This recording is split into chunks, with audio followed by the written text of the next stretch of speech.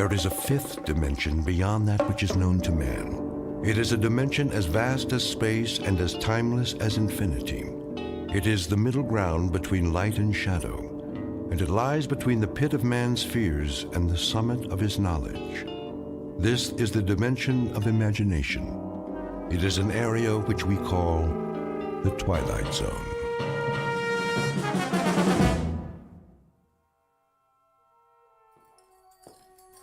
Let's get going. Yeah. Wasting too much time already. We've turned this place into a courtroom long enough. Barman, give me a drink. Coming right up. Hey, barman, pour me one too while you're at it. Court is back in session. Put that bottle away, Earl. You heard the judge. No drinking while the circuit court's here. Everybody sit down.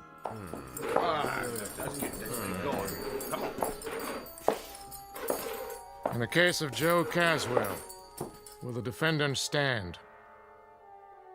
He means you. Stand up. I heard him, Sheriff. You don't talk until the judge tells you to. Now then, Joe Caswell, in the shooting of George Bamber's son, Will, you carry a Colt .45, same as the hole in Will Bamber's back, and there was an empty shell in your gun.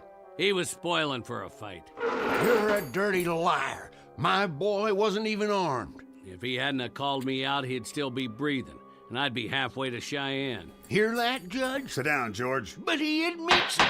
Quiet. This trial is over. Now, seeing as how there were no eyewitnesses, I can't say who started it and who deserved what. But there's no way this is self-defense. And it's not the first time you've been in circuit court. I've seen you too many times, Caswell. Fighting, thieving, drunk and disorderly, running horses off somebody's spread, and most of the time, folks end up dead. Too many times, mister. You've had your chance and then some. Well, this is the end of the trail. Do you have anything to say before I pass sentence? I never back down from any man, no matter who he is. Joe Caswell, I hereby find you guilty of murder and sentence you to death by hanging. Such sentence to be carried out at sunup tomorrow. May God have mercy on your soul. Court's adjourned till next month.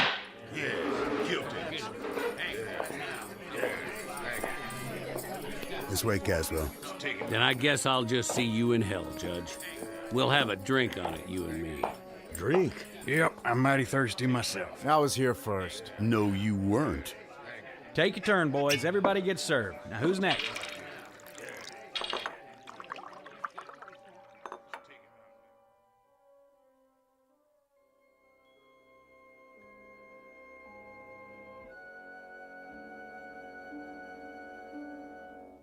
Prelude to a commonplace, if somewhat grim, unsocial event known as a necktie party. The year is 1880, the guest of dishonor, a cowboy named Joe Caswell, now just a few hours away from a date with a rope. He's headed for a short dance, to be performed several feet off the ground, before moving on to the dark eternity that awaits evil men. Mr. Joe Caswell, who, when the good Lord passed out a conscience, a heart, and a regard for others, must have gone off for a beer and missed his. Mr. Joe Caswell, whose time is about to run out in the Twilight Zone.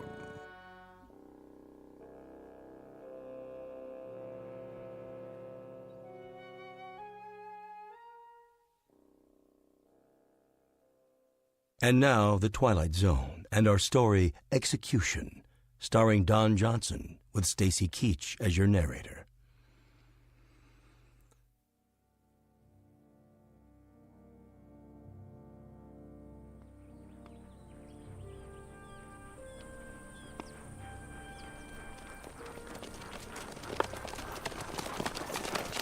This'll do right here. That tree hold him, Sheriff? Sure it will. It ain't that much. Give me the rope, boys. Right here. Throw it over the top branch. Yeah, hold his horse steady.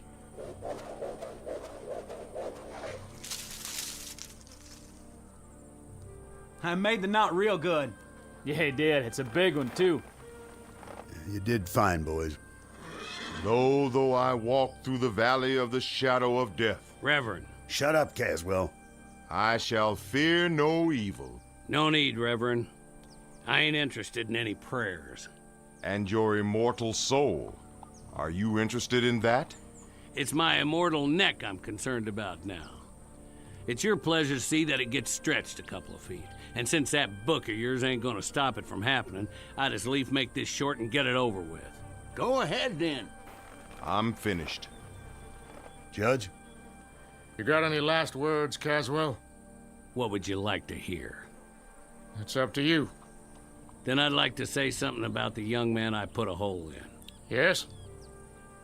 He had too much mouth and not enough brains. Why, you... And I'd invite him out again this morning if I had to do it all over again. You shot my son in the back, Caswell, which is a long country mile from an invitation to a showdown. If that's all you got to say, I got this to add. I'd like it to take a while. I'd like you to feel it, Caswell. The more you kick, the more justice I figure there is in the world. I'll do a jig for you, Papa. Just like a puppet. With my hands tied behind my back. How's that? Now, can we get it over with? All right, put the noose around his neck.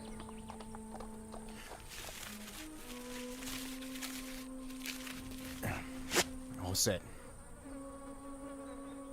Smoke, Caswell? Why bother? I wouldn't get to finish it anyway. All right, then. That's it. By the authority vested in me... Hurry up! I'll tell you this, Caswell. I've been a judge for 35 years, and the one question that always rests heavy in my gut is whether any human being has the right to condemn another. Maybe this is what should come from God. But in your case, Caswell, you're an evil man, plain and simple. You're a disease. When we hang you, it's a service to humanity. I have no doubt. No doubt at all. Gentlemen, do your job. Go ahead, you heard him. Ho! Go on, horse.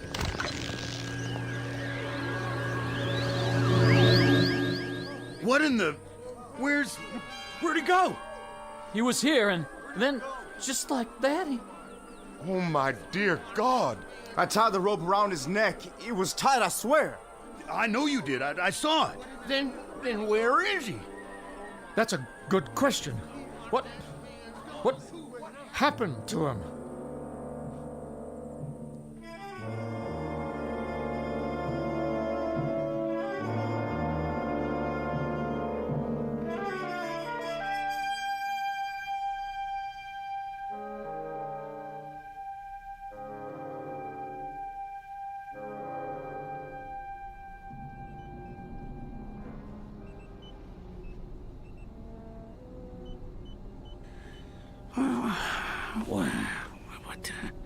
What? Stay down. Who are you? Just try to relax. You're going to be all right. Where am I? A long way from home, old friend. A very long way. I ain't outdoors no more. No, you sure aren't. My name's Dr. Mannion. You're in my lab in New York. How'd I get here? That, I'm afraid, will take some explaining. Is it day or night? That hardly matters. The truth is, it's more than a full century after your last moment of consciousness. But how? By this, an invention of mine. I wasn't sure it would work, but now I have the proof. I gotta get out of here. I suggest you stay where you are. You're in no condition to go anywhere just yet. Can I get you anything? A drink of water? What's that contraption? A time machine. Pretty big for a clock. I wouldn't expect you to understand. What's happened involves principles of physics you know nothing about. A few minutes ago, you were inside this machine. Where's my horse? Well, it's just large enough for a man. It brought you here from where you were. You mean Montana territory? Yes. Yes, I suppose that's right. I'd have to check the coordinates. But you have a most distinguished future. You're the first time traveler in the history of man. I'm going to introduce you to a new world, and you're going to tell me all about the old one, firsthand.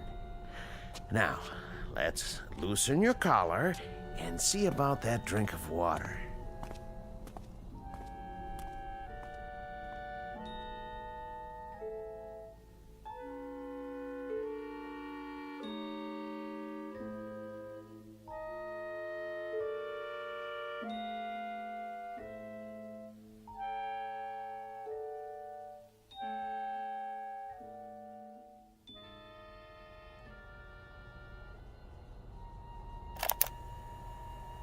Continuation of the previous entry. I offered the subject food and water, especially the latter. He seems quite parched.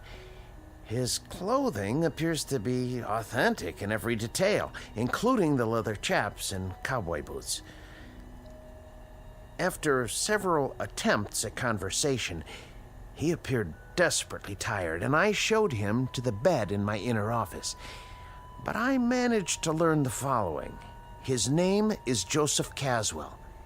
He claims to be a trail boss on a cattle ranch in the territory of Montana. His last moment of consciousness was on November 14th, 1888. He says he was on his horse when he suddenly blacked out. He awoke to find himself on the cot in my laboratory after I had carried him out of the machine. He claimed to remember no other sensations, and he has no real grasp of what has occurred.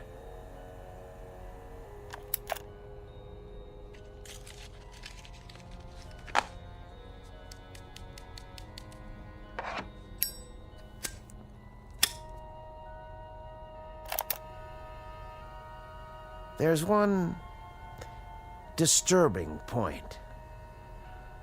The marks of a rope are etched deeply into his neck.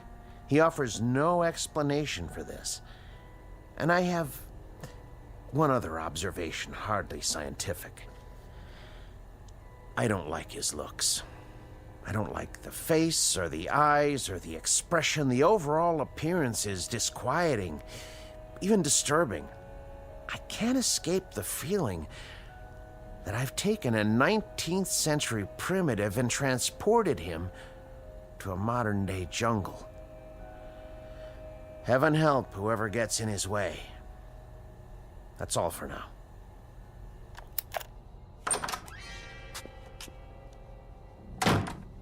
Who are you talking to? No one. Don't lie, I heard you.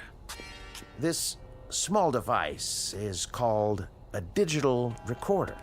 I speak into it, and it records my voice. A way to make notes, you might say, without pen and paper. Yeah?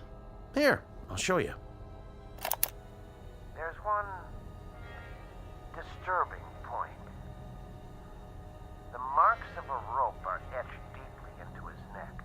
He offers no explanation for this. See? That's my voice, stored in the machine. Ain't that something?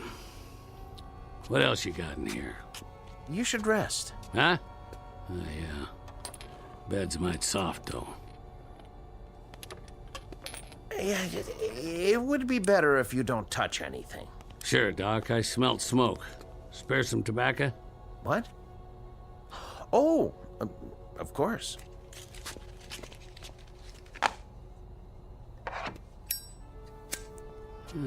Look at that. Fire right out of the air. Just a cigarette lighter. It's not magic, I assure you. Look. On, off. On, off, huh? Mighty slick. Here, take it. Go on. What else? I thought you were tired. Yeah, plenty of time to sleep, plenty. I want to take a look at the world out there, see things like you showed me in those picture books. Carriages without horses and buildings that go up in the sky. Oh, they're out there, Caswell. Things you've never seen before. Then let's get to it. No hurry. It'll all take some getting used to. Things you can't imagine. I'm ready. All right. What are you doing? Just pulling the cord on the drapes so you can get a better view. Huh? Ta-da! Now, look out the window. What is that? New York City. Just as I told you. Make the noise stop. Here, settle down. Must be quite a shock for you. Where'd all those lights come from? That is what night looks like now, in the big city. But not everything's changed. Like what? Ideas, Caswell. Concepts like right and wrong. I know about that. Do you? I had a deputy sheriff in Dodge City try to beat the difference into me with a wet rope. I know all about right and wrong. And what about justice, Caswell? What about that? I'm supposed to know about justice?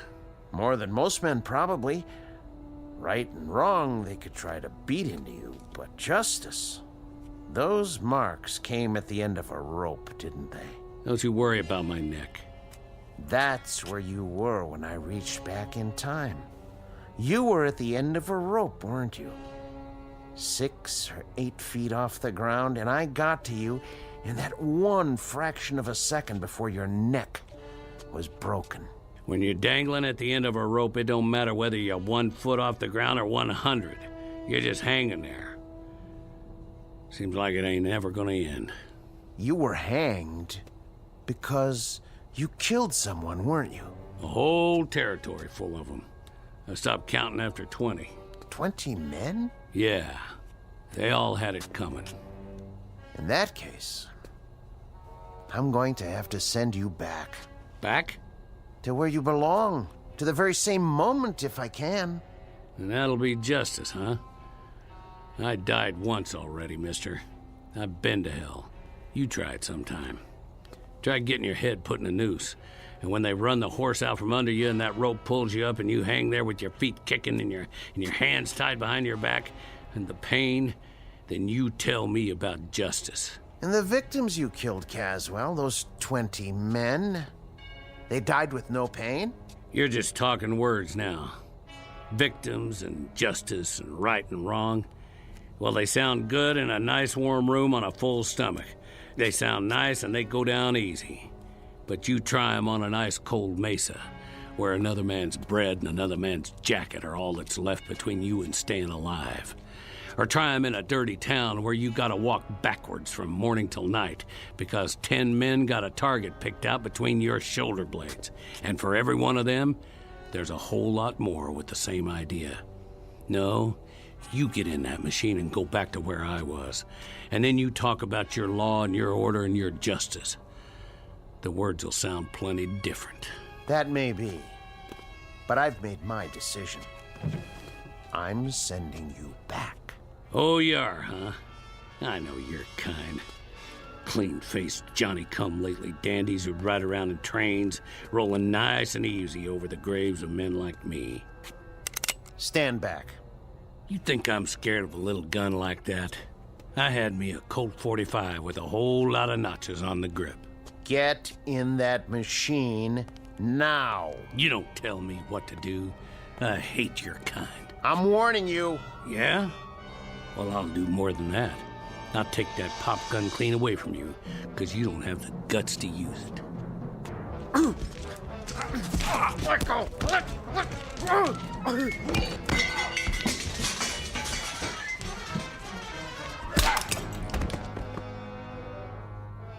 Don't you ever draw on me.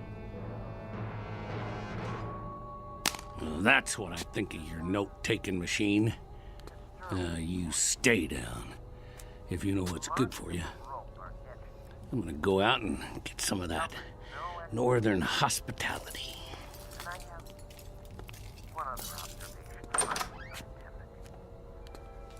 I don't like his looks. I don't like the face or the eyes or the expression. The overall appearance is disquieting, even disturbing. I can't escape the feeling that I've taken a 19th century primitive and transported him to a modern day jungle. Heaven help whoever gets in his way.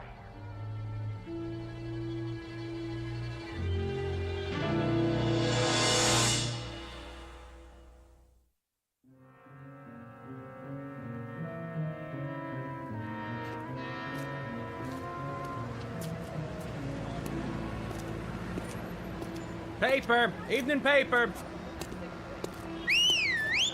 Hey, cab! I need a cab. Get your Franks here! Hot pretzels! Too much noise. Look at that guy. Who does he think he is? Hey, man, nice costume. Get out of my way. Who are you, a drugstore cowboy? Hey, move it, pal. Look at his eyes. What's wrong with him? Another crazy. I gotta get away.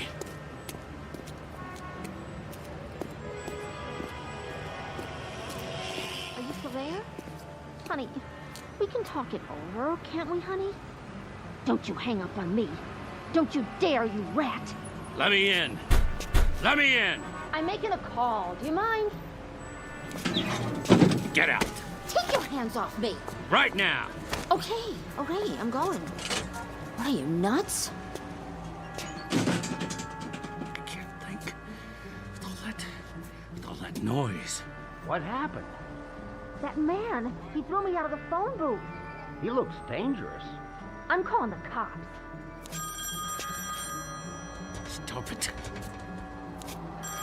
Stop it! There was an overtime on your call. Please deposit 25 cents. Who's talking to me?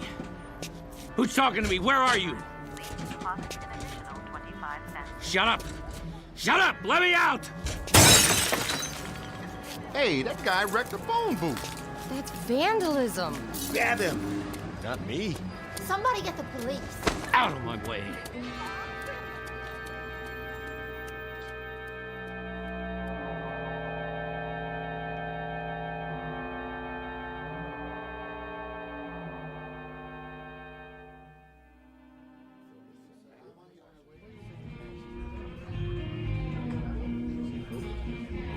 Hey, Artie, another draft over here? Coming right up.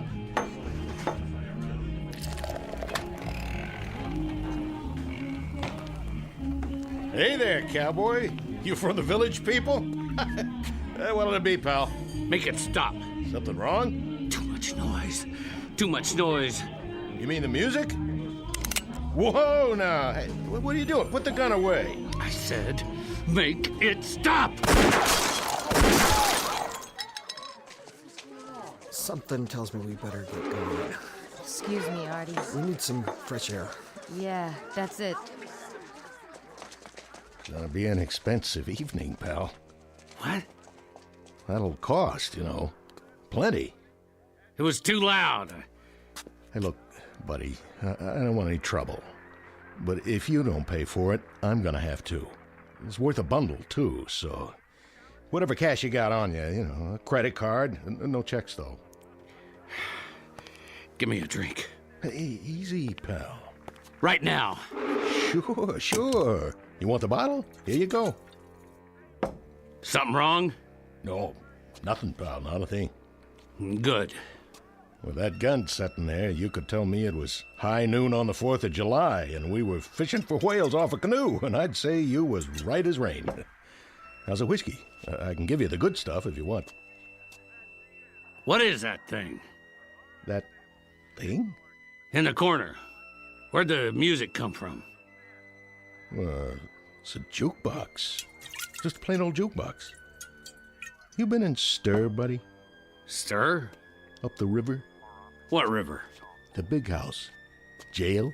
Yeah, I've been in jail lots of times. Matter of fact. But I got out. You sure did. This last time, though. I'm trying to remember. Well, you take your time now. There's no pressure. Matter of fact, why don't you just mosey on out? Have yourself a nice hot bath. You got baths? Not here, but you can get one almost anywhere. Try the Carlton Arms. Rooms don't cost much. I just need sleep. That's what I need. There you go. Some quiet and some shut-eye. Sure, I understand. It's crazy out there. That it is. All those things running around. Which things is that now? With the wheels, carriages with no horses. You mean cars? They make all that noise. Worse than a herd of cattle. There's too many of them nowadays, that's for sure. It's like thunder all the time, and lights everywhere you look going on and off, and... Well, that's life in a big city. You know what you ought to do. Move out of Manhattan. Go on upstate, in the country, where you can get some peace. Yeah. Catch a train. Like to do that myself one of these days. Where's the station? Well, you can go out of Penn or Grand Central. But first, take my advice. Get some sack time. Have yourself a good night's sleep. Things will look better in the morning. I already tried that. Take a bottle with you. On the house. Take 2. It'll help you sleep. Go on now. Carry these home and... What's that? Where? On the wall. Just a flat-screen TV. You know what that is, don't you? Looks like a window. Yeah, that's what it is. A window. You can see whatever you like. Take your pick. Got all kinds of channels. Here, I'll give you a demonstration. What do you want to watch? You like this show? Well, it's okay by me. I'll turn it up for you. Not too loud. All right, hombre. I'm giving you a chance to draw. You better make your move. Missed. What'd you do that for? He drew first. All right, cowboy, that's it. You gotta pay me for the TV, too. Police! Police!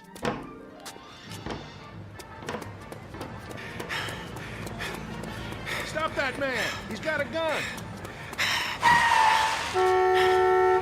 Hey, get out of the street! Are you drunk? Keep away! Did you see that? That guy shot the taxi cab. Wait, here comes the mounted police. He'll stop him. You! Hold it right there! He's going in the park, officer! I said hold! Leave me be. Hold up. Put your hands in the air. I was just trying to get him. You're not going anywhere. Hands where I can see him. This is Hendricks. I need backup. Central Park West. You the sheriff? Yeah, that's right, partner. Spread them. You ain't taking me in. Your hands behind your back. Not this time. Put your hands behind your back. Put away. Stop. Don't resist arrest.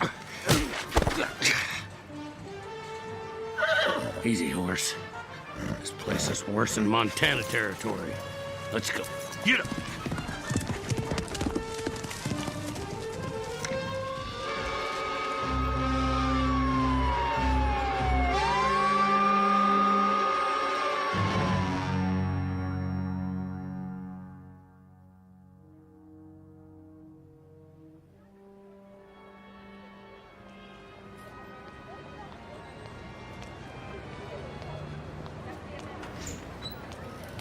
Evening, sir. Evening. I'll get the door for you. Thanks. Sir? Yeah. Are you a tenant? Me? I haven't seen you before. I just have to drop something off. Which floor? What? Most of the offices are closed now. Oh, yeah, I know that. Except for Dr. Mannion. Right. He likes to work late. Stays all night sometimes. Mannion? Yeah, that's it. I have to drop something off for Dr. Mannion. He's still here? Maybe. Maybe not. What does that mean? Never can tell. He could have gone down the back stairs. Worth a try. How's that? I say I'll see if he's still here. 3rd floor. You can't miss it. Thanks.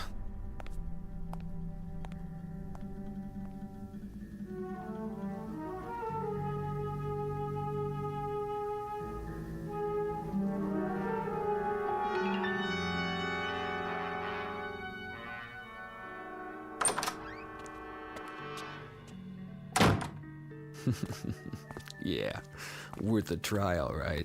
Didn't even lock his door.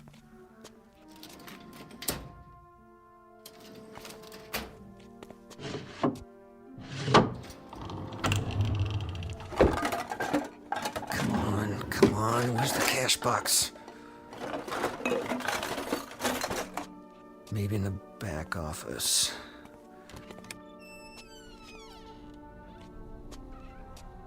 Gotta be a wall safe somewhere. What in the...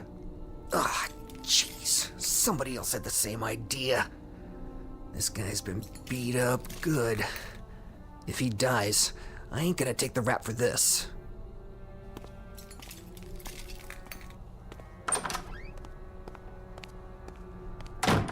Doc. Hey, Doc. Doc, wake up. You gotta help me. I can't make it here. Just move away from the body, cowboy. Who are you? Me? Who are you? Buffalo Bill? Help me lift him up so we can bring him around. Forget it. He's all right. We just had a little scuffle is all. Well, he's stone cold now. Doc. Hey, Doc. I told you, forget it. What are you doing here? I thought the place was empty. What do you want? Same thing as you. I'm gonna help myself to whatever I can. But it looks like you got here before me.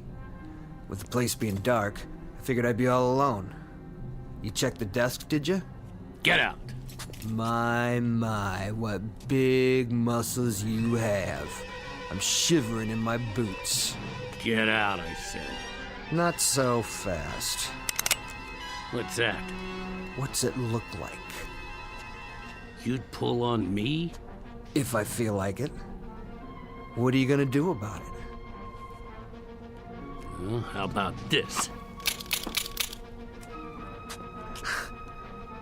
I'm waiting. What you got there? Cat pistol? No more shells. Now, as I was saying, I don't expect he keeps much cash in here, but he must have a safe. You know where it is? I asked you a question, cowboy. So, what's all this on the wall? Some kind of electrical stuff. He's a doctor. Oh yeah? That means he's rolling in dough. I told you to get out. All right, you asked for it. Missed. Shouldn't draw a gun unless you know how to use it.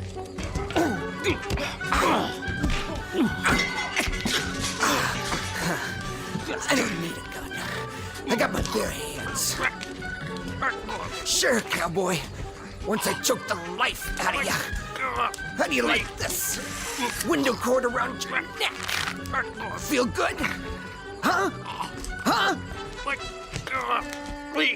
Can't fight if you can't breathe. And your time's just about run out.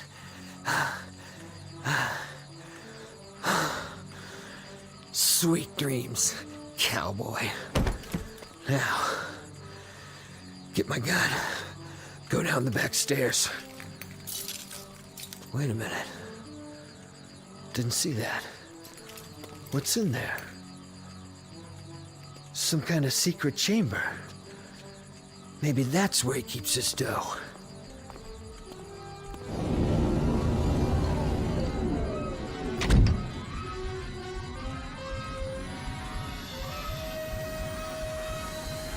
Hey. Hey. Open the door.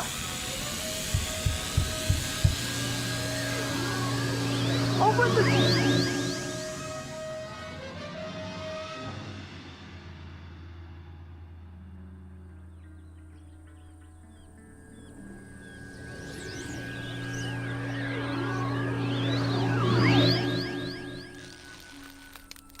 Hold it. He's back. What? How? That's not him. No, it's not. Then who? Cut him down. Hurry up, cut him down. I got it, Sheriff. Help him. Yes, sir. Here, use my knife. Let him down easy. It don't matter now, his neck's broke. But that ain't Joe Caswell. No, sir. Sure ain't the man we hanged. Then, who is it? Look at his clothes. What kind of clothes are they? I don't know. Some kind of city get-up. Fancy shoes and all. Then who is he? It's not Caswell, Reverend. It's a stranger. Someone I've never seen before. Me neither. I put the noose around his neck myself. Around Caswell's neck. I don't know who this is. What kind of devil's work is this? I don't know if it is the devil's work. Did we hang an innocent man, then? I hope not. I pray to God not. Amen. Put the body across one of the horses. We'll take him back to town for now. Yes, sir.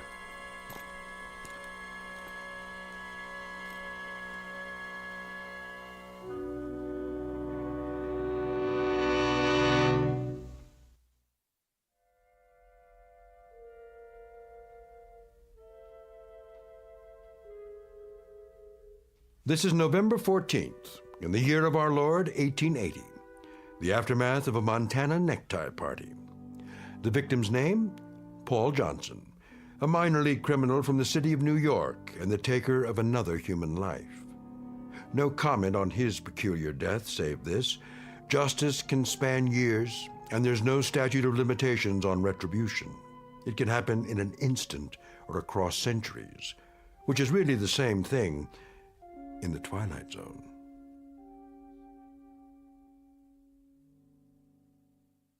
More from the Twilight Zone after this. Hi, this is Carl Amari, producer of the Twilight Zone Radio Dramas. I'd like to take a moment to tell you about our official website at twilightzoneradio.com, where you'll get the latest news and information on these Twilight Zone radio dramas. Plus, at twilightzoneradio.com, you can digitally download 3 free episodes or any of our episodes for only $1.95 each. In this age of ever-changing technology, we've decided to make these episodes instantly available to you by making the Twilight Zone radio dramas a digital download-only series. This means that this series will no longer be offered on CD. The CD collections at our website are now being offered while supplies last at buy one, get one free. So be sure to get your favorites before they're sold out. Be sure to visit us often, and I'll see you in the zone.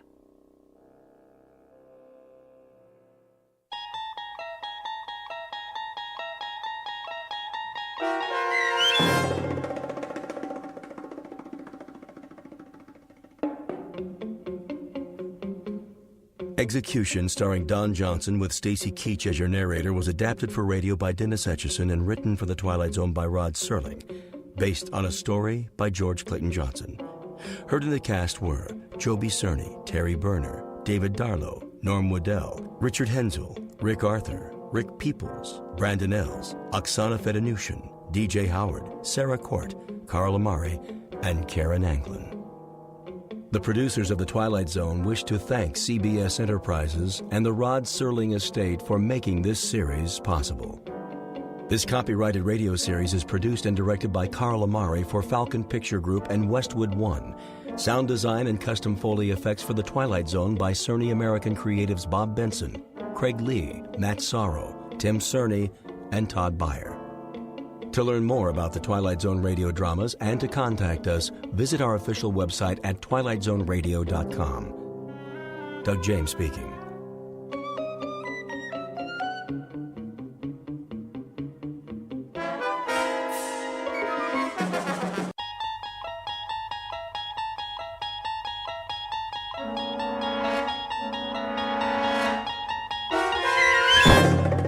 There is a fifth dimension beyond that which is known to man. It is a dimension as vast as space and as timeless as infinity. It is the middle ground between light and shadow, and it lies between the pit of man's fears and the summit of his knowledge. This is the dimension of imagination. It is an area which we call the Twilight Zone.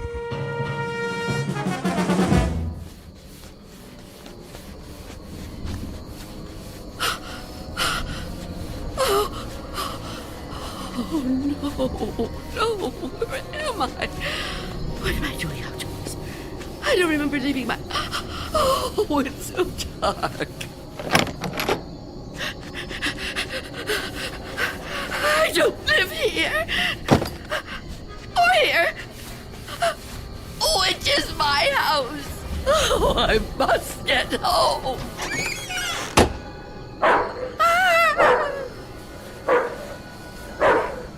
May I assist you, madam?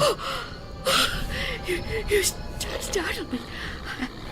I've lost my way.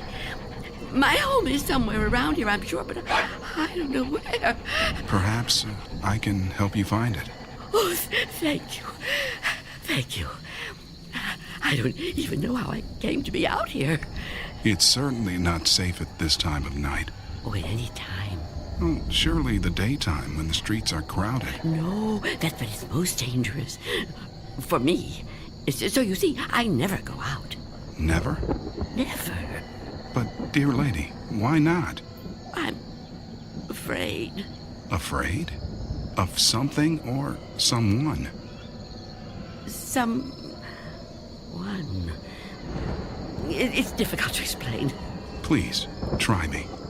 Oh, I'm not sure you'd believe me. You'd think I'm just a senile old woman. I'd believe you, Wanda. What did you call me? Wanda. That is your name, isn't it? Yes, but I didn't tell you that. You didn't? Are you certain? Yes, I'm certain. How do you know my name? Because I've been looking for you for a long time, Wanda.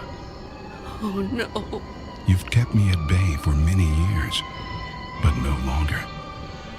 No! Get away from me! There's nowhere to turn, Wanda. You don't know where you are, remember? You certainly couldn't run from me, a frail old woman like you. Please! No, I won't let you! Say that again. It amuses me. You won't let me? How do you imagine you're going to stop me? You really have no choice, Wanda. There's nowhere for you to go now. Come to me, old woman. Take my hand. No! Take my hand. No! No! No!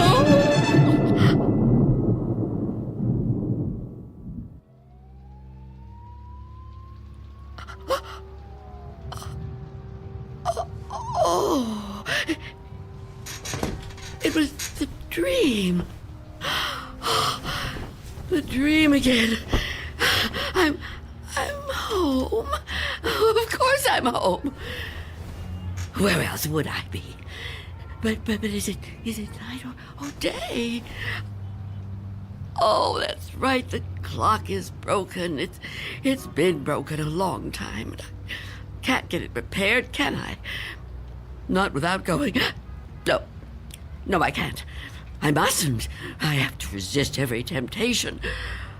Oh, really, Wanda? How could you be so careless? How could you fall asleep before... I must check.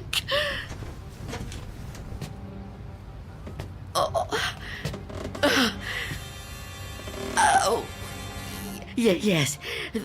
The boards and the windows are still secure. Is that... Can I feel a breeze? Is there a gap? Oh, not enough. Not enough. He still can't get in. Oh, what about the door?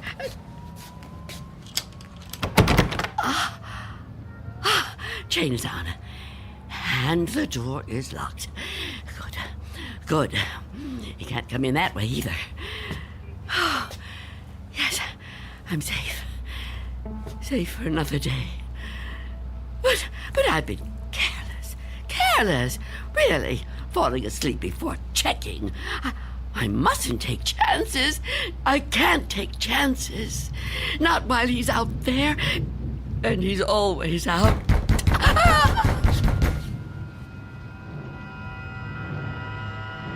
Miss Dunn? Miss Dunn, are you all right in there? Who are you? It's Barry. Mr. Fabian, you know, from the grocery store.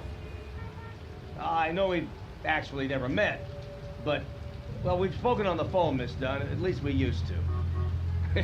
Do you even have a phone anymore? Anyway, you know me, right? What do you want?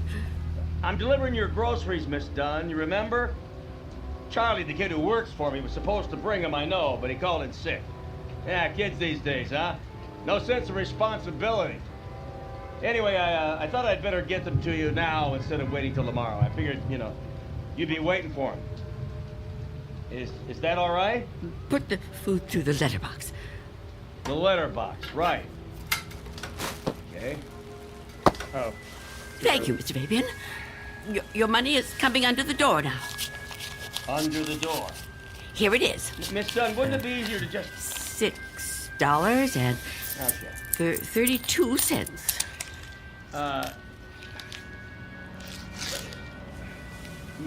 Many thanks, Miss Dunn, but, Good day to you, Mr. Fabian. Miss Dunn, are you still there?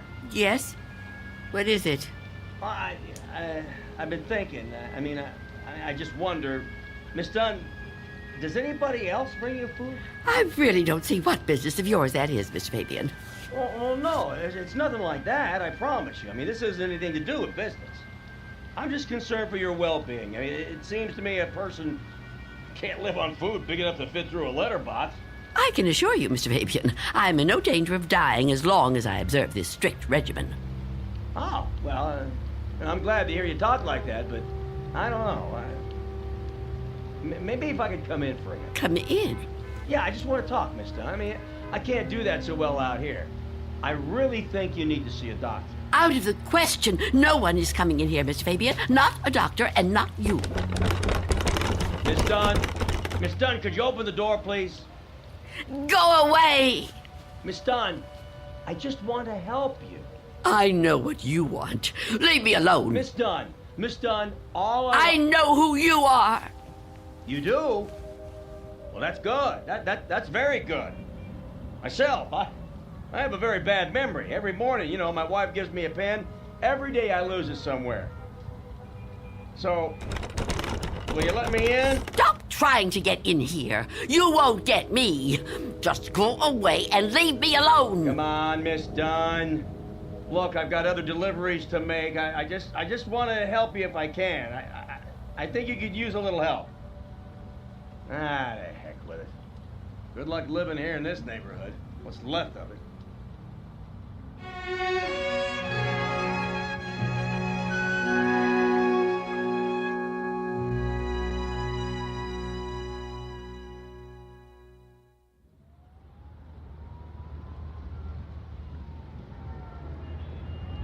Go away. I won't let you in. I won't let you get me. Leave me alone. I don't want to die. I don't want to die. Please! Freeze!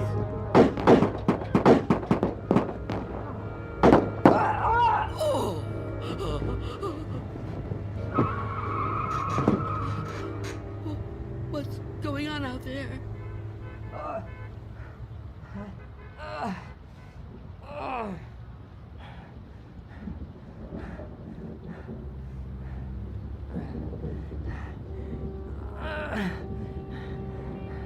Help! Is anyone in there? You gotta help me. What is it? Go away! I've been shot. I need help. Please. Please do something to help. Who are you? Officer. I'm a police officer. Please, you have to open the door. I need help. I've been shot. You're lying to me. I know you. You can't fool me. No, I'm not trying to fool you. Please. I think I'm dying. You can't trick me so easily. You're no policeman. Why can't you just leave me alone? I know who you are. I know what you are.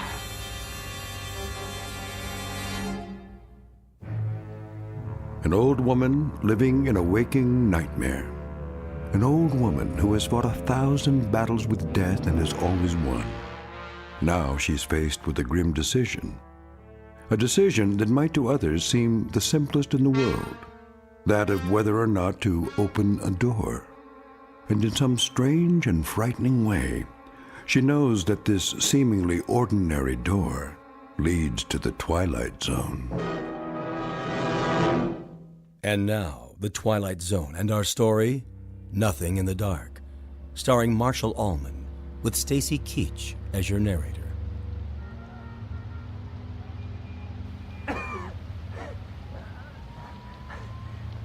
Please. Why won't you help me? Stop this! Why must you do this to me? I'm losing a lot of blood. It's so cold out here. Listen to me.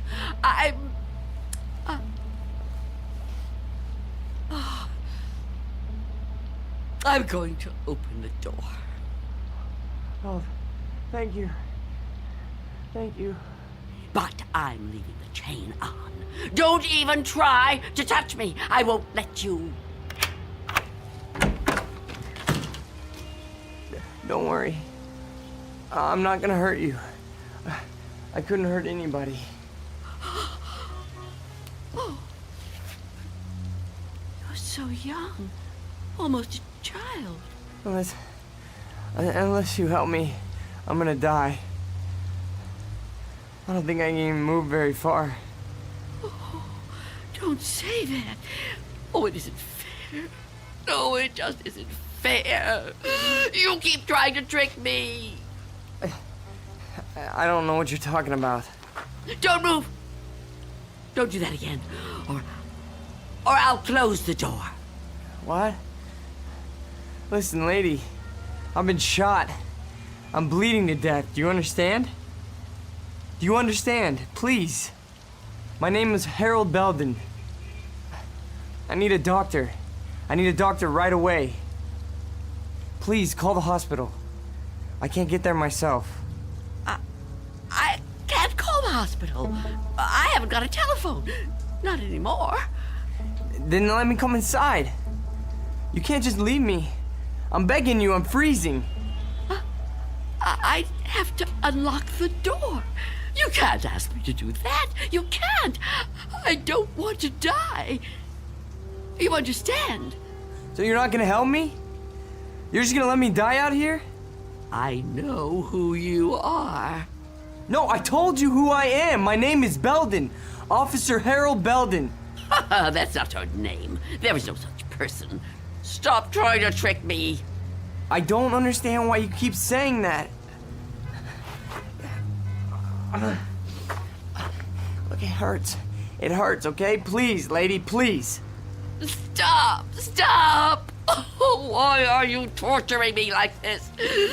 I tell you, it isn't fair. I don't want to die. Well, I don't want to die either.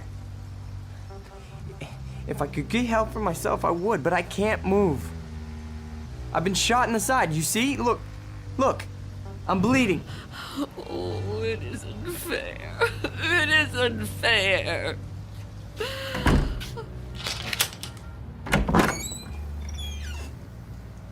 Will you help me? Yes. Yes, I'll help you. Thank you. Take my hand. What? Take my hand. Pull me inside. No, I won't. I mean, I can't. Oh, can't you? Can't you crawl in? Oh, I don't think so. Please try. Quickly. I don't want to leave the door open.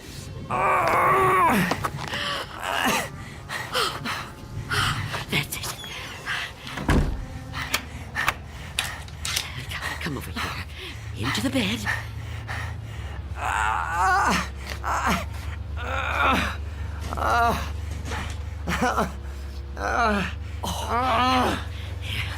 You just rest. Rest. Oh, what have I done? And what am I going to do?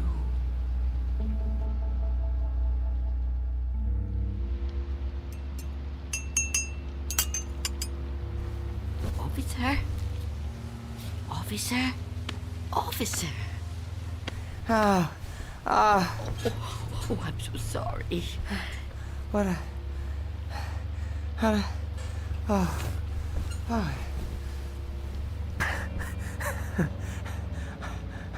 Oh, I'm alive. Yes. Yes, you are. Yeah, you're the lady that helped me. Yes. Eventually. Now, drink this. What is it? Tea. There's no milk, I'm afraid. No, don't get up, officer. Conserve your strength. Yeah, thank you. Thank you. Please, call me Harold. You saved my life. I owe you at least that much. Is it good? It's fine. Thank you. How long have I been out? Hours. What time is it? I'm not sure. Morning, I think. What do you think? I don't have a clock. I guess it is morning. It's hard to tell. What happened to your windows? Who boarded them up? Well, I did. A long time ago now. But they're still as strong as ever. What? Why would you do that? Oh, I have my reasons. Well, we all have our own reasons for doing things. Why would you want to be a policeman? To be in a job where people try to kill you? Well, why would you want to court death like that? Court death? I don't know that I'd put it that strongly. I do what I do because there's just some jobs that have to be done. You mean it's a sort of vocation? I guess you could say that. Listen, Mrs. It's Miss Dunn. Listen, Miss Dunn. You should try to get some rest yourself. You need it more than I do. No, really, I feel much better. When the doctor gets here, he'll take me off your hands for good. The doctor? Yeah, sure. He'll check my wound, take me to the hospital. You didn't call the doctor? No, I didn't. Why not? I told you last night. I haven't got a telephone. Don't you remember? No, I don't. I was kind of out of it last night, I guess. Oh, of course. Perhaps you could use your radio to ask someone to come get you. Well, you could wait outside for them. No, I busted my radio when I fell on it. You see? Hello. And I don't think I got the strength left to get up on my own. Look, couldn't you go to one of the neighbors? Oh, there aren't any. What are you talking about? There aren't any neighbors. There must be. Everyone has neighbors. Well, I don't. Not anymore. Why? What happened? They've all moved away. Not all of them. That's impossible. All of them. Trucks came and took away their furniture. First one, and then another. Is something happening to these buildings? I wouldn't know. I'm sorry to ask, but how can you not know something like that? I mean, if it was my home... I don't have a great deal of contact with the outside world. I haven't for quite some time. I couldn't even tell you who the president is. Wow. But there has to be somebody around who can help. you know? Or maybe a phone booth somewhere where you could call a doctor. Perhaps. I don't know. But even if I could call the doctor somehow, I couldn't take a chance and let him in. Why not? It's too dangerous. Dangerous for you? Yes. You let me in. Oh, I didn't have a choice. You were going to... I didn't know if I could trust you, but I'm still alive. Of course you're still alive. What do you think I was gonna do? I mean, but the doctor, he's not gonna be any harm to you. I keep telling you I can't let the doctor in. I can't let anyone else come in. Don't you see? It might be him. It might be him. Who? Him who? Mr. Death. Mr. Death? What? I know he's out there. He's trying to get in. He comes to the door and knocks. He begs me to let him in. Last week, he said he was from the gas company. The gas company? Oh, he's clever. After that, he claimed to be a contractor hired by the city. He said this building was condemned, that I'd have to leave. But I knew who he was. I kept the door locked, refused to let him in. Eventually, he went away. Condemned, huh? I mean, that explains why there's no one else in the neighborhood. No, he knows I'm on to him. Yesterday, he said he was Mr. Fabian from the store. But all he really wanted was to come in. That's all he ever wants. Wait a second. No, it's no use. You wouldn't understand. I knew you wouldn't. How could you? I mean, wait, but I want to understand. I do. I mean, this man you're afraid of, you say he's Mr. Death. That's right. You don't mean just anybody, do you? You mean like Death, right? Death. That's right. So is this Mr. Death a person like you or me? I know it sounds crazy to someone like you, to anyone but me, but it's true. I know it's true. Okay, I understand what you're saying, but, I mean, people die all the time, all over the world.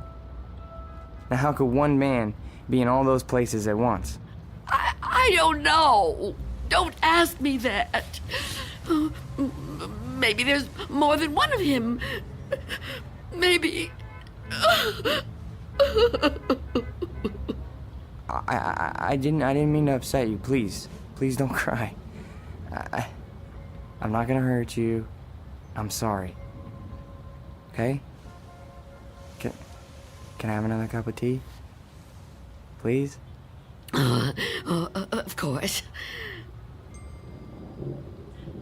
Tell me about Mr. Death. Your tea. Thanks. Please, Mr. Death.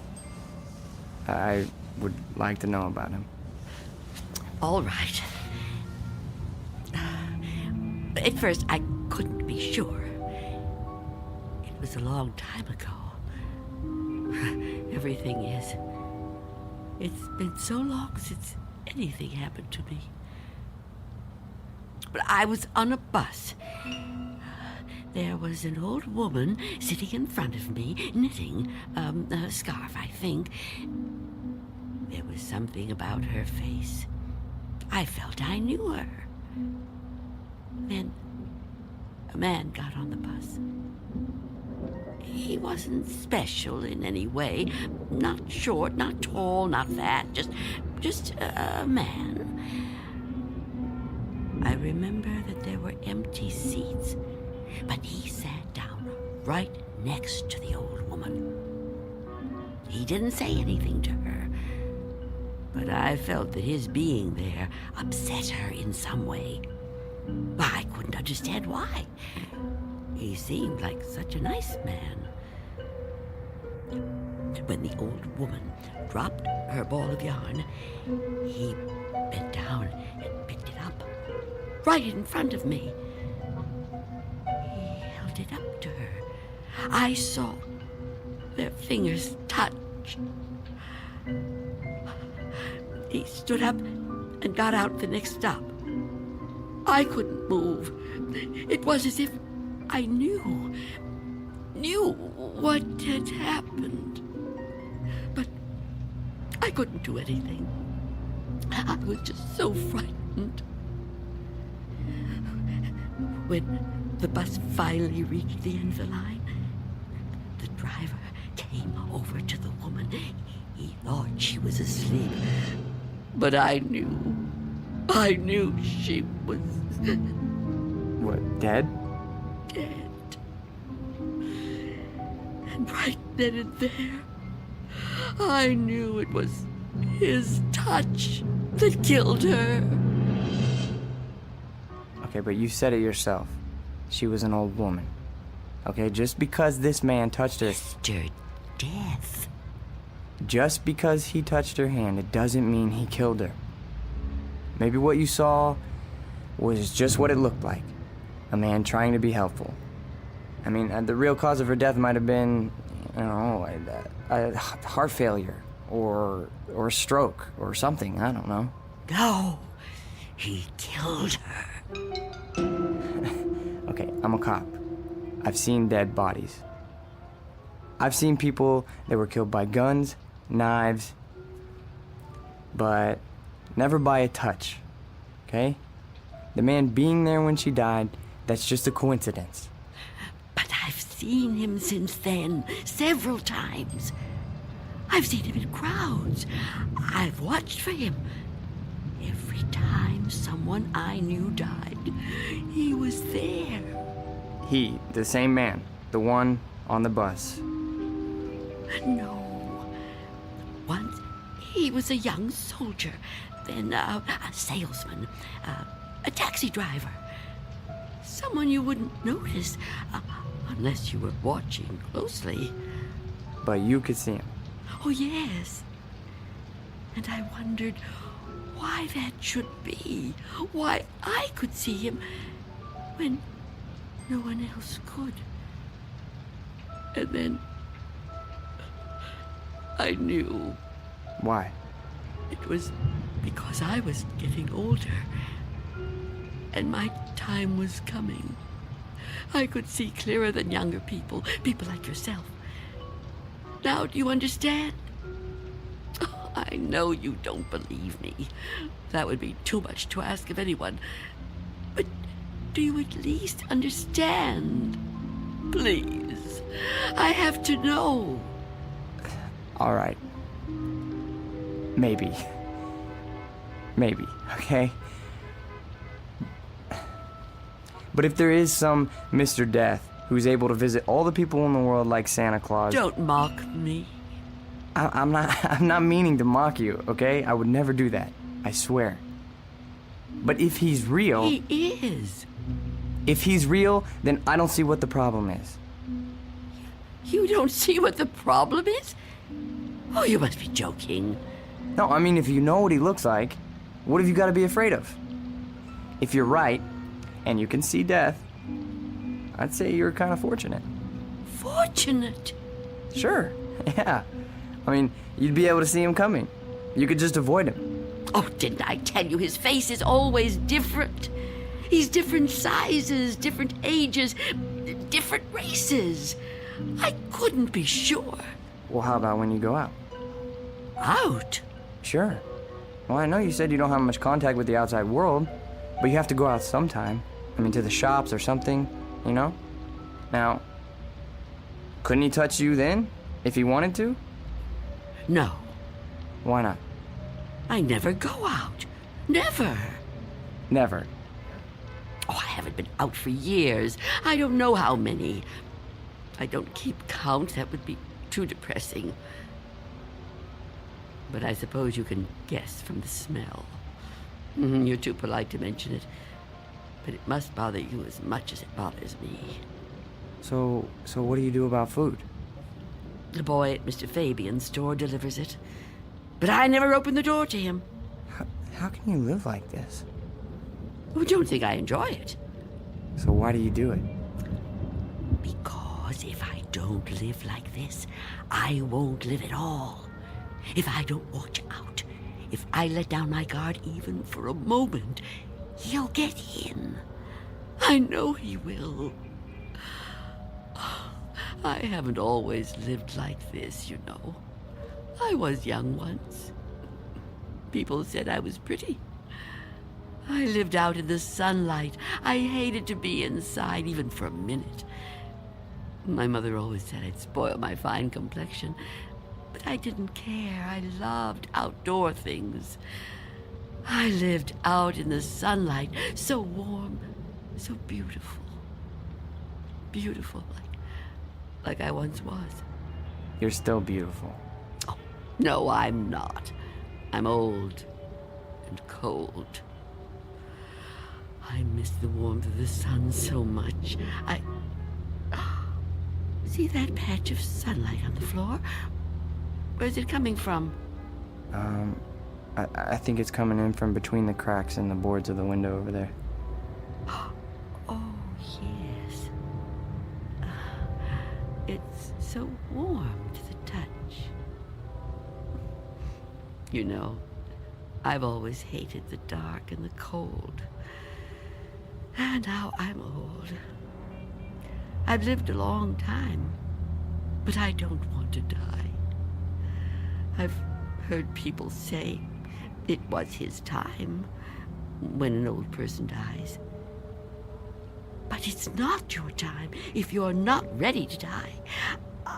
I'd rather live in the dark than not live at all.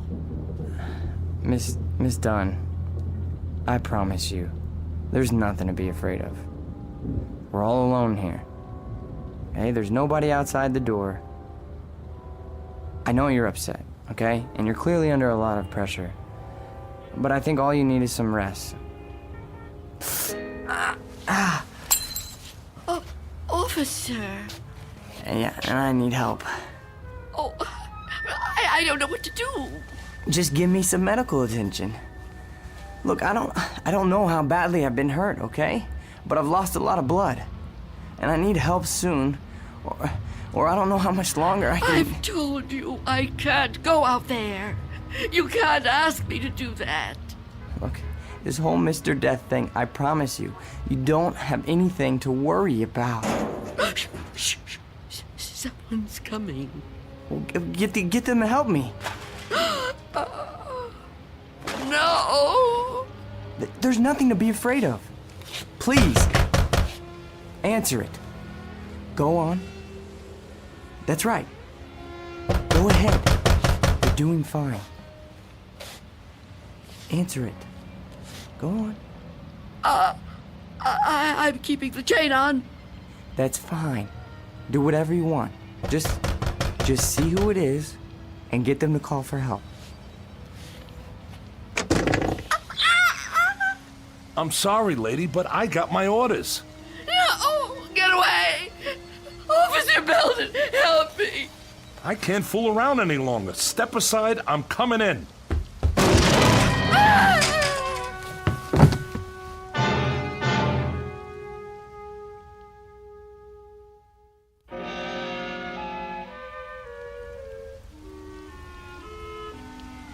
Take my hand.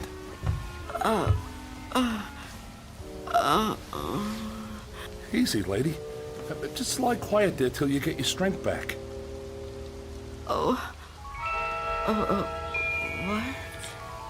You gave me quite a scare there when you fainted like that.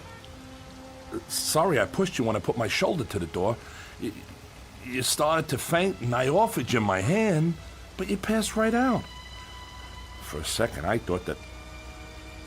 Well, I don't even want to talk about that. But I'm glad you're okay. And still, I live.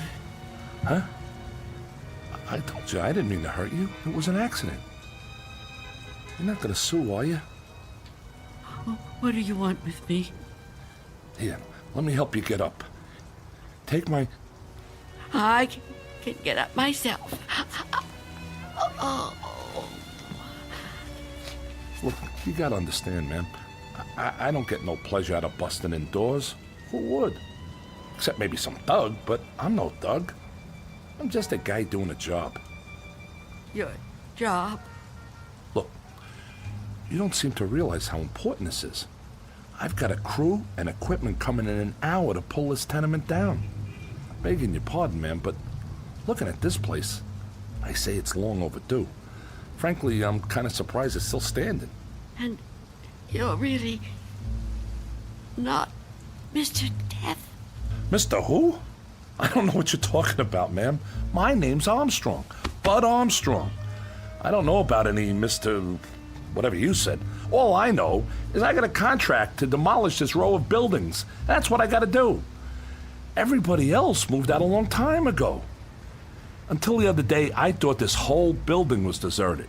I seen them windows boarded up, and I figured you moved out when the rest of them did.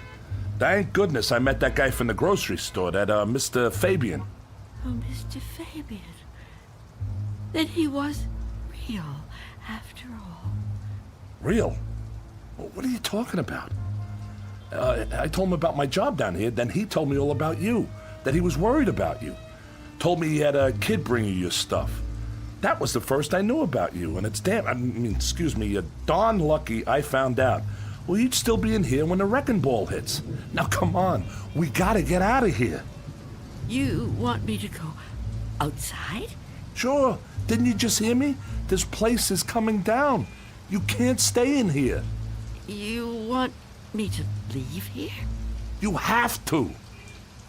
I can't. It's Miss Dunn, right?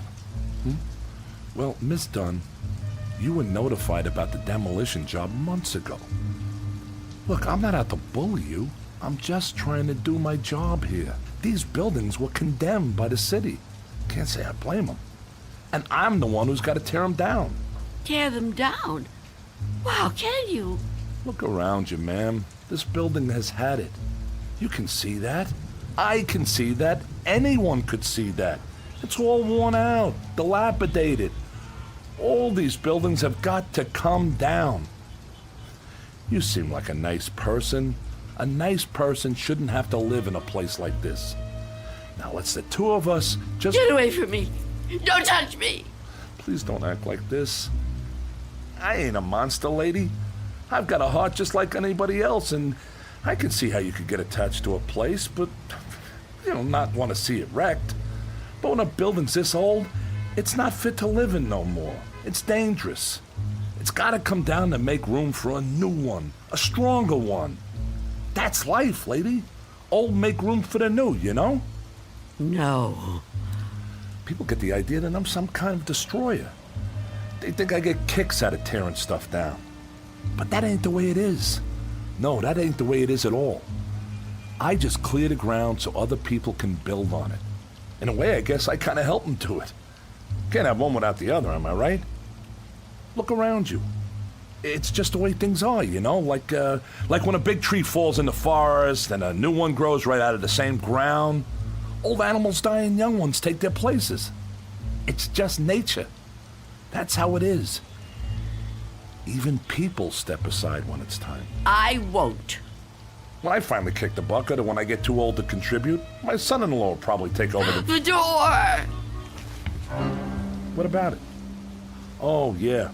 Sorry about that. I didn't realize the chain was on when I put my shoulder to it.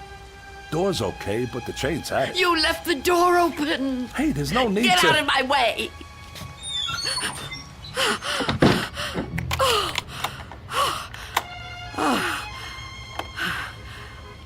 You don't have to do that. What's the sense of locking a door that won't even be here in an hour? I'm on the clock here, and we've waited long enough. If you've got any possessions you want to keep, Miss Dunn, I'd move them out while there's still time. I'll help you. You think you're helping me? I'm not going to leave here. Not with you. Not with anyone. Don't try to touch me. I don't want you anywhere near me. Now look, ma'am, I've been nice to you. I've been trying to go easy.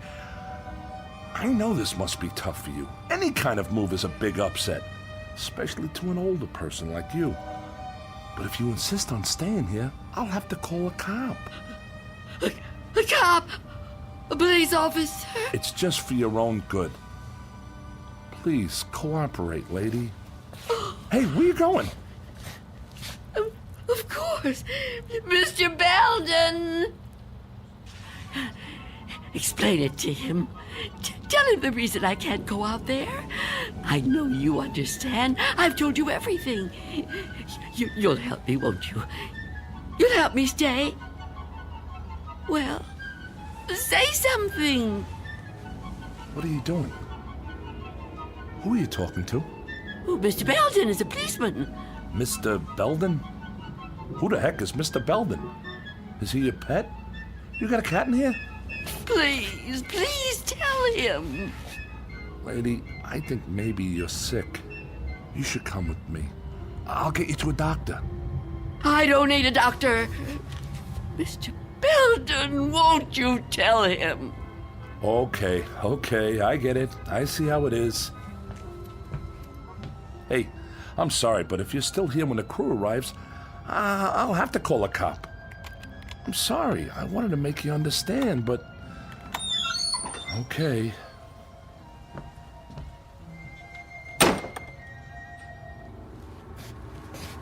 What's the matter with you? Why didn't you say something? Why didn't you help me? I thought you understood. I thought you'd help me. I think the question you should be asking yourself, Wanda, is how he looked straight at this bed and didn't see me. You called me Wanda, but I never told you my first name. Oh no. No. It's not true. It's not true. Yes, it is. The mirror, Wanda. Look in the mirror. What do you see? I can't. I won't. Look in the mirror, Wanda. What do you see? I see nothing. Nothing but an empty bed. Turn around. Now what do you see? I see you, Mr. Death.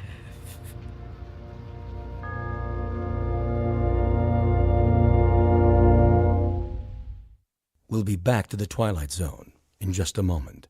And now, Act 3 of Nothing in the Dark, starring Marshall Allman. It was you. It was you all the time. Yes. It was me. Oh, don't get up. You're still... Oh. You're not hurt. No. No, I'm not. But you were shot. Those men... Did you see me get shot? No, but you were bleeding. Do you see any bloodstains now? No. And the men? Did you see them? You were never hurt, were you? I can't be hurt. You tricked me. Yes, Wanda.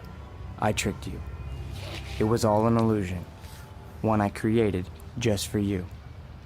If it helps, I'm sorry. I would have preferred to avoid it if I could. But why? Why did you do it? The moment I let you inside, you could have taken me any time. Yes, I could have. But you were nice. You made me trust you. But I had to make you understand, Wanda. You see me now, and you've seen me before. Many times before.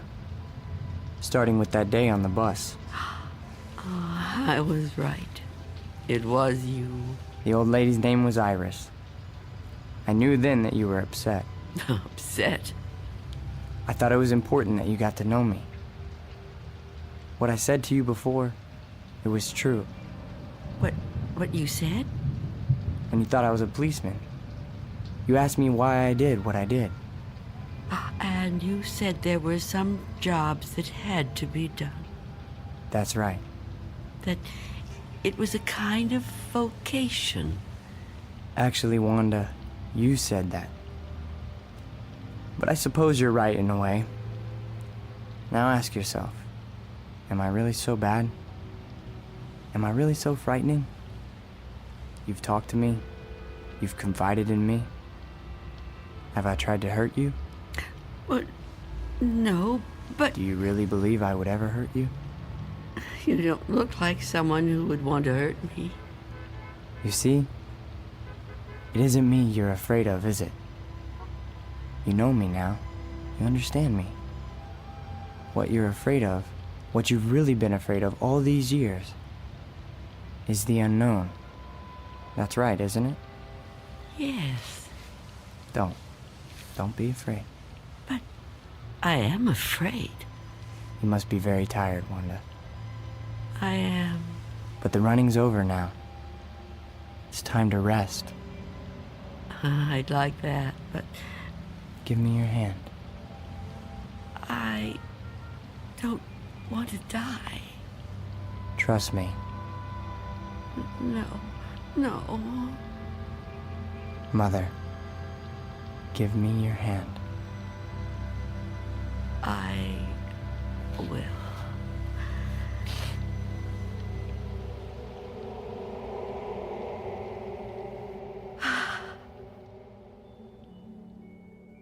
There. You see? See? See what? No shock, no engulfment, no loud thunder. What you feared would come like an explosion is like a whisper. What you thought was the end is the beginning. When will it happen? When will we go? Go? Yes. I'm ready now. Look over there, on the floor. What is there to... Oh. Now do you understand? It's me. It's you. My body. I look so calm. You see? We have already begun. Come with me. Yes. Please. I'd like to.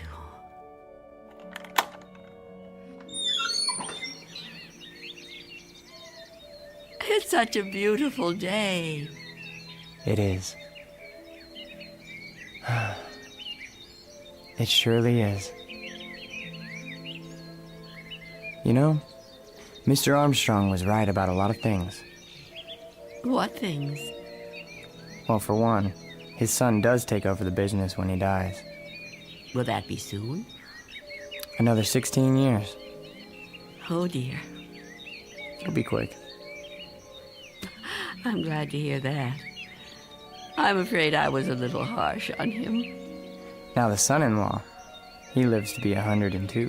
102? Oh, goodness. I know. It's remarkable, really. Of course, the oldest person I ever met was a lady in Tibet. Well, how old was she? Take a guess. Oh, I'm no good at guessing. Come on, take a guess. You'll never believe it.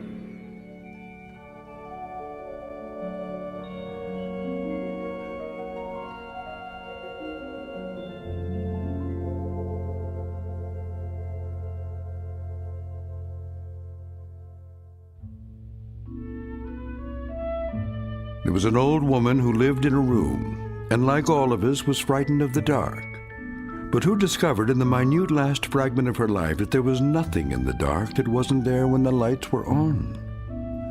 Object lesson for the more frightened amongst us.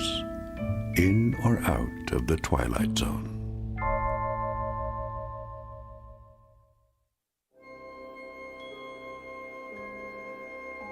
Hi, this is Carl Amari, producer of the Twilight Zone Radio Dramas. I'd like to take a moment to tell you about our official website at twilightzoneradio.com, where you'll get the latest news and information on these Twilight Zone Radio dramas. Plus, at twilightzoneradio.com, you can digitally download 3 free episodes or any of our episodes for only $1.95 each. In this age of ever-changing technology, we've decided to make these episodes instantly available to you by making the Twilight Zone Radio Dramas a digital download-only series. This means that this series will no longer be offered on CD. The CD collections at our website are now being offered while supplies last at buy one, get one free. So be sure to get your favorites before they're sold out. Be sure to visit us often, and I'll see you in the zone.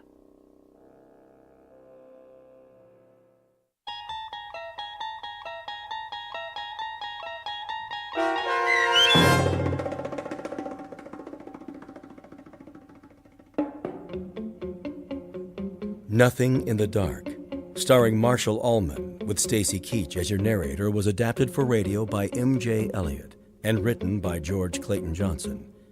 Heard in the cast were Roz Alexander, Jeff Morrow, Doug James, and Mike Starr. This copyrighted radio series is produced and directed by Carl Amari for Falcon Picture Group and Westwood One.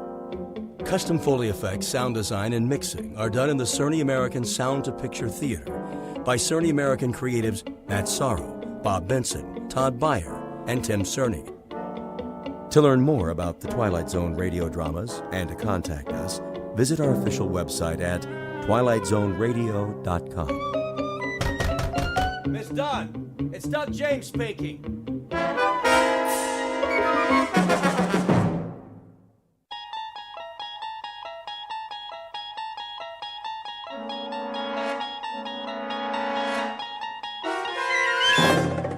You unlock this door with the key of imagination. Beyond it is another dimension, a dimension of sound, a dimension of sight, a dimension of mind. You're moving into a land of both shadow and substance, of things and ideas. You've just crossed over into the Twilight Zone.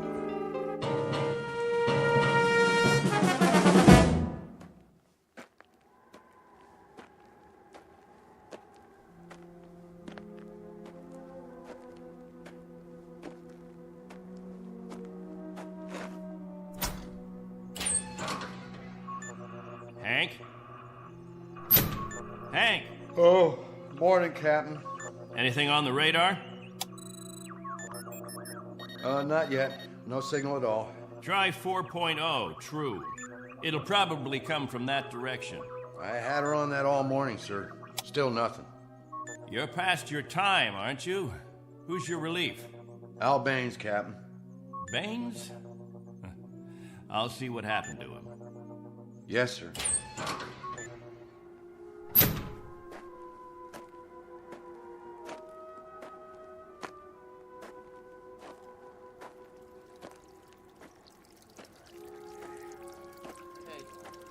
Morning, all.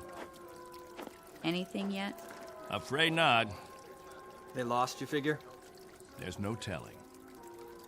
Okay if we fill our containers now? Go ahead, as long as the water supply holds out. Be a while till the next batch is ready. Julie, where's your husband? He was sleeping, Captain. Get him, Julie. Is something wrong? There's something wrong. Yes, sir. How does it taste today, Henry? Same as always, hot, flat, and unforgettable. But wet. Suffer it a little bit more. 6 months from now, you'll be drinking chocolate ice cream sodas.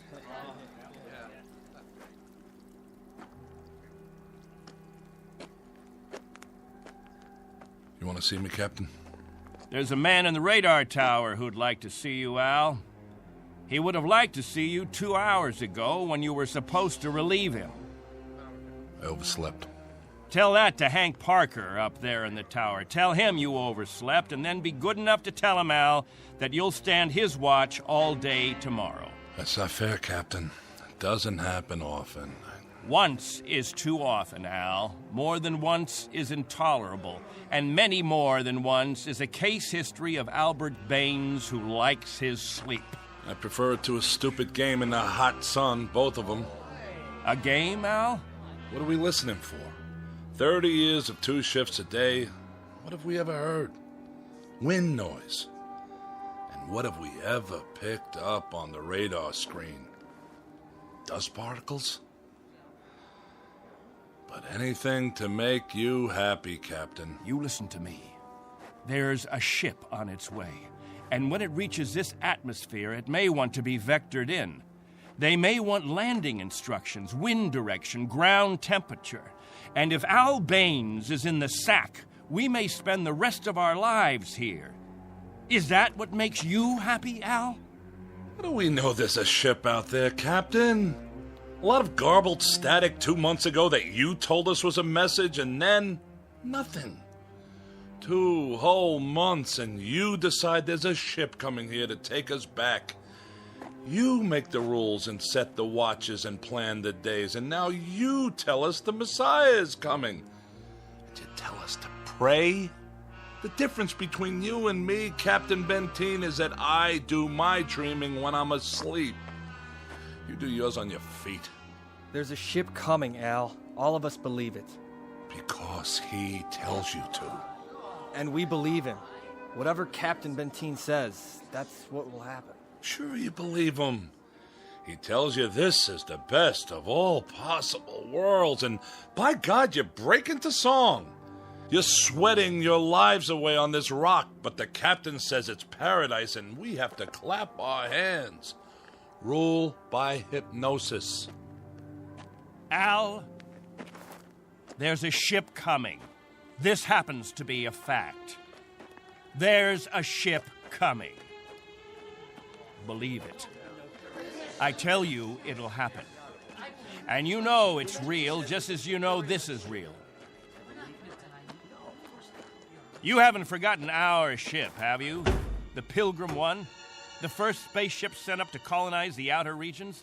And this plaque, placed here by the 130 men, women, and children who established the first off-Earth colony. We owe them our belief, because they had faith. Don't ever forget that. Now, if you'll excuse me, I'd better go check on the generator.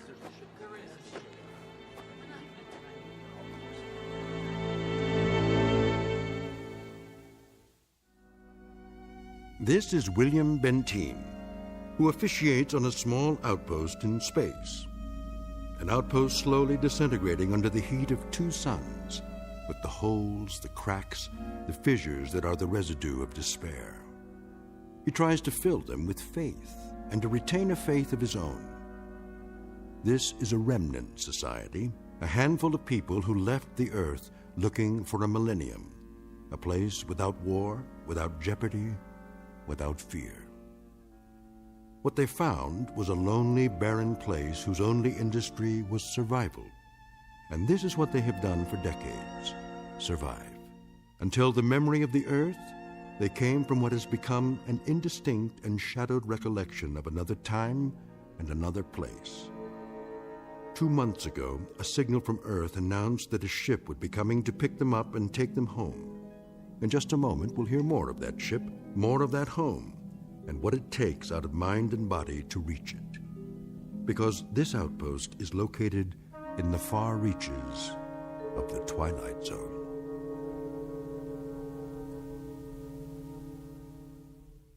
And now, The Twilight Zone, and our story, On Thursday We Leave for Home, starring Barry Bostwick with Stacy Keach as your narrator.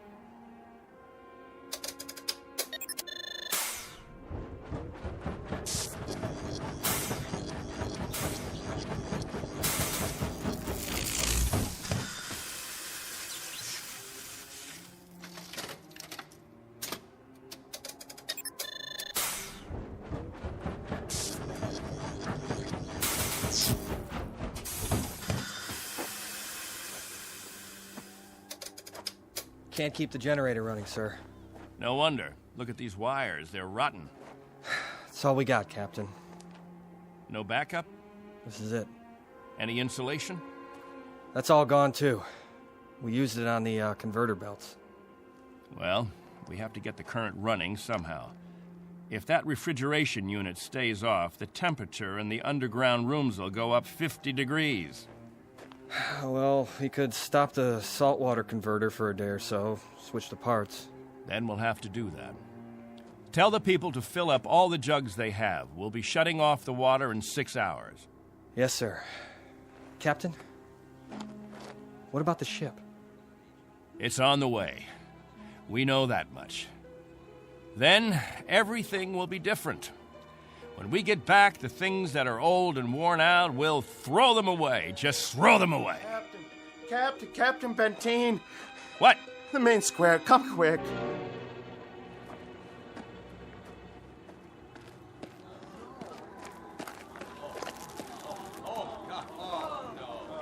It's Mrs. Rodale. She's hanged herself. Cut her down.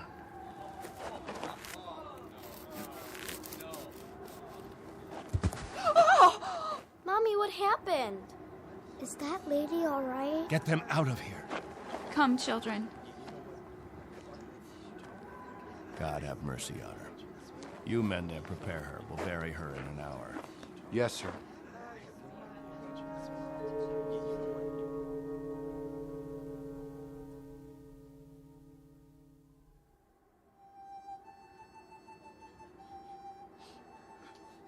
We now consign to this planet the remains of Mary Rodale. We ask God in his infinite mercy to give her the serenity and joy that she sought while she was with us. And we ask his forgiveness for her sin. Amen. We ask that this good woman be allowed to rejoin her beloved husband who preceded her in death 11 years ago. Bid your farewells now. Forgive her, Lord. Have mercy on her, Lord, for what she's done. A terrible thing. She didn't know what she was doing. She knew what she was doing. Better and clearer than the rest of us. This is a funeral, Al. The 9th funeral in the last 6 months. Nobody talks about it. We just let it go by. But there have been 9 people who thought that maybe heaven is a place where they can get a drink of water without salt in it, where they'll be able to breathe air without choking on the heat of it. If you want to talk blasphemy, Al, take it away from here.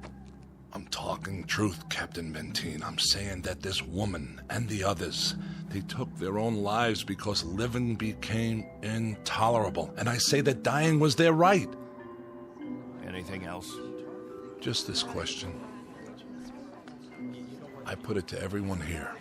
Al, please. No!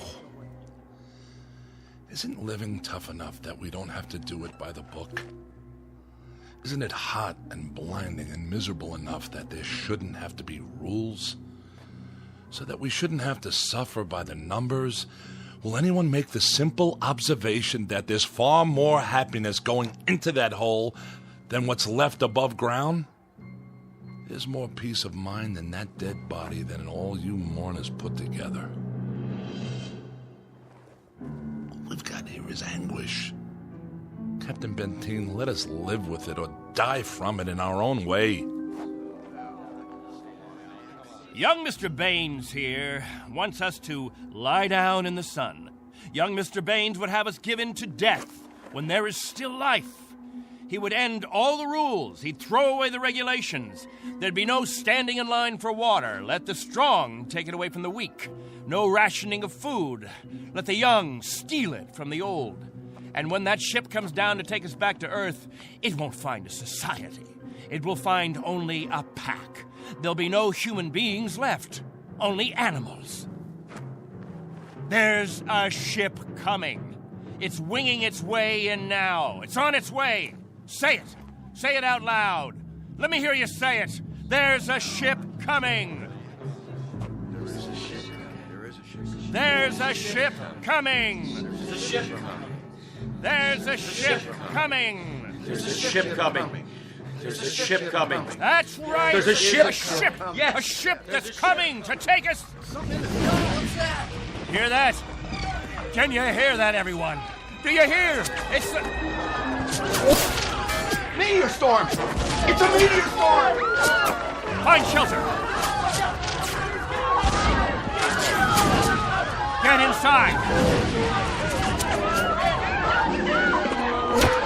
Up to the cave! Get up to the cave! Julie! It's Julie. She's bleeding. Quickly! We have to move.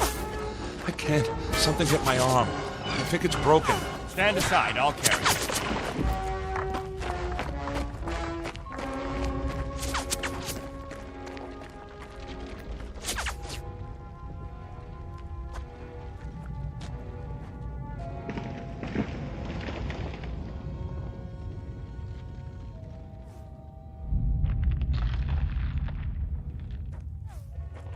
How is she? It's just a cut to the forehead. Not very deep. But keep this bandage on it. Julie? Julie, honey? Can you hear me? Al? Don't let her move just yet. She may have a concussion. How's your arm? It's not broken. Must have been a rock that hit it.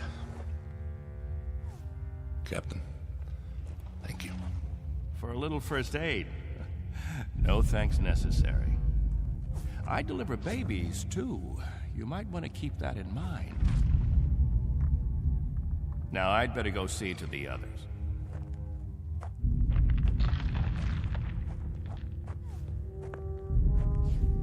Will it go on much longer, Captain? I wish I knew. It sounds like it's spending itself. I've seen meteor storms before, Captain, but nothing this size. What about the damage, Henry? 2 underground cells destroyed. At least, that's what it looked like from out front. Everybody accounted for? I think we're all here, Captain. I've checked. Nobody's missing. Thank God. Everyone try to stay calm. The worst of it is over.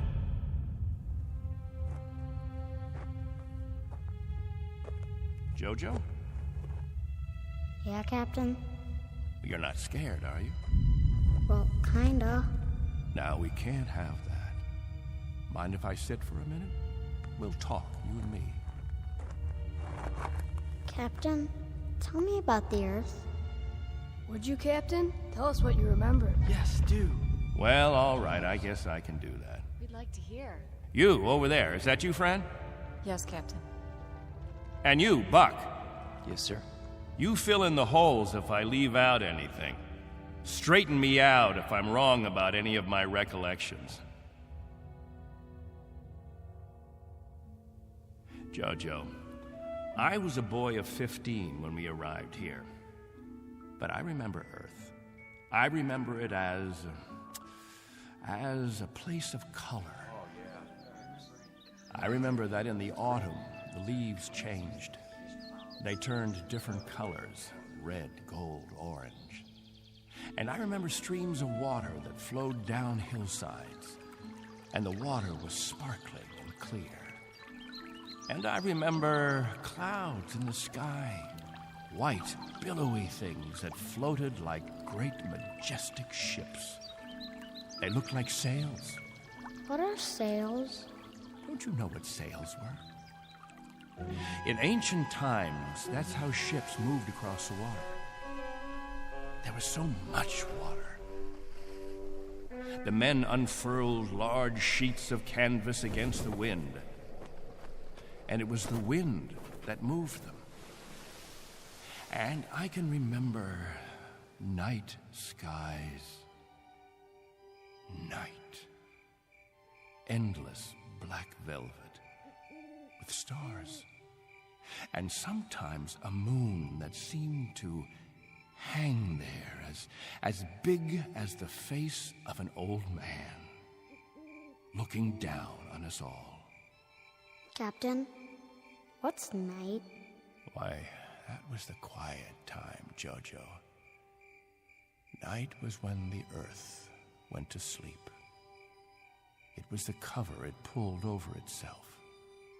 Not like here, with 2 suns always shining, always burning. It was a darkness that felt like a cool hand brushing over tired eyes. And there was snow on winter nights. Gossamer things that drifted down and turned the earth all white. And we could build snowmen the next morning and see our breath in the air. And it was good then. It was right. So, why did you leave there? Oh, we thought we could find another Earth, Jojo. Then we found this. We thought we could escape war. We thought we could build an even better place.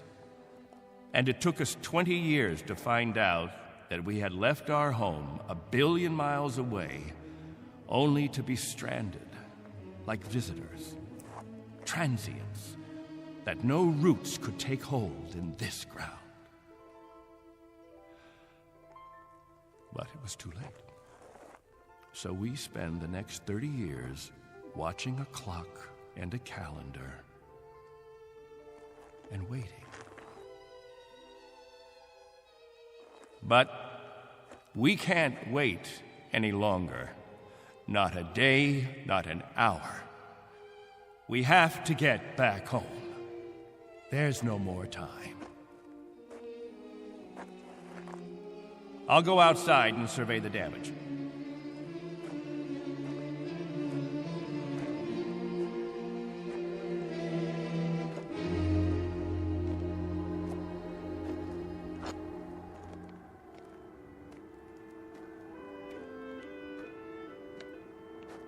Not much harm.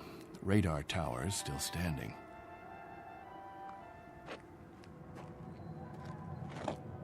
What? Why, it's... Al! Al Baines, do you hear that noise? All of you, come out here. Do you hear it? What is that?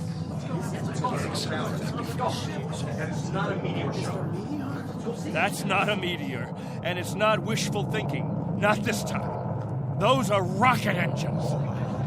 I remember the sound of it. That's the ship. The ship has come at last.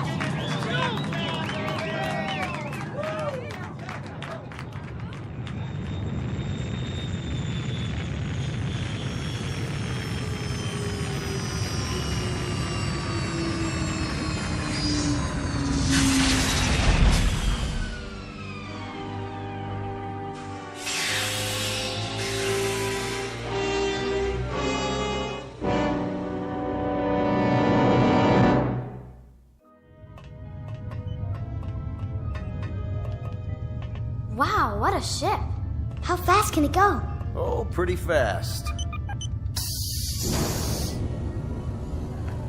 Watch your step.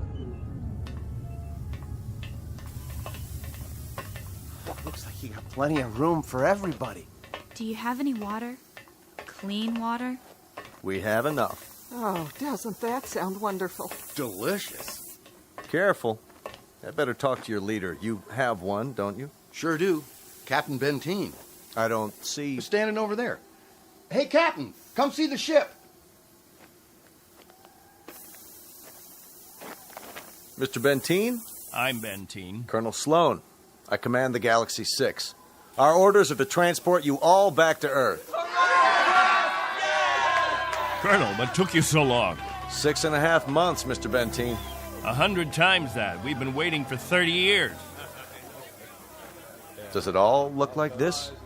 Salt flats and scrubby mountains. 2 suns, hot and perpetual. 30 years of it. 30 years. The children have never seen Earth, and some of the older ones don't even remember it. They'll see it now. Our orders are to get you aboard as soon as possible. We figured that we should be able to lift off on Thursday. Are you still using Earth time? Of course. Good. That'll give you 3 days to prepare. Unfortunately, your people will only be able to take what they can carry. Over 200, aren't there? 187 men, women, and children. It may be a little crowded, but we'll fit you all in. You've been used to a lot of space, Mr. Benteen, haven't you? Space? Room to move around. That's all there is here. That and the heat. I can feel it. They'll make the trip standing on their heads if necessary. I'm sure they will, but I don't think that'll be necessary. Do you know? Can you understand? What a godsend this is for all of us. It's hard to imagine. I can only say your country's very, very proud of you. What of the Earth? Has it changed? Not too much. Still green? Still green. And the cities? The cities still stand. And war? As always, I'm afraid. One dies down, another one springs up. But through some miracle and the grace of God, we never had the big one. Now, Mr. Benteen, all things considered, I think you'll find it very much as you left it. Captain Benteen. Captain? That's what the people call me. This place, their very lives, it's all been my responsibility. You've done quite a job, Captain Benteen. But you can rest easy. I'll take over the responsibilities now. No need. I'm used to the job, Colonel. The living quarters, they're underground? I was saying, Colonel, I'm used to the responsibility.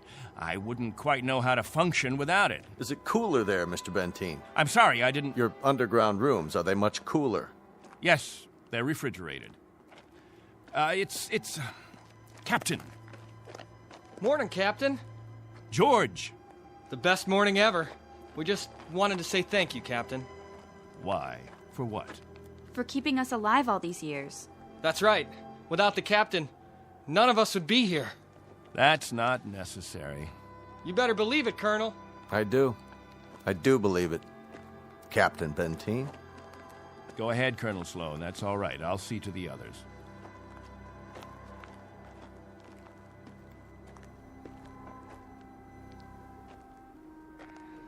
You know, I don't need this. I'm not gonna take this.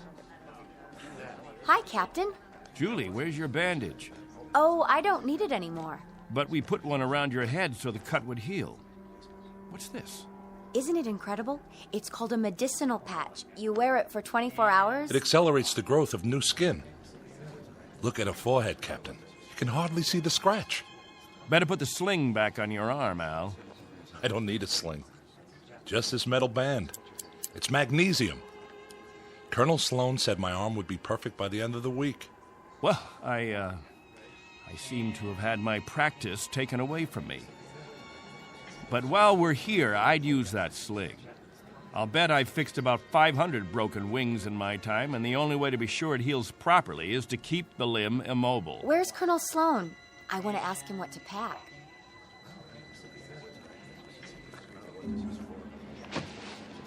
Eleanor, let me help you with that bundle of clothing. Thank you kindly, Captain.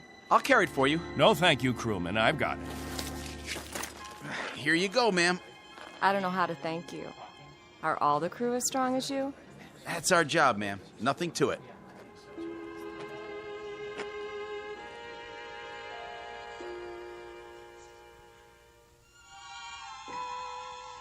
Hello there, Captain. Will. I'm so excited. How much longer? Not long. Be patient. May I have your attention, everyone? Good question. Quiet, please. What is it, Captain? As all of you know, we have less than 36 hours before we depart. And as I told you earlier, there is a maximum allowance of 14 pounds per person. Soon we'll begin weighing your belongings, and if we're over the limit, I'll make up a list of necessary items. I hope I'm not intruding, Captain. I was just telling them about the weight requirements. We'll handle all that tomorrow. I heard you'd called a meeting here in the cave, so I brought Lieutenants Engel and Rafferty with me. Everyone has so many questions about Earth, I thought perhaps this would be a good time. More questions? Actually, Colonel, the purpose of this meeting is simply to make some last-minute arrangements. Colonel, I used to live in San Diego. Is California still the same? Sunny and warm most of the time, but not this warm. Los Angeles has become the biggest city in the world. These kinds of questions, we could just as well handle them when... Colonel Sloan? Are there still major leagues? My dad used to tell me about baseball and the World Series. The leagues are just as before, American and national. What about the Dodgers? They came in 10th last season. I'm told they need pitchers pretty desperately. I'll tell you what, when we're finished here, we'll improvise a ball and bat and have ourselves a game. How does that sound? Yeah, that'd be great. Let's do it. I think it's a little hot for that kind of activity. What we could do is have some group singing. We haven't done that for a while. I got an old sack. That'll be the ball. Who's got a stick? What are we waiting for? Let's go. Please, wait. We haven't finished yet.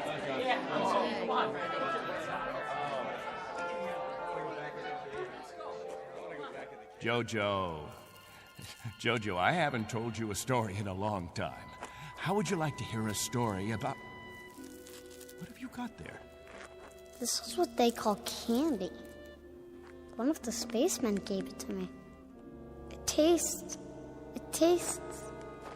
Sweet, Jojo. It tastes sweet.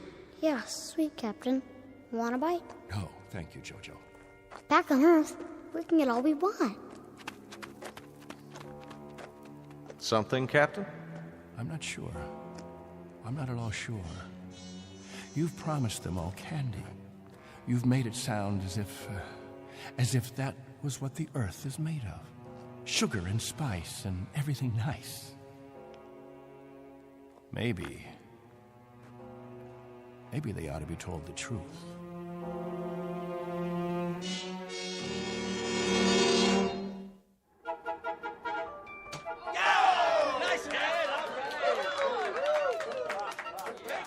The universal language. Baseball. You have a limited vocabulary, Colonel. Do you have any idea what the temperature is? At this hour, it's about 110. I don't know whether your crew can take it, but I know my people. They're going to pay for this little athletic event. Some of the older ones, it might even be serious for them. It's just a game, Benteen. My guess is that it's worth it. Now, I'd better get back to the ship. Colonel Sloan. Something else, Mr. Benteen? Colonel, when we get on the ship, you can tell us what to do and we'll all fall into line. But here, in this place, I'm in command.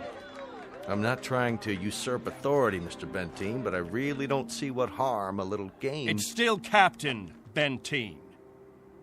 For now. Galaxy crewmen, back to the ship. That's an order. Oh, come on. It's time for rest now. All of you go back to your homes. I'll announce when the new day will start. I don't know. I guess it's suddenly illegal to have fun. You happy now, Captain? I was never unhappy, Colonel. I just happen to know what's right and what's wrong. I ask you to keep your crew in the ship during the rest time. I don't want my people distracted. You rule with a heavy fist. If it were 1 ounce lighter, no one would have survived. I've held these people together by will. They'd have died, Colonel, without someone they could hold on to. They'd have withered away. Not anymore, Captain. Relax. That's a luxury I've never been able to afford, Colonel. I've never been able to marry, to think only of myself, because of them. I've been a father figure, a governor, a confessor. I've been all those things. And if I hadn't been, there'd be no life here. These are my people. Understand? My people.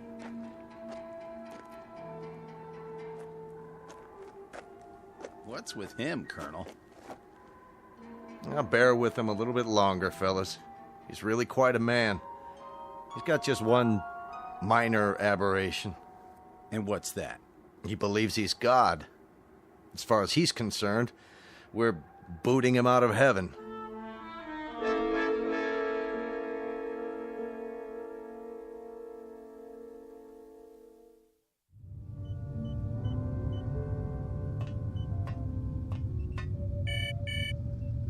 Yes? Mr. Captain Benteen is here, sir. Show him in. Very well, sir. Come in, Captain. Sorry my quarters are a bit cramped. Please, sit down. Colonel Sloan, this is a list of all passengers with their approximate weight and the weight of their belongings after each name. The scale we have is pretty beat up. My guess is that it underweighs by about 4 or 5 pounds. Fine. All I wanted was an approximation. We'll weigh them in on our own equipment before blast off.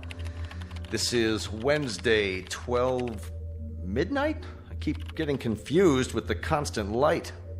When do the people get up? About 2 Earth time. The hours from 7 until 1:45 are the hottest. That's when we try to stay indoors. Then we have our meetings at the cave about 2 hours afterwards. We've had to improvise our own schedule. You've improvised very well, Captain. I looked at the saltwater converter, your electro plant, the sun shields you put up over the crops. Very inventive. Necessity hasn't been the mother of invention here, it's been the father and the whole family. Well, you'll be able to give way to progress now. Though I wonder if all of it'll be to your liking. The way you'll be lionized when you get back to Earth. You're referred to in the press as the Lost Pioneers. They're gonna make quite a thing of you when we land. Oh?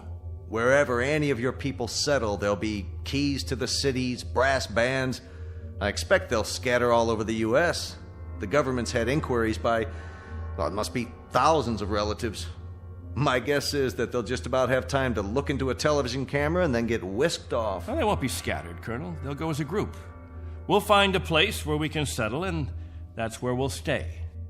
I'm talking about when we get back to Earth, Captain. That's what I'm talking about. They won't be splitting up. Not my people. Captain, as a point of interest, did you ever ask them? Ask them what? Whether they'd want to stay together. That would be a ridiculous question, like asking a child if he wants some more ice cream. They're children, you see, Colonel. Oh, chronologically, they range from 6 months to 60-odd years, but socially, psychologically, they're children. I've kept them alive and functioning all this time. Once we're back on Earth, I'll simply continue the process. Captain Benteen, have you told them that? Have you told them that after 30 years of waiting, 30 years of living in a compound, they're going to travel 1 billion miles just to walk into another one? Have you? There's no need. They wouldn't have it any other way. To leave them to their own devices, that would be an act of cruelty. Captain, do me one favor. Just ask them.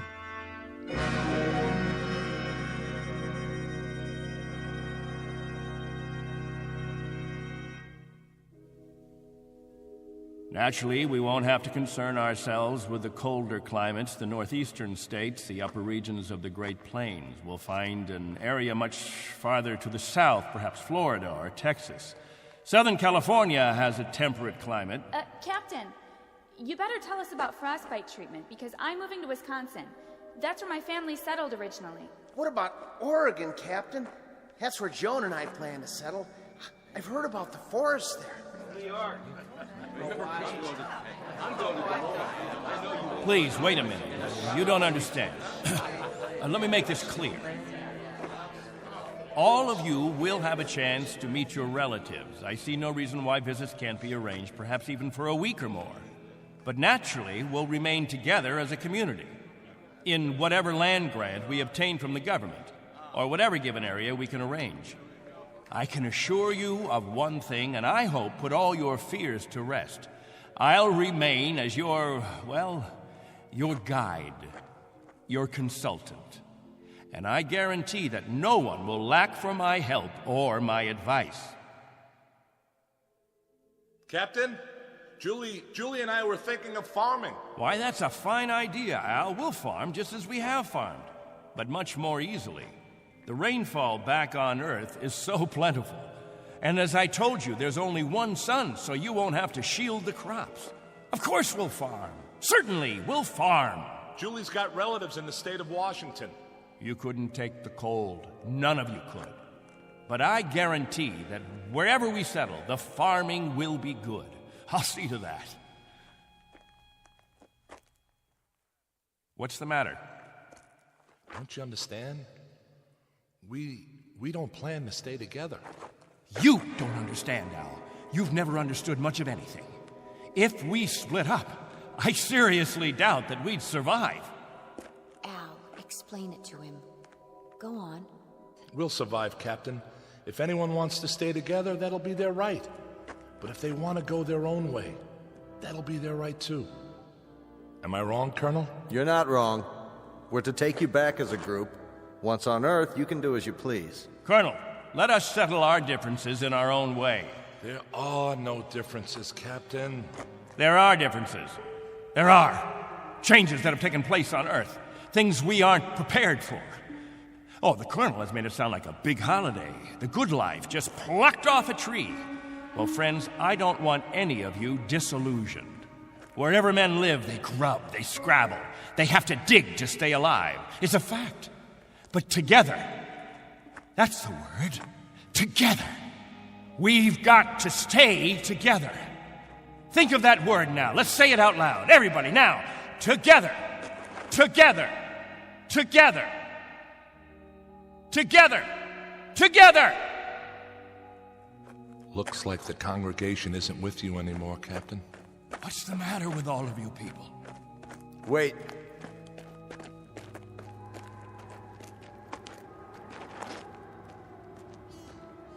I've made the compartment assignments. I'd like to go over them with you. Assignments? There's not much time, and there's some things we have to check off. There's a decompression problem that we've got to tell them about, and a moment of weightlessness shortly after we leave the atmosphere that I want to explain to the children. Do you know what we called you while we waited for you to come? We called you the Messiah. Did you? You were supposed to bring freedom, but that's not what you brought. You brought selfishness, dissatisfaction, divisiveness. With all the misery we've had here, those germs never infected us. I brought nothing but a ship and a crew and a means of escape. You've had no diseases, no viruses. Did it ever occur to you why? You've lived in a test tube, Captain. Antiseptic and germ-free and sterile. Sure, you're a group, a cell, but that's all over with. Now it's time for you to be what God meant you to be, individuals. Time to break the test tube. Time to rejoin the human race. What I'd like to know is why in the name of God you're so reluctant about it. Because I remember the human race. This is incredible. Oh, it's really incredible. I was wrong, Colonel. I've been telling them about an Earth that doesn't exist, an imaginary garden. No, we can't go back. It's too late. Captain, really?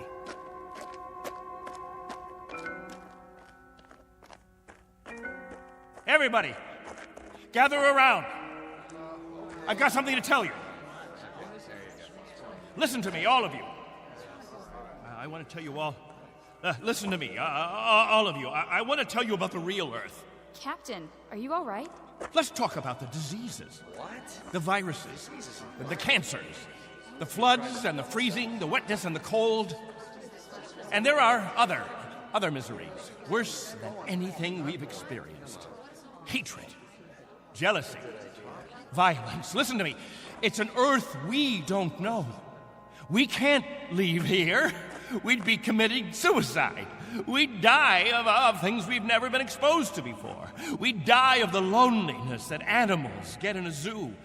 Because we don't belong. We don't belong to his kind. Do you understand me? We don't belong there. Captain Benteen, why don't you let your children vote on it? Only if they know what's waiting for them. Only if they understand that Earth isn't any garden. It's never been, and it never will be. That's fair enough. I'll tell you what Earth is. The same as it's always been.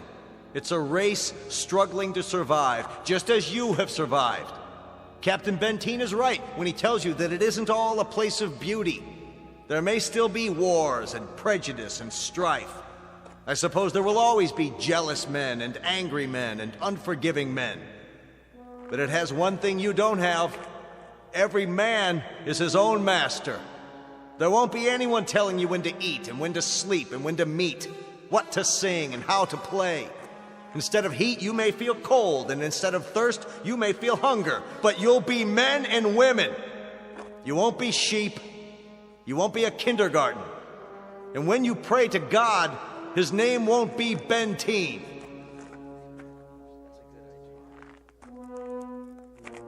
A vote now, Captain, and the majority wins. Those of you who want to be on the ship 10 hours from now, heading back to Earth, step forward. All right, I'm going. Let's go. Let's go. Go. That's it. I suppose that makes it unanimous, Benteen. Even you, Jojo? Well, I want to go with the Colonel. Give me something, anything. Give that sledgehammer. Here. No, let it go. Angle! Rafferty! There, sir. Stop him! He's running from the ship! No. Captain, no, please.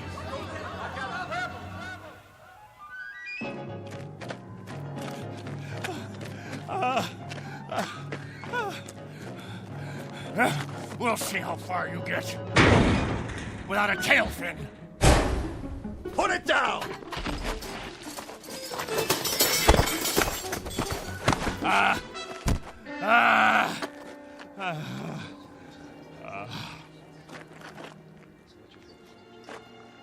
You all right, Colonel? I'm fine. What about the ship? Just a couple of dents, nothing serious. Lucky you stopped them when you did. Captain Benteen, let go. For everyone's sake, loosen your grip and let go. God help you. God help you all. Tomorrow you think you're getting on a ship headed for paradise. What you don't realize is you're heading for hell. What about you? I'll stay here. That's right.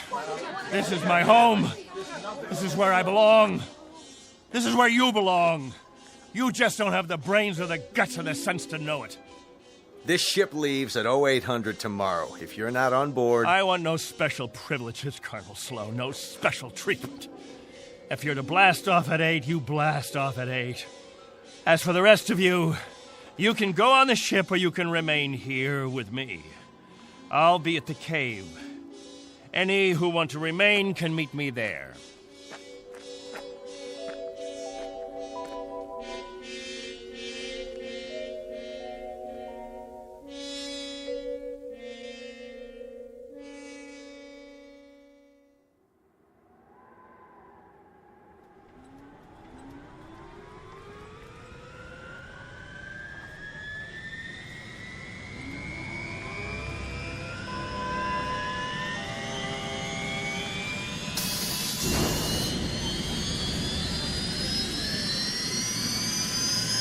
That's it, folks. The rocket's fired up. Everybody on board, single file. What about the captain? I'll give it one last try.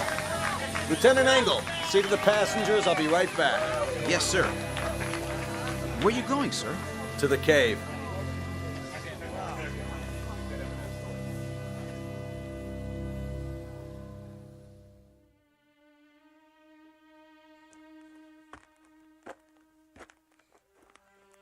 Captain? Benteen? Benteen, we know you're in here. Please, let us talk to you. He's not going to show himself, Colonel. We're leaving now. We have to blast off in 5 minutes. If we don't, we'll have lost our orbital position. Benteen, it has to be now. Captain, please, come out. Remember this. If we leave without you, there'll be no other ships. This is where you'll live the rest of your life. And this is where you'll die. All right, Benteen. As you prefer. Let's go, Baines. Goodbye, Captain.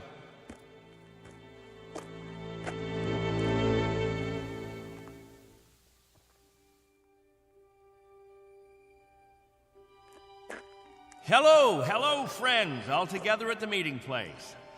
Any new business today? No? Jojo, I'll bet you want to hear about Earth. About the rivers and the seas, the blue skies, or the night, the stars and the moon. Which do you want to hear about this time? There's color on Earth, the change of seasons.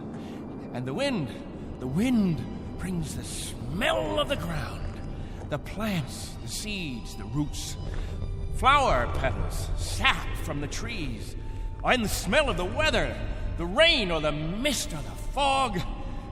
And on the earth, there's green, the color green, the feeling green. There's something fresh about it, something living. Earth. It's called Earth. Don't leave me. Please. Oh, don't leave me.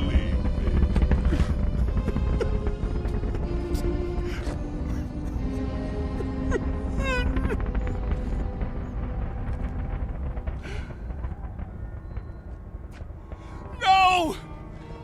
Don't leave me behind! Don't leave me.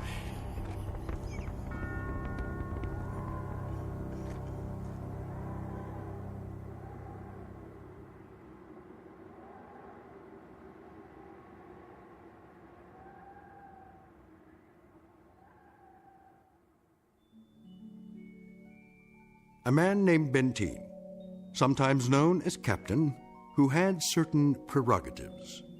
He could lead, judge, legislate, even dictate. It became a habit, and finally, a necessity. William Benteen, once a god, now a population of one, on a distant outpost in the Twilight Zone.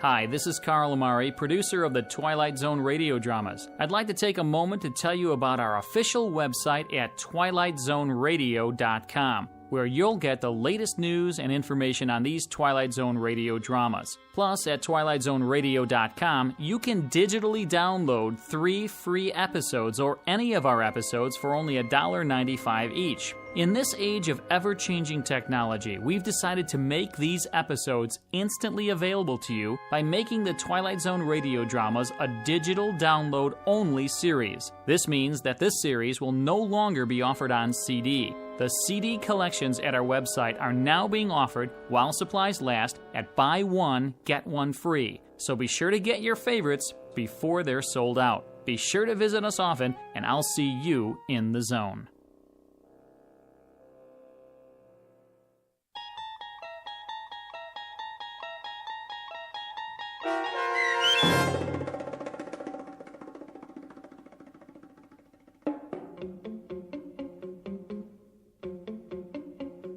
On Thursday, We Leave for Home, starring Barry Bostwick with Stacy Keach as your narrator, was adapted for radio by Dennis Etchison and written for The Twilight Zone by Rod Serling. Heard in the cast were Mike Starr, Christian Stolte, Elizabeth Lido, C.J. Amari, Richard Hensel, Justin Kaufman, Kurt Nabig, Joby Cerny, Jennifer Joy, Meg Thalken, Tracy Hernandez, Jake Salins, Doug James, Jeff Lupetin, and Amanda Amari. The producers of The Twilight Zone wish to thank CBS Enterprises and the Rod Serling Estate for making this series possible. This copyrighted radio series is produced and directed by Carl Amari for Falcon Picture Group. Sound design and custom Foley effects for The Twilight Zone by Cerny American Creatives Bob Benson, Craig Lee, Michael Slaybach, and Matt Sorrow.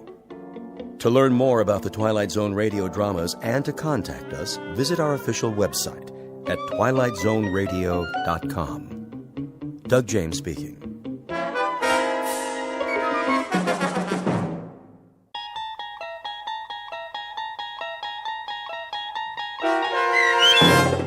The Howling Man, starring Fred Willard, with Stacy Keach as your narrator, was adapted for radio by Dennis Etchison and written for The Twilight Zone by Charles Beaumont. Heard in the cast were Christian Stolte, David Darlow, Doug James, and Anna Sverutza.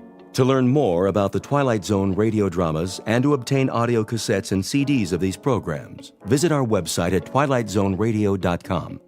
The producers of The Twilight Zone wish to thank CBS Enterprises, Carol Serling, Dennis Etchison, Dick Brescia Associates, Claire Simon Casting, Terry Jennings, XM Satellite Radio, Sirius Satellite Radio, our sponsors, and our radio affiliates for helping make this series possible. This copyrighted radio series is produced and directed by Carl Amari and Roger Wolski for Falcon Picture Group. Doug James speaking.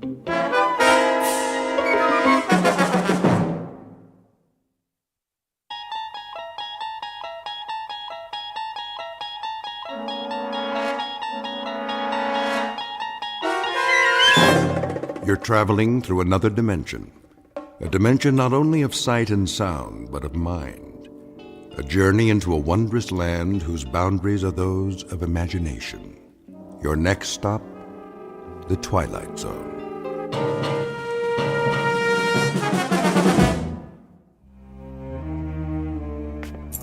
Thank you, Mrs. Dunphy. I'll be back shortly. You're going out? I'm afraid so.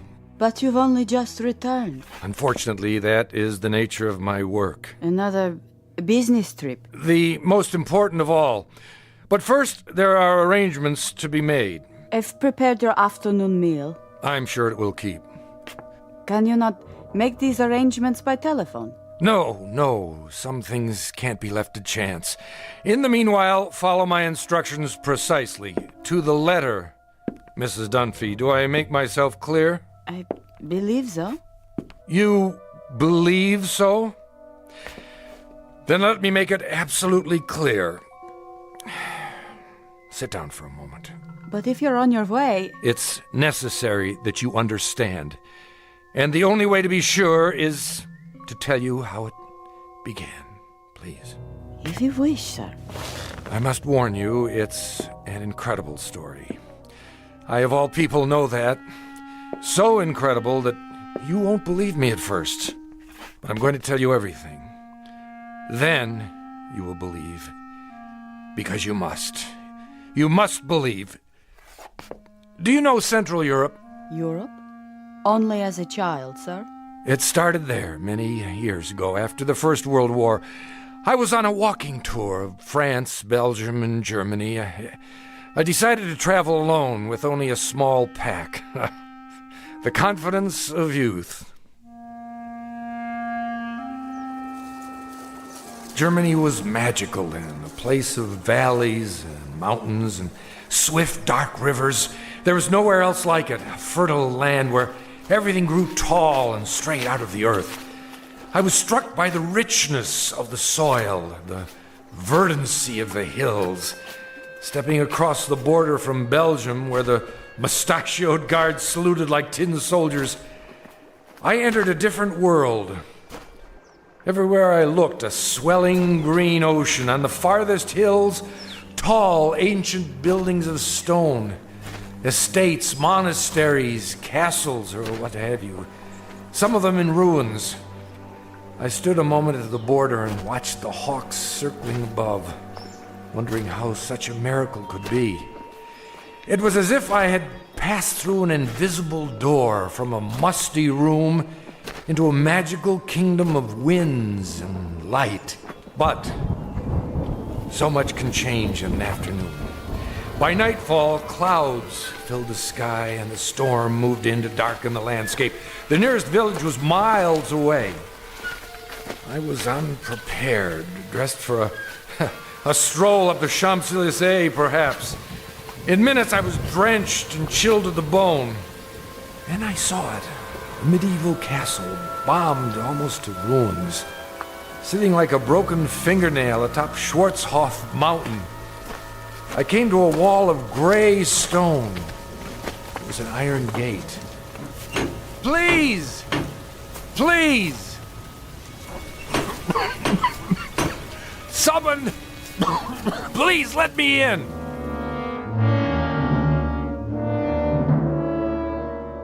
A story told years ago by a man who recalled it from his youth. Fortunately, or perhaps unfortunately, he was never able to put it out of his mind. It begins with a wayfaring traveler. His name is David Ellington, scholar, seeker of truth, and to his dismay, a finder of truth. A man approaching exhaustion, who will confront a problem that has haunted the world since the beginning of time. A man who knocks on a gate seeking sanctuary, and instead finds that he has just crossed an unmarked border into the far edges of the Twilight Zone.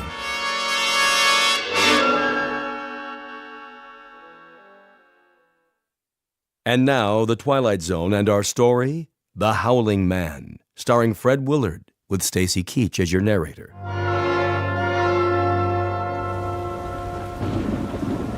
I found a rope by the gate and pulled it.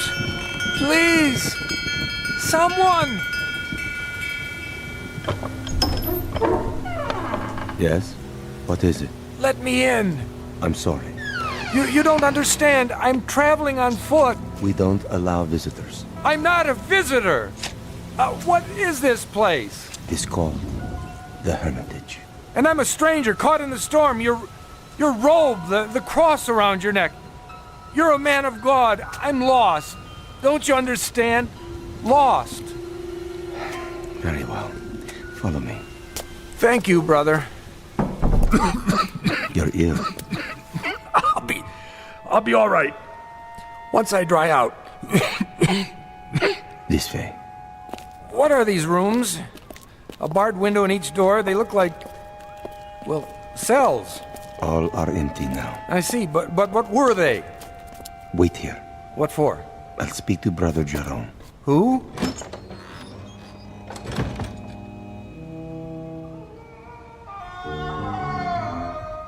What in the... Brother Jerome will see you now. Oh, what was that? The wind. Are you sure? Come. The room had almost no furnishings. A straw pallet, a rude desk and chair, some books and religious oddments, very stark. The abbot himself was a fierce El Greco painting of a man, stooped and withered, but strong in every part of him. Like the monk who came to the gate, he wore a shepherd's cloak and carried a crooked staff. Why have you come here? My name is David Ellington. I got lost in the storm. Then I saw a lantern in the window. And what is it you want of us? Want? Only a little shelter, some food. We cannot help you here. You will have to leave. You call that a Christian attitude? Now, Mr. Ellington. Oh, for the love of... All right, if that's the way you want it. Sorry to have troubled you. Give me a minute. I'll be out of here in... Brother Christophorus. Yes? Carry him out of here. At once. Right away.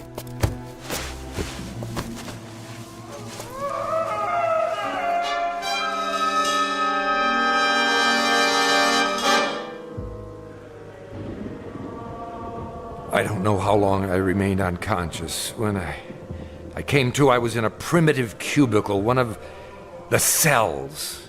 Walls and ceiling of gray stone, a single small window in the shape of an arch, the floor hard-packed dirt. The monk sat nearby in a chair. I lay under a blanket. Beneath me was a bed of straw. Water! He lives. God's infinite mercy. How long have I been here? 9 days, my son. 9 days? You were very ill. The fever was on you. Brother Jerome said you would die, and he sent me to watch over you. I have never seen a man die. He holds that it is an important teaching, but now I suppose it was not your time. Sorry to disappoint you. No, my boy, don't try to rise. You must rest. What in the name of heaven is that? In the name of heaven? Nothing. I mean the scream. Scream? That. What? Are you deaf? That cry, I heard it before. You said it was the wind. Ah, the wind cleanses the land after a storm. But it isn't the wind, is it? I don't understand your meaning. It's a man. Careful. You must regain your strength. There! Don't tell me you didn't hear it! Perhaps you would like some soup. It's cold, but nourishing. What I would like, brother, is to leave this place. I'm afraid that's impossible. What do you mean? Only that you're not well enough to travel. And of course, you won't be well enough to travel as long as you think you hear such sounds. Now, the soup. I don't want it. Open, please. There. That's better.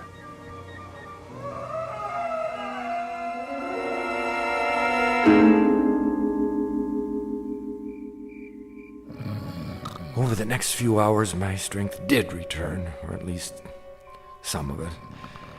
I waited until the monk had fallen asleep. Then at last I made my move. The door was held shut by a simple iron bolt. I had only to slide it a few inches without waking him. I was almost free, but I could not remember which way we had come. When I turned into another corridor, I realized I was lost. It was a maze of dark passages and doors. Here, a part of the ruined ceiling was broken away, and I saw that the moon had risen. In the naked light of the moon, I saw one door different somehow from the others. At first, I was not sure why. Then I realized that in place of a bolt, it was held shut by a piece of wood, a mere stick, crooked and curved, like the peculiar staffs carried by the monk and the abbot, only in miniature, no greater in length than my forearm. On this door, in this door alone, a small wooden staff replaced the iron bolt. How odd! I looked through the opening in the door. Inside, a filthy, shadowed hovel. No table or chair, no straw for a bed. It appeared to be empty. What? There was a man, huddled in the corner, holding his knees and rocking, head back like an animal. In the soiled moonlight, I saw his dirty beard, his rotted clothes. Who are you? Help me. Stay back. No, please. In the name of humanity, help me. But who? You're not one of them. No, my name is Ellington. I'm an American. Shh. What are you afraid of? Them. Listen. Do you hear them coming? No, but why? They will look for you. We only have a moment. You speak as if I'm a prisoner. Aren't you? I'm not sure. Come closer, and I'll explain. Explain what?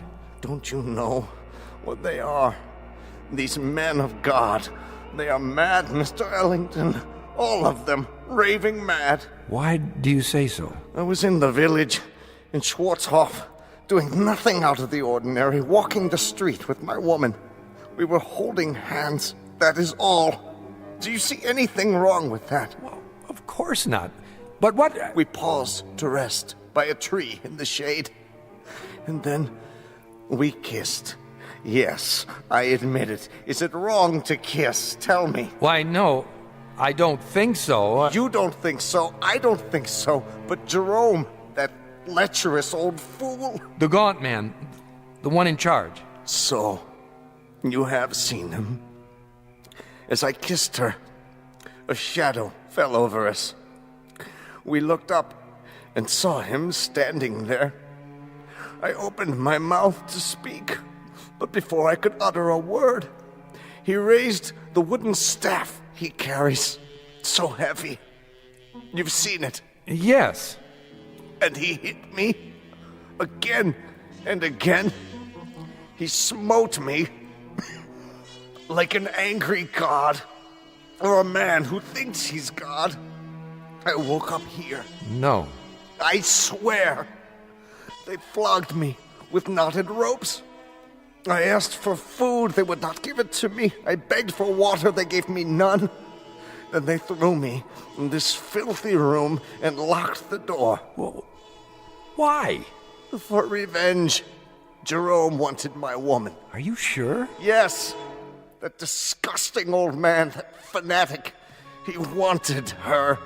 And when she refused his advances, he took his fury out on me. Your story, I find it difficult to believe. Of course you do. That's the strength of the man. He makes his madness seem a harmless thing, the beliefs of a religious zealot. But this is not a religious order, Mr. Ellington. These brothers of truth. Is that what they're called? That's what they call themselves. The real truth is they're outcasts, misfits, cut off from the world because the world will not have them. Have you heard of their sect before, of this hermitage? No, I haven't. Mr. Ellington, you must believe me. I don't say they're all evil, only mad. And here, within these walls, they answer to no law but their own. Wait for me. Where are you going? I'll speak to Jerome. No, you mustn't. If I remind him that false imprisonment is a crime... I tell you, he's the greatest maniac of them all. Quick! He's coming. Hide yourself. Mr. Ellington. No.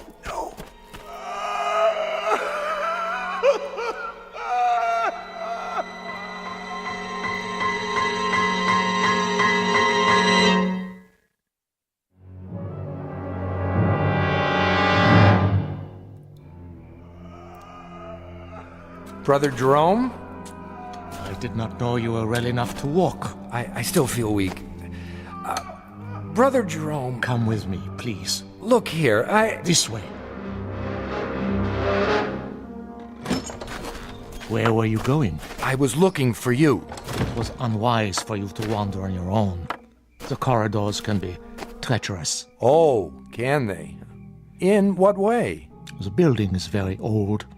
One might trip and fall without a torch. Or go where one is not meant to go, is that it? See something perhaps that you're ashamed of? I do not know to what you refer.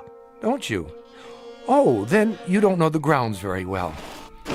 I saw something just now that violates the law of this country and of humanity. I must ask you. And I must ask you, Mr. Ellington, to leave the Hermitage at once.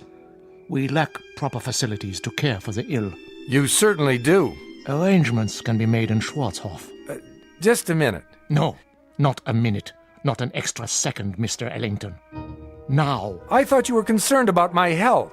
I am. But now you want me gone regardless. Why? I have explained that. You've explained nothing. Based on what I've seen, I question your motives. I question your entire operation here. You are making assumptions. I certainly am. Now, look, no one invited me to come here. I realize that. I arrived unexpectedly, and you're not prepared for visitors. But I had no choice. And there is no excuse for your behavior. I suppose it was only a matter of time before you brought out the knotted ropes so that you could flail me or whatever it is you do for amusement. My son. I'm not your son. There are many things you don't understand. That's right, I don't. So begin with this one. Tell me, why are you in such a hurry for me to leave? What more are you afraid I'll find out? More? Besides the man you've got locked up in that cell. What man is that, Mr. Ellington? The one we just left. The one who's been screaming his head off. I am not sure what you're talking about. That's it, isn't it, brother? Or is he only one of many? Well, it isn't a secret anymore. I know. And what do you think you know? The chair. Sit. You are still weak. Brother Jerome, I know very little about this cult of yours, what's permitted within these walls, but I doubt very seriously that you can imprison a man against his will. That is quite true. We have no such authority. Then why have you done it? No man has ever been imprisoned at the Hermitage, Mr. Ellington. He claims otherwise. Who claims otherwise? Who do you think? The man in the cell at the end of the corridor. There is no man in the cell at the end of the corridor. I was talking with him. You were talking with no man. And you think I'm hallucinating? Mr. Ellington, you are ill. You still have a fever. In such a state, delirium may cause one to see and hear things that do not exist. Do you mean to tell me you don't hear that? Hear what? Look at me. Dreams can seem very real. And honest men make unconvincing liars. The brother who's been caring for me. Brother Christophorus? Yes. He has a way of looking at the floor when he tells me I'm imagining things. You look at me, but your voice loses its command. More imaginings. I don't know why, but you're both very intent on keeping me away from the truth. What do you know of the truth? Which is not only poor Christianity, Brother Jerome, it's poor psychology, because now I'm very curious indeed. Curiosity is a dangerous thing. Oh, I was taught it's a sign of intelligence. There are some things best left alone. Like sleeping dogs, a nest of snakes. I'll uncover the facts eventually, you know. Meaning what? Just what I say. I imagine the local police will be interested to learn that you're keeping a man locked up here. I tell you, there is no man. All right, let's forget it. I'll deal with it in my own way. And what way is that? However I see fit. It's no concern of yours now. Oh, and I apologize for not dying. Maybe some other time, brother. Mr. Ellington. A last word? Bon voyage? Don't bother yourself. I'll make it to the village with no further delay, I assure you. Mr. Ellington, the prisoner in the cell, it's a delicate matter. Ah! So you admit it? A terrible thing. He's violent, dangerous. More dangerous than you know. We are obliged to lock him in the cell. I'm sure you can understand. I understand that you're still lying to me. Goodbye, Brother Jerome. Would you really go to the police? If you were in my place, wouldn't you? Very well. Close the door, Mr. Ellington. I have told you the truth, but only a part. Now I see that I must tell you the whole of it. May God forgive me. Then you do hear it. As I have heard it every hour of every day, for 5 long years. Why did you lie? I didn't. Oh, but I think you did. And now the skies darken. The storm returns. I should have known. When I told you that no man screamed in the abbey, I spoke the truth. It is not a man, you see, Mr. Ellington. It is the devil himself. You're joking with me, aren't you? No, Mr. Ellington, I am not. Would that I were. It would be so much easier. But the prisoner in the cell, our only prisoner, is in fact Satan. Oh, come now. Otherwise known as the fallen angel, Ahriman, Asmodeus, Belial, Diabolus, the devil made manifest.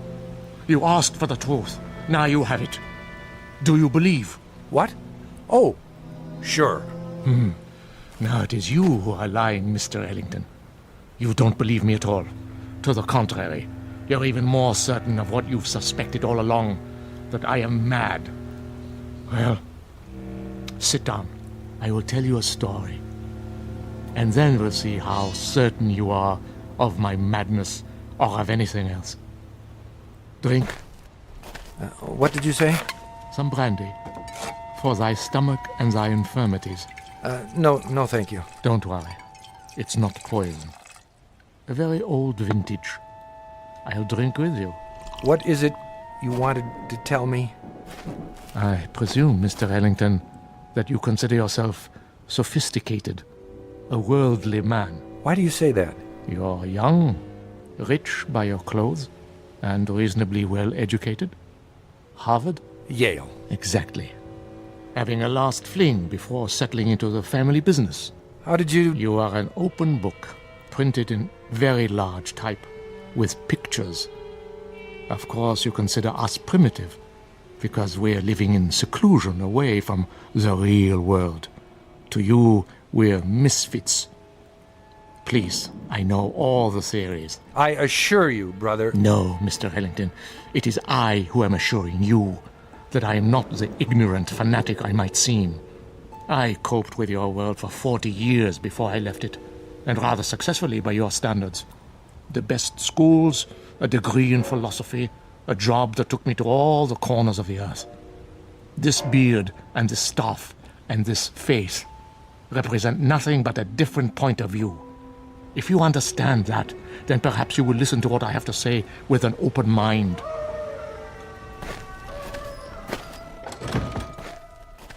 Go on. 5 years ago, there were no screams at the Hermitage. This was simply the bombed-out ruins of a castle belonging to the family Wulfren. How did you come by it? Baron Wulfren turned it over to the Brothers of Truth as a gesture of charity. Our task was to tend the great vineyards and save what souls we could by constant prayer. But This isn't a formal religious order, is it, brother? We believe that we are recognized by God. Truth is our only dogma. We are committed to it as man's greatest weapon against the devil, who is the father of all lies. Please, continue. You were tending the vineyards. At that time, not very long after the Great War, the world was in chaos. Everywhere there was unhappiness, except in the village below. Really? For some reason, the people of Schwarzhof refused to yield to despair. They lost none of their faith, had for years to be honest and God-fearing, and happy. The village was a plum to Satan, one he could not resist. So he came here, drawn to it as a moth is to light, and embarked upon a program of corruption. But you stopped him. Yes. You see, Mr. Ellington, he made the same mistake you are making now. He underestimated me. He thought he would have no difficulty tempting an old fool. I had him in the cell before he knew what happened. But if he's the devil, how do you keep him from escaping? With the staff of truth. The one barrier he cannot pass. Mm-hmm. And when he first came, just how did you recognize him? I had seen him before, in every part of the world. Wherever there was sin, wherever there was strife and persecution, there he was also. Sometimes he appeared only as a spectator, a face in the crowd. But he was always there, in all times and places. So you understand now, I trust, why you must say nothing of the things you have seen and heard. Brother, not that I doubt you, but is it possible that you've made a mistake? No. Think, Mr. Ellington, of the peace in the world these 5 years. Think of this country now. Is there another like it? But you haven't put an end to suffering. There's still murders and robberies. Even now, while we talk, people are starving. The suffering man was meant to endure, my son. We cause much of our own grief and need no help from him. It is the unnatural catastrophes, the great wars, the overwhelming pestilences, the wholesale sinning that we have ended. The world is rebuilding. A great dawn will come. Enough. You've made your case. I believe you, brother. Do you? Truly? I admit I was doubtful at first, but you've convinced me. Absolutely. I promise to keep your secret. Good. Tomorrow, if you feel well enough, you may leave. For now, let the storm pass over. Brother Christophorus will look after you. If you would, go directly to your room. I will.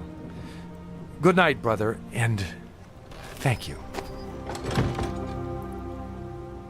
I was glad our conversation was over. It was clear that he was quite mad. I thought of his wild beard, his eyes in the flickering candlelight, and I was relieved to be away from him. The devil, indeed. But the storm had returned, and I was not yet fully recovered. I would pass one more night in this place. What, I wondered, should I do before morning comes?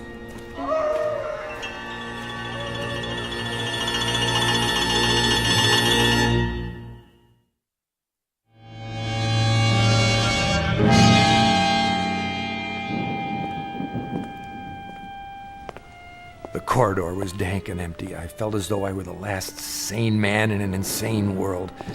What Brother Jerome had told me was utter nonsense, the product of a deranged mind. But his belief, his faith, as he called it, was heavy in the air, infecting the very stones. To bring it down would require outside help, but perhaps I could start that very night with an act of pure, unselfish humanity. Psst! Are you in there? Where else would I be? I thought you weren't coming back. I had a meeting with Brother Jerome. What did he say? He lied to you, didn't he? He said that you're... Go on. What? The devil. The devil. Oh, that's good. That's wonderful. What a dream for an old man. Himself a devil. To catch Satan and lock him away in this God-forsaken place. You don't believe him, do you? Of course not. Then help me. If I let you out now while they're awake, they may catch you before you leave the grounds. There's always the possibility. But another hour here, you don't know what it's like. Look here, why don't I just go and get the authorities? When? As soon as morning comes. I'll find the path to the village and... No! It would be my death warrant. The authorities will return and find nothing. Who knows what will have happened to me by then? Jerome is mad, but he's shrewd, too. He won't leave any evidence behind. Then, what can we do? You must let me out now. There doesn't seem to be a lock on your cell, only this small shepherd's staff. You could almost reach through the bars and remove it yourself. I've tried. It's wedged in such a way that I can't get my fingers around it. Here, I think I can get it. Quickly. Wait. Brother Christophorus. There you are. Brother Jerome was fearful. You might lose your way. No, nothing of the kind. Come along.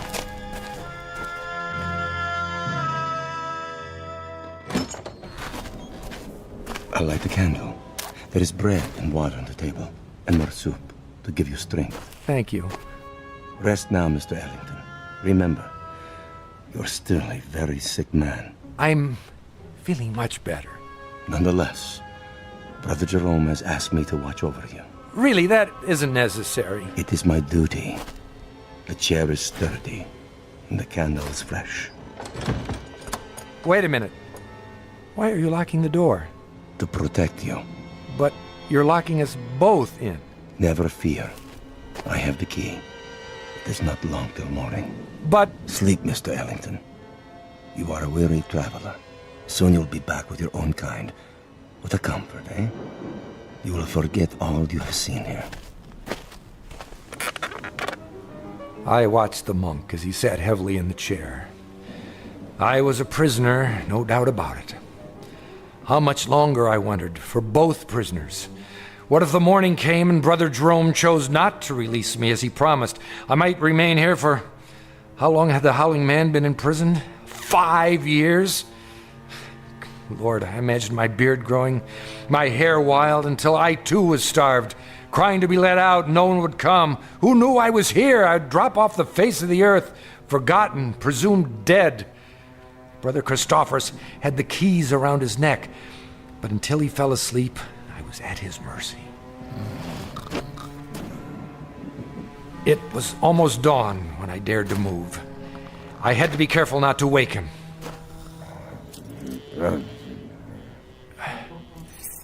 Yes, I finally had the key.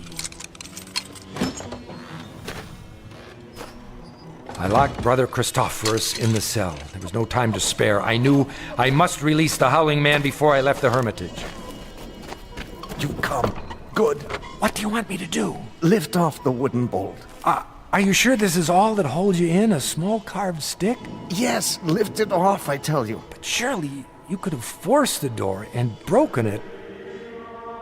Please! There is no time for talk. In the name of mercy, if you fail now, they'll kill both of us. All right. Hurry. I'm trying. I just need to slide it out of the latch. Mr. Ellington, where have you gone? Hurry! Hurry! A moment.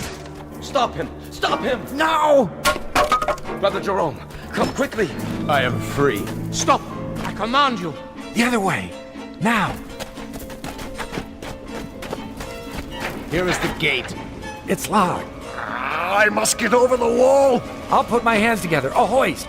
Step up. Let not Satan escape us, O Lord. Let him not sow the seeds of evil throughout the world. I call upon you. Up, now! He stepped in my hands and climbed the gate. Now, reach down and give me your hand. Help me. Help you? Help you, mere mortal? Are you mad? And I saw not the foot of a man before me, but a cloven hoof. In the flash of lightning, with those horns grown suddenly from his forehead, then he turned and vanished in the moonlight. I am sorry for you, my son. What was he? As long as you live, you will remember this night. He is gone. Who? Tell me. Even now, you're not sure. But you will be. And then you'll know, Mr. Ellington. You'll know who it was you loosed upon the world.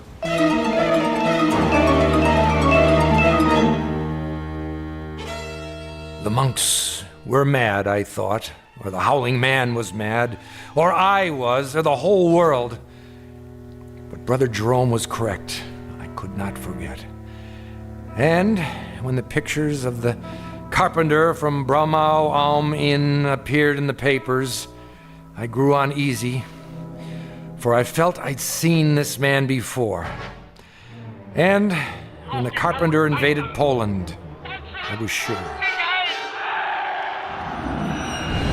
And when the world was plunged into war and cities had their entrails blown asunder, and that pleasant land I had visited became a place of hate and death, I decided to spend the rest of my life tracking down the one I had released. Each night I dreamed of it, Mrs. Dunphy, and I kept dreaming through all the wars since. Until this week. It took years, decades, but eventually I found him. And so the nightmare is finally over. Again. I see. And now, Mrs. Dunphy, I'm going to see about a chartered plane to have him transported back to Germany. Brother Christophorus is in charge now. I have already written him.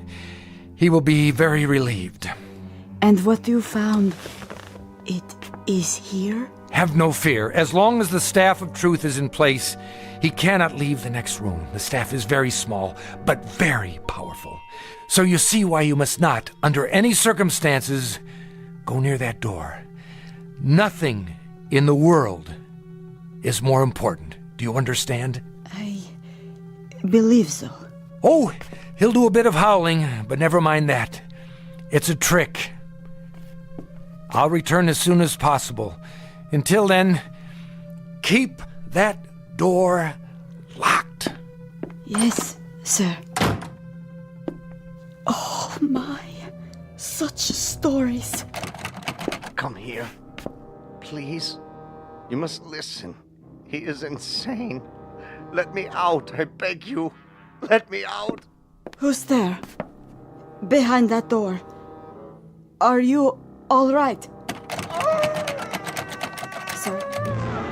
Sir, can you hear me?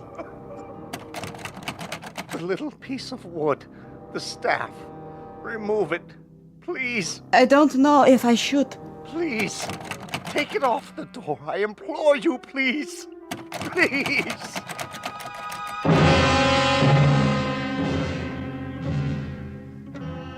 Ancient folk saying, you can catch the devil, but you can't hold him long. Ask Brother Jerome, or Brother Christophorus, or David Ellington. They know, and they'll go on knowing to the end of their days in the Twilight Zone. More from the Twilight Zone after this. You are about to enter another dimension, a dimension not only of sight and sound, but of mind, a journey into a wondrous land of imagination. Next stop, the Twilight Zone. Hi, this is Stacy Keach. I'd like to take a moment to tell you about our Twilight Zone website at twilightzoneradio.com.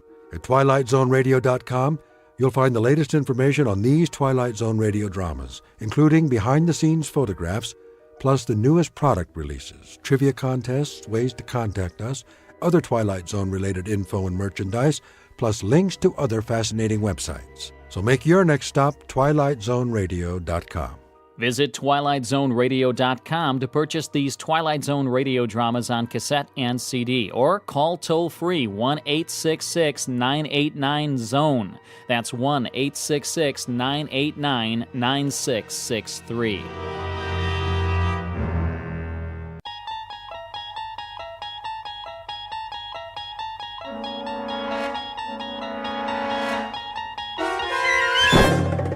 There is a fifth dimension beyond that which is known to man. It is a dimension as vast as space and as timeless as infinity.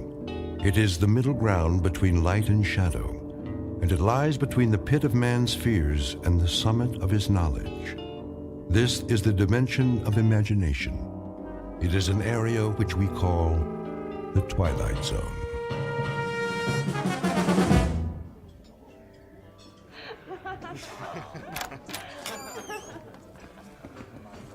Welcome to Pirate's Lair, gents. What's your poison? Pirate's Lair?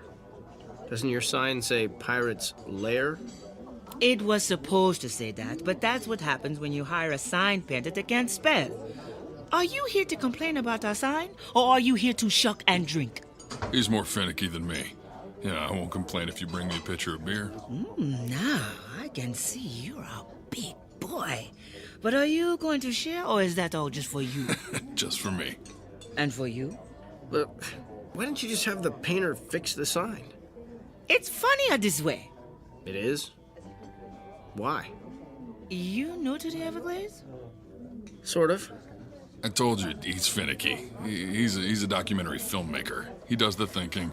I'm his cameraman. I do the hauling and shooting. So, you're a working man, and that's why you're doing all the talking, too, so you can get to shucking and drinking. Yep. So, what's your movie about? The plight of the Everglades? I got a feeling you're the sensitive sort. Shall I bring you a Shirley Temple? Yeah, and put an umbrella in it.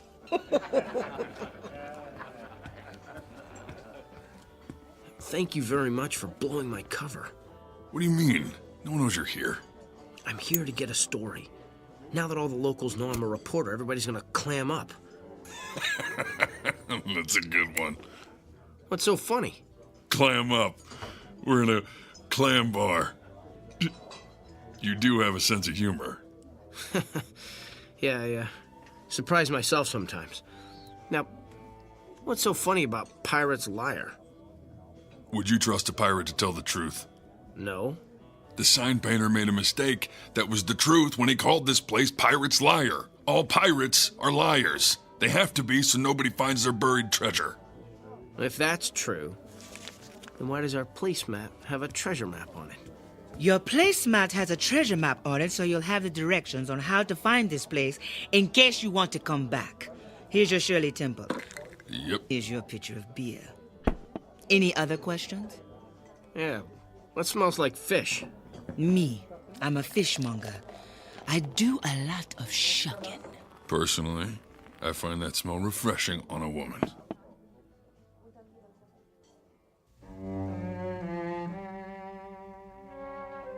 Pirate's Lair, an out-of-the-way clam bar on the edge of the Everglades, a battleground for one of nature's last great struggles for survival. An environment as beautiful as it is dangerous, as filled with treasures as it is with death, and as breathtaking as the smell of fish. Documentary filmmaker Richard C. Avendon and his one-man crew Mongo Brewster are about to begin a potentially prize-winning documentary as they begin an expedition deep into unexplored regions of the Everglades and the Twilight Zone. Here's your bill. Who gets it? I do. I'll be outside getting some fresh air when you're ready.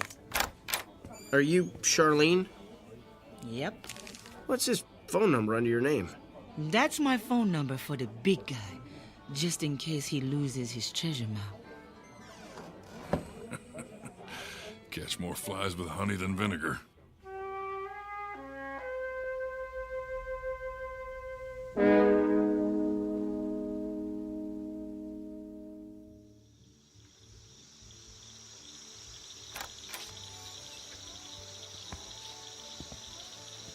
That was one great dinner.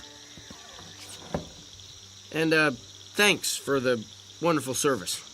And thank you for the wonderful tip the big guy told you to leave. So, what are you boys looking for? He's looking. I'm just carrying the baggage for him. You afraid of Meek? No, I just don't know where to begin. Well, I'll give you a hint.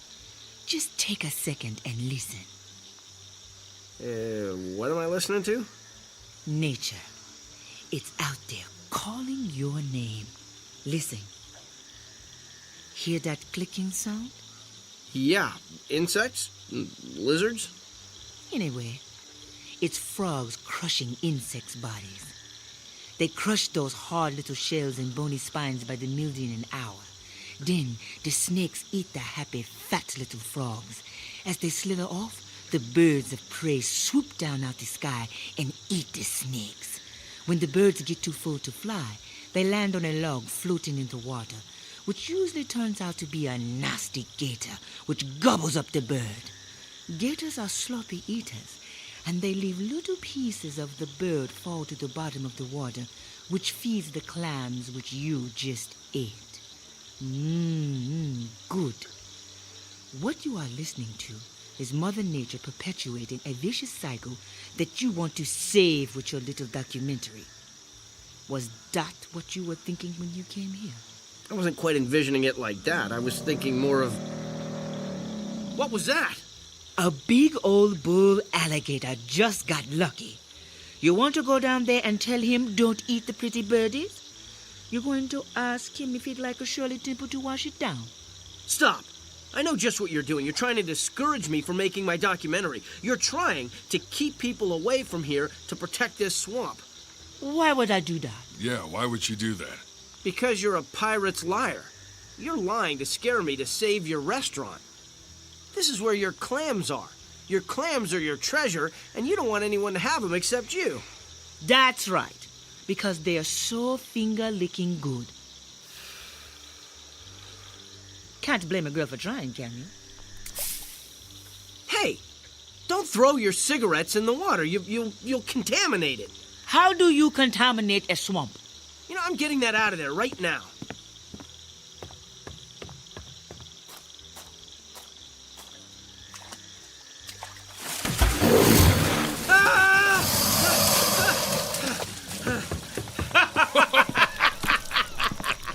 Don't say I didn't warn you. Still think I'm a liar?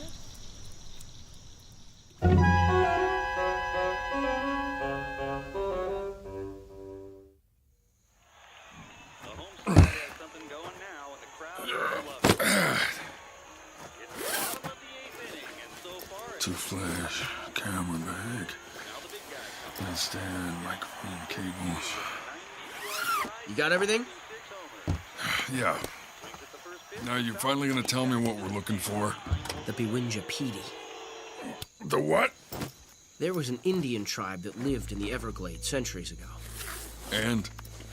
They disappeared. Well, if they disappeared, how are we gonna find them? I don't think they're gone. I think they're still out there. That sounds like a story right out of Pirate's Liar. You're right. The last sighting was reported at that bar by my brother 17 years ago. It was the last place he was seen alive. What happened to him? Well, that's what I'm hoping we'll find out.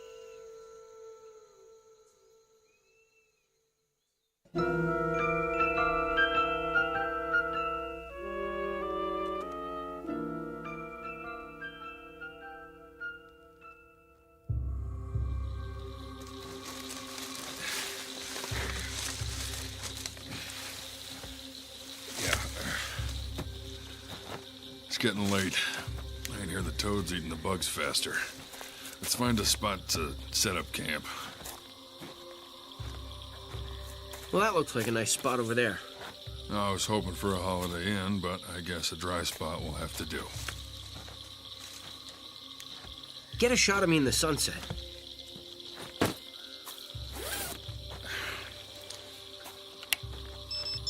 There. All right, are you gonna say anything? No, I want some brooding shots. Pensive stuff to show my inner feelings. All right, your nose is shiny. You want me to powder you down? Nah, real is good here. I want me to look like I'm suffering on my first leg of the journey. Capture me ignoring the suffering because I care so deeply.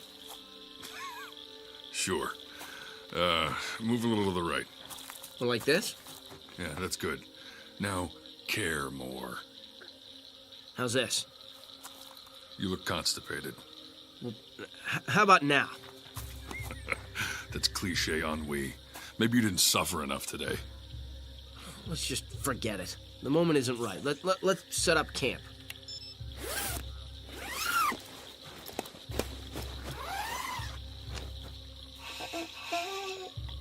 Don't worry, I'll do my share. Don't be sarcastic. What do you mean? Well, that pathetic little voice you just did, under your breath. I didn't say anything. Help. Help. Well, there it is again. It's coming from that itty-bitty hole in the dead cypress. This hole? Hello? Oh, please. Help me. That hole is too small for a person to fit through. Please put string into the hole so I can grab it. I'm stuck. How about a shoelace? What's a shoelace? Where's she been? In a hole. Take off your shoelace and drop it in.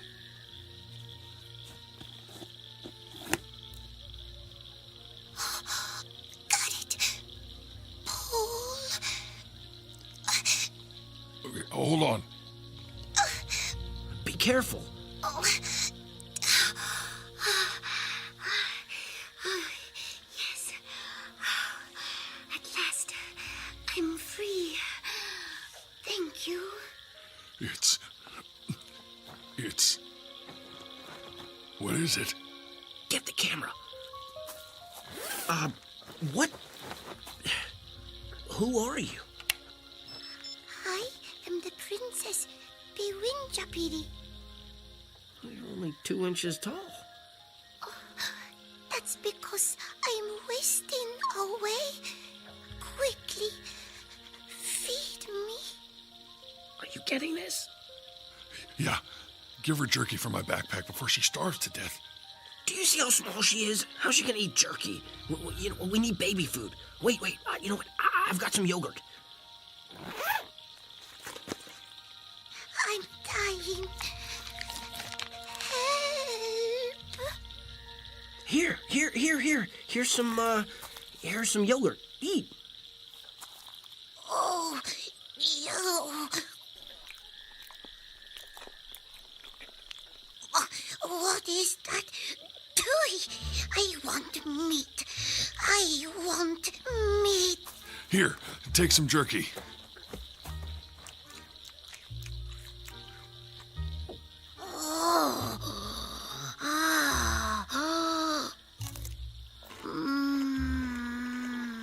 That's what I figured. Indians invented jerky. You're crazy. Jerky was invented by a second-generation German guy in Milwaukee. I did a documentary about it. Good. I want more.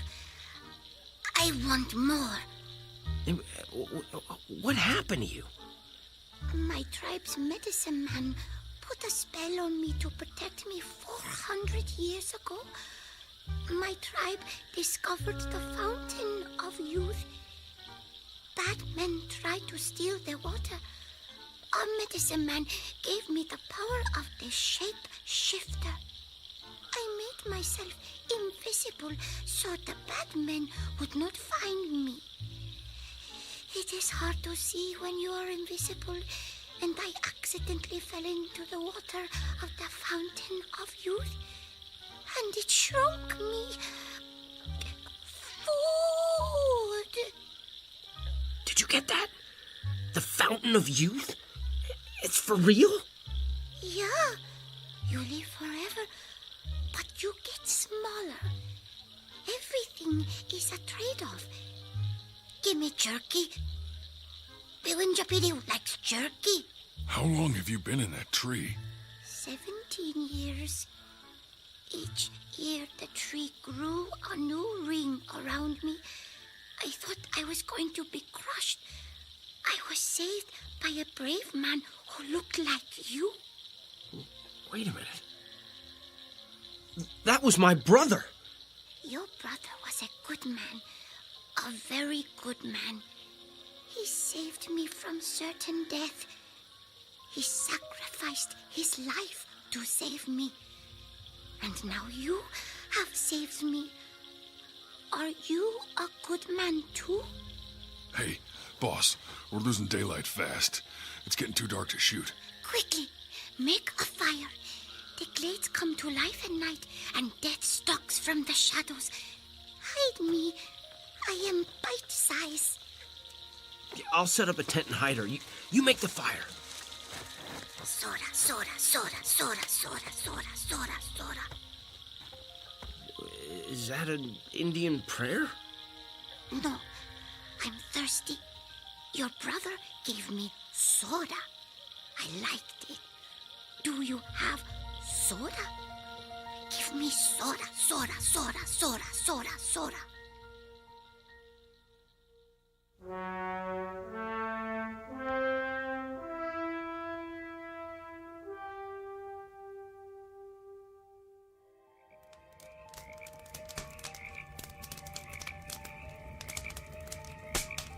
All right. Now we have campfires all around us. We should be safe. This is like sleeping in a zoo at night, except the animals are loose and we're in a cage and can't close the door. How did she survive out here? Well, the Lone Ranger always asks Tonto what to do. Indians always seem to have a sense of how to get in touch with nature. But she's dead asleep. She's full of jerky and soda. I don't think she's going to be in touch with anything tonight. Maybe we better put her between us to keep her safe. Good idea.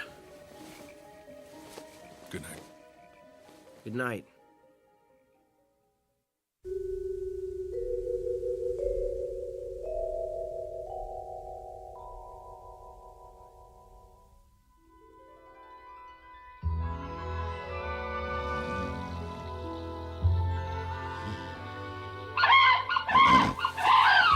What was that? I don't know, but I heard it too. I guess we're still alive. Where's the little princess? Still under the covers. What did you put around her? Nothing. Whoa. There's something pretty big under there. Yeah. Let me grab a stick. You pull off the covers. All right, on the count of 3.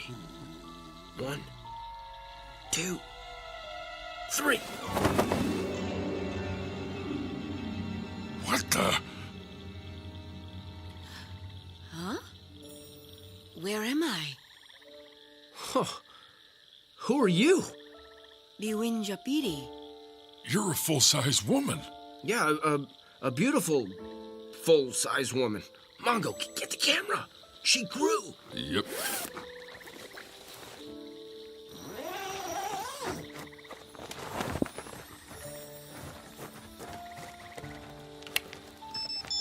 Let me stand next to her. Am I in frame? Okay. This is the 2-inch tall woman we filmed last night. Now she is taller than me. Wait. How do we know you aren't someone else? I still have his shoelace. Yeah, it's not good enough. Like, you could have mugged the little princess and took it.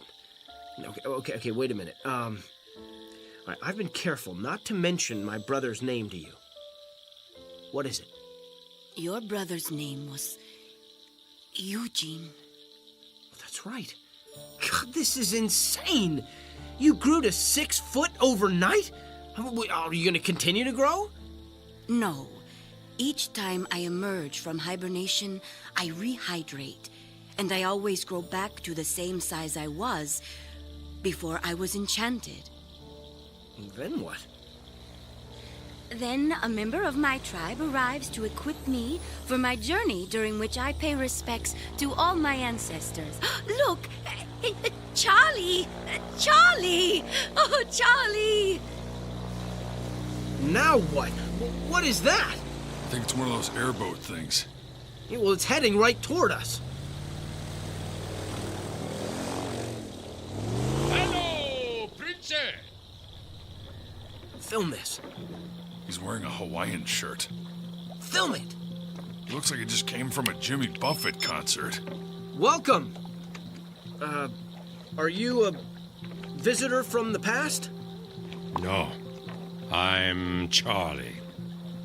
I see you found Beewinjapeedee. Charlie, did you bring my talisman? Yeah. And I brought some carry-out from Pirate's Lair. Hey, big guy.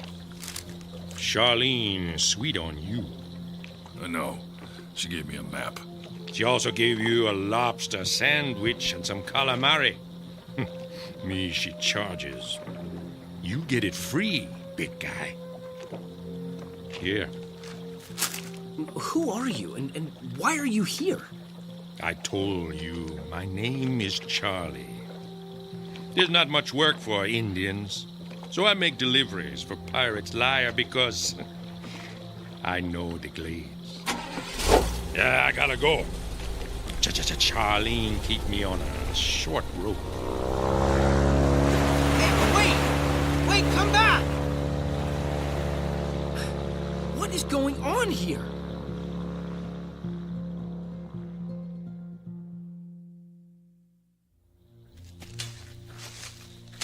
We practically kill ourselves traipsing into the middle of the Everglades to find a legendary princess. Instead, we find a 2-inch tall glutton who's stuck in a tree and then grows 6 feet overnight. Then an Indian, who delivers carry-out to the middle of nowhere in an airboat, gives her a magic talisman and then takes off without warning and strands us. I mean, this all seems mighty strange to me. 17 years ago, my brother died out here. I want some answers. Is there any more jerky left? No! Tell me how my brother died. The Everglades claimed him, just like they have claimed me. We are both part of the Everglades forever. Yeah, but my brother is dead, and you are alive. This is because the Everglades chose to give me the gift of eternal youth. But they also have taken my life. What does that mean? My tribe is gone. My parents, grandparents, brothers, sisters, husband, and friends died centuries ago. I am eternally alone, struggling each day to remain alive. Your brother, like you, sought to find me. I never asked for that or wished for that. He discovered my hiding place and learned how I could hibernate and live off my own body like a bear, but much longer. I filmed a special about bears. We roused one from hibernation, and it wasn't such a good idea. Leave a sleeping dog lie. What are you saying? That my brother woke an animal? Don't move. Freeze, boss. Durak sanua puta junja.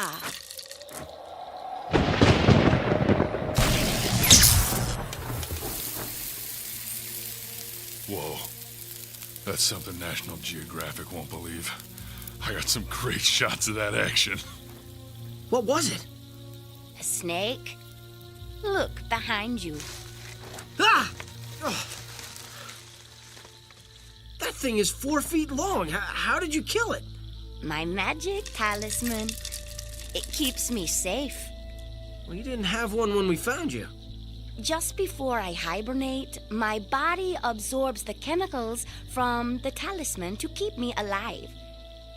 Will you help me reach my hiding place for the next 17 years? Can we film it? Yes. As long as you never reveal where I am. Deal. Let's go.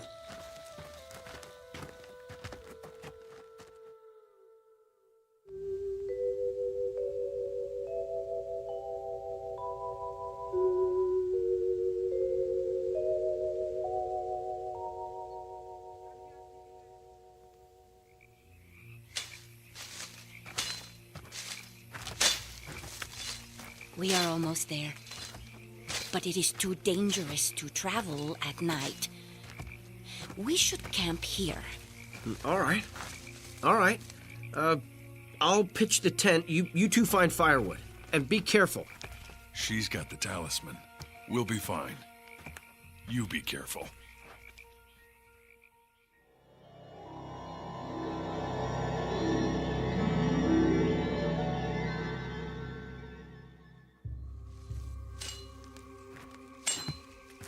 Oh, hey, there's some dead brush over there. It'd be good for starting a fire.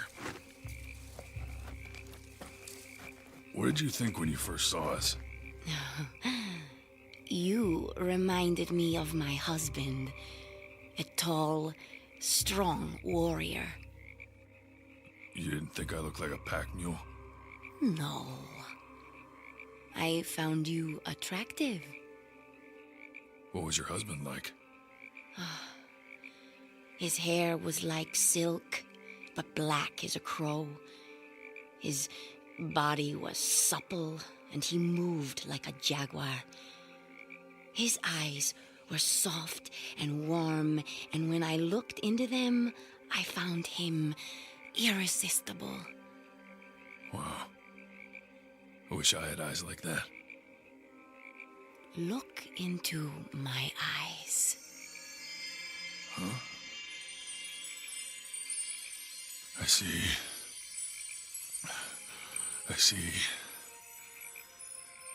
Irresistible beauty. And a beautiful, soft, mossy clearing. Close your eyes and turn around. Now open them. What do you see? A beautiful, soft, mossy clearing where the dry brush was. How did you do that? This is my home, and it is my time. Come lay down with me. What? Tonight, it is 17 years since I walked the earth. But tonight, it is also 400 years since I kissed my husband. Please mate with me. Oh boy. Okay.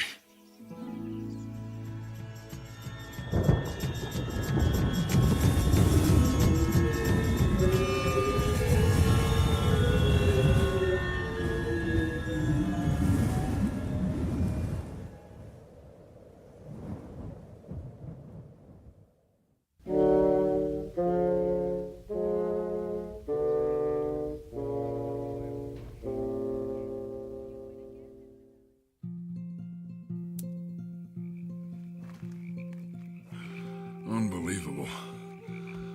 Oh, that was unbelievable. Oh. Princess? Where are you, Princess? I'm over here, by the tree. What are you doing over there? You fell asleep. I didn't want to wake you. Hey, I don't know how to say this, but, don't tell Richard what we did. If that is your wish, I don't want to hurt your feelings, but he just wouldn't understand. then he shall never know. Harum dara dum sumanu watum. You just hold your talisman and say a few words and that's it? Yes, relax. I just turned our bed of moss into a bed of quicksand. Our secret will be buried forever. What? Well, hey! No, hey, I'm sinking! Now you will be part of our homeland forever. You'll always be here with us. With me. No! Help! Help!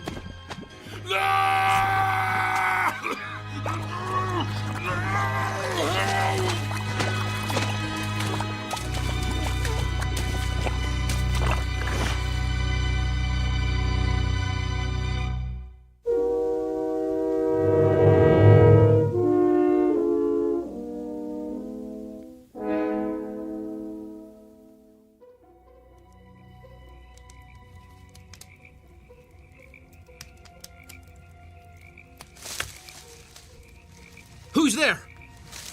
Who's there? Beewinjapeedee. Where's Mongo? Mongo drowned in quicksand. What? Nature claimed him. What? Couldn't you help him? I tried, but there was nothing I could do. Well, now what? You and I become the pack mules and continue our journey. He would not have wanted us to quit. He knows how important this is to both of us. I must honor my ancestors. You must complete your documentary and dedicate it to your brother and your friend. Put out the fire. Let us travel to my hiding place right now. A canoe is hidden close by for our journey.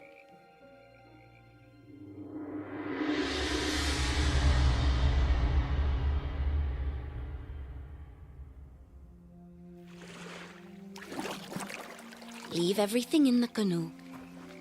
You will be leaving shortly.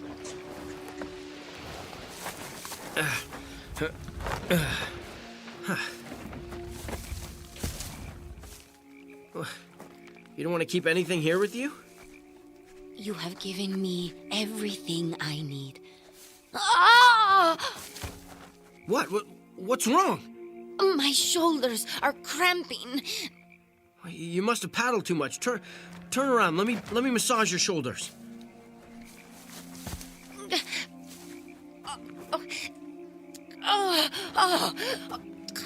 It hurts so much. I'll try to be gentle, but you got a lot of swelling. Did something bite you? 2 huge welts are forming on your back. Oh no. The skin is splitting. Oh, good. Good. Your skin splitting is good? Yes. That means it won't hurt anymore soon. This happens every time I reach full size. Oh. This has happened before? Yes. I hate it, but I love it. You mean like no pain, no gain? No! Watch. This is really something.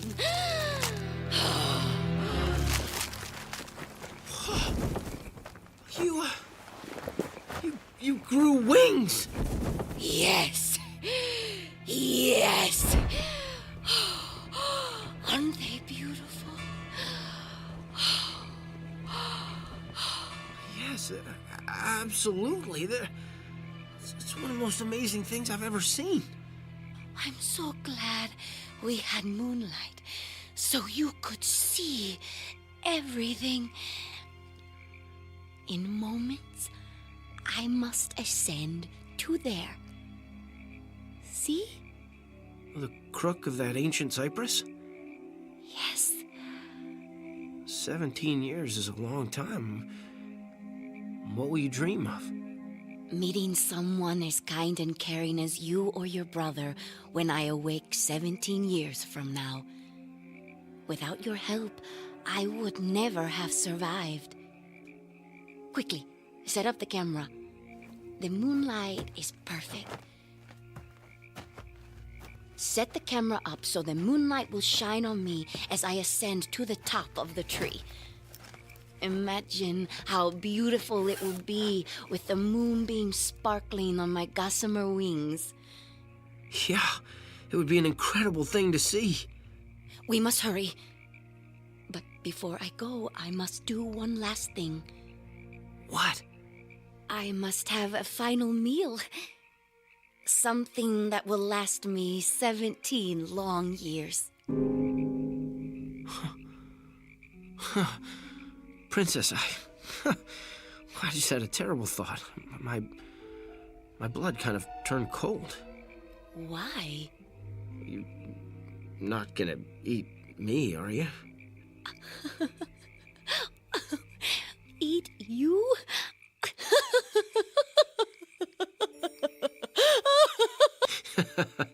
This is a pretty far-fetched idea, huh? Let me put your mind at ease. No, I am not going to eat you. I feel pretty stupid now. Silly me. I just wanted some more jerky and a soda. I love soda. That I can give you. Here. Jerky and soda. It's a special treat I won't have for another 17 years. As I told you, I will survive on my talisman. Start the camera. Okay. All right, and, we're rolling. Is the moonlight perfect? Yes. Look. A flock of birds is flying in front of the moon. How beautiful. That is a sign that it is time for me to go. Wow. This is awesome. Goodbye. Goodbye. I'm so sorry. I thought you were going to eat me. Don't be silly, my love. I saved you for my children. What? Those weren't birds crossing the moon, Richard. Like a locust, I reproduce once every 17 years. And those are my hungry babies coming to eat you.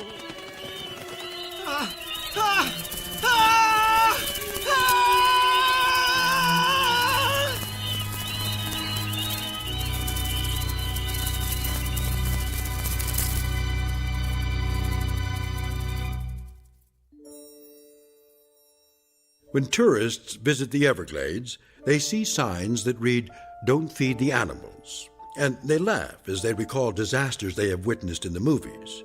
They can't imagine something like that happening in the real world to real people like them. But like all clever predators, Mother Nature is very patient and has a special way of protecting what is hers. And every once in a while, tourists take a step or two off the beaten path and go beyond the boundaries of nature to discover something new and different.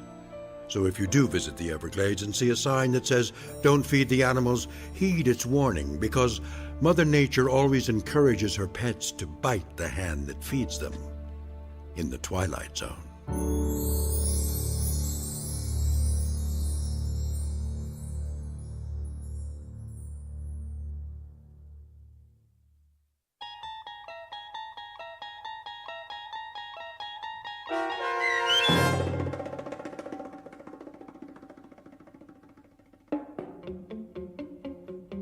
Beewinjapeedee, starring Sean Astin with Stacy Keach as your narrator, was written for The Twilight Zone by Joby Cerny.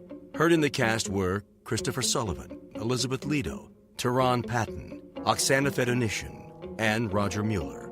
The producers of The Twilight Zone wish to thank CBS Enterprises and the Rod Serling Estate for making this series possible. This copyrighted radio series is produced by Carl Amari and directed by Joby Cerny for Falcon Picture Group. Sound design, custom Foley effects, recording, and editing are done in the Cerny American Sound-to-Picture Theater by sound designers Bob Benson and Tim Cerny. Music for The Twilight Zone is provided by CBS and American Music Incorporated, New York. To learn more about the Twilight Zone radio dramas and to download episodes, including 3 free episodes on our homepage, visit our official website at twilightzoneradio.com. Doug James speaking.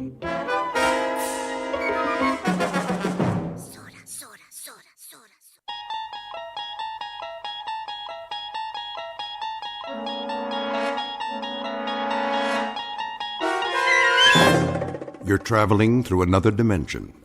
A dimension not only of sight and sound, but of mind. A journey into a wondrous land whose boundaries are those of imagination. Your next stop, the Twilight Zone.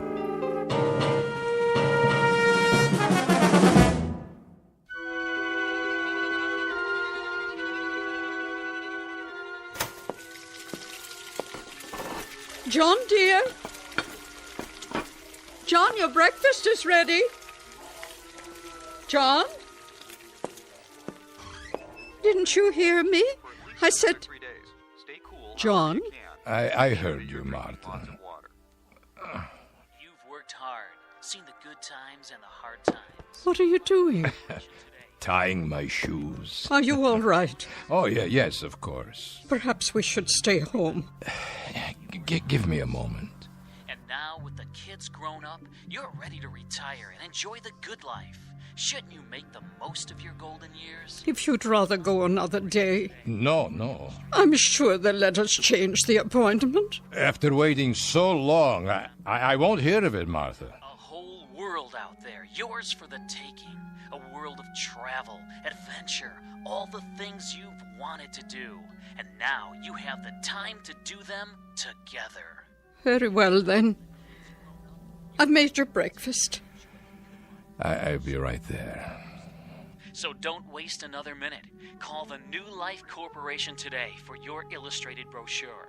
The cost is surprisingly affordable for so much. Remember, this is your time in the sun. Shouldn't you make the most of it? The New Life Corporation, where we make all your dreams come true. Oh! Darling, be careful. I said, give me a moment. Lie down. I'll bring you a tray.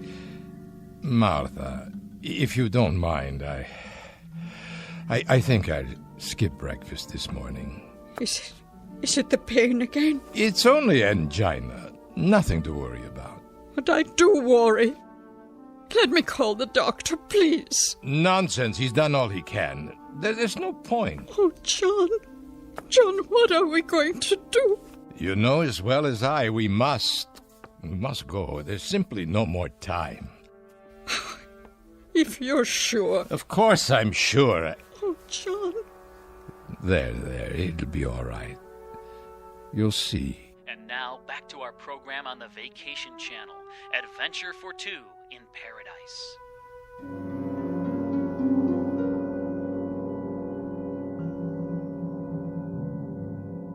Mr. and Mrs. John Holt, two gentle aging people who slowly and with trembling fingers turn the last pages of the Book of Life, and hope against logic and the preordain that some magic printing press will add to this book another limited edition. But these two senior citizens happen to live in the future, only a few years from now, but a time when almost nothing is impossible. Mr. and Mrs. Holt in their twilight years, who are about to discover that they've entered a zone of the very same name.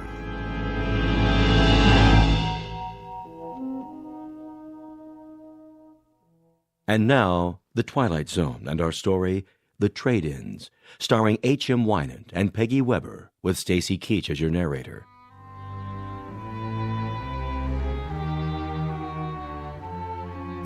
Which floor is it?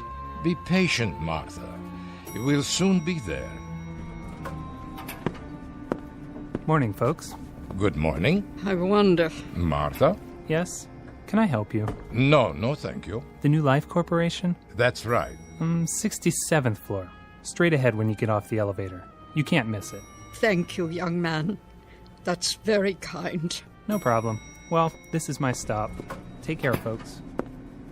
Do you think he was one of them? One of their clients? Oh, I doubt it. Just a businessman on his way to work. But he was so young. Everyone is young, Martha. The world is for the young.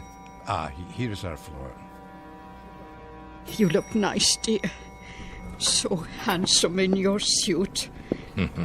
Very old suit. But I'm sure it doesn't matter as long as we have the money. You brought it? In my coat pocket. All of it? Don't worry, it's safe and sound. New Life Corporation, please hold. Hello. You must be... Mr. and Mrs. Holt. Of course. Won't you take a seat? We have an appointment. With Mr. Vance. Certainly. I'll tell him you're here. Thank you kindly. I have a Mr. and Mrs. Holt to see you. Yes, sir. He'll be right out. Can I get you anything? Coffee? A soft drink? No. It won't be long. There are some e-books in the waiting area. That's all right. My eyes, you see. He has trouble reading, even with his glasses. Please, Martha. I'm sure the young lady isn't interested in such things. Mr. and Mrs. Holt. Mr. Vance. We've spoken on the phone. How nice to finally meet. Won't you come this way?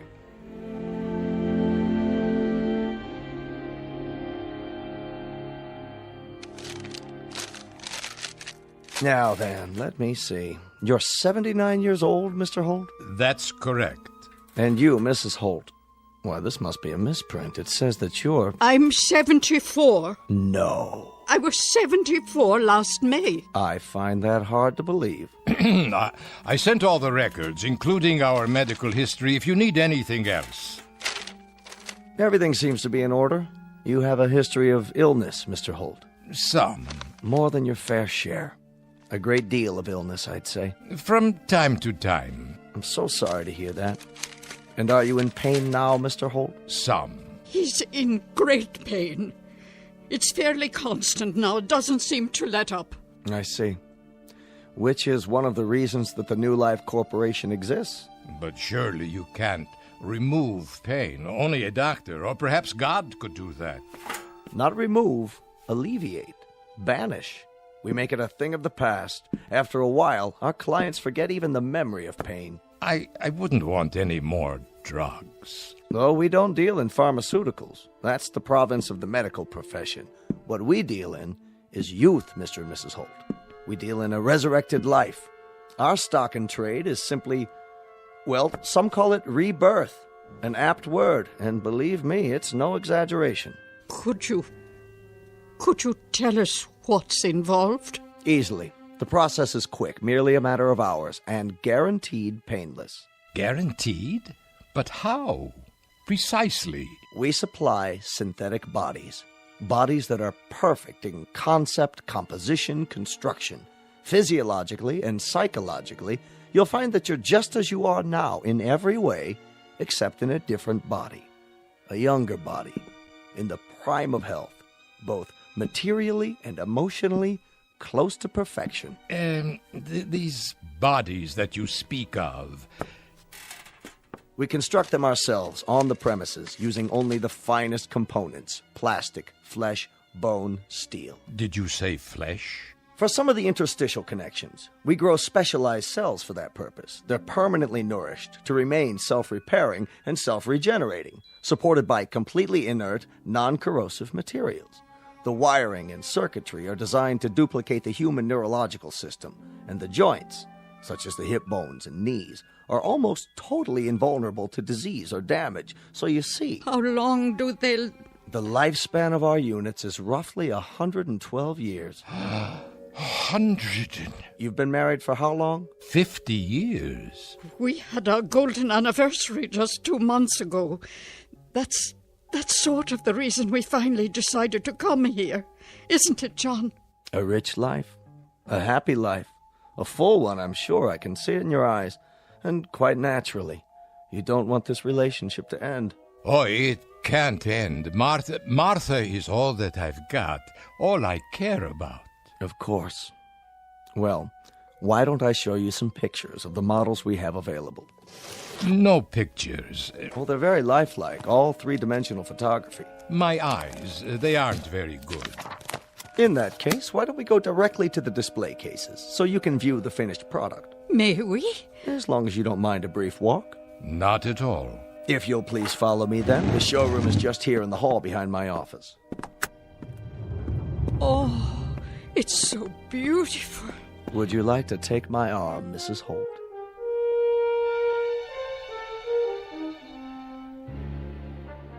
That man under the lights. Is he one of your creations? The young man in the tracksuit? Why don't you ask him? Ask?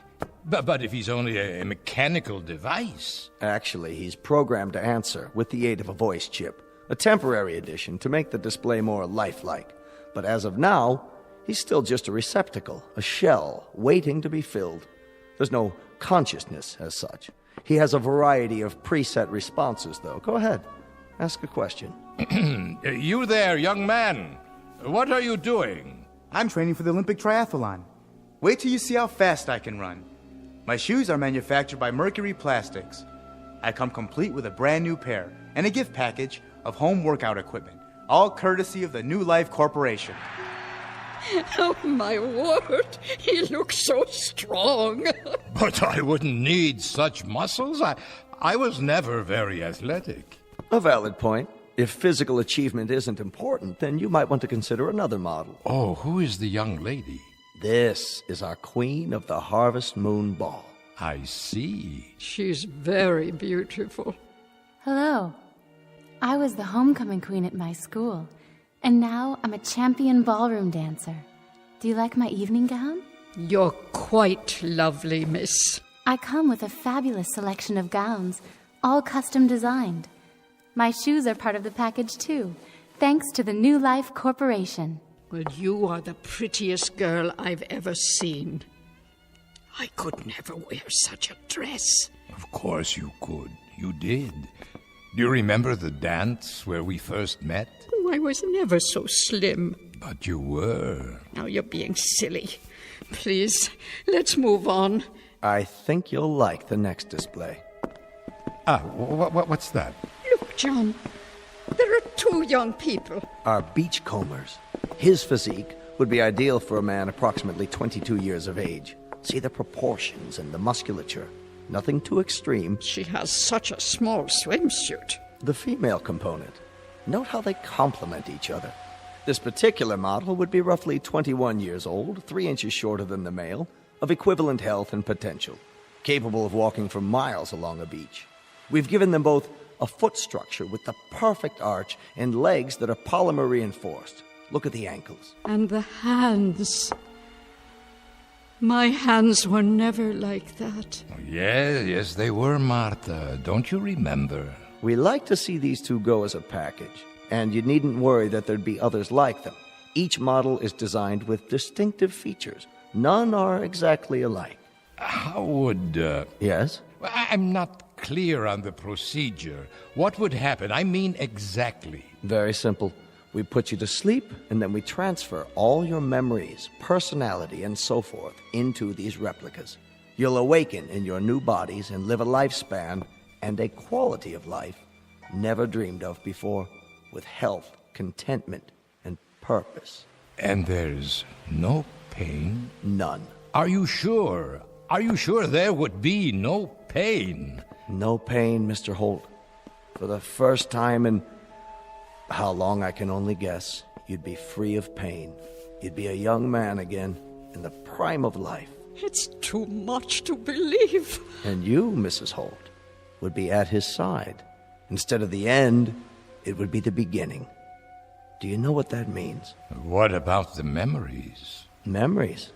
They will be transferred in full. There's no loss. But the actual moment of transfer. If a new life begins, then the old one must end. A kind of death for the mind as well as the body. And so, that is what I will experience, death. Are you afraid of dying, Mr. Holt? Not afraid. But if all that I have been comes to an end, then this rebirth, it's not something for me to know. Perhaps that's even a good thing, to go to sleep at last. Well, there's no loss of consciousness. The continuity is seamless.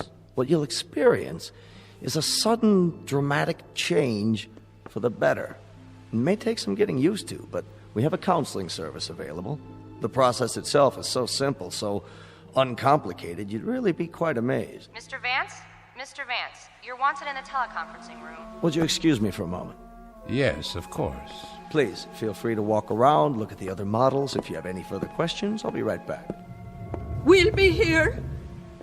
John, it's like a miracle. Yes, maybe too much like a miracle.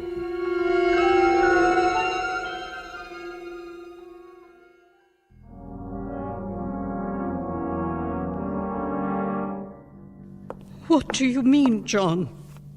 Too much like a miracle. It just doesn't seem real somehow.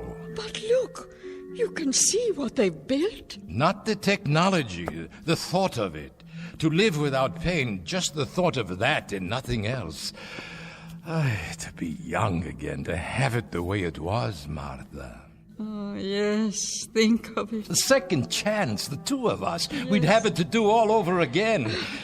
You think you can stand me for another entire century? For a century or 10 centuries. Till death do us part, John. Till death do us part. I do apologize, folks. That was a call I had to take. We understand. Well, now, have you chosen? These two here. The young ones at the beach. An excellent choice. Two of the finest we have. Now, we could begin any time. How about tomorrow morning? Tomorrow, you say? What about... Yes? She means what about, our present selves? I should have mentioned that. Your remains will, of course, be taken care of in any way you see fit. Whatever you've provided for in your wills, burial, cremation. We don't encroach on the business of funeral homes. So you are saying that... Well, that if we make the arrangements today, then tomorrow morning... I'm an incredibly bad salesman. I forgot one of the most important points. The guarantee. Guarantee? But how? You can have the transformation on approval for 1 week. After the test period, if you're not fully satisfied, we can always exhume your old bodies. You mean our bodies will already have been... Not exhume in the usual sense. They will be held intact, preserved, if you will, in a precisely monitored, germ-free environment. If, for some reason, after the 7-day period, you decide against your new life, but you'd be surprised at how infrequently that occurs. Or rather, you wouldn't be surprised. We've had better than 98% satisfaction in the 12 years we've been operating. In that case, Mr. Vance, there is only one more question. How much will it cost? There is no price given in your brochure. Why don't we go back to my office, where we can be more comfortable? It's this way. Please, excuse me. I think we'd better find out now. What is the price? The entire procedure, and that includes the guarantee and all services connected with the transfer, would be $25 per person. 25,000. So for the two of you, it would be only $50,000. That's correct. Quite reasonable, considering that there's nothing else like this on the market. By prorating it, Mr. Holt, in other words, figuring it on a basis of cost per year, I might say it's ridiculously low. I mean, $25,000 per 100 years of lifespan. Well, you can see how very economical it is. We've got nearly $25,000 in this envelope, Mr. Vance. We allow a 5% discount on multiples if they're purchased at the same time. The extended warranty is extra, but if I do say so, it's only prudent to... The $25,000 is all we have. Can we make a partial payment? Partial? Well, we could pay this much in cash and then charge the rest. I'll be able to work again. You can take it out of my salary as much as you want until the balance is paid. I'm sorry, Mr. Holt, but my hands are tied. Government regulations prohibit any extension of credit in these matters. The transaction must be in cash. But that's all we have. It's all we have in the world. We've been saving and saving it. Why... We've done without practically everything. The doctor bills ate up almost all of our retirement account, but this money, this is pennies, nickels and dimes. Sometimes it was only one meal a day. No vacations, it was no movies, no going out for months. It was my wife wearing the same coat for years, the same dress over and over. I'm sorry, Mr. Holt. Believe me, I am. But these are the rules I have to follow. They don't allow me any leeway. There is, of course, one alternative. And what is that? We could perform the transference for just one of you. Yes, that's the way it should be. No. You have it done, John. Use the money for yourself and have it done. And I can wait. That's not possible. But I wouldn't mind waiting. Not in the least. No, Martha. It's out of the question. I couldn't do that, Mr. Vance. Are you married? No, I'm not. Then perhaps you can't understand, but I'm afraid it would have to be the both of us or neither of us. We cannot be separated. We have to be together. One is no good without the other. Of course. I understand. Perhaps some other time. I remember that poem by Browning. Grow old along with me. The best is yet to come. The last of life for which the first was made.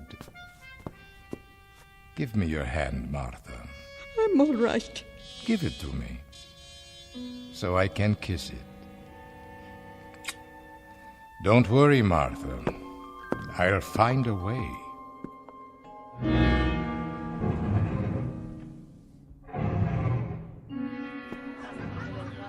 Hi there, mister. Hello. What'll it be? A drink, yes. I'll have a drink. Sure, sit down. What? Oh, of course. What's the matter, Grandpa? Feet hurting you? No, not my feet. Well, take a load off. What kind of drink? What kind? You name it. Beer, scotch? Scotch, yes. That will be fine. House brand, okay? Pardon? Regular or special label? Which is less expensive? Don't worry, Grandpa. I got what you need. Make a new man out of you. Excuse me, well, I've heard. Yeah? What have you heard? That there is gambling in some of these establishments. Is that what you heard? Well, you heard wrong. Gambling's against the law. Yes, I know, but I understand that if a man wishes to participate in a game of chance, there are private rooms. Not in here. This place is strictly legit. That'll be $6. $6? For the drink. Just a moment. Say, Grandpa, what happened? You sell the farm? No, I sold nothing. Better be careful. There's some types around here who'd like to relieve you of that wad. Oh, I'll be careful. Very careful. Thank you. Where are you going? Oh. I think I'll go home now. I don't feel well. Hold on a minute. I gotta get your change. Okay. Yeah. All right, here you go. 7, 8, 9, 10, 20, 30, and 50. Thank you. Say, Gramps, you know that question you asked me about the private game? You know of such a place? Well, as a matter of fact, I just heard something. Might be of interest to a man like you. Is that right?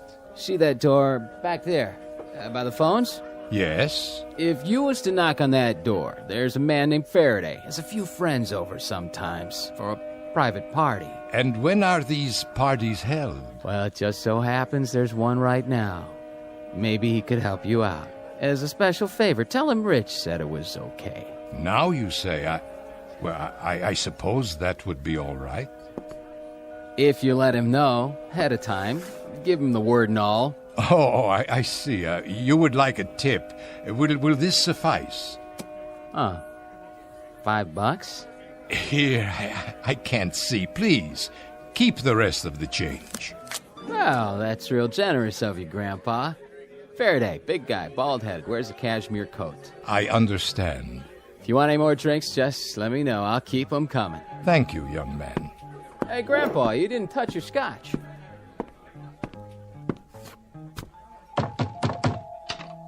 Yeah? Mr. Faraday, please? Nobody by that name. But the bartender, he told me. Which bartender? I believe his name is Rich. Wait here.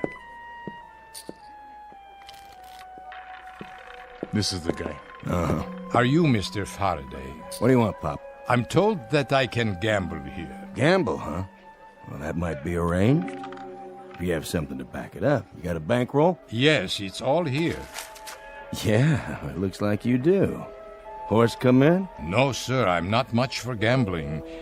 Is it enough? Now, why don't you step inside? If it's all right. Place your bets. Insurance. Here we go, down the derby. What's your pleasure? Dice, poker, red dog? I don't know very many games. I used to play a little poker. Did you now? When I was younger. Well, what do you know? There just happens to be a game open. There does? We got a chair for you right over here. Are you sure you don't mind? Oh, don't worry about it. Come on, Pop. Have a seat. There you go. We have a new player, gentlemen. Let the games begin.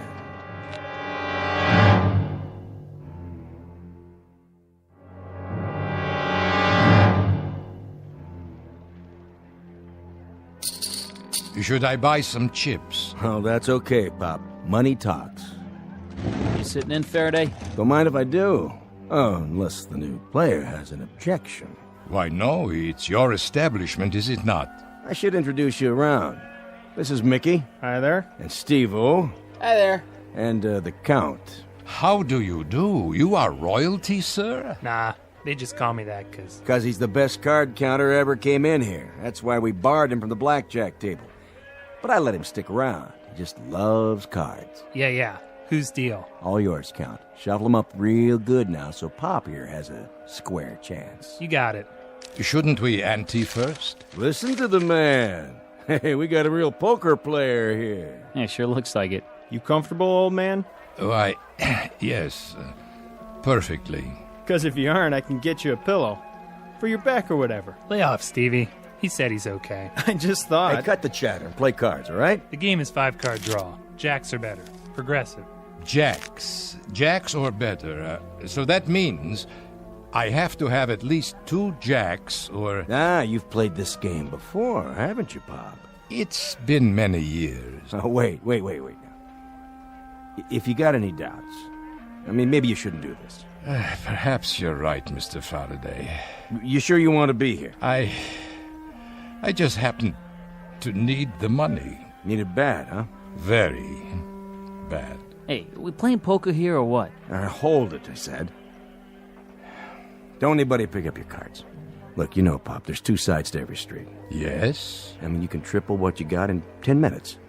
Or you can walk away from the table with a big fat goose egg. It's been known to happen. You don't have to explain. I understand. You're the boss, Pop. 2 jacks are better, you can't open. If nobody gets them, next hand his queens are better, and so on. Yes, it's beginning to come back. Deal them. Cut first. Go on, Pop, cut the deck. Beautiful. Here we go. To you, Faraday. Check. Now I'll open for $10. Okay, 10 it is. How about you? The smallest I have is a $50 bill. How much do you want to bet, Pop? Well, I suppose I'll bet 50. You mean you raise? I'll raise, yes. Too rich for my blood. I'll see him. You will? 40 to you. I know. Let me think. Okay, I'll see it. Aren't you gonna raise them? You do it. No, thanks. Here's the 40. Cards? Take 2.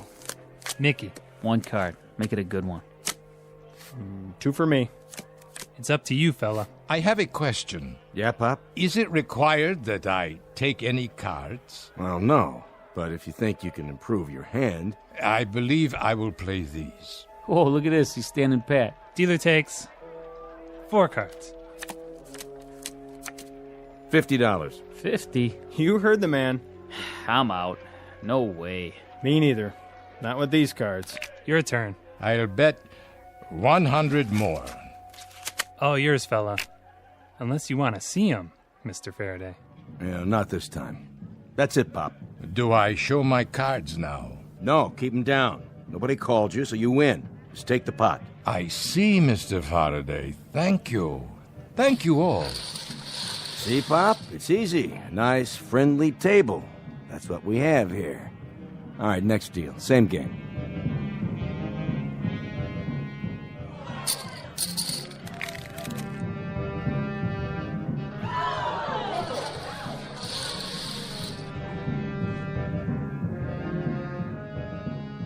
To you, old man. You in or out? How much? 1 to call. 1. Yeah, 1,000 more. Unless you want to raise. I can't raise. I only have $1,000 left. Yeah, we know. Then You sick, Pop? I'm all right. No, you're not. It's between you and the old guy, Faraday. Excuse me for a moment. You're pretty bad off, aren't you? Long time? The last several years. I'm about to clean you out. You know that, don't you? I'm sorry to hold up the game. I'll feel better in a minute. Why do you need the money, Pop? It doesn't matter now. No. Go ahead. I'm interested. My wife, Martha, and I wanted new bodies. It cost $50,000. I only had half of it, but I botched it up. I'm no good at this. I'm no good at anything anymore. Just a tired, sick old man who can't walk to the corner without swallowing a pill, who leans on his wife when he takes 3 steps. Just a tired, sick old man, not worth anything to anybody. I wanted to be young again. I wanted to be strong. I wanted to begin all over. I wanted to wake up one morning and get out of bed and not feel pain. That's all. You're raised, Pop. Then I call you. Look at that pot. Must be 20 grand. 25. Show him what you got. Read him and weep, old man. Pop first. I have these. 3 big ones. Kings. At least he hit something this time. Are you able to beat that, Mr. Faraday? Nope. You don't mean it. Be my guest. Game's over, Pop. You walk away. You came with 25, you leave with 25. Then I still have enough for one. Martha will understand. I can't help it. I can't live like this, not with the pain. She'll understand. I don't have any choice. I don't have any choice at all. Go on, Pop.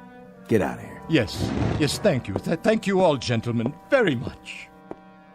What are you doing, Faraday? You know you had him beat. Let me see. Just like I thought. 3 aces. Why'd you let him walk away? I'm not sure. But look at it this way. I'm even. We're all even. There'll be other games. Plenty of other games. Only...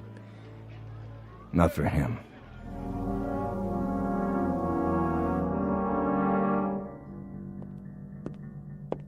Sorry to keep you waiting again. Martha. It's all right, dear. I understand. Do you? I told you before. You should be the one. This is the way it should be. Forgive me, Martha, please. Please forgive me. It was just I can't stand the pain anymore. Of course you can. Mr. Vance, John is ready now. Go ahead, my dear. They're waiting for you. Are you, Mr. Holt? Are you ready? Yes, I'm ready. Martha, I'll be waiting for you, my darling.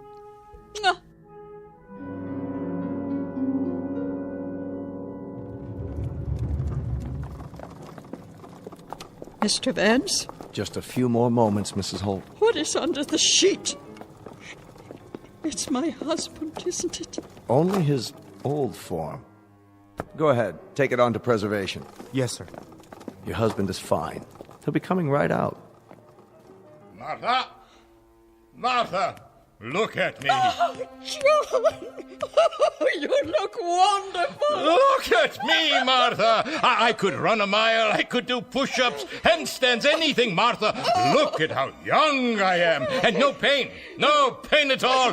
No, thank you, Mr. Vance. Thank you and bless you. Don't thank me. Thank the surgeons. I promise you I'll never forget it. Martha, my darling, do you know what happens now, do you?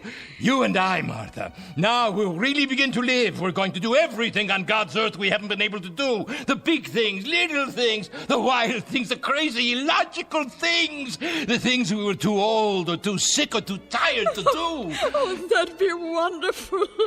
Do you understand, Martha? Every day is going to be a wedding day for us. Every afternoon a reception, every evening a honeymoon, and every 7th day an anniversary. Yes, darling. If only it could be. Martha, my darling, you and I are going to live for years, decades. We are going to... You will, John. You will. But I... Look at my hand. Next to yours.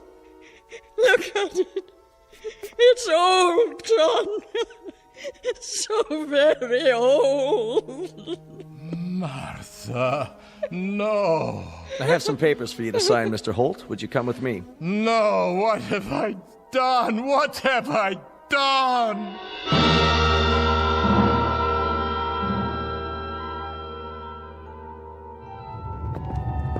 You can carry it back to the display now.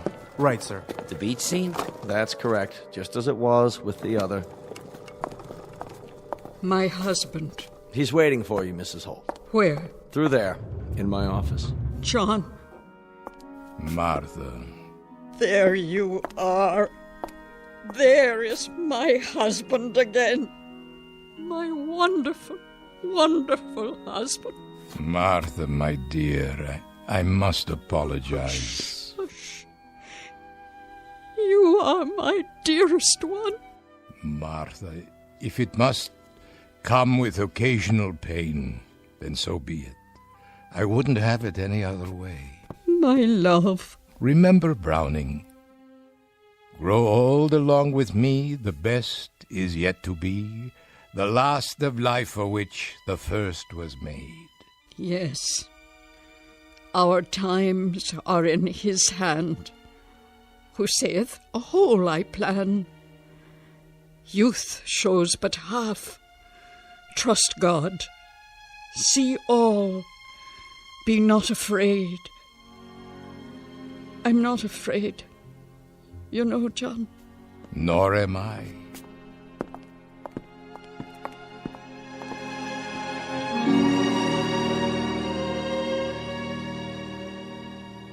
From Cahill Gibran's The Prophet.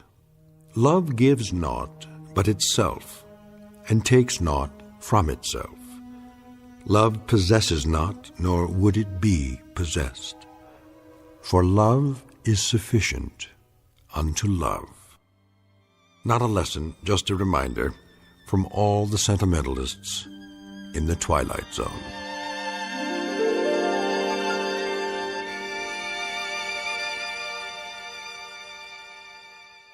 More from the Twilight Zone after this. Hi, this is Carl Amari, producer of the Twilight Zone Radio Dramas. I'd like to take a moment to tell you about our official website at twilightzoneradio.com, where you'll get the latest news and information on these Twilight Zone Radio Dramas. Plus, at twilightzoneradio.com, you can digitally download 3 free episodes or any of our episodes for only $1.95 each. In this age of ever-changing technology, we've decided to make these episodes instantly available to you by making the Twilight Zone Radio Dramas a digital download-only series. This means that this series will no longer be offered on CD. The CD collections at our website are now being offered while supplies last at buy one, get one free. So be sure to get your favorites before they're sold out. Be sure to visit us often, and I'll see you in the zone.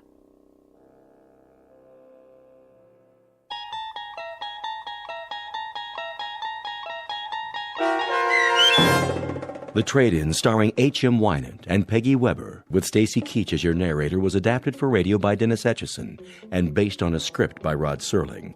Heard in the cast were Christian Stolte, Doug James, Todd Manley, Andy Herman, Sarah Marks, Brooke Sanford, Rick Vargas, Vince Amari, Roger Wolski, and Carl Amari. To learn more about the Twilight Zone radio dramas and to obtain audio cassettes and CDs of these programs, visit our website at twilightzoneradio.com.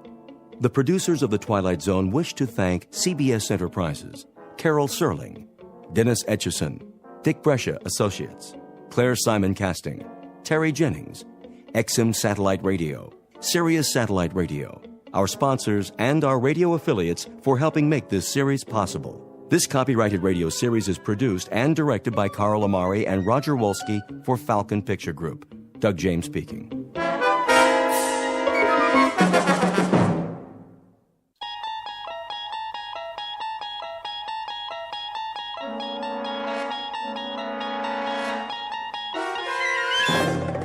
You unlock this door with the key of imagination. Beyond it is another dimension, a dimension of sound, a dimension of sight, a dimension of mind.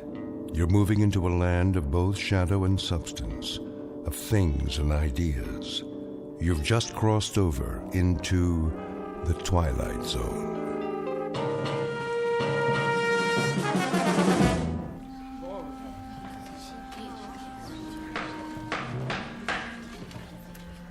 That will conclude the closing argument.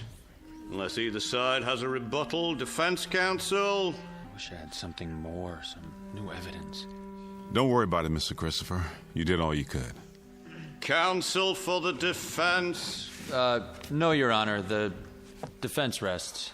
How about the prosecution? Nothing more, Your Honor. Very well, then. The jury will now retire for deliberations. Bailiff? This way, please. Court will reconvene for the verdict. Until then, we'll stand in recess.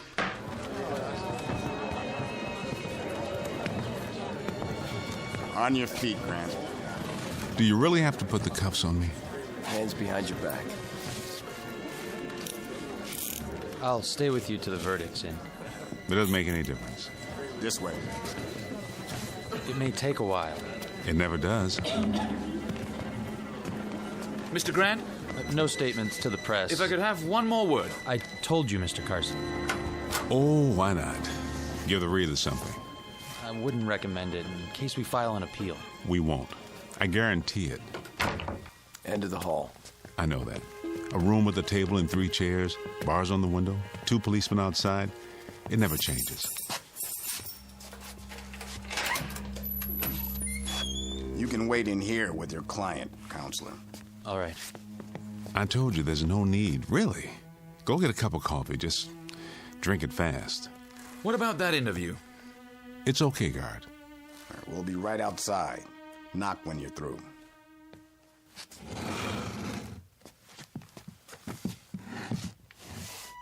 How do you do it, Mr. Grant? Do what? You don't seem worried about the jury. Still believe this isn't happening? Oh, it's happening, all right. That's the problem. I can't stop it from happening. Then you do fear capital punishment. As much as anyone else. But you, all of you, are the ones who should worry. Because if I go, you go too. That's the part I don't understand. I'll go on with my life. We all will. But if the judgment is against you... Where do I know you from? Pardon? Help me out here. Was it grade school? My first job? We met when the trial started. No, before that. Your face. Oh, well. There's much time left. You never can tell. The longer the jury stays out, the better your chances. That's usually the way it works. Not today. If I could ask you something else. Sorry.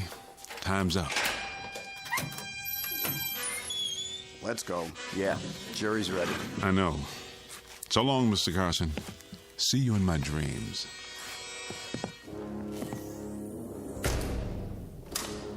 How did he know?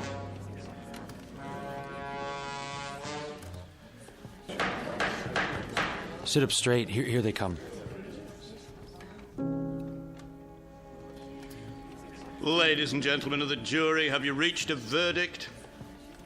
We have, Your Honor. And what is that verdict? We find the defendant, Adam Grant, guilty of murder in the first degree. Order in the court. The defendant will rise. The defendant will rise. Adam. What? Oh, all right.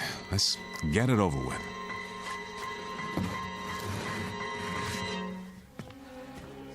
Adam Grant, you have been tried by a jury of your peers and found guilty. Do you have anything you wish to say before sentence is passed? Very well. It is the sentence of this court that for the brutal and despicable crime of murder in the first degree, you shall be put to death by means of electrocution. No, not again. You can't make me die again. Restrain the prisoner. Put the leg irons on it. I'll put them down. You can't make me die again. Oh, God, please, please, please. Take him away. Tell them, Mr. District Attorney, that this isn't real. Make them understand that they're only a dream I'm having. You fools! If you kill me, you'll die too. Mr. Carson, you believe me? Make him believe. Tell the District Attorney he prosecuted himself and everybody in this building and everybody in the world. Tell him, Mr. Carson, before it's too late. Tell him. Tell him.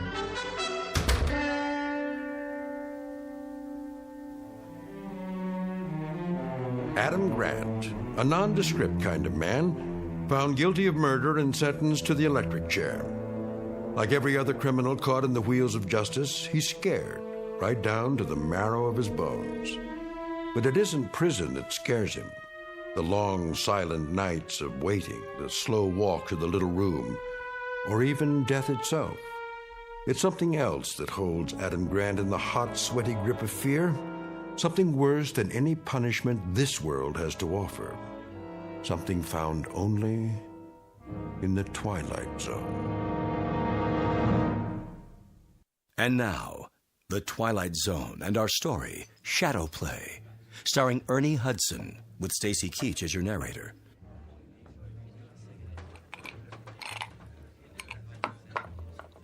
Ready for another one, Mr. Carson? Maybe just a pinch, my good man. Rocks, was it? Yeah. No, wait. Something different. Let's try gin this time. What's a gin drink? Tom Collins? Right. I like the sound of that. I wonder who Mr. Tom Collins was to have a drink named after him. Beats me. What's in a name? Like Adam Grant. Who is he, really? That guy they arrested? Tried and convicted post-haste. Quite a mysterious fella. Yeah. Well, not from around here. His identity is not the problem. He had virtually no defense, but he has some very peculiar ideas. You talked to him? A few times, for the paper. He's seriously disturbed, mentally speaking. No kidding. Has some crazy notion that this is all a dream, that it's happened before. Huh? And that it'll happen again. I'd say he's certifiably insane. Well, that won't save him from the chair. No, but maybe it should. Yeah, sure. I'll just go knock over the bank and tell him I'm some kind of a nut. Well, that ought to do it. But what if he is? If he was incompetent to stand trial?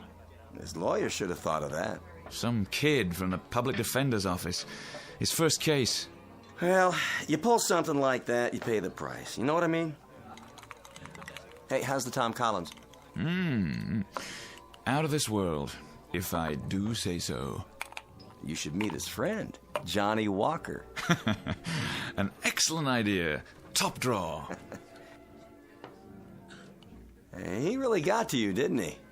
To whom do you refer? The creep. Ah, well.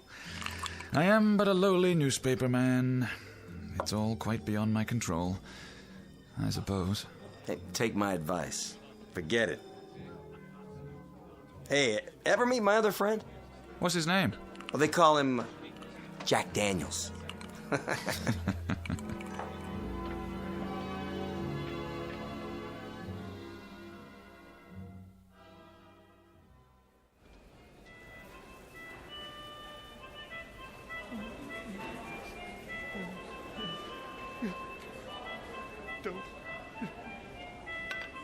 Don't.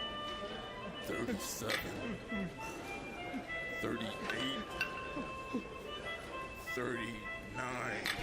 Please, Mother, don't let them. Hey, knock it off. I'm exercising.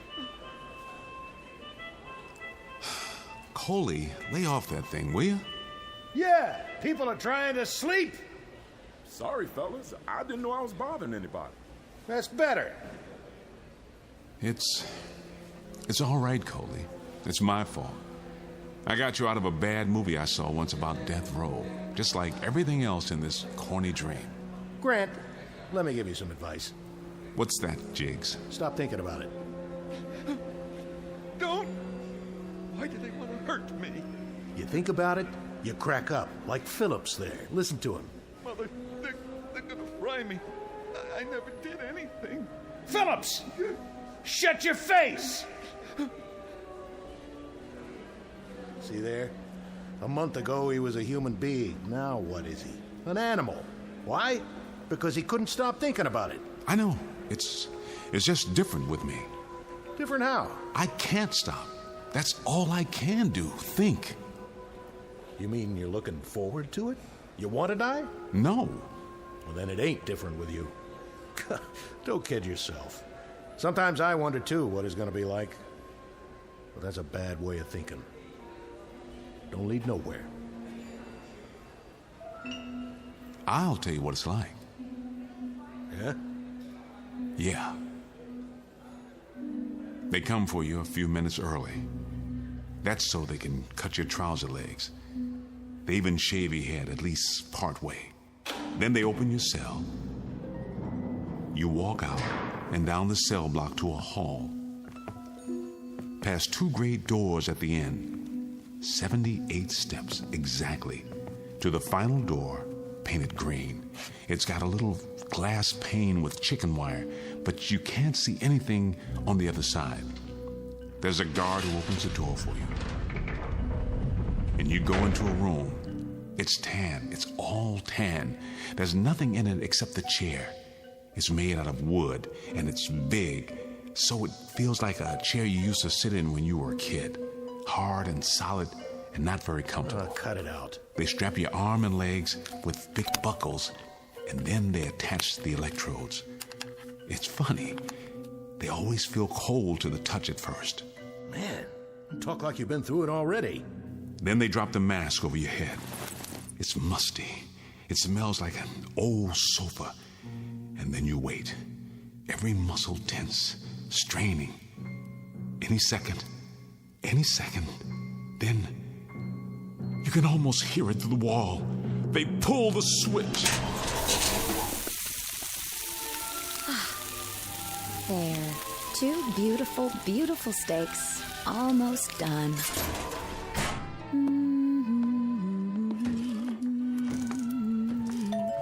Who's that, Hank? Why, I don't know. You expecting anybody? No? You sit right there. I'll get it.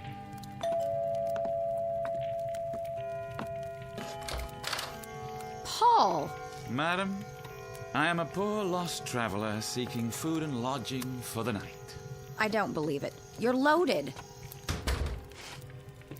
Mr. District Attorney. Hello, Paul. I've just been insulted by your wife. She says I'm intoxicated. Well, aren't you? That has nothing to do with it. Your attitude toward the press needs some adjusting. So does mine, as a matter of fact. Hey, take it easy there. That's my best gin. Dear friends, when I die, I don't want to see any full bottles around. That's not funny. It wasn't meant to be. It was meant to be a comment on the short, unhappy life of Paul Carson. Won't you join me? Come, drink and be merry for tomorrow. Oh, shut up, Paul.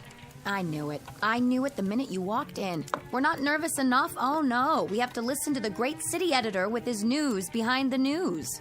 If I'm not welcome here, then I shall go elsewhere and breathe my last. Oh, never mind. I've had enough of this anyway. I'm going to lie down. Good night, dear. What about dinner? The steaks are almost ready. Take them out of the broiler in 5 minutes. There are a couple baked potatoes, too. Aren't you having any? I've lost my appetite. Hank, I wanted to talk to you. Now, don't start again. I've got to. We're running out of time. I'm not upset or disturbed or nervous anymore. I'm scared. That's ridiculous. I know it is, but that doesn't help. You mean to say you believe that crazy story? God help me, Hank. But I do. At least I believe it's possible. Oh, come on. Well, why not? Can we prove he's wrong? Maybe not, but that's a poor reason for believing in anything. I can't prove the world isn't going to end, but it isn't. Or do you believe that, too? I'm not sure what I believe. This guy killed a man in cold blood just like that, and he's going to pay. Those are the facts. Anything else is speculation, fantasy. Are you sure? Yes, I'm sure. I put my entire staff on it. An open and shut case. Then why are you so steamed up about it? I'm not. I'll tell you why. Because a little part of you believes, too. Just a little tiny part of Henry Ritchie says, maybe Grant is right. Maybe this is all a dream. The thought has occurred to you, hasn't it? Hank, we've known each other a long time. Haven't you ever stopped and said to yourself, this couldn't be real. It's too easy, too pat. I couldn't have a lovely wife like Carol, and a lovely home and money in the bank. Not in any real world. Haven't you, Hank? Well, of course. Everyone has. If you're a success, you're bound to think it's a dream at some point or other. If not, you think it's a nightmare. This only proves that Grant is human. He can't believe what's happening to him. So he tries to convince himself that it isn't, not really. Yeah, that's what I thought too. Hank, I've been talking to this guy a lot lately, and he makes sense. Go down there and see for yourself. Don't take my word for it. It wouldn't do any good. You've only listened to him once, when he had that outburst in the courtroom. That was enough. Hank, for my sake, please. Go and see him. Let him tell you. He's only got 3 hours and 15 minutes left. He'll say anything. You're an intelligent man. You'll be able to see through it if he's lying. If not for my sake, do it for yourself. For your own peace of mind. My mind was at peace until you walked in. Was it? Please, Hank. It's pointless, but... Thanks. It may turn out to be important. More important than we know.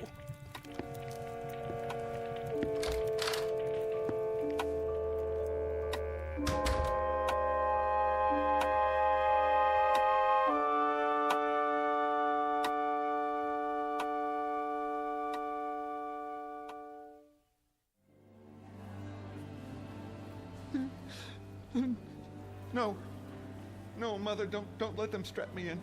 Enough already, Phillips. Yes, sir. I'm a good boy. Grant. Yeah? What's the matter? You don't like your food? It's fine. Then how come you didn't touch it? Because my stomach's tied up in knots. How would you feel about your last meal? I told you we would have got you anything you wanted. All you had to do was name it. Except maybe a cake with a hacksaw in it. That wouldn't do me any good. It wouldn't change a thing. Well, we did the best we could. Steak, ice cream. You shouldn't have bothered. I don't even like ice cream. All melted now anyway. I thought you liked steak. I do. But a condemned man isn't supposed to enjoy his last meal. How could he? Look here. I'm not supposed to, but you want something else? I'll try to get it for you. No, thanks. Give it to Jiggs. Maybe he's hungry. You don't have to ask me twice. Pass the tray through. That's mighty nice of you, Grant. Don't mention it. Guard, what's the time? 9:02. Plenty left. Get some rest if you want. That's pretty good steak. You ought to have some. Knock yourself out. Hey, Grant, don't you know this is a tradition? The one time where the screws will give you anything you want. Yeah, I know. That's why I dreamed it this way. Bad stomach and all. Coley, want some? What you got? Baked potato, catch. Hey, thanks. What time you got, Jiggs? Don't you have a watch? It might have stopped. 9:03. You got a date? Nah. Just expecting someone. Let me guess. The governor, right? With a nice fat pardon in his fist. No, it's the district attorney. He usually comes around 9. The DA himself, huh? You must be a real important person. Yeah. The most important man in the world. Ow!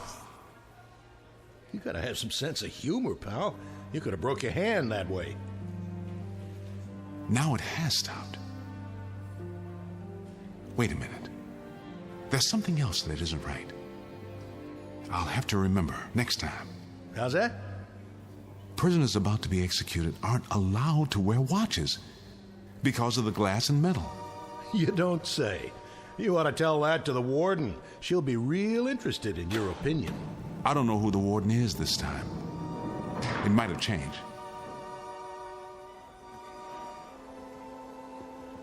This way, Mr. Ritchie. Thank you, guard. See? What did I tell you? Right on time. Say, how'd you know? 10 minutes. That should be plenty. You can leave me with him.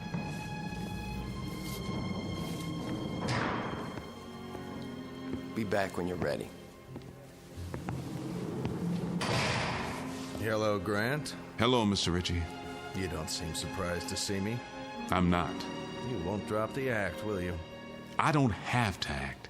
You always come. I mean, the district attorney always comes. It's not you every time. Grant. Yes? Why bother to stick to this dream story of yours? What does it matter now? If I could change it, I would, believe me.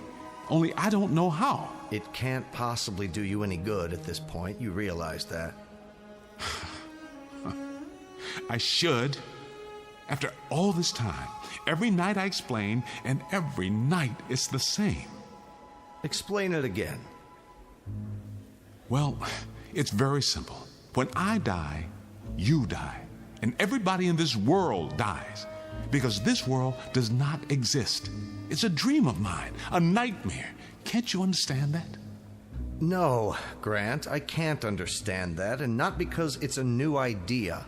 I can't understand it or accept it because it doesn't make any kind of logical sense. But it does. It's the only thing that does make logical sense. Not what I understand logic to mean. Think it through. I tell you, it's not logical. That's only one kind of thinking. Reason it out. Think, man. Take you, for instance. Here we go. The butterfly dreaming it's a butterfly hypothesis. Just stick with the basic facts. That's all you need. Do you think that you, a district attorney, would ever visit a man who was about to be executed in real life? Have you ever done that? Not that I recall. Of course not. They wouldn't let you in here. I'll bet they didn't even search you. And now they're leaving us alone in a locked cell together? You're the man who sent me here. I might beat your brains out. I'm a murderer, aren't I? I'm sure we're being monitored. We must be. Or take me. Have you ever heard of a case where a man was condemned and put to death this quickly? There would be years of appeals, wouldn't there? Your lawyer didn't file any. There are automatic appeals required by law. And don't you think it's a little too pat that I was represented by a public defender who had never even tried a capital case before? Oh, come on. Look around you. This isn't a real prison. It's a cliché drawn from every old movie ever made. The guy with the harmonica, the nutcase, the guards, everyone's a type. They could be from Central Casting. Well, you're certainly not typical. How do you know? You don't know what I am. You don't know any more about me than you did when it started. It's like I didn't have a past before this. I'm some sort of mysterious stranger, like a character in a story. There are hundreds of vagrants in every town without names, without histories. Stop that. How did I just know what you were going to say? Isn't that a little weird? Or do you believe in mind reading? That's not too weird for you? We know you're mentally sound. You were found competent to stand trial. I don't think you're deliberately lying to me. So what are you left with? Some other explanation? I'm going to destroy this story of yours, Grant, once and for all. Now, you say that all this is a dream and that when you're electrocuted, you wake up, and when you wake up, we all disappear, right? That's right. And then it starts all over again. What about our parents? And our parents' parents, and everybody who never even heard of you? What about the billions of people? Well, what about them, Mr. Ritchie? Every dream builds its own world. Have you ever had a dream with blank spaces in it? It's filled out in every detail, complete with a past, and as long as you stay asleep, a future. What about us, then? The people in this world, when we sleep and dream? Or don't we? Is that when you're supposed to be up and around and wherever you really are? You only sleep and dream because I dream you that way. All right, now answer me this. You're scared. Why? Why are you scared? You've got to wake up sometime, even if you're electrocuted, so why don't you just sit back and enjoy it till then? Enjoy it? Let me tell you something, Mr. Ritchie. Huh? How soundly do you sleep? What's that got to do with it? Well, I mean, you dream, don't you? Certainly, sometimes. Haven't you ever been hurt in one of those dreams? Haven't you ever fallen out of a window or been drowned or tortured? physically and mentally? We all have nightmares. You have. Well, don't you remember how real it seemed? How you woke up screaming? Let me ask you something, Mr. Ritchie. How'd you like to wake up screaming every night? That's what I do. Because I dream the same dream night after night after night. It's this one. It changes a little bit. The people get shuffled around, but it's the same dream. You got to believe me. I can't go on dying. I can't. Not every night. I can't. I can't. Get your hands off me. Let him go. Out this way. I'm telling you the truth, Mr. Ritchie. Please, let me live, and I'll keep you alive. I'll dream you every night, just as you are now. Your life, your house. Wait a minute. I'll prove it. Your wife. She has a steak waiting for you. Isn't that right? Go home, look in the oven. It'll be something else when you get there. I swear. I can change the small details. You'll see. Please, please.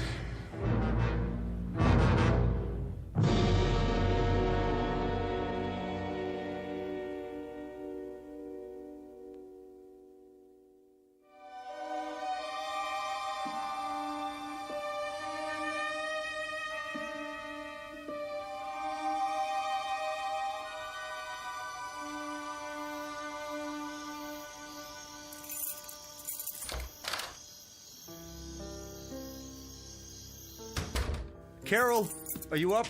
In here, darling. The steaks. Oh, that's right. You did say you wanted steaks tonight. Carol, don't be offended, but may I see them? I'm sorry. I thought I'd save the steaks for tomorrow night. I hope you don't mind. Just let me have a look. What's wrong, Hank? That's a roast. What about it? I thought you liked roast. Hank? Hank, what about it?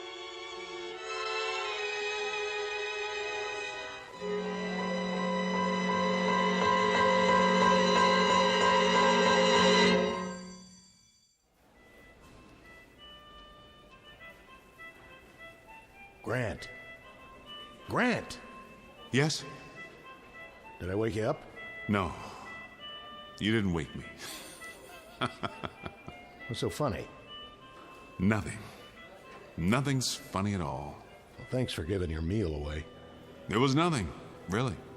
I thought I heard you laughing in your sleep. No chance of that. Hey, Grant, listen. I've been thinking about what you said, about all this being a dream, you know? So? Well, no. Maybe it won't work, but maybe it'd be worth a try. What would? If you told that story to the governor, he might let you out on a psycho. He wouldn't believe me. Well, you never can be sure. You don't believe me, do you, Jiggs? Ah, that don't matter. If you think it's true, see, why, then you got a loose cog somewhere. And they don't burn guys with loose cogs. I wonder. I could try proving it to you. Prove what? Jiggs, don't you think that all this is just a little too much the way it should be? I don't get you. Well, I mean, it's so perfect. For one thing, I got tried and sentenced the same day. It doesn't work like that. Huh? But you see, that's the way I saw it in my mind, and that's the way it is. All the movies and TV shows when I was a kid, the comic books.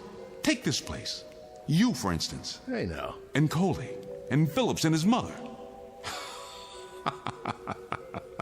It is a movie. For all intents and purposes, real death houses aren't like this. But you see, I've never been to a real death house. So what do I know? That's my impression of it.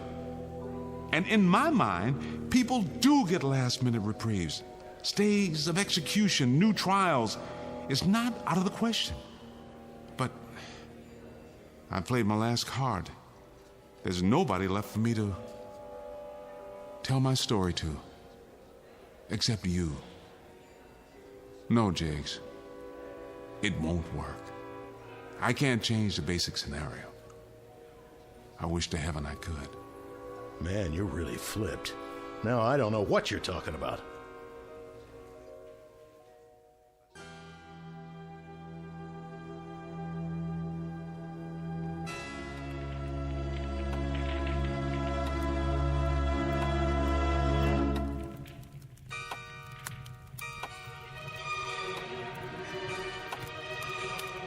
That clock over the fireplace, is it accurate? It is.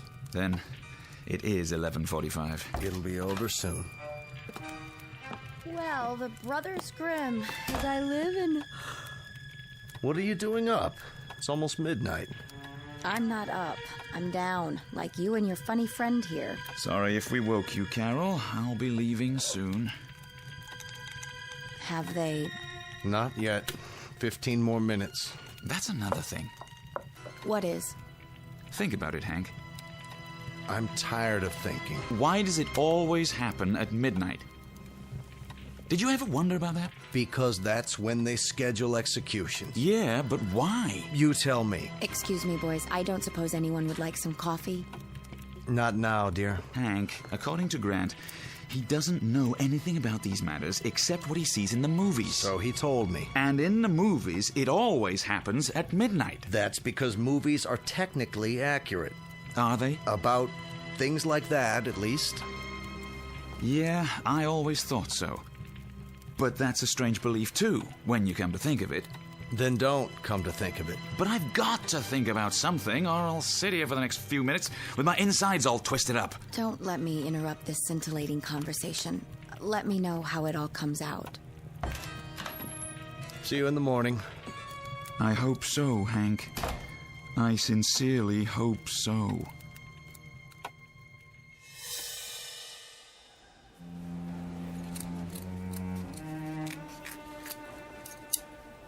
Cut the legs open a little higher. Okay. You just relax, Grant. We'll take care of it. I'm only trying to make it easier for you when it's time to connect the electrodes or the straps. I don't remember. Got it. Pants, legs, head shaved. I think that's everything. The watch. Take my watch. You don't want it anymore? It's the electricity. It'll melt or fuse or something. He's right. Take it off. Want a cigarette, Grant? I don't smoke. It's bad for my health. Hey, Screws! You're wasting your time. Shut him up! Shut that guy up! You can't kill Grant. You want to know why? I'll tell you why. Because you're nothing but dreams. Dreams! You hear that, Screws? Bet you didn't know that. Must be a full moon. The animals are restless.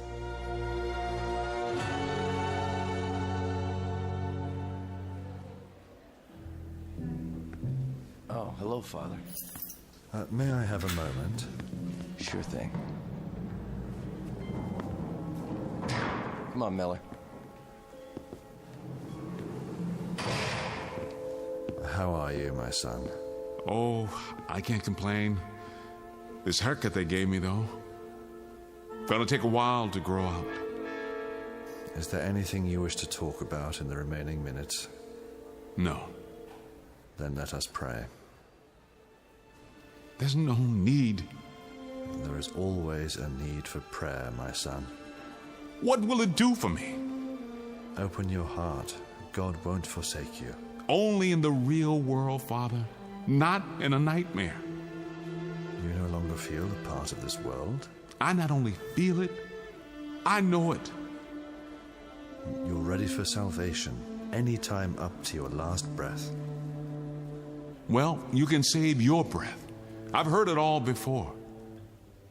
You know, I am wondering something, though.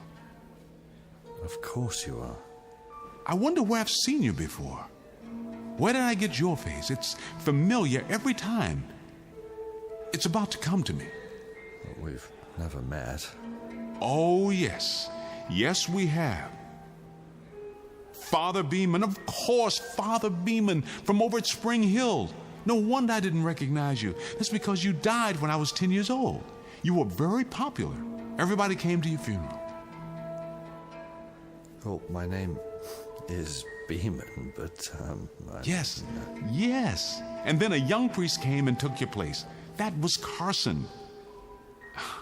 You know, I'm using him for the editor this time. Calm your mind, my son. And what about the district attorney, Richie? Richie. He must have been a a school teacher of mine. Or maybe he was a friend of Dad's.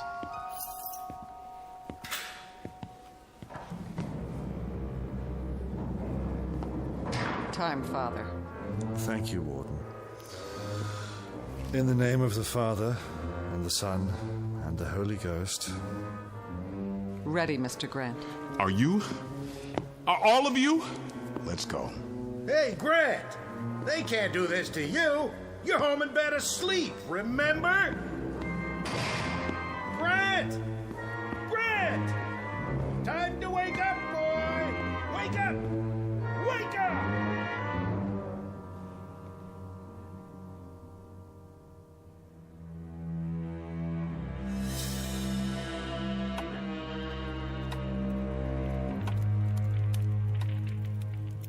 Four more minutes.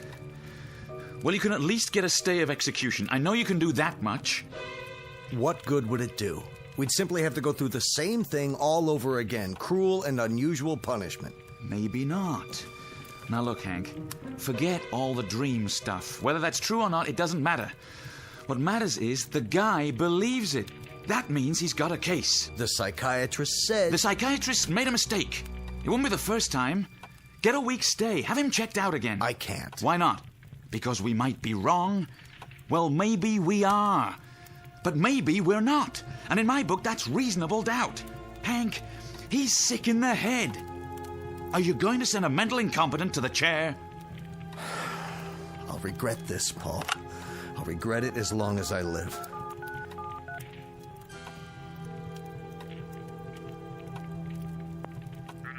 Hello. This is Henry Ritchie. I want to speak to the governor right away.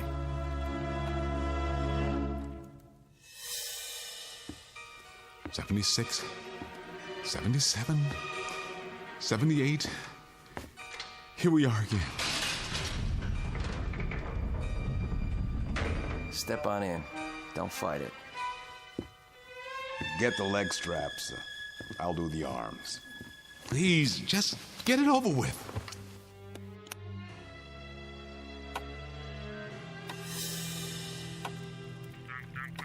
I don't care. This is an emergency. Wake them up. Hurry. It's 11:58. They're having trouble putting the call through.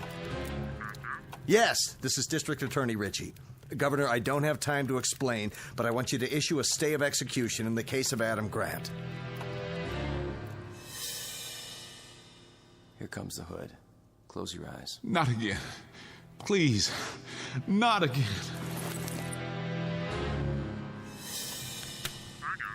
Thank you, Governor. Well? He's calling now. Throw the switch. Yes, ma'am. This is the warden. What did you say? What? I'm sorry, Governor. You're too late. Did he get through? It's out of our hands now.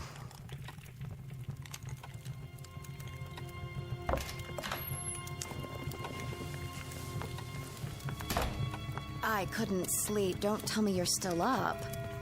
See you tomorrow. Yes. You did your best.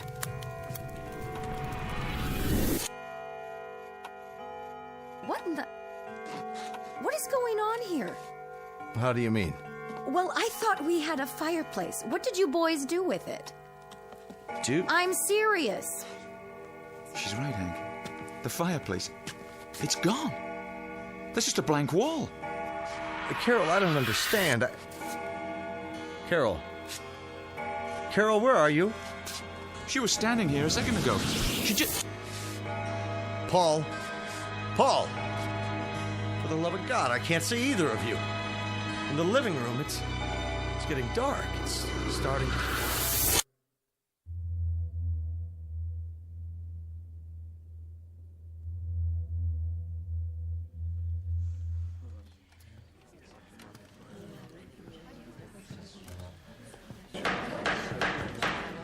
Ladies and gentlemen of the jury, have you reached a verdict?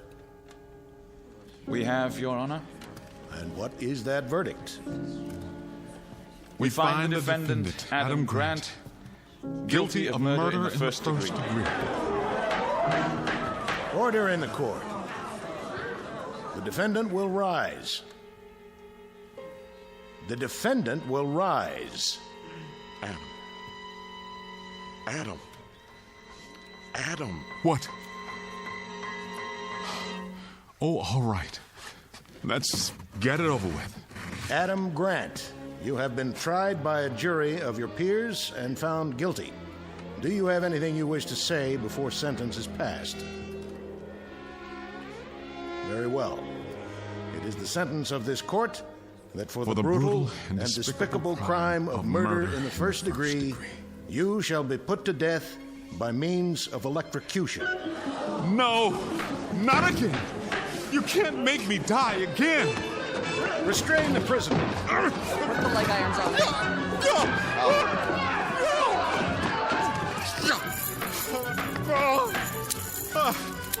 Can't make me die again. Oh, God, please, please, please. Take him away. You can't make me die again. Oh, God, please, please, please.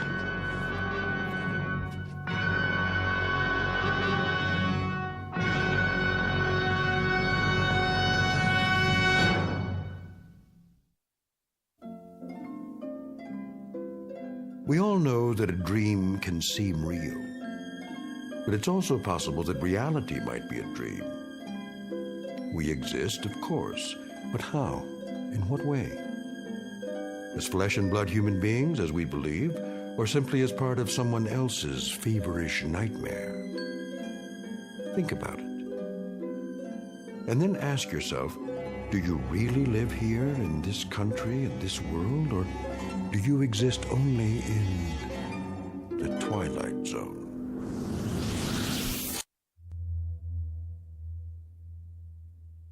We'll return to the Twilight Zone in just a moment. You are about to enter another dimension, a dimension not only of sight and sound, but of mind, a journey into a wondrous land of imagination. Next stop, the Twilight Zone. Hi, this is Stacy Keach. I'd like to take a moment to tell you about our Twilight Zone website at twilightzoneradio.com. At twilightzoneradio.com, you'll find the latest information on these Twilight Zone radio dramas, including behind-the-scenes photographs, plus the newest product releases, trivia contests, ways to contact us, other Twilight Zone-related info and merchandise, plus links to other fascinating websites. So make your next stop twilightzoneradio.com. Visit twilightzoneradio.com to purchase these Twilight Zone radio dramas on cassette and CD, or call toll-free 1-866-989-ZONE. That's 1-866-989-9663.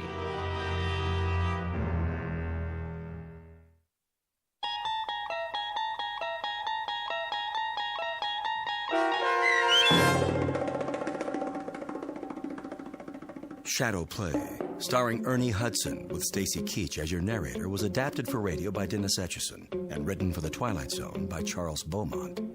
Heard in the cast were Christian Stolte, Nick Sandys, Elizabeth Lido, Roderick Peoples, Doug James, Ken E. Head, Martin Astrop, T.J. Jagodowski, Carl Amari, Tom McElroy, Meg Thalken, Damian Arnold, and Craig Harris.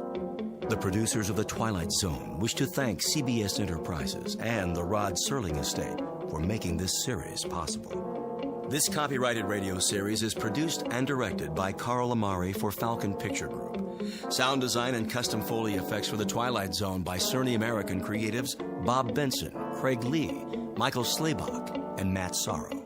To learn more about the Twilight Zone radio dramas and to contact us, visit our official website at twilightzoneradio.com. Doug James speaking.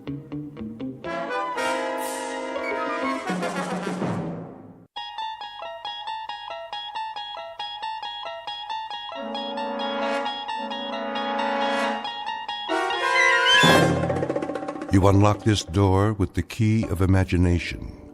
Beyond it is another dimension, a dimension of sound, a dimension of sight, a dimension of mind. You're moving into a land of both shadow and substance, of things and ideas. You've just crossed over into the Twilight Zone.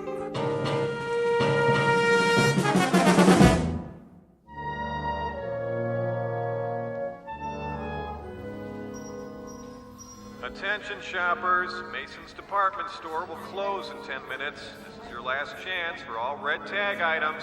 10 more minutes. Here you are, ma'am. Thank you. Who's next? Just these things, please. One child's bathrobe, pajamas, and a pair of slippers. Will that be all? Yes, thank you. And how would you like to pay? How much does it come to? With tax, your total is $57.63. Oh. Is that the sale price? Let me see.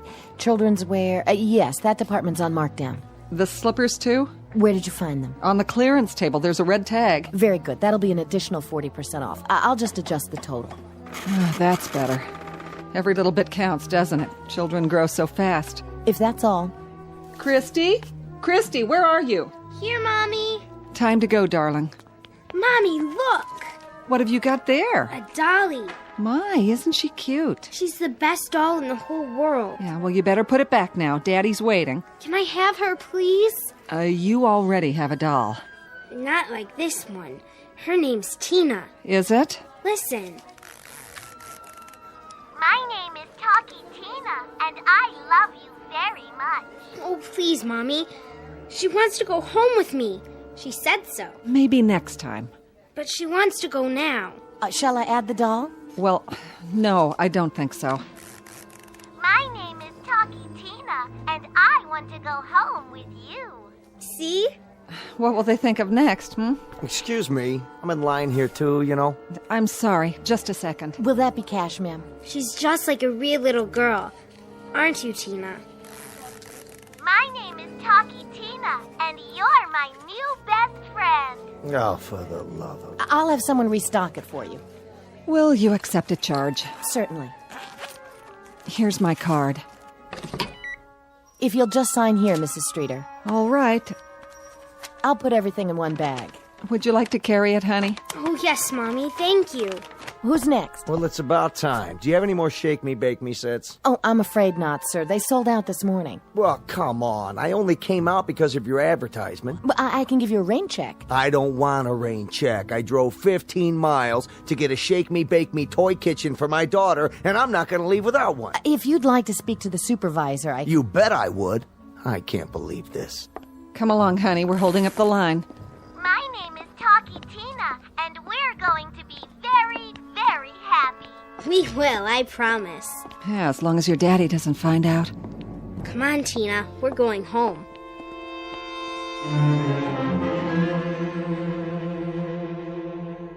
Meet Talkie Tina, the doll that does everything. A lifelike creation of molded plastic with a beautiful painted smile. For an only child named Christy, she's a brand new playmate.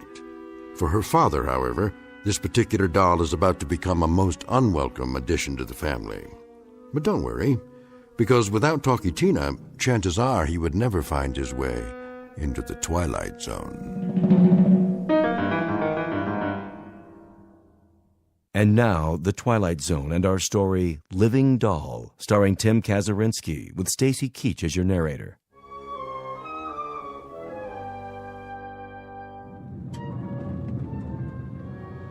This is where we live, Tina. See? Put her back in the bag with your other things. But Tina wants to see her new house. Just until we get inside. Okay. Come on, Tina. Honey? Yes, Mommy? Why don't you run upstairs with your doll? That way she can see your room. Can't Tina meet Daddy first? No, not yet. He's very busy today, remember? Okay.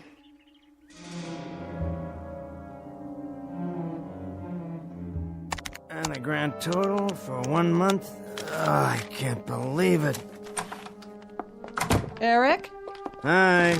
Oh, sorry we took so long. It doesn't matter, I'm still working on the taxes. Oh, did you make yourself lunch? Not yet. What'd you buy? Oh, nothing much. Just a couple of things Christy needed. What kind of things? Go on upstairs, darling. Yes, Mommy. Come on, Tina. Wait a minute. Christy? What do you got there? It's nothing, Eric. No? It's just a doll. A doll, huh? Show Daddy, honey.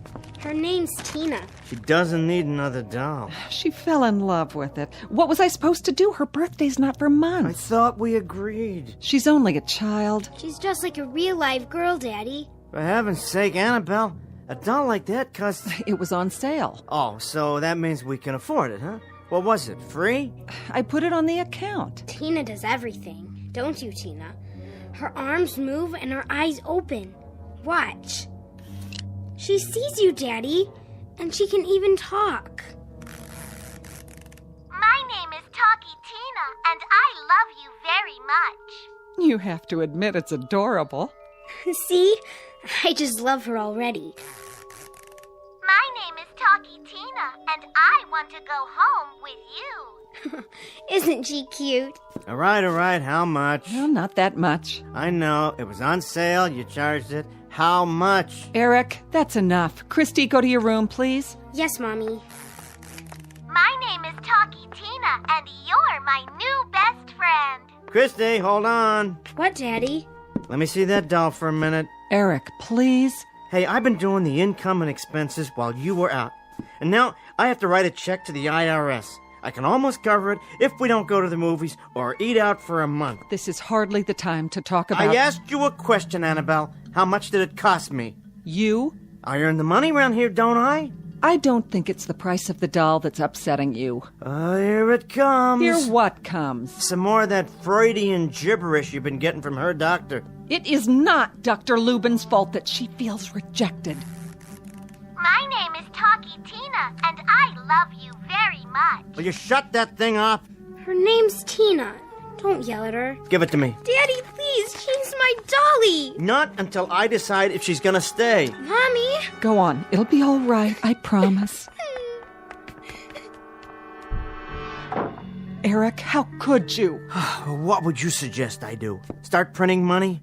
Charge accounts have to be paid, you know. We'll talk about this later, after you've had a chance to think about what you've just done to that little girl. More toys, more of everything for Christy. That's what she needs. Another doll. One that talks. My name is Talkie Tina, and I don't think I like you. What?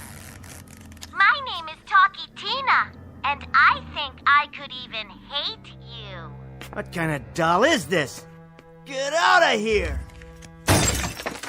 What do you say now, huh? You all broken up about it? My name is Talkie Tina, and you'll be sorry. Why, you... Eric?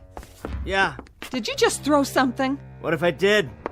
You broke the vase. So I'll get you another one. Just tell me why. I don't like what it says. The doll? You might be interested to know it has quite a vocabulary. Listen. My name is Talkie Tina, and I love you very much. I suppose that offends you in some way. That's not what it said a minute ago. Eric, I don't know how much more of this I can take. Oh, and exactly what is it you're taking? Your anger toward Christy. I know you're having a difficult time adjusting to her, but I can't let you treat her this way. She's my daughter, Eric. I love her. Oh, you love her, but I don't love her. I'm only your stepfather. I'm incapable of loving children because I can't have any of my own. That's what you're saying, isn't it? No, Eric, believe me, it's not. You could love Christy. I know you could if you'd only give yourself half a chance. Good. Then I'm not the cold, cruel ogre Mommy and daughter think I am. Whew. I can't tell you how much I appreciate your faith in me. Eric, please, give us a chance. Christy and me. I know you got more than you bargained for when you married me. 2 for the price of 1. But we'll do anything to make you happy. Both of us. Daddy? Honey, just a minute. I'm sorry, Daddy. What? I'm sorry if I made you mad. Oh, Christy, I wasn't mad at you. Do you understand that? Sure, Daddy. Oh, there you are, Tina. No, don't do that. Why? My name is Talkie Tina, and I love you very much. Why not, Daddy? Nothing at all. Come on, Tina. Let's go upstairs.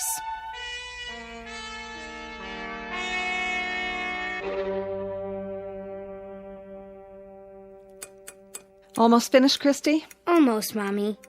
We are. Aren't we, Tina? Eat your vegetables so we can have dessert. What kind? Tina wants to know what kind of dessert. Oh, your favorite, banana cream pie. Be a good girl, Tina, and eat your supper. Eat your own supper, Christy. I am, Daddy.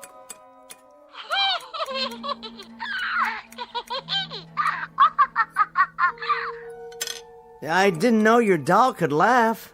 Oh, Daddy, Tina can do everything. Well, tell her not to do it at the table. What's the matter, Eric? Forget it. I didn't hear anybody laugh. Really? I thought You thought what? Nothing. Where'd you buy her? Mason's. It seemed like a good idea. Did it? She'll be a good playmate for Christy. Lacking a brother or sister. Is that what you mean? I didn't say that. But it's what you meant. It's why you bought the doll, isn't it? So I'd have a reminder? It hadn't occurred to me, but if that's what you think, give me your plate, Christy. Yes, Mommy. Here's Tina's, too. She ate all her food. Did she? Who's that?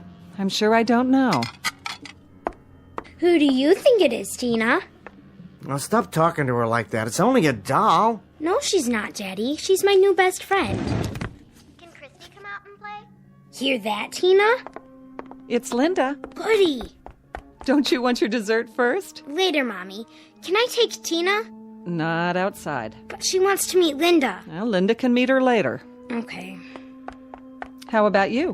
What? Do you want some dessert? Oh, sure. That'd be fine. Well, I'll bring you a piece of pie. Yeah, you do that. My name is Talkie Tina. Hey! Nobody pulled your string. And I'm beginning to hate you. Yeah? Well, my name's Eric Streeter. And you know what? I think I'm gonna get rid of you after all. You wouldn't dare. Wouldn't I? Just watch. Don't pick me up. This is my chair. No, it's not. It's Christy's high chair. Or it was until she grew out of it. But you'll never grow because you're just a piece of plastic. Got that? What's the matter? Cat got your tongue? My name is Talkie Tina, and I think you're a very bad man.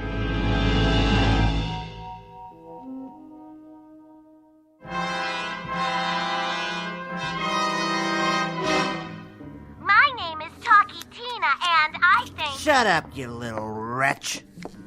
Here's your pie. Thanks. What are you doing? Just seeing how it works. I thought you didn't like it. I don't, but it's pretty clever for a toy. Is there any coffee? Yeah, in the kitchen. I'll get it. You're nothing, understand? A kid's toy. I could twist your arm off or your leg. Ow! Don't tell me you have feelings, too. Doesn't everything? Oh, I see. Then I could hurt you. Not really. We'll see about that. But I could hurt you. Tell me another one. Threats from a doll. Who were you talking to? Well, who do you think? Eric, please be careful with Christy's doll. Here, you can have it. I don't want it. I only meant... It means a lot to her. The game's over. Game? Oh, come on now. How dense do you think I am? I wish I knew what you were talking about. Some invention, this thing. I guess I haven't kept up with the times. They must be doing great things with technology now. I didn't know they were putting walkie-talkies in dolls. Walkie-talkies? Voice chips, whatever they are. But there's hardly any technology to it. You've seen these before.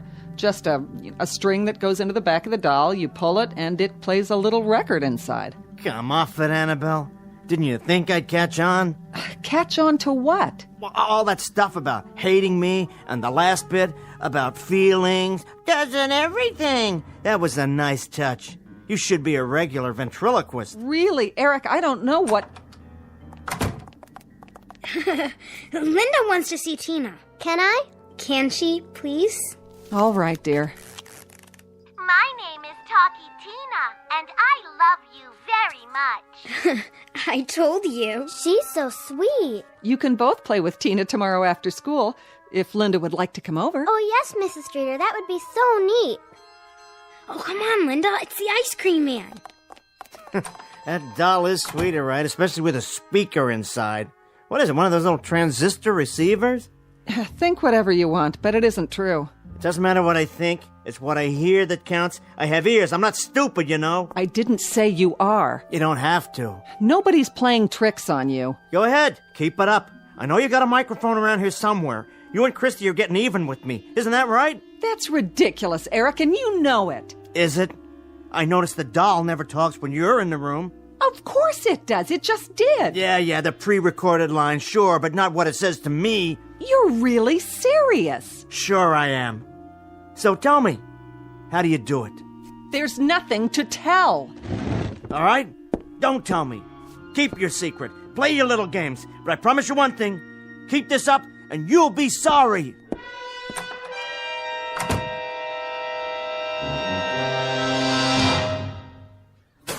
Christy? Christy? My name is Talkie Tina, and you'd better put me down. Or what? What are you gonna do about it, huh? Christy's not around to help you, and neither is her mommy. You'll be sorry. Nah, you're the one who's gonna be sorry, starting right now. What are you doing? What I should have done the first time you mouthed up. Put you where you belong. In the trash with the rest of the garbage.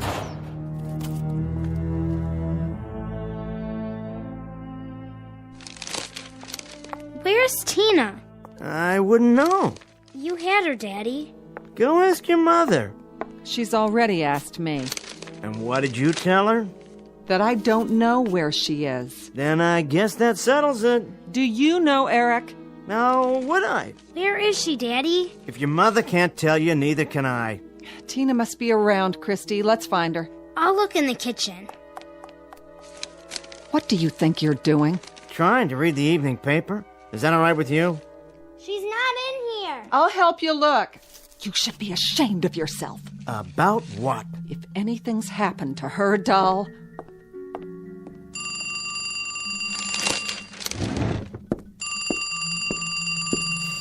Hello? My name is Talkie Tina, and I'm going to kill you. Say that again. You heard me. How did you get out? Wouldn't you like to know? Who is this? Hello? Hello?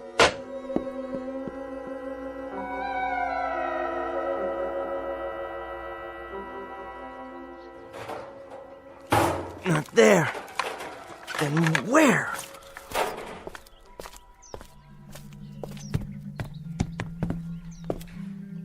Annabelle? Annabelle. Yes? Where is she? She's still looking. I'm not talking about Christy! We haven't found the doll, if that's what you mean. That's exactly what I mean. You knew I put it in the trash can outside. And now what? And now it's gone. Which means somebody took it. More games? Oh, Eric, I can't bear this. Neither can I. I am tired of... I'm tired of all this nonsense. A joke's a joke, but you've carried it too far. I have? You and Christy. Will the two of you stop it? Eric, I didn't touch the doll. I haven't seen it since dinner. Am I supposed to believe you? I swear. You're telling the truth? Of course I am. You really didn't take it? I didn't take it. Then who? The phone call. What phone call? You were on the extension. You said... What are you talking about now? Didn't you do that either? Do what? No. Of course it couldn't have been you. How could you make the phone ring? You couldn't even call unless it was from an outside line. But you were in the house the whole time. I didn't hear the phone ring. There must be an explanation. Some electronic device that taps into the line. Eric? The phone rang. I answered it. The doll's voice was loud and clear. It said, "My name is Talkie Tina, and I'm going to kill you." What? That's what it said. Why would I lie? Oh, Eric, I don't know what to say. Or what to think. Well, one way or another, the doll's disappeared. If you didn't take it, that leaves Christy. Eric? Christy! Christy! Are you awake? Did you... I told you. you'd be sorry. Get away from her. Get out of her bed and out of this house. Tina? I'll be back. And when I do, I'll have some questions for you, little girl. Christy, wake up! Daddy? Stay where you are, Christy. I want Tina. Don't worry about that thing. I have to borrow it for a while. But she's mine. Lie back down. Tina belongs to me. Daddy? Daddy? What's happening? Daddy, please! Where are you going with her doll? To do what I should have done. Daddy! Get one thing straight, Christy. I am not your daddy. There. He won't hurt her. Tina!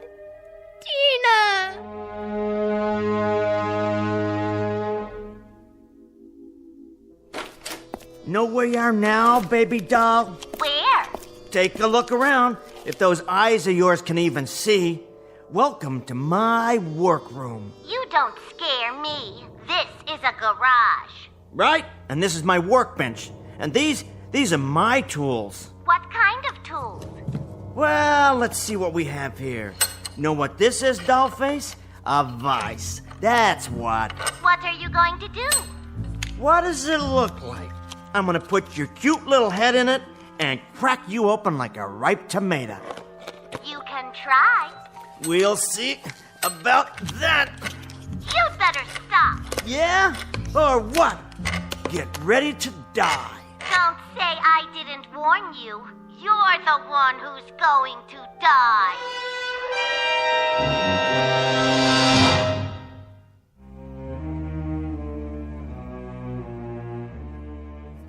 How's this? What's the matter? Can't finish the job? A big, strong man like you? Why won't it close any tighter?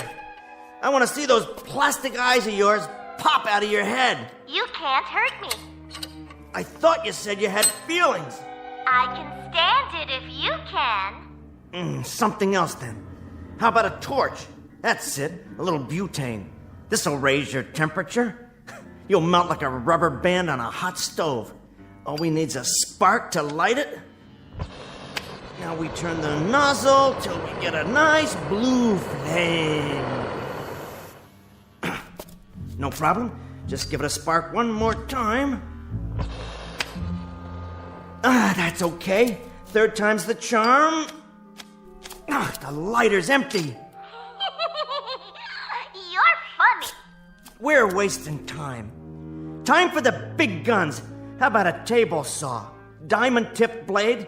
That'll do the trick. Cuts right through solid steel. Now, you lay there. Go on, close your eyes, because this is the last thing you'll ever see. I'll make it a clean cut, straight through that little pink throat. Say your prayers. Why won't it cut? Why? Eric? Get away from me. What are you doing? Only what I have to. Eric, no! Give me that doll! Leave me alone!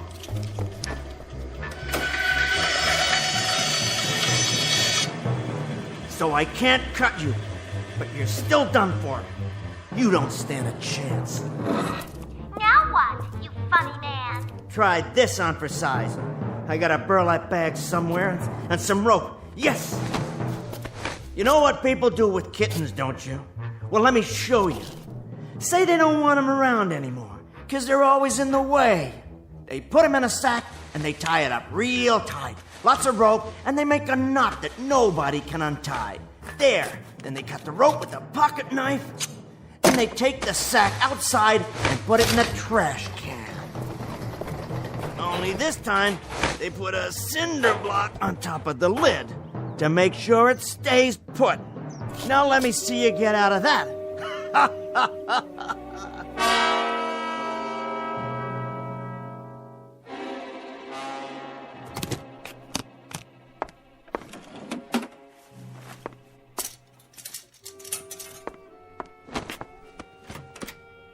What are you doing? What does it look like? You're packing your suitcase. But why? Are you joking? No, I'm not joking. I'm asking you a simple question.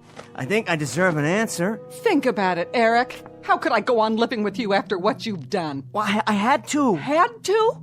You had to show your hatred for me and for Christy? It's over with. Things will be better now. You'll see. Oh, will they? Listen, Annabelle, that doll... What about that doll, Eric?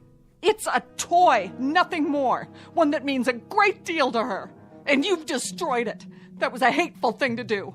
She'll never forgive you, and neither will I. The doll talked to me. It said things that no toy would say. Don't you see? I had to get rid of it. Yeah, I see a great many things now. You've become a stranger to me. A sick, neurotic stranger. You're full of blind, unreasonable hate. Hate? But I did it for us. I love you and Christy. Well, then you've got a strange way of showing it. I don't believe you know what love is anymore. And you're suffering from some very dangerous delusions. You'd better find a good psychiatrist. Delusions? I couldn't have imagined it. You tell that psychiatrist you tried to kill a doll. I couldn't have. What did you do with it, by the way? So I can get the remains out of this house before Christy finds what's left. It's still in one piece. I'll bring the doll inside if that's what you want. I'll give it to Christy myself. How magnanimous of you. Will that make everything right? I don't know, Eric. I honestly don't know. I want things to be right between us. All three of us. It's a little late for that, don't you think? Just let me try. Give me 1 minute. That's all I'm asking. Oh, Eric. Eric.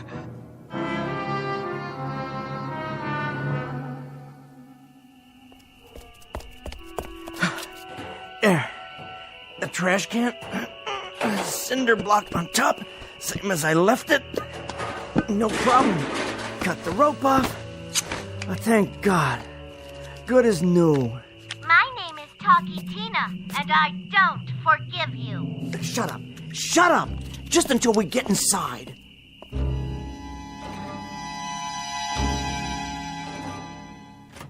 Christy, are you awake? Yes. Oh, Christy, honey, listen to me. Where's my dolly? Daddy's bringing her. You'll see. He was mean to her. Oh, honey, he couldn't help it. Sometimes Daddy gets mad. It's not your fault. Why doesn't he like her? He's got a lot on his mind. You know how hard he works, but he's going to be better now. He's going to see a doctor, and this doctor's going to make him well again. Promise? We just have to be patient with him. Dry your eyes now.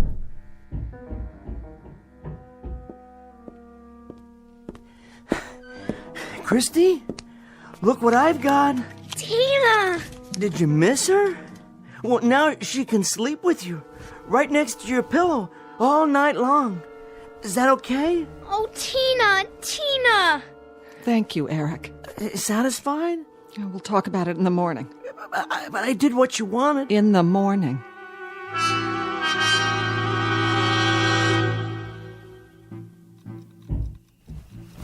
Did you hear that? Oh, what is it now? I heard something. Well, I didn't hear anything. Go back to sleep. I haven't been to sleep yet. Oh, Eric, it's late. Now, you heard that, didn't you? It's nothing. Somebody could be in the house. Did you lock up? Of course I did. But somebody could have broken in. It's probably Christy. I'd better see if she's all right. I'll go. No, you stay here.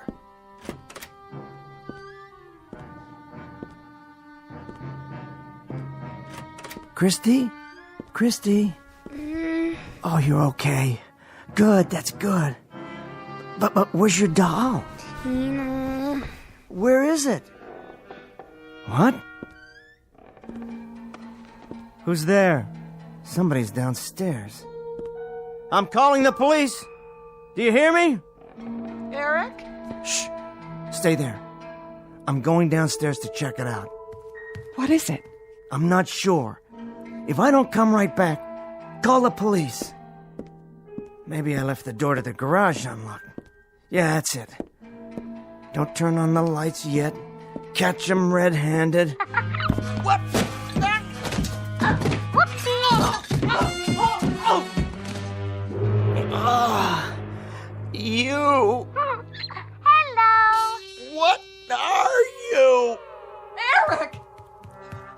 Don't try to move.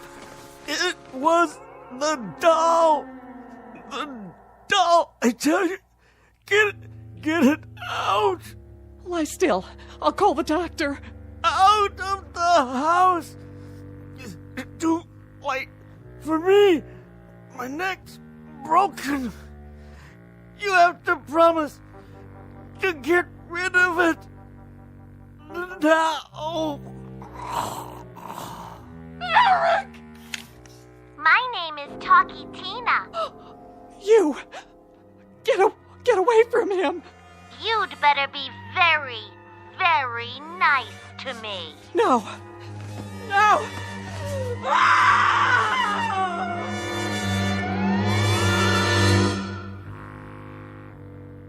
Of course, we all know that dolls can't talk. Not really. Nor can they lie in wait and trip a man on a dark stairway, because that would be murder. And that's one thing no doll can do. That is, unless her name is Tina, and she happens to have been manufactured in the Twilight Zone.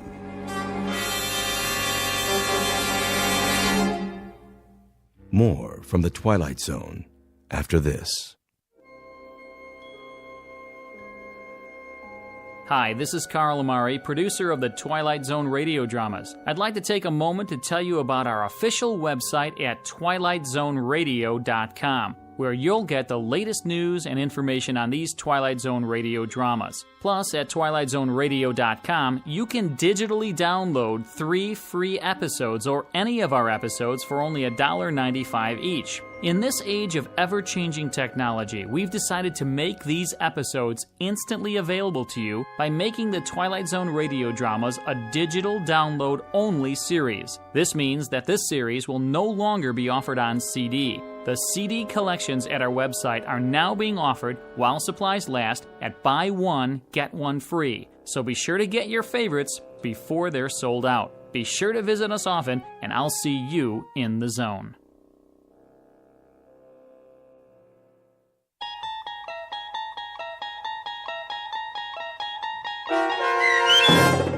Living Doll, starring Tim Kazurinsky with Stacy Keach as your narrator, was adapted for radio by Dennis Etchison and based on a script by Jerry Saul. Heard in the cast were Meg Falcon, Christian Stolte, Deb Dotzer, Amy Sparrow, and Paul Patch. To learn more about the Twilight Zone radio dramas and to obtain audio cassettes and CDs of these programs, visit our website at twilightzoneradio.com.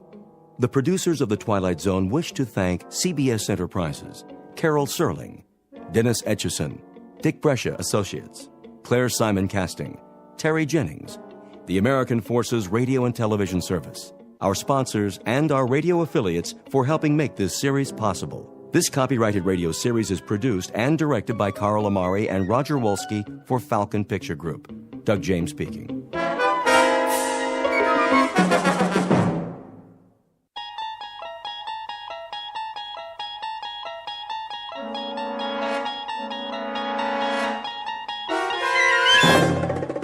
There is a fifth dimension beyond that which is known to man. It is a dimension as vast as space and as timeless as infinity. It is the middle ground between light and shadow, and it lies between the pit of man's fears and the summit of his knowledge. This is the dimension of imagination. It is an area which we call the Twilight Zone.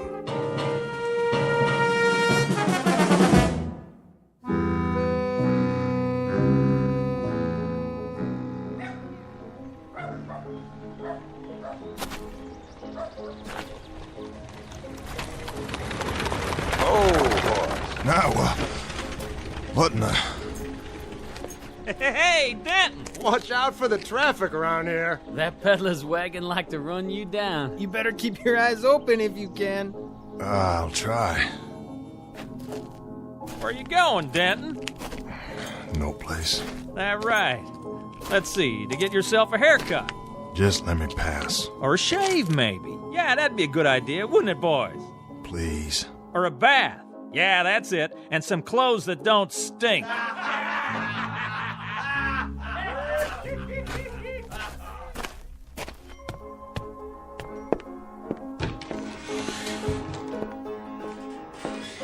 That'll be a nickel. Here you go, Charlie. Al? How about a drink, Charlie? Well... Please, dry as a bone. You got any money? Can't you put it on my tab? Well, see, Al, it's like this. You didn't pay last time, or the time before that. Matter of fact, you haven't paid all year. You know I'm good for it. Afraid it's cash on the barrelhead from now on. I need a drink, Charlie. Just one. Not today, Al. Who'll cover me for a shot of rye? Don't do this to yourself. Somebody? Anybody? Don't, Al. Just don't. One drink. That's all. How about it, Miss Smith? No can do, Al. Liz here don't pay for drinks. Other people pay for her drinks. You see what I mean? Go get yourself cleaned up. I'll stop by if I can and see how you're doing. Sure, yeah. But I need one thing first. I'm thirsty. I can't make it if I'm thirsty. Just go. Do it for me. For old time's sake. That's how it is then. I'm sorry, Al. It's the way it has to be. If you say so. See you later, everybody. Well, hello, Denton. Get what you need in there? No. I'll bet you didn't. But I'll tell you something, Denton. I know how you can get yourself a drink. Yeah, how? You see that peddler's wagon come through? Well, he's setting up in front of the hotel. Why don't you go ask him if he's got a drink? Go on, ask him. Maybe he's got what you need. Oh, okay, I'll do that. Oh. Ah. Oh. Whoops. Did you trip, Al? Ought to pay more attention. My boot was right in front of you, and you didn't even see it. I'll try and be more careful.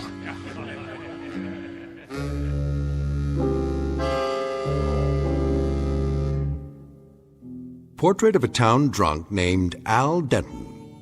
This is a man who's begun his dying early, a long, agonizing route through a maze of bottles. What he really seeks is not another drink, but a fresh start. Al Denton would probably give an arm or a leg or a part of his soul to have that. The question is, where does a man turn when the last of his luck finally runs out? In a moment, Mr. Denton will make the acquaintance of a newcomer who just might be willing to help, along with the third principal character in our story. Its name, Colt. Its caliber, .45. Mr. Denton hasn't met either one yet, but when he does, he'll find that their true function is to give him what he needs more than anything else: a second chance.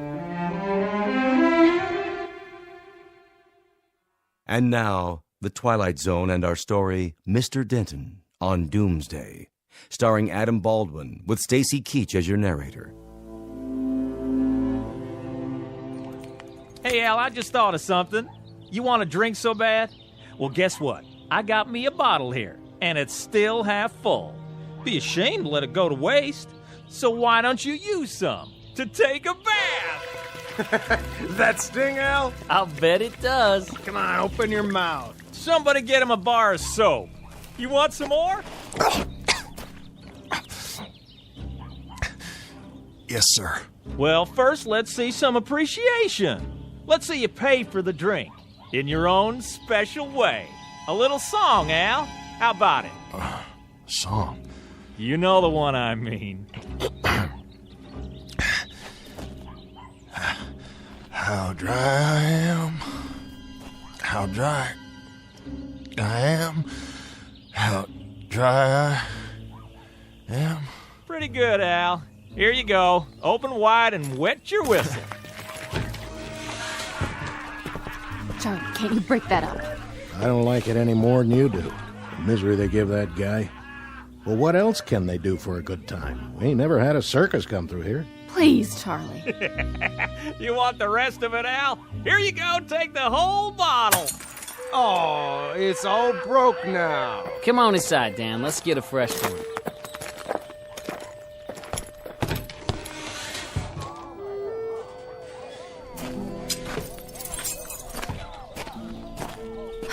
Please, Al. Just leave it. There's nothing left. Here, can you stand up? Oh. Thank you, Miss Smith. What's that? Huh? On the ground. Oh. You mean this? That's a nice-looking gun. Colt 45 Peacemaker is what it is. You packing a gun now, Al? Oh, it's not mine. Well, whose is it? I don't know. Somebody must have dropped it in the street. You weren't so bad with a gun in your day, were you, Al?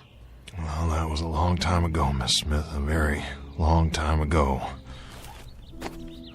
Well, you know something? This is the first time, the very first time I've held a gun since...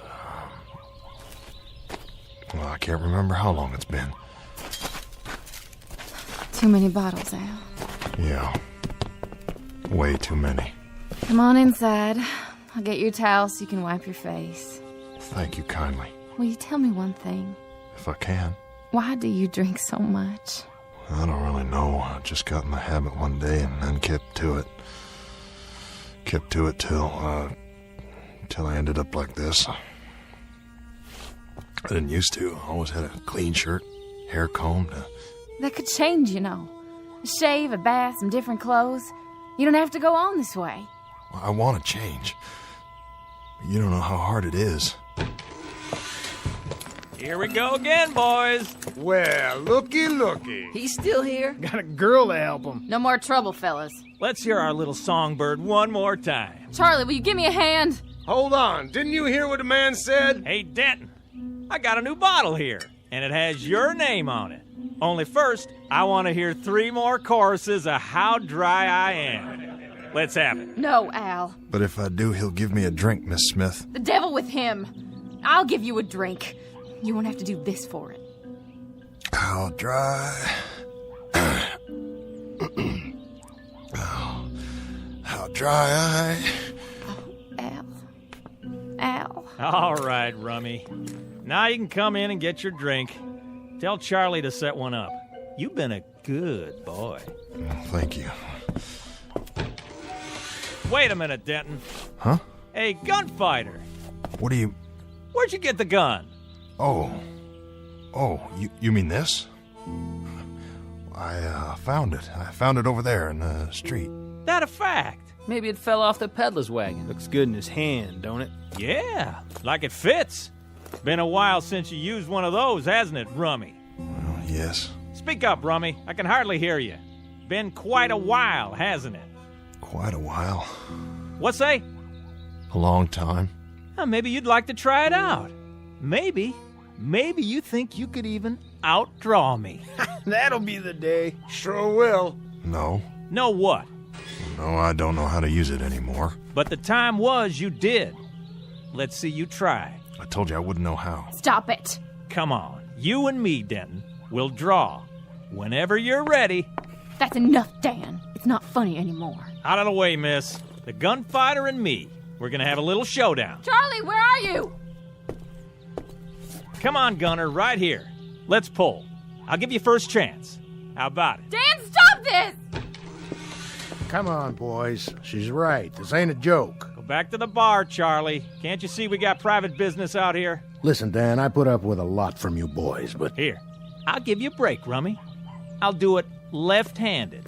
What do you think of that? I'm telling you to break it up. Now, we both got our guns in our hands, okay? Nice and easy. That fair enough for you? Miss Smith, Charlie, tell him... please tell him... Ow! I'm bleeding! You see that? He shot the gun right out of his hand. I don't believe it. Al, are you all right? Oh, Miss Smith, please tell him it was an accident, will you? I don't want any trouble. No trouble here anymore. No trouble at all. Now, please, mister. What? Listen, I didn't mean for it to go off. Must be a hair trigger. I just wanted you to know that. Well, you gotta understand, it was an accident, pure and simple. Come on. Let's get out of here. Better get that hand looked at. That was no accident. That was some real shooting, Al. Come on in. Get a drink of the good stuff. I don't know what happened. Go on. You're entitled.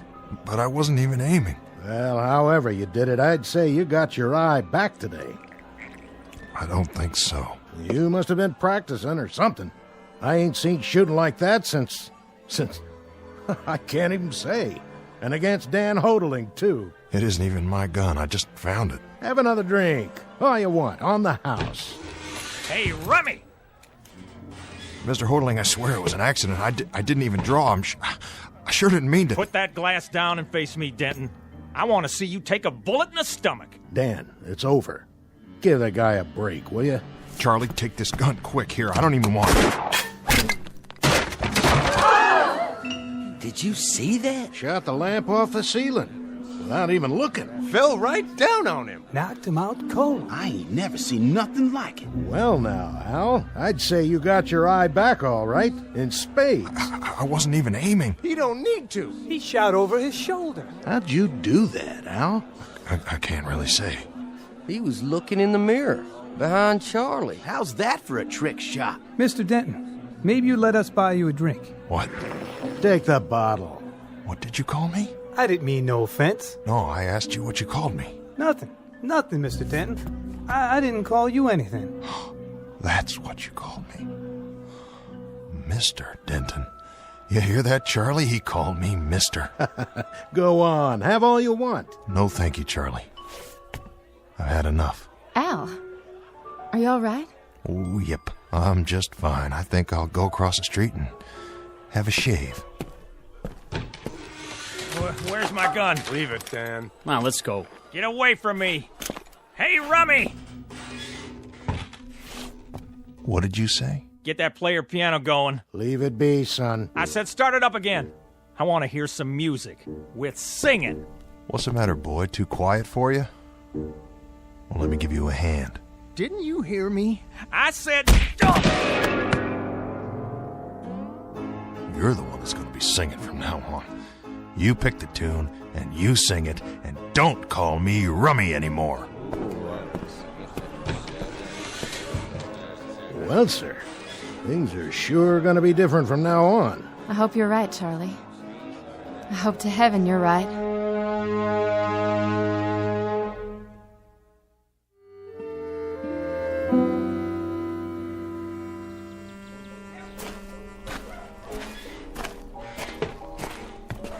Al! Oh, hello, Liz. I just wanted to tell you, I think things are going to be all right from now on. I believe that. What things? Don't you understand? You don't have to worry about bullies like that anymore. I heard what Charlie said. Charlie? You're as good with a gun now as you ever were. Well, that's what he says. I remember too, Al. And I think he's right. Oh, I was good. I was real good. I was so good that once a day somebody would ride into town and make me prove it. And every morning I'd start my drinking a few minutes earlier. Until one morning, the guy who asked me to prove it turned out to be 16 years old. I left him lying there on his face right in front of the saloon.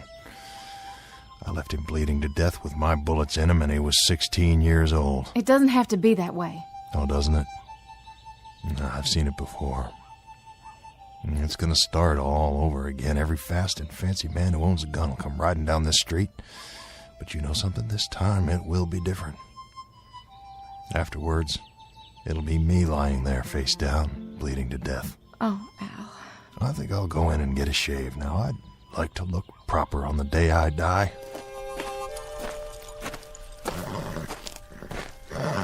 Afternoon, Mr. Denton. I don't want anything. How's that? You're a peddler, aren't you?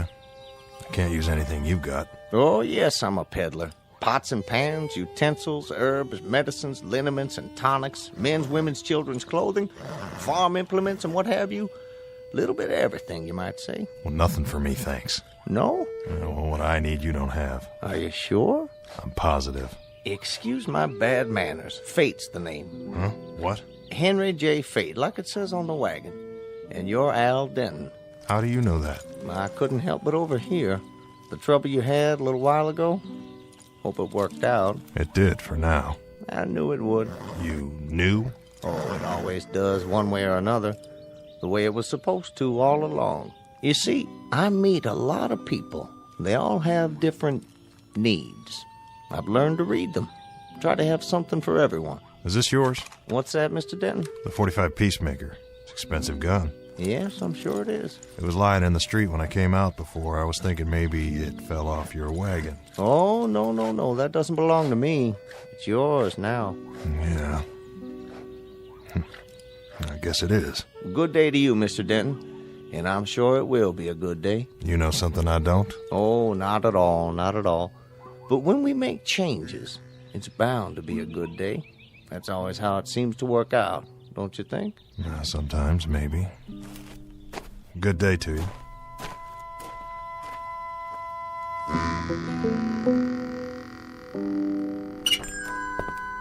Well, hello there, stranger. Sorry to bother you, Ned.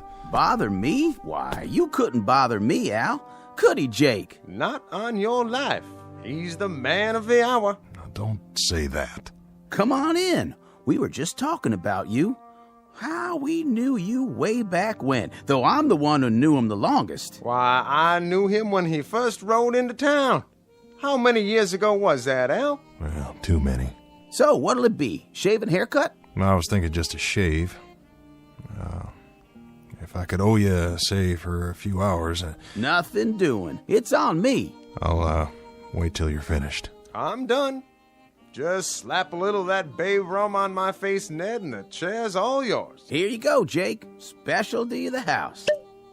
2 bits? 2 bits it is. And 1 for my friend Al Denton here. It's all the same to you. I'll pay my way from now on. Don't you worry about it. Why, it's all over town what you did to that no-account kid. We won't be seeing him for a while. You did us all a real service, I'd say. Now, why don't you just sit here in the chair, and I'll make a new man of you. That's very kind. Both of you. I won't forget it. Say, is that the gun? That's it. You want to take it out of your belt and set it down, Al? I can hold it for you. Oh, that's all right. Just the shave will be fine. And a haircut and a hot bath. Now, how would that feel? I got some water heating up in the back room. Then won't you be the man, all right?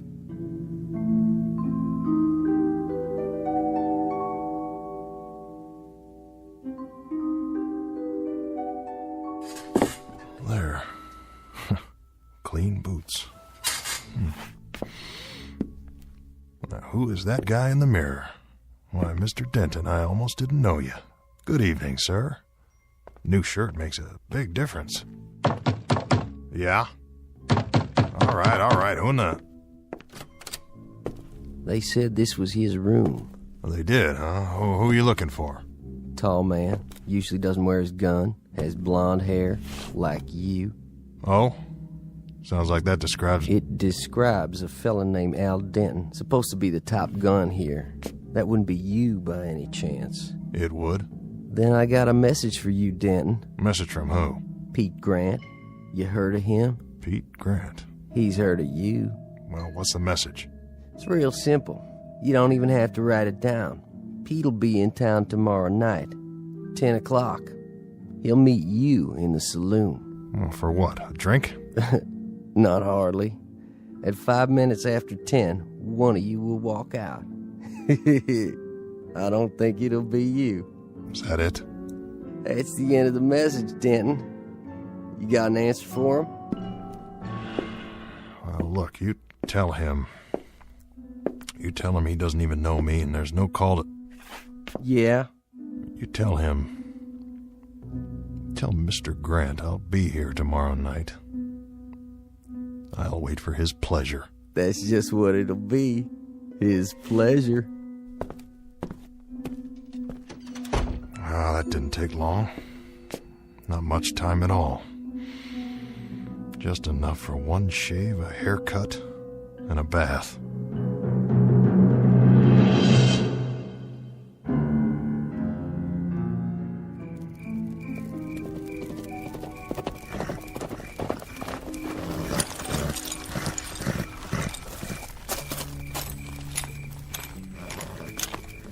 Back already?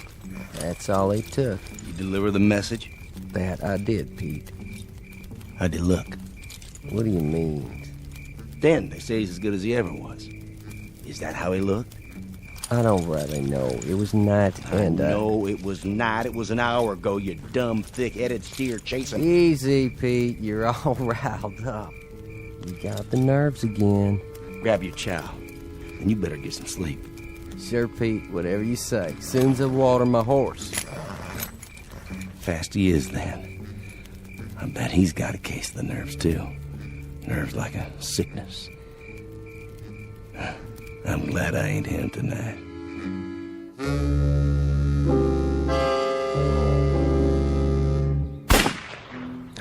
Missed it by a mile. Try this one. Now take it slow and easy.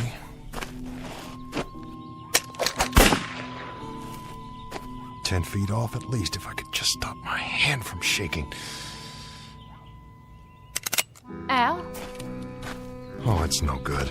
you'll get it back. You just need to practice. It's too late for that. I should have known. It takes more than a shave and some new clothes. It takes more than a hot bath and a shine on my boots. That takes care of the outside, Miss Smith, not the inside. I don't believe that. You're sober now and your eyes are good. Yeah, well, look at my hand. It won't hold the gun steady, not long enough to get my aim. What are you doing?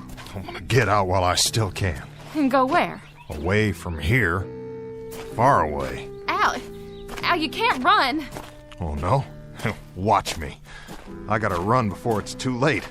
Gotta run fast and run far. Al, come back.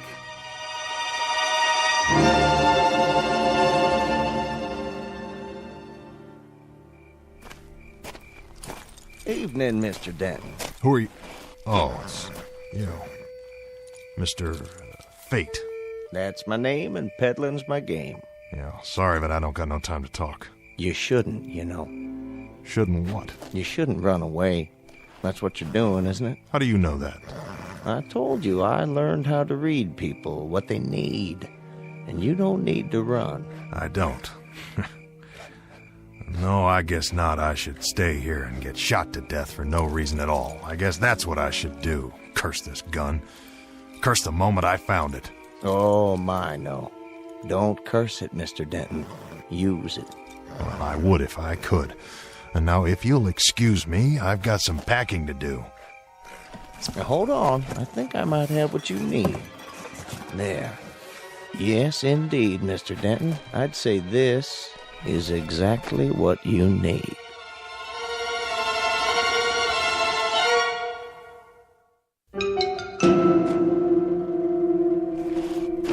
I told you before, you don't have anything I need. Not even this? What? It's one of my potions. You might call it that or an elixir. Either way, it'll help solve your latest problem, Mr. Denton. Oh, my, yes. It'll help solve it in no time at all.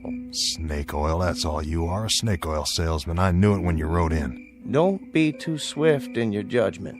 Allow me to explain. I call this my developer.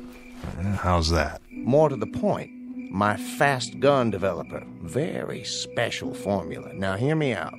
The man who drinks this becomes the fastest of the fast. He'll be able to shoot a hole through a silver dollar in midair at 100 feet or better without even aiming. And best of all, it lasts for 10 full seconds, guaranteed. 10 seconds. And after that? After that, the user's on his own. 10 seconds, I could empty a gun in half the time, or I used to. Care to test it? Now? Go ahead. Feel free. Proof of the pudding, so to speak. What's in that bottle? An ounce of whiskey or sugar water? Nothing of the sort, I assure you. Taste it. Well, let me get this straight. You're telling me all I have to do is drink it? Mm-hmm. The developer will do the rest. It works almost instantly. And if it doesn't? Then what have you lost? A few seconds? A simple test, that's all I ask.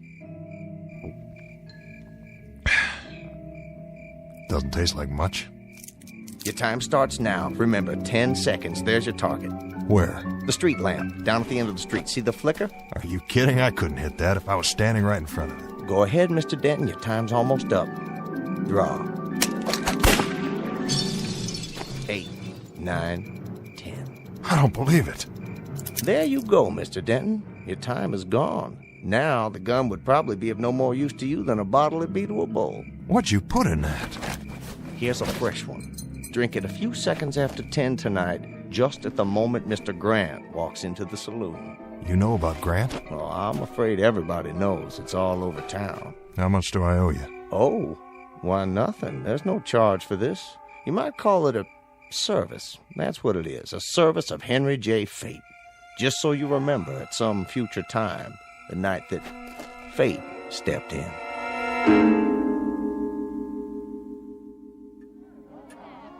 Look at the time. Coming up on 10 o'clock. I don't think that Grant fella's gonna show. Well, it'd sure be a whole lot easier that way. Save me from getting the place shot up. I tell you, Al don't miss. One shot is all it'll take. Yeah, you're right about that. You gonna fix that lamp on the ceiling? I might. And I might not. Maybe I'll hang it on the wall like a trophy with a plaque underneath and Al Denton's name on it. You do that, Charlie, and I'll even pay for the engraving. Sounds like Al now. Yep, right on time. Hello, everybody. We've been waiting, Al. Knew you'd be here. Evening, Ned. You're looking good tonight. Thanks to you. Don't worry none. That gunfighter won't show. Probably too yellow. Who ever heard of Pete Grant anyway? After tonight, nobody. That's who.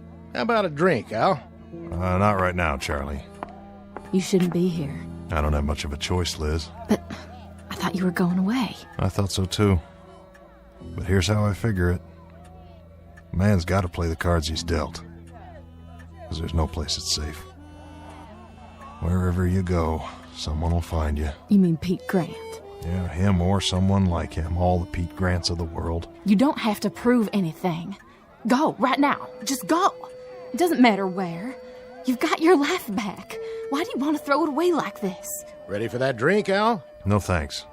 I think I'll pass. Suit yourself. It's not 10 o'clock yet. There's still time. See, now that's just it, Liz. There isn't any more time.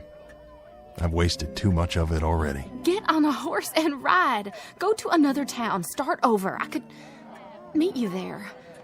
If you want me to, we could... Listen, who's that coming? That would be him.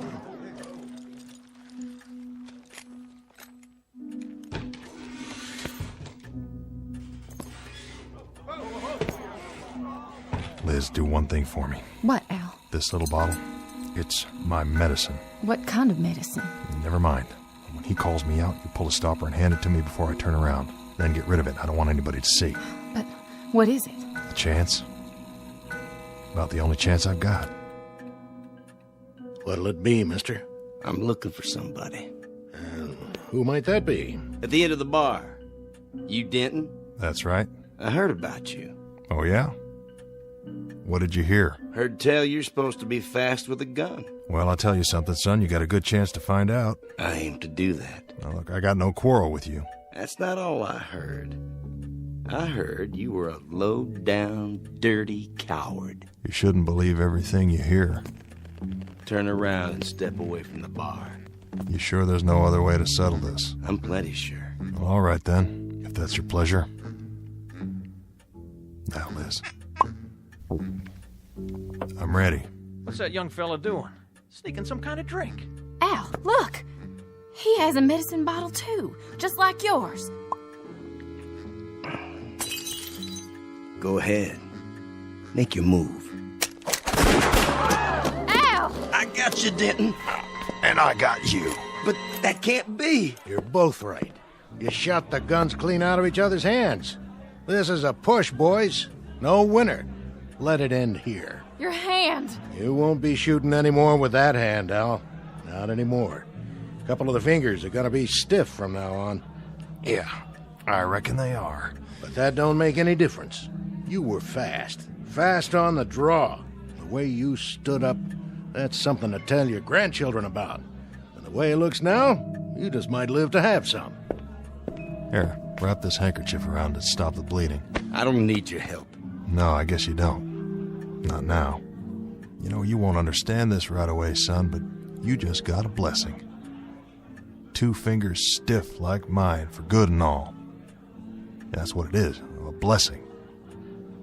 Took me a whole lot of years lying dead drunk in the street looking up at the sun before I learned it.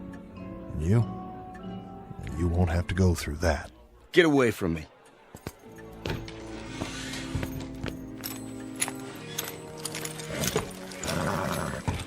Get him, Pete?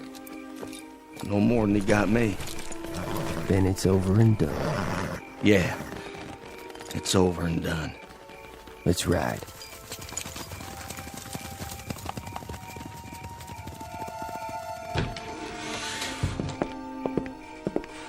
I'll walk you over to Doc's so you can get that hand looked at.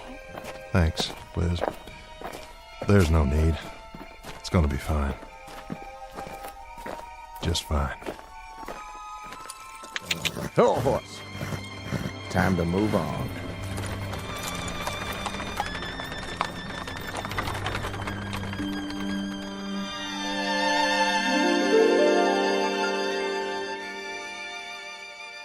Mr. Henry Fate, like his wagon says, a dealer in everything.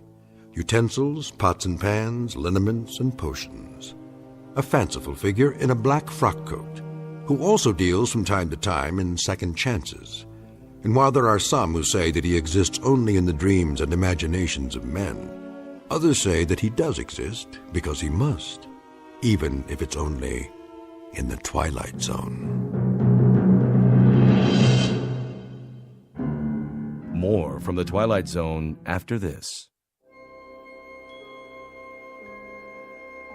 Hi, this is Carl Amari, producer of the Twilight Zone Radio Dramas. I'd like to take a moment to tell you about our official website at twilightzoneradio.com, where you'll get the latest news and information on these Twilight Zone Radio dramas. Plus, at twilightzoneradio.com, you can digitally download 3 free episodes or any of our episodes for only $1.95 each. In this age of ever-changing technology, we've decided to make these episodes instantly available to you by making the Twilight Zone Radio Dramas a digital download-only series. This means that this series will no longer be offered on CD. The CD collections at our website are now being offered, while supplies last, at buy one, get one free. So be sure to get your favorites before they're sold out. Be sure to visit us often, and I'll see you in the zone.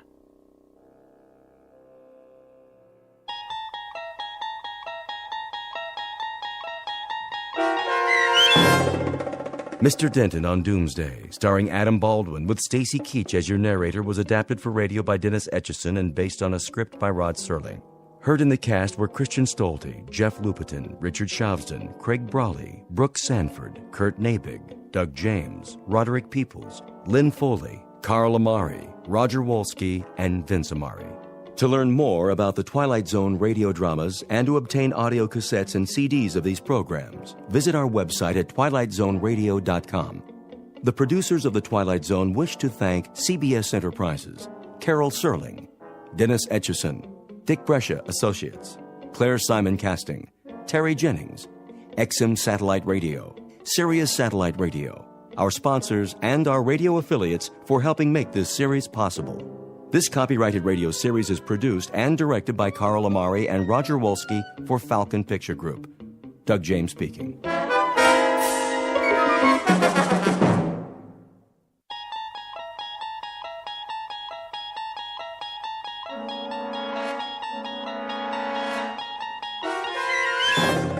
You unlock this door with the key of imagination.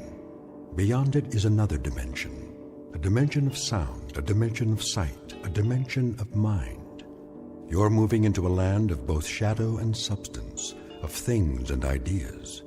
You've just crossed over into the Twilight Zone.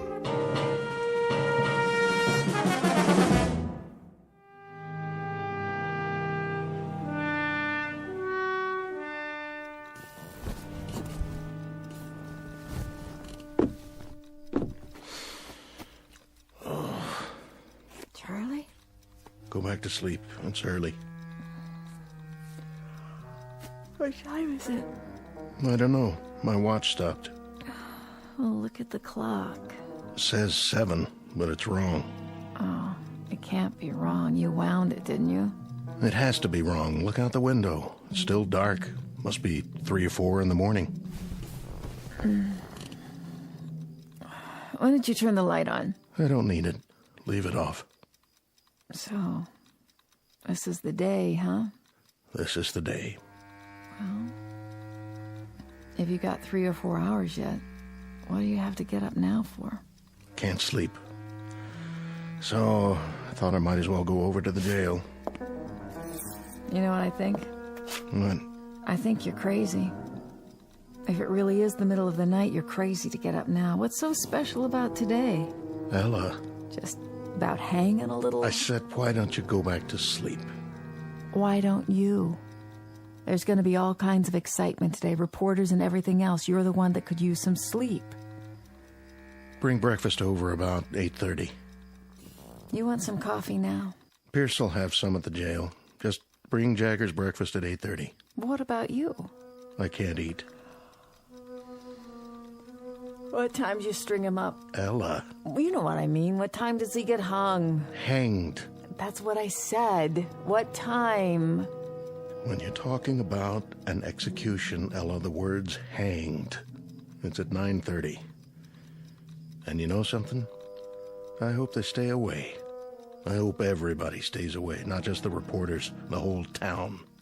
Because when I think of a bunch of cold-blooded gawkers who get their jollies from watching a boy die, I want to... Well, why shouldn't they? Why shouldn't the whole town turn out to watch it? Including you? I haven't decided yet. Why would you want to see a thing like that? Why would you even think about it? Because if anybody deserves it, he does. Dirty little animal. I'm leaving now. I understand that after the neck breaks, they only feel it for a couple of seconds. Well, it ought to take more time than that, Charlie. For what he done, this is a mighty easy way to pay it off, don't you think? Easy? To get strung up by the neck? All I can say is you have a funny view of what's easy and what's hard. Just remember to bring his breakfast over. Hey, Charlie. How does he want his eggs? Edible. They're the last ones he's gonna eat, so do one thing for me, will you, Ella? Make them edible.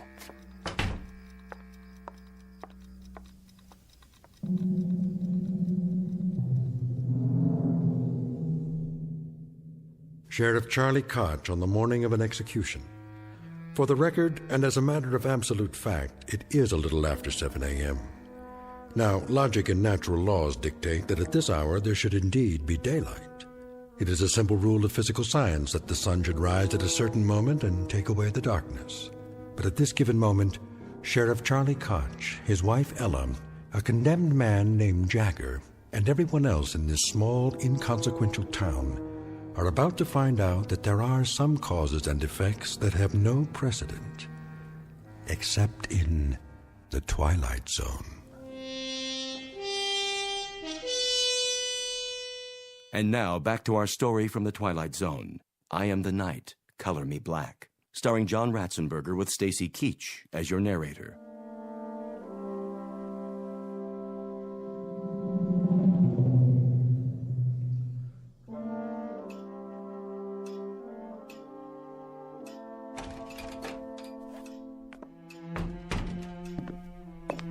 Morning, Sheriff. Pierce, anything doing? Nothing much. You sure? Yep. Take your feet off the desk. Sure thing, Sheriff. Glad you finally made it. This ain't the day to be oversleeping. You tell me all about sleeping, Pierce. You're the expert on that. Hey, don't get me wrong. I mean, I ain't complaining. You ain't complaining, but at 2 or 3 in the morning, you've had a 4-hour shift. And, buddy, that doesn't break anybody's back. 2 or 3 in the morning? What have you been drinking? It's 7:30. Then why is it pitch black outside? What are you talking about? Take a look.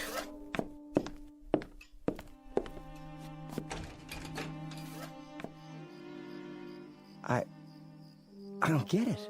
What don't you get, Deputy? That some men can't sleep and get up early? I suppose that doesn't make much sense to a guy who could put in 12 solid hours on a mattress and then wake up and complain about... Sheriff. You got a problem, Pierce? Sheriff, it is 7:30 in the morning. Take a look at the clock. And you're right, it's black as a coal mine outside. I never seen it blacker. What's going on? You're right. It's 7:30, and the sun's not up yet. And to tell you the truth, Deputy, I don't know why. I don't know why at all. Who's coming? I can't see yet. Everything out there looks the same. Black as the ace of spades. Morning, Colby. Sheriff? How about that? You see it out there? Of course I saw it. Any sign of the sun? Not a speck. You gonna run an extra in that paper of yours? If I get the time. I've been answering the phone since 6 in the morning. One fella says that the electricity's gone off in the whole town. Well, I can see that's not true. Another one says it's already tomorrow night. I like that. Well, what do you think? Oh, hold on, there's more. the president of the January graduating class of our local school, who majors in physics, tells me it's a phenomenon caused by sunspots. Now, you're well versed in law and order, Sheriff Koch, keeping the peace, in other words. So I'm here to ask you, what's your theory? I wish I had one. It's almost 7:45 in the morning. Daylight should have come 2 hours ago. Maybe a storm's on the way. Big whopping storm, the kind that covers up the whole sky. Possible, I suppose. Storms don't bring this kind of darkness. Anybody call the state capitol? Oh, yeah.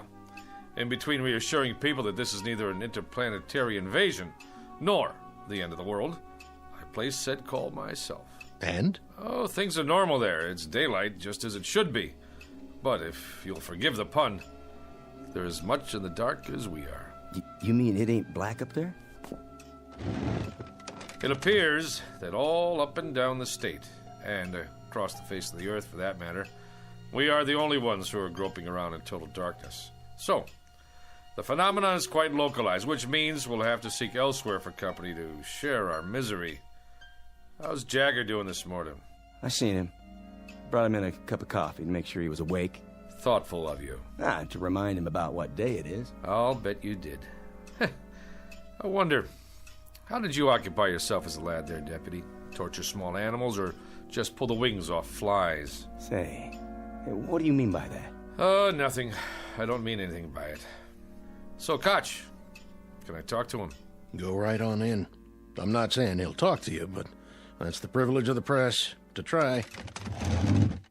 So he's got an hour and 45 minutes left. What about a priest or a minister? He doesn't want either. As a point of interest, Sheriff, entirely off the record, do you believe Jagger's guilty? Mr. Colby, I arrest people on the basis of evidence. I jail them on that evidence, and I'm responsible for their meals and their health until they get sentenced, executed, or let loose. As to guilt or innocence, it's a matter for the jury, public opinion, and God to decide. And that part of it, thank the Lord, has nothing to do with me. Uh-huh. So, let us all praise God for the morning's impartiality. You just keep them alive until their moment of death. I see. And as for my part, I follow fate around with a small pencil and a notebook and make a record for posterity of how he died and why he died. But neither one of us has any guilt to share for the fact that he does die. How perfectly convenient for us. He's guilty as hell. He fired buckshot into a man's head, a real decent, upstanding man, and today he's going to pay the price. He's going to hang for it. And man, oh man, his justice going to be served up deluxe style this time. Pierce, why don't you shut your mouth? I got a right to an opinion. Oh, you do, Deputy. Indeed you do. There are just a couple of disturbing facets to this particular case. Like what? First, that the murder victim was not a decent man by any stretch of the imagination. Hey, you're talking about the dead. He was a cross-burner and a psychopathic bully who attacked the man you've got locked up in there. Well, that don't matter. Go on, Colby. I want to hear this. Second, Deputy Pierce here saw it happen and then perjured himself. Now, wait a minute. Let him finish. That's the word, all right, Deputy. Perjured. You said that Jagger shot him from across the room. Well, no such thing could have happened according to the records I saw. The murdered man had powder burns all over him. So what? Oh, you tell me how a man can get shot from 10 feet away and still have powder burns on his skin. And by itself, that might not have proved self-defense, but it would have supported Jagger's story. It would have at least raised some doubts in the jury room. If they had heard it. I wondered about that myself. Did you, Sheriff Koch? Well, you saw the body, didn't you? I saw it. But I didn't hear any comment on those powder burns when you gave your testimony, or did I miss that? I answered the questions they asked me. Oh, don't feel singled out now, because your courageous editor who covered the trial from start to finish, he just didn't see fit to include that insignificant little detail in any of his news stories either, now did he? Even though for some reason he knew at the time that he was being very, very selective about what he wrote and what he didn't write, about the truth, in other words. Which is what a trial is supposed to be, a search for the truth. So, when you get right down to it, you're quite right, Deputy. Justice is being served on a platter with its tongue cut out, just like the carcass of any dead animal.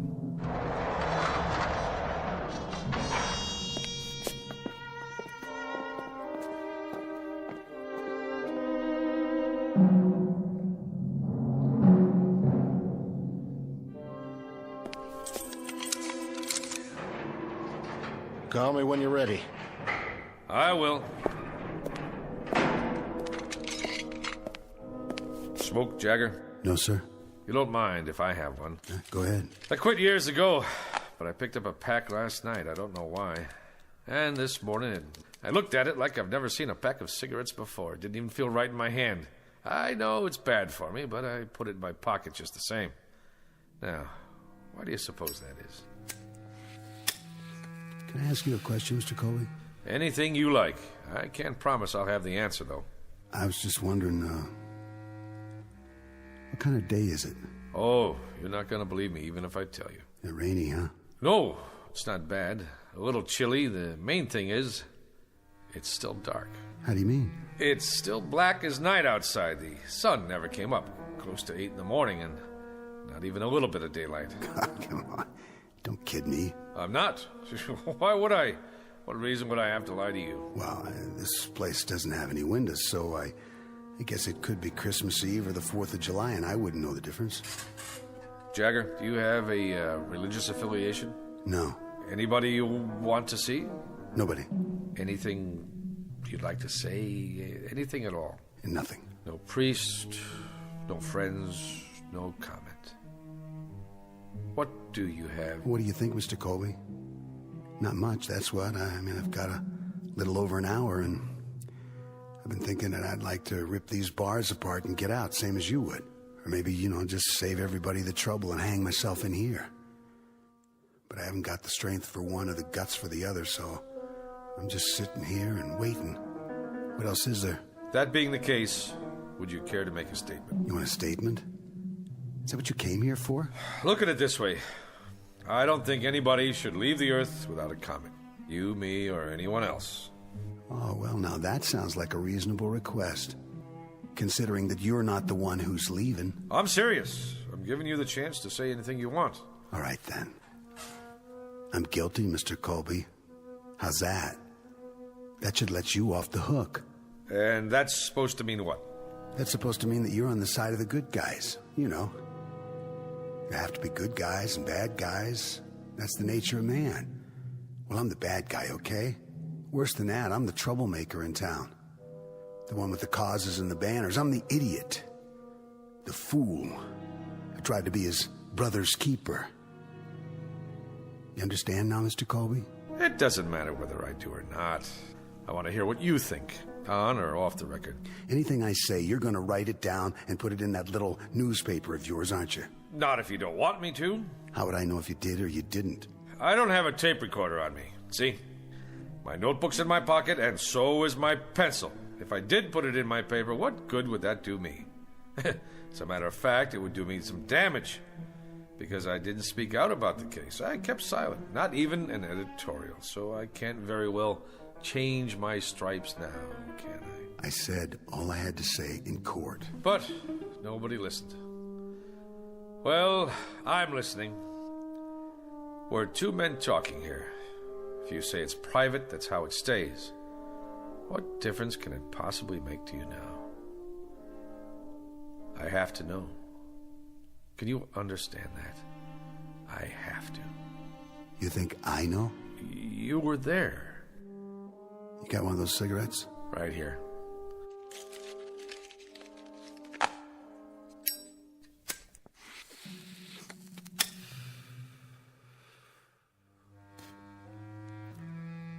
There was a shotgun. It wasn't mine, it was his. Everybody knows that, but they convicted me on premeditated murder. Even though I'm the one who tried to take it away from him before he could go out and use it. So you fought with him? I either loaded the gun and put it in his hands, or I tried to get it away from him. Take your pick. All I remember is the gun going off, and that's what counts, isn't it? Not motives, not what's in your head. You know what road is paved with good intentions. Good, bad, it doesn't matter. I'd say there's a big difference. A huge one. Except that the man I killed, he was the White Knight. I wouldn't say that. Well, I would. The things he did, other people only thought about. What they wanted to see happen but didn't dare do. He was the cross burner, the bomb thrower. He did their dirty work for them, like whipping some poor, scared guy just for being black, when nobody else had the guts to pick up a stick or a rock to do it themselves. So the White Knight ended up with his brains spattered all over the place, and I was the cause of that, one way or the other. There's no way the people around here were gonna pin a medal on me. You don't think much of this town, do you? Do you? The man wasn't a saint, but he died. And what the jury said was that regardless of how it happened, we cannot dispense life or death because someone offends us. That's the distinction between men and animals. And that's well said, Mr. Colby. You tell it to the man who fixes up the rope, okay? You tell it to the sheriff and his deputy out there. You tell that to the town while they stand around and watch my eyes bulge out and my tongue swell up and I choke and do my little dance for them. You tell them all about the difference between men and animals. But you better draw pictures. Because this kind of language they just don't get. Catch! You ready, Mr. Colby? I'm ready.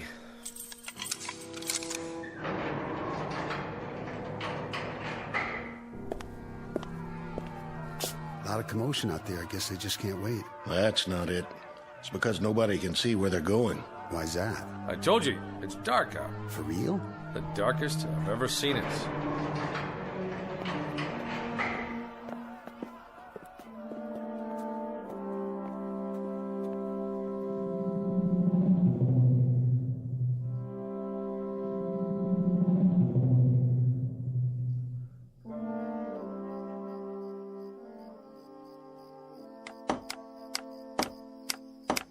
Get the crossbar on there real good. I got it, officer. And the rope. Make sure it's fixed right. Don't want it to break now, would we? No, sir. Could you point your flashlight up here one more time? You got it. How's that? Looks A-okay from here. You done real good, boys. Boss? What? Well, sir, you had us add cleats to the support, and then you wanted a bigger crossbar, and now you ordered a new rope, but just for today? Well, the old setup was just fine the way it was, as far as I could tell. So how come you went and spent all that extra money? Because this one's gonna go off without a hitch. Right, boys? Well, if it don't, it sure won't be your fault. Yeah, that's the truth. All right. I guess you can come on down. We gotta test it one time. Sure thing, boss.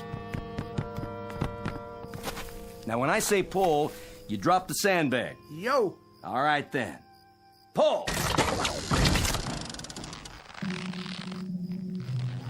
That got her. That got her good, didn't it, boys? Yeah, boss. It sure did. Who's there? Easy, Pierce. Looks like everything's in working order. Yep. That'll take care of him. Sure it will. But I'm still worried about one thing. And what's that? Exactly who or what is going to take care of us. There it goes, 9 bells. Why is it so dark then? Is it an eclipse? Can't be. I've been listening on the radio. This ain't no eclipse. It's weird. It's just plain weird. Word of the darkness that has suddenly and inexplicably engulfed this remote Midwestern town. Turn up that radio so we can hear. It is now 9 a.m. Eastern Standard Time, but latest reports indicate that the darkness blanketing the specific location is virtually total. So far, there is no sign whatever of any daylight on the horizon. A spokesman for the Meteorological Service says that the event is without precedent, according to records covering the past 150 years. Who's that? Turn on your headlights. Why, it's Sheriff Koch's wife. Morning, Ella. Is that you, June? It's me. What you got on the tray? Breakfast. Oh, aren't you the one fixing a nice hot meal for your man? Well, it's not for Charlie. Who's it for, then? For him. You don't mean... Afraid so. For Jagger. What did you go and waste good food for?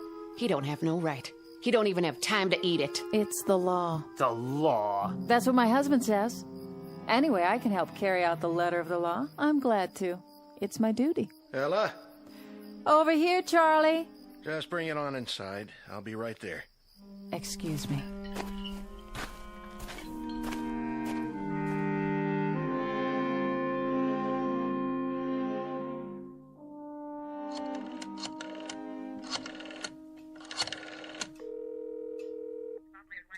The governor, please. Yes, I'll wait, but please tell him it's urgent. Mr. Colby, Hi, Ella. where should I put this? What? No, this is the editor of the Sun-Times. That's right. I'm calling to see if there's been a stay in the... Yes, I'll hold. What do you have there? Charlie said to bring it. Breakfast? For the condemned man. I guess you can just take it on in. To the cell? The hall door is open. It's right down there. I know where it is. Charlie said to fix a plate of eggs. He didn't say I had to spoon feed it. Yes, well, of course, if he's on the phone. He's not? What do you mean nobody called? No, listen. After the automatic appeals, there's always a request to the governor's office for a stay while they argue it before the circuit court. Morning, Mrs. Koch. I thought that was you. Yes, I'll hold. Thanks for bringing the tray. Just in time, too. I wouldn't want it to go to waste.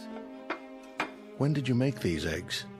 When? They're cold. Well, that's not my fault. You could at least have brought them on time. Charlie, you listen here. I couldn't drive because there's no street lights, so I walked over. I couldn't even see where I was going. That's just how long it took me. All right. I'll take it into him. If he doesn't like it, he can throw it in the trash for all I care. Well, now, don't do that. I mean, I haven't had nothing to eat this morning. I said I'll take it to him. Yes, I'm here. I see. You sure? That's it, then. All right, yes. Who was that? The governor's secretary. And? No dice. I see. Well, there you go. Sure is a big, fat surprise. No, but I'll tell you what is. It's a surprise that someone can go to trial for his life with a third-rate public defender who's afraid to stand up to the local DA.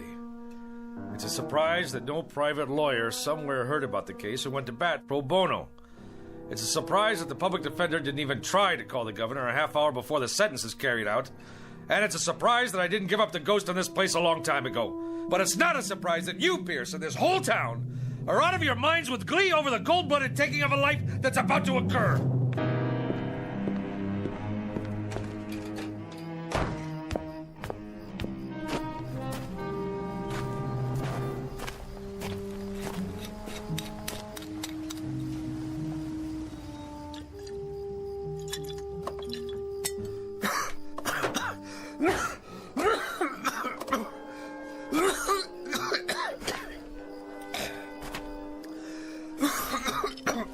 I think you dropped this. It's all right, Reverend Anderson. It's empty.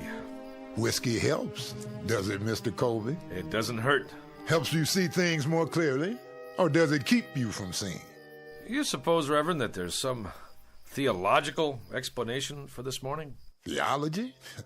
That's for divinity schools. This is a time for faith. Faith in death or in darkness? Maybe if we thought there was a divine act going on here, we could find a way to live with it. God is always with us, whether we know it or not. Is he? Even now. This isn't the first gallows ever built, Reverend, or the last. Won't be the first man to lose his life at an untimely age, and we won't be the last mourners on this earth either. Did you see him? Did you talk to him? Briefly. He wouldn't see me. Wouldn't even let me in his cell. That's a pity. He's a lonely boy. But at least he won't be lonely for much longer. That's the truth. He's going to glory. I'm glad you think so. And you don't, Mr. Colby? It would be easier if I did. But I gave up my faith years ago. Now I'm not sure I ever had it. We all stumble in life, lose our way for a time. But the shepherd doesn't give up. He keeps on looking for us. What happens if the shepherd loses his way too? It must be time. Listen to them. Oh, they want blood. Reminds me of sports fans in an arena somewhere. Yes, a Roman one. How's it look out there? Hard to tell. When they light their torches and storm the jail, I'll let you know. Well, I'd better get the prisoner ready. You're going through with it? Unless something happens in the next 10 minutes, I have no choice. Then I suggest we use this time wisely. And how do we do that, Reverend? There's only one thing left to do. We pray.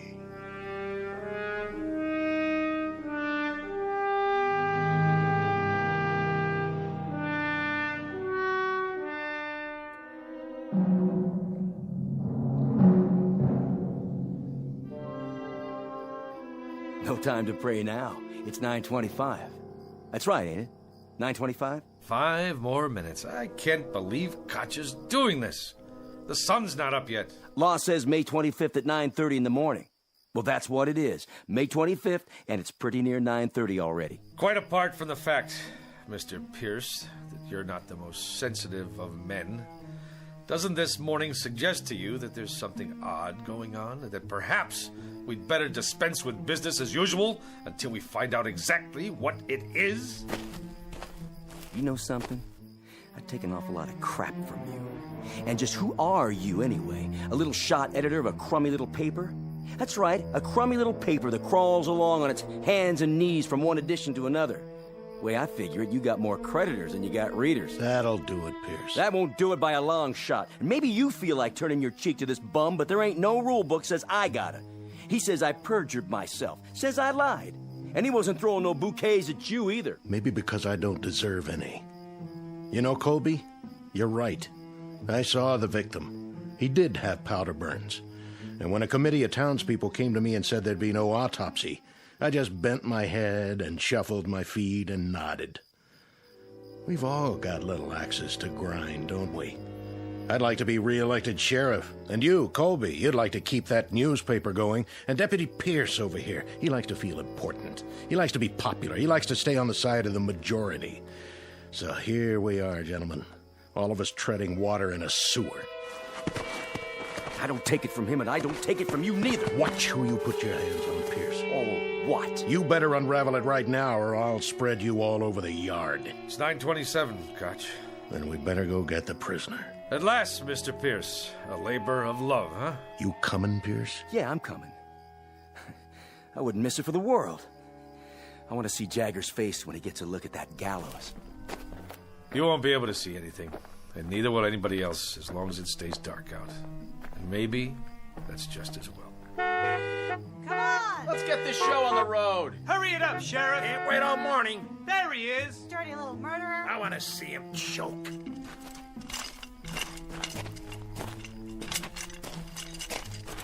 You don't need the chains. I'm not going anywhere. He has some minutes, doesn't he? He's used them already. We're behind schedule. You can talk to him now, Reverend. Take your time. It's my time. And I got nothing to talk about. Then let's go. Let's get on with it. Don't waste your last minutes, Jagger. We're a different color, and I know we have different faiths, but you've stood up for me and mine. You've spoken for us. And God help you, you've killed for us. I think we owe you some peace, and I'd like to try to give you some. That rope over there give me peace. I don't need any words, Reverend.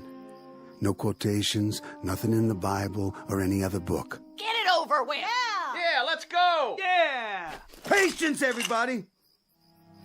I'm gonna give you what y'all came here for. I'll dance at the end of the rope, and I'll choke, and I'll swing back and forth like a rag doll. Yeah, you'll see. You'll get your money's worth. I promise. This way. I told you, I'll do this myself.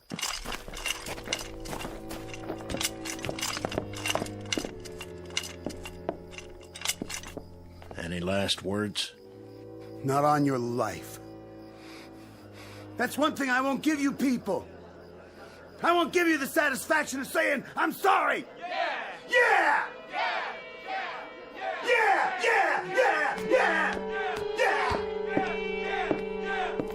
Don't return their hate. Don't dishonor yourself. Why don't you go home? Go on. Get out of here. Just tell me one thing. When he came at you, Jagger, did it feel good then? What's the difference? And when you aimed that gun at his head, that wasn't such a bad moment, was it? Good or bad, who cares? If I wanted him dead or not, it ended the same. What was in my heart didn't matter, because it's what you do that counts, isn't it? Not what you wish for. So, when you killed him, Jagger, When you blew his head off, there were no regrets then, were there? If I told you I didn't mean it, would you let me go? The law's the law. It's what I did in this life. The same as for him, and I hated his kind. You enjoyed seeing him dead, didn't you? You know it. Now I know it too. I know it only too well. This man is guilty. We're all guilty. Guilty as sin. It's important to get with the majority, isn't it? That's the big thing. That's what really matters to you. We're all the majority. The minority died on the cross 2,000 years ago. You want a statement? I'll give you a statement. Tell everybody that. Tell them they're no better than me. Who wants to put the rope around my neck, huh? You, lady! You want to put it on, mister? Yea, though I walk through the valley of the shadow of death. And who wants to pull the lever, huh? You, Reverend? But you know we're all murderers! I'll do it.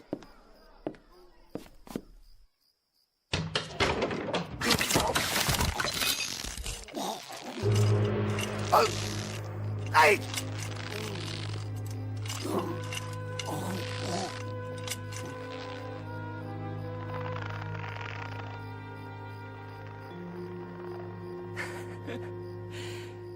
You seen the light, Reverend? You finally seen the light? Have you? Have any of you?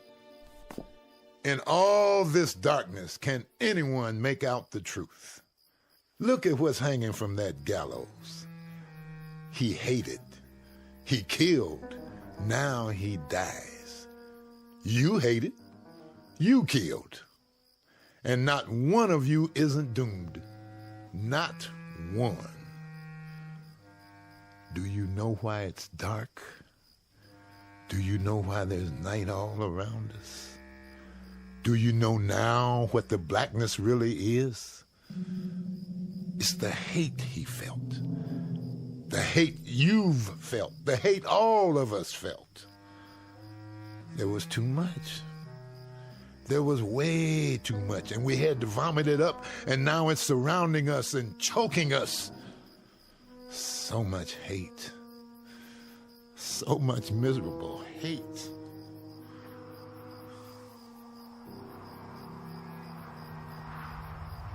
Oh, it's getting colder. Look what's happening.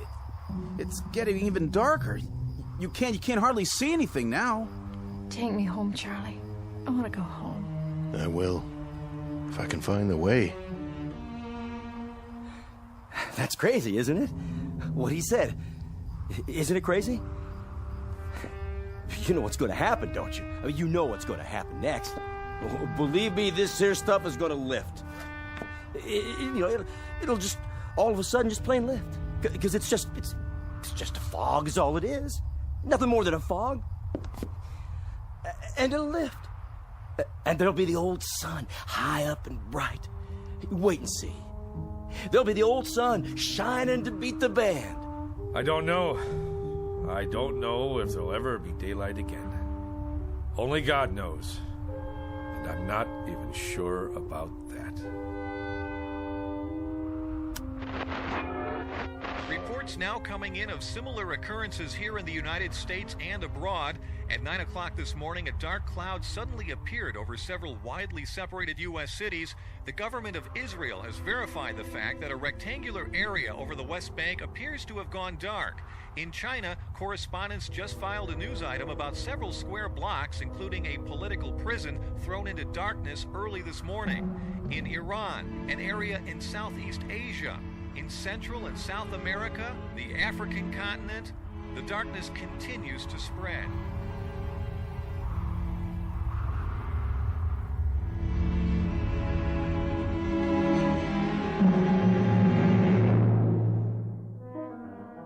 Witness the effects of a sickness known as hate. Not a virus, not a microbe, not a germ, but a very real sickness just the same. Universal and not easily contained. The diagnosis? Highly contagious and unfortunately quite deadly in its effects. Consider yourself forewarned. Don't look for this one in the realm of science fiction, but rather right in front of you, in the mirror. As a matter of survival, you'd be well advised to eradicate it now, right now, before the light goes out, somewhere in the vicinity of your town. A prescription prepared for all within listening range of the Twilight Zone.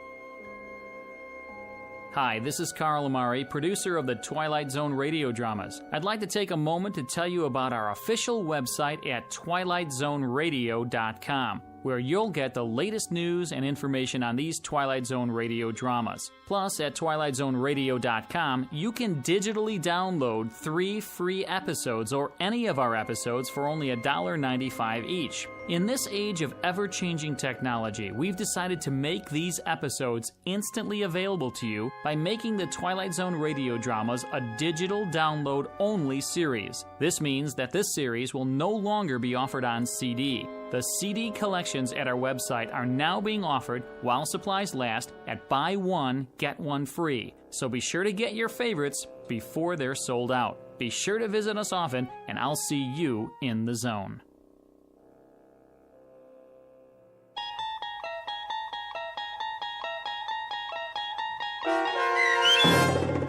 I Am the Night, Color Me Black, starring John Ratzenberger with Stacy Keach as your narrator, was adapted for radio by Dennis Etchison and based on a script by Rod Serling.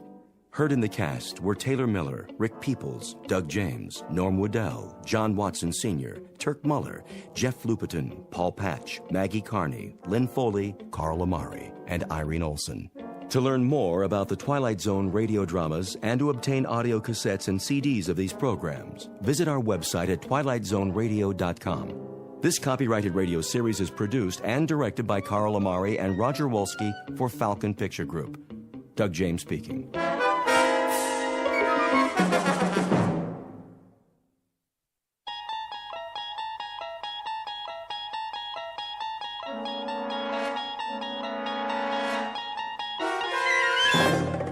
You're traveling through another dimension.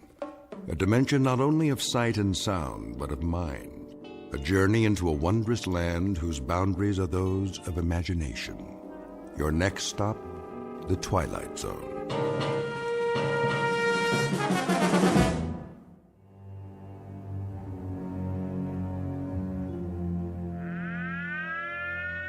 This is the Emergency Broadcast Network. The Office of Civil Defense has just announced a red alert. Enemy missiles are approaching the United States. Repeat, this is a red alert.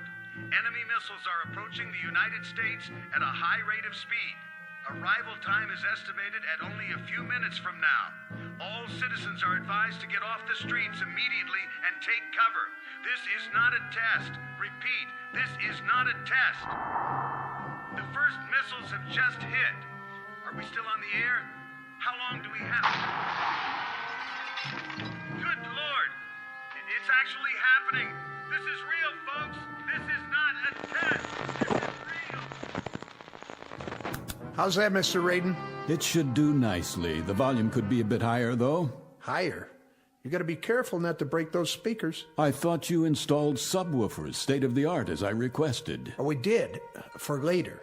Will you hear them? When the explosion hits here, you'll really feel it. Good, good. I don't know where you got your sound effects, but you'd swear a bomb was going off outside. I mean a big bomb. That's precisely what I want. I got the other TV hooked up, sir, at the end of the hall, like you said. Let me see. Here's the remote control. You got your on, and then you got your off and your volume. Did you load the videotape? Sure did. As soon as the monitors go on, it starts rolling. Why don't you show me? All right, Mr. Radin. Let's give it a test run. Look at that, would you? There's the street outside. Only now it looks like the beginning of World War III. Yes. Yes. This calls for something of a celebration. If you don't mind me asking, where'd you get the footage? Some special effects guys out in Hollywood? Oh, you might say I Have my contacts. Given adequate funding, anything is possible. Some setup you got here. All part of the show, huh? This is not a show. It may be, let us say, an illusion. But this room is not an illusion. It happens to be the best designed bomb shelter on the face of the earth. But tonight it's for gags, right? Something of the sort. A practical joke, and I trust a most effective one. You could say that again, Mr. Raiden. When those sound effects start and that stuff goes on the TV, you'd swear the whole world was getting blasted. That's the general idea. I've got 3 guests coming this evening, rather special guests, and I wouldn't want them to be disappointed. Well, it fooled me, and I put most of the wiring in. A drink before you go, gentlemen, to a job well done? No thanks. It's getting pretty late. Are these friends of yours? How's that? You're doing all this to fool 3 of your friends. They must be, they must be real, like, special friends. Oh, they are. They are indeed very special friends. This, in a sense, is the moment a man lives his entire life for. Yeah, I bet. That about it, Mr. Raiden? Yes, I'd say that just about does it. Well, we gotta go. So long, Mr. Raiden. Good luck on your party. Party? Yes, you might call it the best party ever. Bye, Mr. Raiden.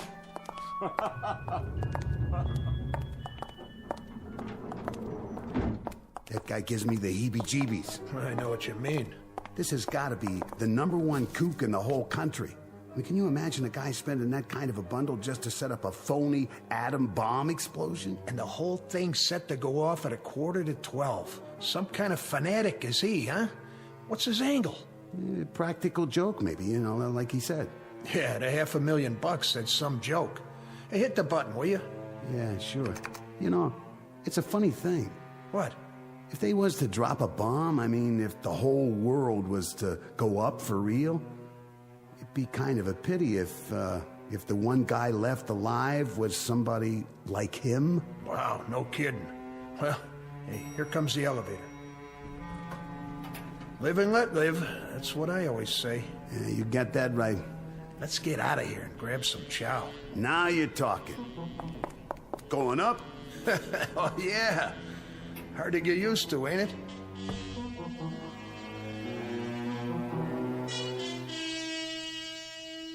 This is the basement of a fashionable midtown skyscraper and office building. It's owned and occupied by one Pall Raiden, whom you've just met. Mr. Raiden is rich, eccentric, and single-minded. How rich, we can already surmise.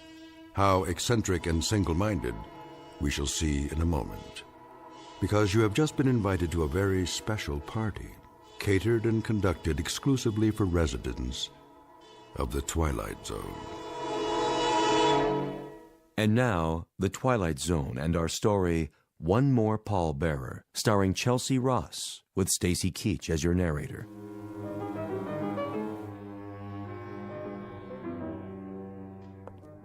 And here's the main course, dear. Baked fish, just the way you like it. Splendid. Would you care for some more milk? Not just yet, Mary. Sit down, please. Oh, who could that be? I'll get it. No, you won't. I hope it's not one of the parishioners. Wait here. But you've been on your feet all day. Dinner will keep. Nonsense. I'll see to it, dear.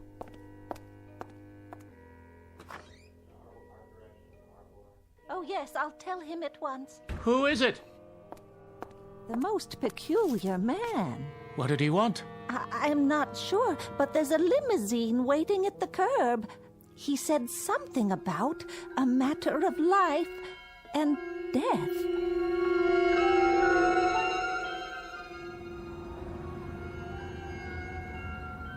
Odd, isn't it? He said exactly the same thing to me. And beyond that, Colonel, you've been told nothing. Hardly a word.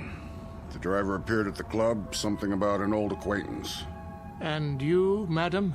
I'm as much in the dark as you are. I was busy grading papers when that very strange man in the front seat came to my door. It sounded terribly urgent. I'll have a word with him. Driver! Yes, sir. Where, may I ask, are you taking us? Be there soon, sir. Yes, but where? Who do you work for? My employer wishes to remain anonymous. Well, isn't this mysterious? Like an Agatha Christie novel. But surely you can tell us if there's a life in the balance. Here we are. Where the devil? A very nice part of town by the looks of it. Please exit from the right of the vehicle. See here, if this is some sort of joke. I assure you, sir, it's no joke. Yet you can't even tell me who gave you your orders. It is an impressive building. You may use the private elevator. I know this building. That fountain. Elevator? To what floor? This one has only one button, and it says down. I'll enter the code for you. Well, if it doesn't go up, then it must go the other way, of course. This is outrageous. I demand that you return me to the officers' club at once. Driver? Driver! It appears that we've been left to our own devices. It was ever thus. After you, madam.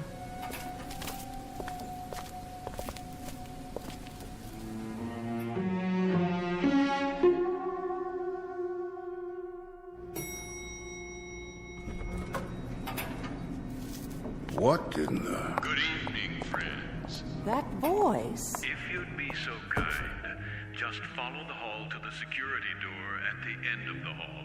There's something vaguely familiar about the tone, but I can't quite... Enough. It's time to find out what this is all about. That's right. Just come in, if you will. See here. Do sit down and make yourselves comfortable. Wait, I remember now. Yes. The accommodations are a bit Spartan, but I trust you'll find them adequate for your needs. How good of you to come. Colonel Hawthorne, Reverend Hughes, and of course, Mrs. Langsford. I'm delighted to see you all. What? Such blank faces? Don't tell me you've forgotten. It's Raiden, isn't it? Aren't you Paul Raiden? You have an excellent memory, Reverend. And how about you, Colonel? Do you recognize me? Yes, I believe I do. You served with me once, didn't you? I did indeed. A second lieutenant. Yes. In an infantry regiment under your command. I recall it vaguely, and I seem to recall something else, too. It's not surprising that it doesn't come flooding back. After all, you had a few thousand men under you, a few thousand cogs in the great military machine. I was only one of those cogs. But then again, you didn't court-martial all of them, did you? That distinction you reserved for me alone. Oh, yes, I do recall now. You refused to lead an assault on a hill. Did I? Refused in the face of a direct order. The delay cost us a company of men. That was your contention at the court-martial board. It's what sealed my fate. I was dishonorably discharged, Colonel. Stripped of rank and booted out. Oh, fortunate for you. Fortunate, you say? Were I permitted to dictate the sentence, I would have had you shot. Of this I have no doubt. No doubt at all. But what kind of host am I? Oh, for pity's sake, Paul. I must apologize. There's a lady present. Please forgive me for not addressing you first, Mrs. Langsford. Do you recall who I am? Of course I do. I taught you in high school. Well done. I don't forget my students. Oh, now and then I find that they get jumbled together. Of course. But if I prod my memory a bit, I'm able to connect names with faces. And in your case, with character. I made an impression on you, did I? That's understandable. Because you flunked me, Mrs. Langsford. I certainly did. You dressed me down in front of an entire class, called me names, humiliated me. And quite deservedly so. Ah, but that's neither here nor there. I invited you here this evening for another purpose than to dredge up old animosities. Invited? I can't speak for my companions, Raiden, but the request I received was more in the form of an ultimatum. Your chauffeur said it was a matter of utmost urgency. Why, yes. Yes, indeed. That's the way it was broached to me, too. A matter of life and death. I was eating dinner, and my wife Mary got up to answer the door. And when she came back, she had such an odd expression on her face. Ah, Reverend Hughes.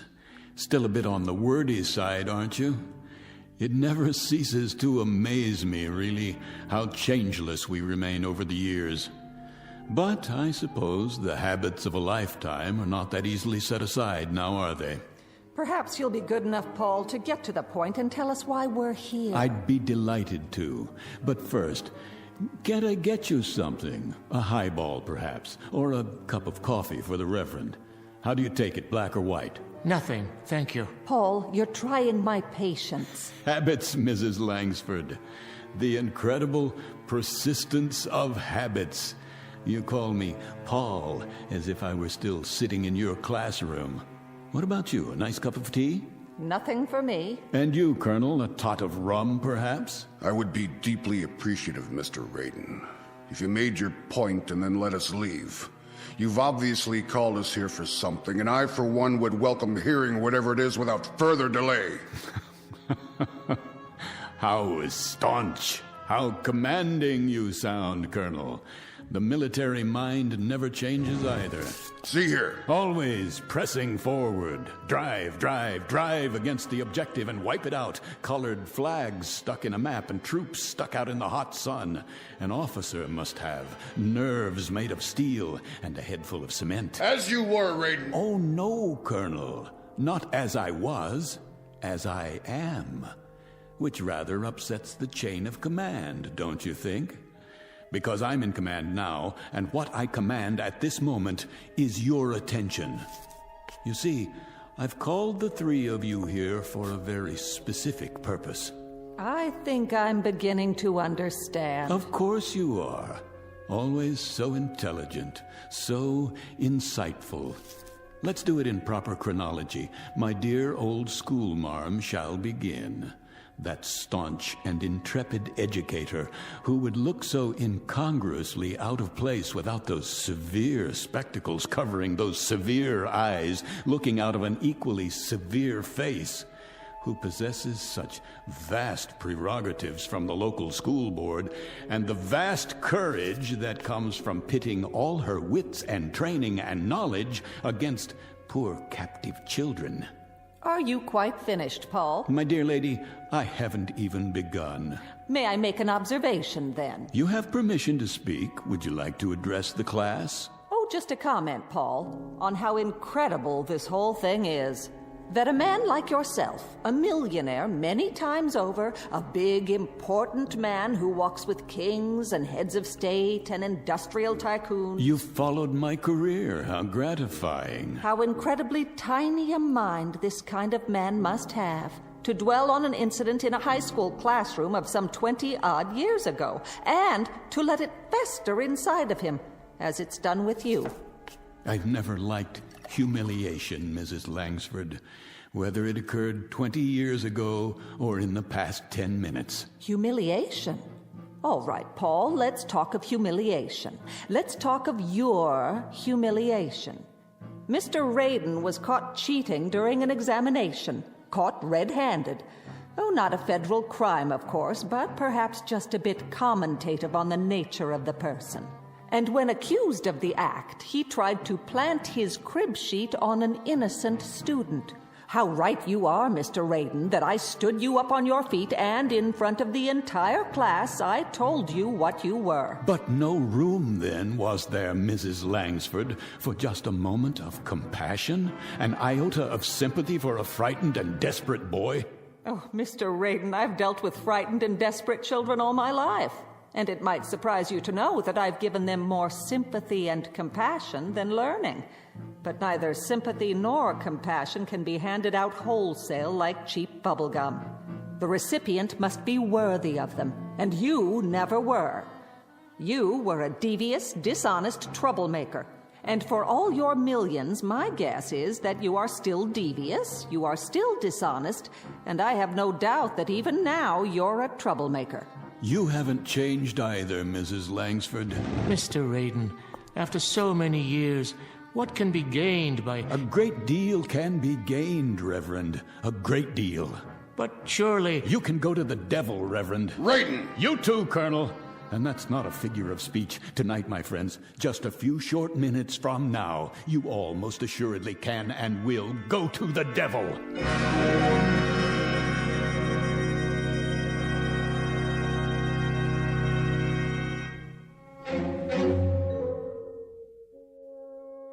Mr. Raiden, obviously years have passed between now and whenever it was you felt you suffered various indignities at our hands. Felt? How conveniently you forget the extent of my suffering. You, for example, accused me of lack of character, and worse, you put a scandal over my head and all but destroyed my reputation. I do remember now.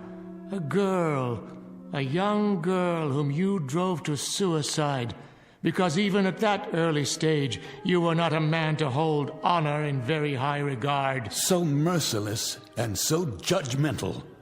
What of her responsibility? Her far from consistent in your dispensation of forgiveness. No, the robes of a man of God never became you, Reverend. For all your pious pronouncements, they never quite fit. Enough of this. I'm getting out of here, now. You can try, Colonel. This is outrageous. Save your strength. You're going to need it. Open this door at once. The doors don't answer to your command, only to mine. They're made of solid steel. The walls are 18 inches of reinforced concrete sheathed in 6 inches of lead.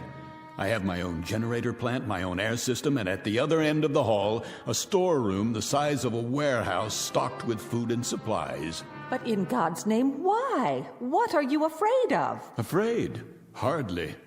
Prudent might be a more accurate word. Remember the story of the 3 little pigs, houses of straw and so forth, and only one built to withstand the blast. Blast? What blast? Colonel, you of all people should understand logistics. Does it occur to you why a man would go to all this trouble and expense? You've built what amounts to be a bunker. So I have. But we're not at war. Not at this precise moment. You're insane. Am I? This is the middle of the city. Ah, now you're getting warm, closer to the point. What are you talking about? About beginning a vigil, my friends. The long wait and the countdown to oblivion. Will you start making sense? I taught you better than this gibberish. You are correct, Mrs. Langsford, about several things.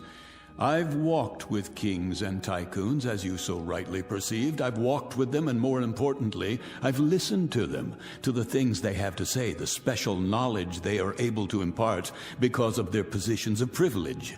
As a result, I managed to keep abreast of the times and usually well ahead of them. The point. Patience, Reverend. I'm coming to it. You see, I know things that are going to happen. I pay informants, couriers, high-level attachés and the like for a service. Information. And I pay them quite handsomely, I might add. What sort of information? Oh, the inner workings of certain, let us say, diplomatic agencies, military installations. Information that's beyond top secret, but available if the price is right. You're engaged in espionage. Hear me out. 48 hours ago, I received a most interesting bit of news, or rather, several bits, meaningless in themselves, that together form one unavoidable conclusion, something that is known to perhaps only 6 men in the world. If you're trying to frighten us, it isn't working. Then let me give it a somewhat finer edge. This evening, this very evening, the world is coming to an end. Why, of all the... At 11:45, there will be no more city. No more country. Rubbish. Oh, it was inevitable, don't you think? After so many years, so many weapons stockpiled, someone somewhere was bound to become impatient, to finally push the button that brings us to the reward we so justly deserve. And make no mistake about it, we all do. It began when we were born into this cesspool called life. The original fall from grace, from which there is no escape. The earth is an empty graveyard waiting to be filled, and tonight it will be. What a cynical, depraved view of humanity. By 30 minutes after midnight, there will be no more humanity. It's too late to stop. Pandora's box has been opened. There's no turning back. They are going to bomb us, and we are going to bomb them. By dawn, there will be nothing left but rubble and bodies. And now, within a few moments, it begins. You'll be hearing the sirens very shortly. That's the red alert. It means their missiles are on the way. Ours will follow soon after with proper military efficiency. And you are to survive, Mr. Raiden. Is that the idea? I am to survive, as long as I stay here 300 feet under the ground. Already buried, one might say. How about you, Reverend Hughes? Or the rest of you? Would you care to survive too? Or shall I be the only pallbearer? What? It can't be. Don't panic. This whole thing may be a hoax. Please remain seated. If you require proof, I'll turn on the radio. This is the Emergency Broadcast Network. The Office of Civil Defense has just announced a red alert. Enemy missiles are approaching the United States. Repeat, this is a red alert. Enemy missiles are approaching the United States at a high rate of speed. Arrival time is estimated at only a few minutes from now. All citizens are advised to get off the streets immediately and take cover. This is not a test. Repeat, this is not a test. The first missiles have just hit. Are we still on the air? How long do we have? Good Lord! It's actually happening. This is real, folks. This is not a test. This is real. Comments? Perhaps a little military sophistry now, Colonel. A quote from General Grant or Lee or Patton. And you, Reverend, something enriching from the gospel? Oh, my, such silence, Mrs. Langford. Nothing in that vast reservoir, that Pilgrim's Progress mind of yours to fit this situation? No mental eraser you can use to wipe out reality? I've got to get to my wife. Oh, by all means, Reverend. Certainly, get to your wife. Hold hands and die together. Take your hands off me. You turn my stomach, Reverend Hughes. You know that. Find your wife. I intend to. That's not what's on your mind. What's on your mind is what's on the Colonel's mind and the school marms over there. Your precious hide, your sanctified flesh. That's what preoccupies you at this moment. Let go of me, Mr. Raiden. If I'm to die tonight, I want to be with someone I love. Very theatrical, Reverend Hughes, but far more burlesque, I'm afraid, than legitimate theater. Kindly have the decency. Why don't you have the decency, Reverend, to depart this earth with just a fragment of the truth in your mouth? What truth? Tell me to my face that you are so scared, so miserably frightened, that you'd sell your wife by the pound if it meant your survival. Admit it. If those were the last words I ever spoke, Mr. Raiden, they would also stand as the worst falsehood I ever uttered while living. Why am I not convinced? Will you open the door, Mr. Raiden? Will you let me leave now? Take a look at the monitor first. You might want to consider what awaits you outside before you open that door. How did you know, Raiden? How could you possibly have known exactly when? What difference does it make?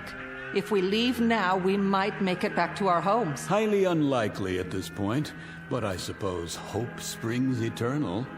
Oh, of course, Mrs. Langsford, back home to your aging sister, no doubt. And you, Colonel, back to the club so you could die with your cronies amid all your medals and memorabilia. Whatever we do, it's none of your concern.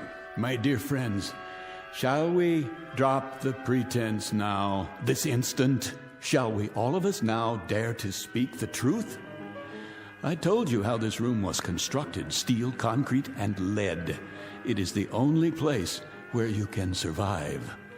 Now, What is all this nonsense about going back to your homes? You mean to say you'd walk out of here to certain death, when by simply staying where you are, you're assured that you'll live? Are we to understand, Mr. Raiden, that you will permit us this luxury? That you will allow us to stay in your fortress? Oh, indeed. Indeed, Colonel. As a matter of fact, it's precisely why I asked you all to come. Each of you, in your own way, tried to destroy me. But I will not repay the compliment in like kind. That is to say, I won't require an eye for an eye. Nothing quite as basic, as naked as that. Then I'd be interested, Mr. Raiden. What is your price? The Colonel would be interested. I should think so. And I presume the schoolmarm and the Reverend, too, would be interested. I submit, dear friends, that you're not just interested. It's the only single thing on God's earth that has any meaning left. How much will Raiden charge so you can stay here in safety? All right, my friends, here's the all-important price tag. The fiddler has played, and here comes the bill for the music. But be sure to listen carefully, because time is very rapidly running out.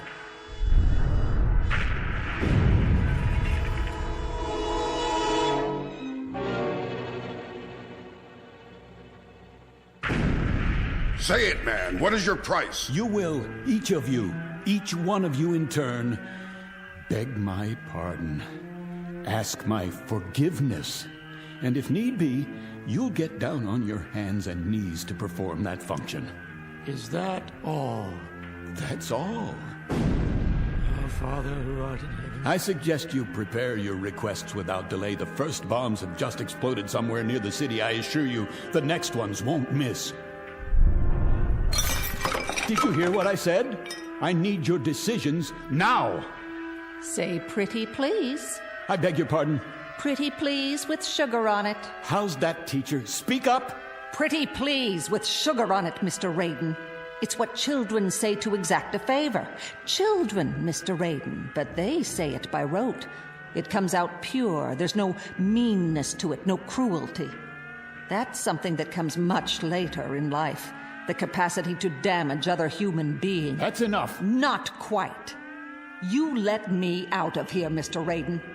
If I'm to spend my last quarter hour on Earth, I'd rather it be with a stray cat, or alone in Central Park, or with a city full of strangers whose names I'll never know. Have you lost your mind? The door, Mr. Raiden. Will you open the door now? You heard them. Heard what? Stubbornness for its own sake? Sheer contrariness? Absolute irrationality in the face of that? Open up, Raiden. Yes, open it. You're too blind, or you're too stupid. That must be it, because none of you understand how simple it is. All you have to do, literally all you have to do, is to say a sentence. Just a string of silly, mindless words, like a command, Colonel, like a prayer, Reverend, like a lesson. Nothing more than that. All you have to say is that you're sorry. I have nothing to be sorry for. You deserve that, court-martial, and more. I'll hardly withdraw my complaint now. And I, Mr. Raiden, pity you that you still can't see the error of your ways. May God have mercy on your soul. All right. You want to go out there and die? Go! But you'll all be back inside of 5 minutes. There's the elevator. Go ahead, use it. Carry the farce to its conclusion. Stand aside. Where are you going? Up there? To what? As far away from here as I can get. Do you hear that? Are you deaf? You still want to go up on the street? Why? To get a good look at the frenzy and the panic and the horror before you come back down here to your only salvation? Move away from the elevator. But you don't need to see it firsthand. Watch it from here on the monitor. You can see it happen, the whole thing. Watch as your world is shoveled into a grave and covered over. Move, or I shall be forced to move you. You fool. After you, ma'am. Last chance. I mean it. It's your last chance. What about it, Hughes? Is life so stinking cheap you can throw it down a drain? No, it's not true. This is no fantasy. You'll be back. You'll see. You'll be back.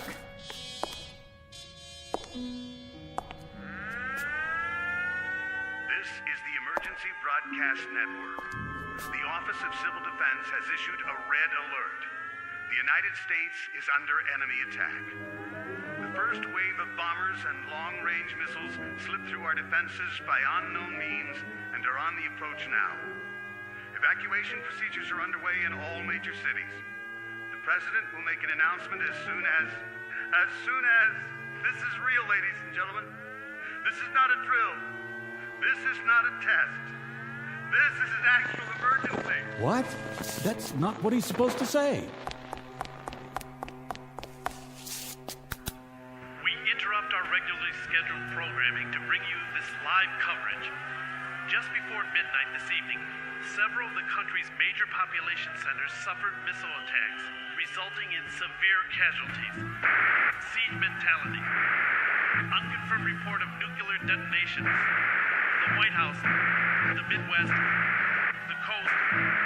We will remain on the air for as long as... What's wrong with this? Off! I want this tape off!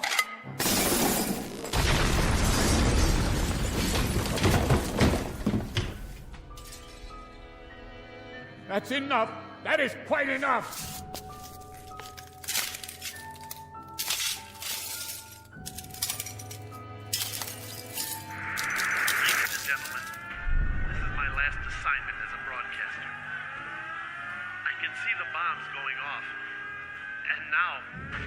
Now they're streaking down, lighting up the sky, heading directly for us.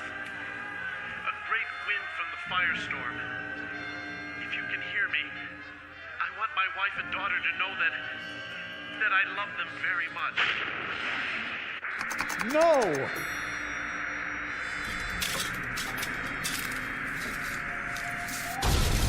No! No!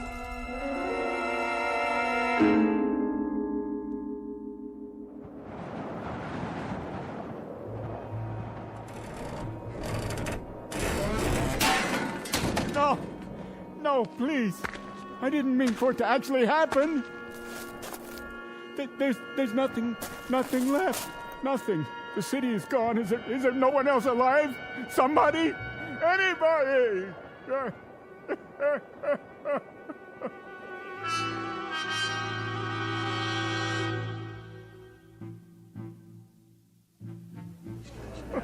What's wrong with him? Must be drunk. Poor man, he looks crazy. Yeah, look at his eyes. What's he crying? All right, Mac, get up. Hey, Mac, what's the matter with you? Got a little too much to drink, huh? On a beautiful night like this. Well, now, let me take you home. Where do you live? Can you tell me that? I didn't want it this way. Won't somebody listen to me? Isn't there anyone left in the world who can hear me? Someone! Someone! This is Saunders. I'm in front of the Raiden building. I want to send a car over here right away. Some poor devil's lying on the ground off his rocker. No ID. Yeah, it could be anybody. Yeah, okay. Okay, Mac. Help's on the way. Now, why don't you come on over here and sit down by the fountain? That's right in front of this nice building. You weren't gonna try taking a bath in it, were you? No. Because then I'd have to arrest you, and I wouldn't want to do that.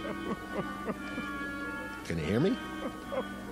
Can't you even tell me where you live? You know where you are? Anything around here look familiar at all? What happened to him? Another nutcase. Never saw him before. Is he deaf or blind? Okay, folks, let's move along. Move right along. Give the poor fella some breathing space till the ambulance gets here. Easy, Mac. Take it easy. You're gonna be okay. No, somebody, anybody. Is anybody left alive in all this rubble? Not another human being anywhere in all the world? Please. Oh, please, God, oh, please.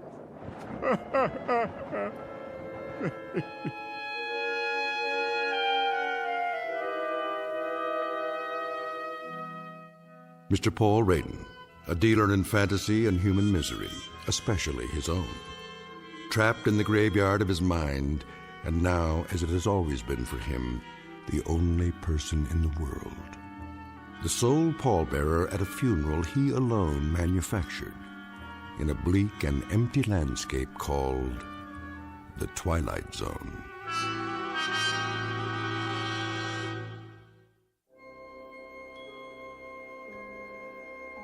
Hi, this is Carl Amari, producer of the Twilight Zone Radio Dramas. I'd like to take a moment to tell you about our official website at twilightzoneradio.com, where you'll get the latest news and information on these Twilight Zone Radio Dramas. Plus, at twilightzoneradio.com, you can digitally download 3 free episodes or any of our episodes for only $1.95 each. In this age of ever-changing technology, we've decided to make these episodes instantly available to you by making the Twilight Zone Radio Dramas a digital download-only series. This means that this series will no longer be offered on CD. The CD collections at our website are now being offered while supplies last at buy one, get one free. So be sure to get your favorites before they're sold out. Be sure to visit us often, and I'll see you in the zone.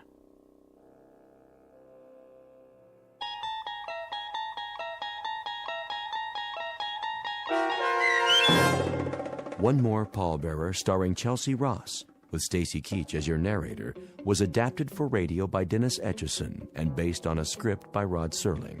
Heard in the cast were David Darlow, Meg Thalken, Rich Kominick, Turk Muller, Norm Woodell, Jeff Lupetin, Roderick Peoples, and Lawrence Nepidal.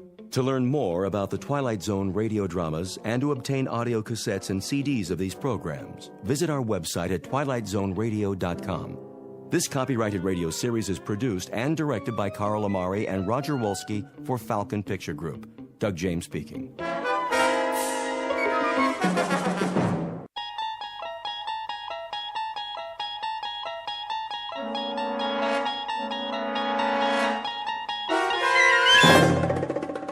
There is a fifth dimension beyond that which is known to man.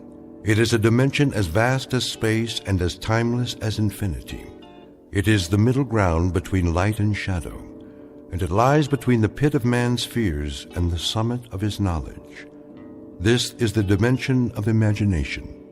It is an area which we call the Twilight Zone.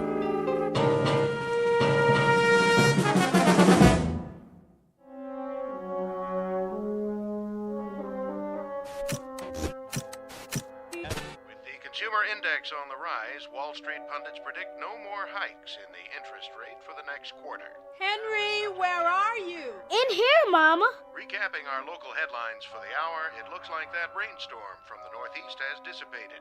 So we can expect scattered low clouds in the AM, clearing by early afternoon and followed by some sunshine. I'm waiting, Henry. In a minute, Mama. Barley's gonna be on the news. Henry, come in the kitchen right now. 1 more minute. And in sports, here's a flash from the past. One of the city's favorite sons is set for an important boxing match tonight at St. Nick's Arena. Mama, come here. What is it? Quick. For this battling middleweight, tonight's the night, the one that counts. I thought you were going to help me with the dishes. Look. Henry, I need you now. Look. Why, that's a picture of Bowley. But after such a checkered career, can he make a comeback? I know. To put it another way, is this bout really necessary? No fighter lasts forever, and sports fans don't want to see a good man take a beating in the ring. So here's this reporter's advice to Boldy Jackson. It's time to pack it in. Find another line of work if you have to, but take care of yourself and stay out of the game. Get a job behind the scenes, training younger, stronger, talented young bloods whose careers are ahead instead of behind them. Now. Yes, Mama. You're a good boy, Henry, but you gotta learn. Don't get your hopes up too high or you'll... Where are you going now?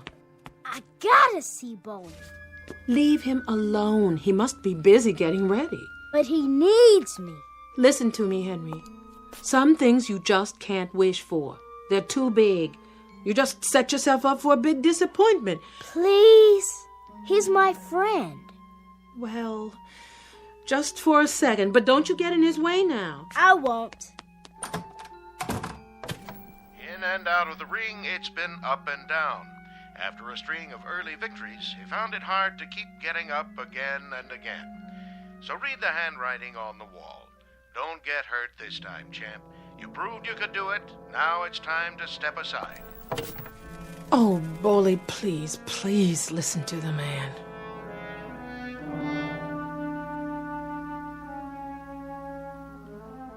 In this corner of the universe, a prize fighter named Boley Jackson, 183 pounds, a little over his best weight, and an hour and a half away from his chance for a comeback at St. Nick's Arena. Mr. Boley Jackson, who now lives in a tenement building and by the standards of his profession is an aging, over-the-hill relic of what was, and who now sees a reflection in his dresser mirror of a man who left too many pieces of his youth in too many stadiums for too many years before too many screaming people. Mr. Boley Jackson, who might do well to look for some gentle magic in the hard-surfaced glass that stares back at him from somewhere in the Twilight Zone.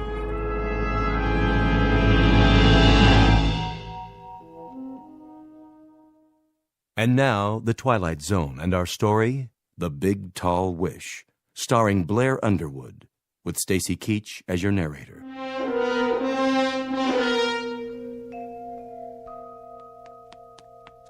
Hey, Boley, you in there?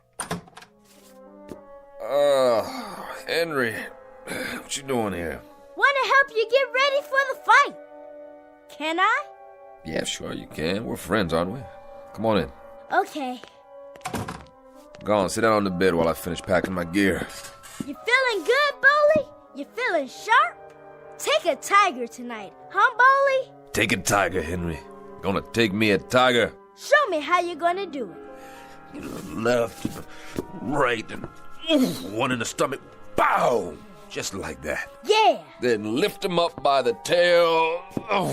And then what? And throw him all the way out to the 9th row. Looking at yourself in the mirror, huh?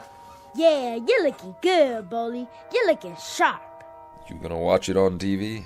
You foolin'? I'll yell so loud, you'll hear me all the way to St. Nick's. Yeah. Hey, you know what I see in the mirror? A fighter don't need a scrapbook, Henry. You want to know about what he's done, where he's been? You can read it right in his face. He's got the whole story right there, cut into his skin. Yeah. Well, where'd you get that scar anyway? Which one? Over your eye. Ah, that's St. Louis. Guy named Sailor Levette. Real fast boy. And see this nose? That was Memorial Stadium, Syracuse, New York. Italian boy. Fought like Henry Armstrong, all hands and arms, just like a windmill all over you. That was the first time I ever had my nose broke twice in one fight. Did it hurt bad? Sure it did. What you think? Gee, Boley, that's tough. Moving south, Henry, moving south. Now, this here, Miami, Florida. Boy got me up against a ring post and did this here with his laces on the face. That's where you read it. Start at the first match and move across Pittsburgh, Boston, Syracuse. I'm a tired old man, Henry. Tired old man trying to catch a bus. But the bus already gone. Left a couple of years ago. Aw, that ain't true. Here, look for yourself. Hands all heavy, legs all rubbery, short breath, one eye not so good, and there I go running down the street trying to catch this bus to glory. Stop talking like that. I'm only telling the truth. Boley, you're gonna catch a tiger tonight. I'm sure gonna try. I know you are, 'cause I'm gonna make a wish. I'm gonna make a big, tall wish. And you ain't gonna get hurt none either. I'm gonna make a wish that you don't. You hear? I don't want you getting hurt. You've been hurt enough already, and you're my friend, Bully. You're my good and close friend. You are a good boy, Henry. Good boy. And I thank you. Nah, you go on. I gotta get my gym bag packed. I'll wait and walk you downstairs. Okay, boy. Okay. I like that just fine.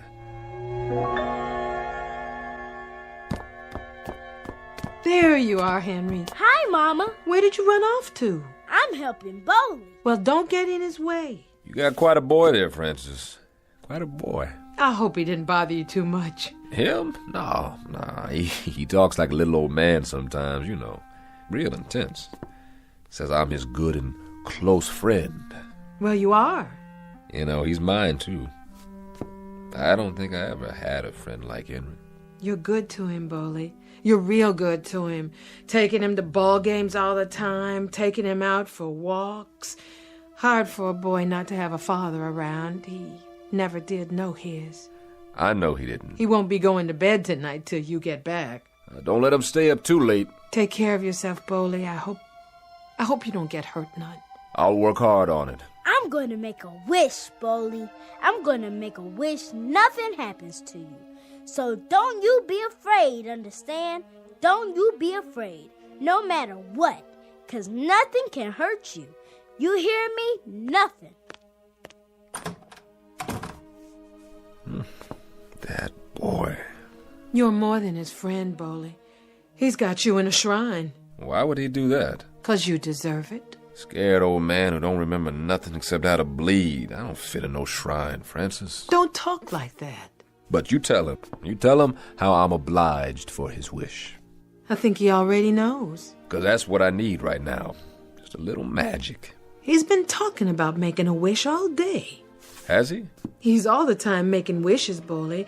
I see him standing there in the bedroom in the dark, looking out of the window. I come in real quiet and I say, Henry, why don't you go to sleep? And he turns around with that serious little face of his and he says, making a wish, Mama. Making a wish for this, making a wish for that. Oh, he's all the time wishing. Why, just the other night. What? Oh, it was nothing. Tell me. Well, I needed some more money for the rent, $50. Henry said he was going to make the big, tall wish. That's his biggest kind, the big, tall wish. He don't waste it on just anything. It's what he calls the most important one. That was last Friday. And then what do you know? A woman I did some nursing for out on the island sent me a check. Just like that. A check for $50. And that was exactly how much I needed. I was real lucky. Yeah, that's what it was. Luck. Little boys are something, huh? Yes, they are. Little boys with their heads full up with dreams. And then, when does it happen, Francis? What do you mean? When do they suddenly know there ain't any magic? When does somebody push their face down on the sidewalk and say to them, hey, little boy, it's concrete. That's what the world is made out of. Concrete and gutters and dirty old buildings and tears for every minute you're alive. Oh, Bully. When do they find out that you can wish your whole life away? But sometimes what we wish for, it can come true. You know that part too, don't you? I know I'm all wished out. That's the only thing I know for sure. Good luck tonight, Bully. We'll be waiting for you. Sure, I appreciate it. You kiss him goodnight for me now if it gets too late. I will.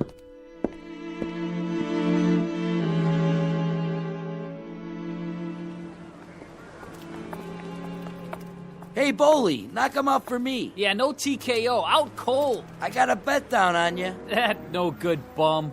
I thank y'all sincerely. You folks are good neighbors. Bully, we all know you're the best. Well, just don't bet too much now. Why not? You're gonna beat him, aren't you? Yeah, which round? Want to call it? How about the first round? Put him out of his misery. Do the best I can, boys. Best I can.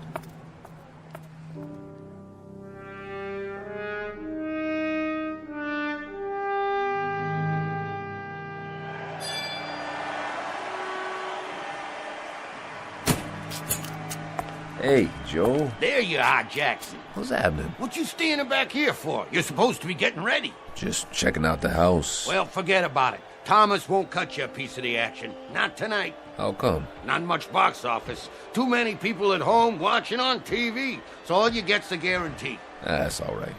Just wanted to check it out. Been a while. A while. It's always the same. Cigars, beer, hot dogs, sweat, canvas. Never forget places like this, the way they smell. All this time, I guess I missed it. Go on in the dressing room. In a minute. I'll give you a rub-down. We got time. Something wrong, Jackson? Like what? You're not freezing up on me. I'm here, aren't I? I've been working out all month. No offense. I just thought, seeing as how you've been away for a while... Don't talk down to me, Joe. You might have a slight case of the jitters, that's all. Not me. Never did. Never will. Don't worry about it. You'll do fine. Sure I will. You look good. You really do. How was the weigh-in, Slugger? Right on the money. Like I said, you're looking real good.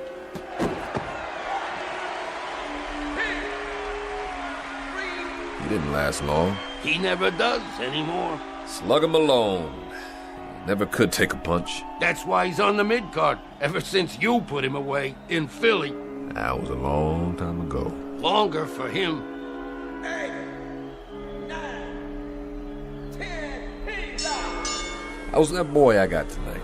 Nothing much. He still don't know what he's doing. All over the place.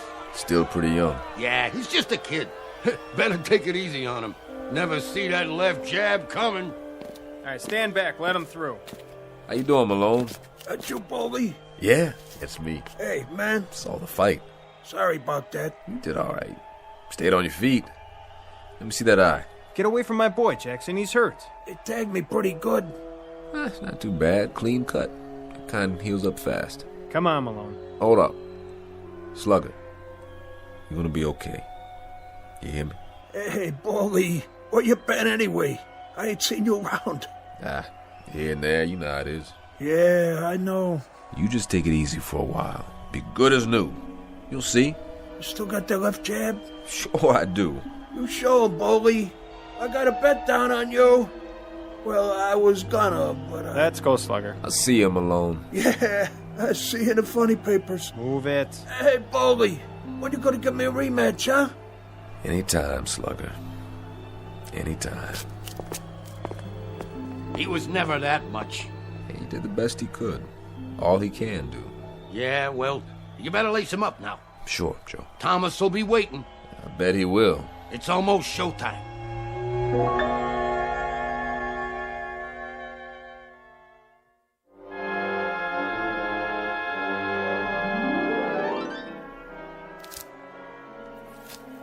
Hurry up, Mazel. I got it. There, Bully. Your hands are taped real good, just like old times. How's it feel? Feels okay. Feels good, Joe. Sure it does. Nice and tight, the way I like it. Ready? I'm ready. What did I tell you? He's all ready, Thomas. Uh-huh. Put out that cigar, will you? What do you care? I gotta breathe in here. Well, you hired me to rep you for the night, Boley. It's a package deal. Me and the cigar. I told you to butt it out. Maybe you can back that up. Maybe not. Ain't no maybe. Give it to me. Yeah, you got attitude. I'll say that for you. I like that in my boys. This one here, he's a pretty feisty old man. He ain't old. You know what I think? The older they are, the louder they talk. And the more they want, the less chance they got to get it. How'd I get you tonight? Boley? Just lucky, I guess. I'm a bargain, Boley. I'm the expert on has-beens. I've seen your boys. Have you? Catchers, aren't they? All of them. Guaranteed 2 rounds each. Shovel them in, shovel them out. And sew them back together for the next time. That's the way to do it, if that's all you got to work with. He don't mean nothing, Thomas. Maybe I do. Month or so from now, Boley, maybe I'll sign you at the back door. That's what you think? Well, why not? You're long gone. You've had it. Wait till after tonight. You'll want to get in the stable, too. That's right. All you have to do is guarantee 2 rounds. 2! 3 prelims every month. Do that standing on your head, can't you?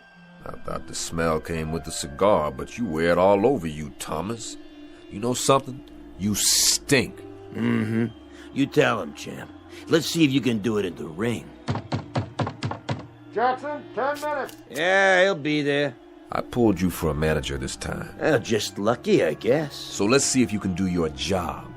Now, what about tonight? What about tonight? Better sit down and lace him up. What should I look out for? You serious? I only seen this boy fight once. That was a couple of years ago. I could say. No? I never seen him. Are you sure? I'm sure. What about it, Joe? That's true? Well, I don't know. You've watched him fight, all right? Hey, let go of me. Matter of fact, you've seen him 6 times in the past year. I keep up, see? Hey, you're imagining things. You are a piece of garbage, Thomas. You're betting on him, aren't you? Aren't you? You got a mouth on you, Jackson, you know that? Yeah? You think so? Holy, what are you doing? You better listen to Joe. It ain't enough he sells wrecks by the pound. He comes in here for some dirty money, supposed to help me, and then he bets on the other guy.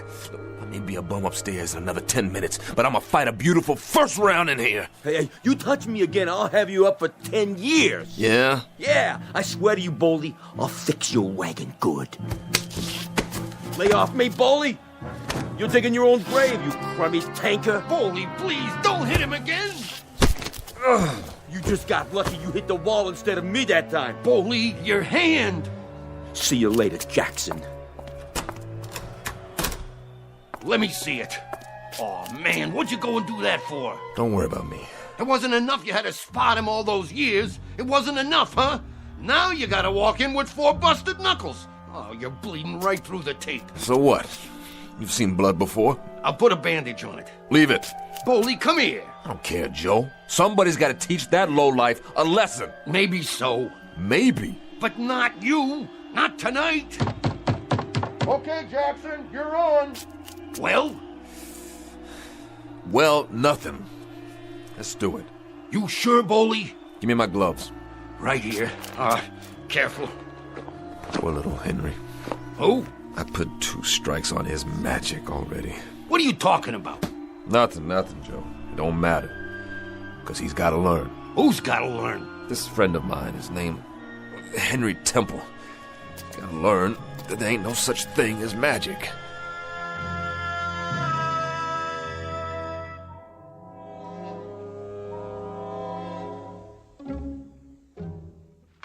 Another left, another right, and Jackson's knees are wobbly. A 10-round bout, but it's not going that far, I promise you. He's hurt. Boldy! It may be early in the fight, but Boldy Jackson is definitely in a world of hurt. A sad spectacle. Someone who didn't know when to hang it up. He seems unable to mount any kind of defense. No! Simmons moves in on him again. There goes one to the side of the head, beating him like a government mule. No! One to the breadbasket. Ow! A left-right combination to the head again. Stop! Oh, is that boy hurt? Is that boy hurt? Somebody ought to stop this carnage. Don't watch anymore, Henry. Stop it! Please, turn it off now. He's down. Jackson is down. It's as good as over. Henry, do you hear me?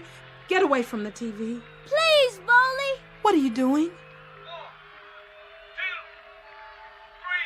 Please, Boldy, please! 5, Please! 6. Please!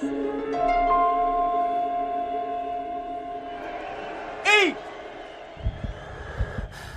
9, 10, he's out! I can't believe it! What happened? Bowling! It's unbelievable. He's out. The man is out. Simmons is out.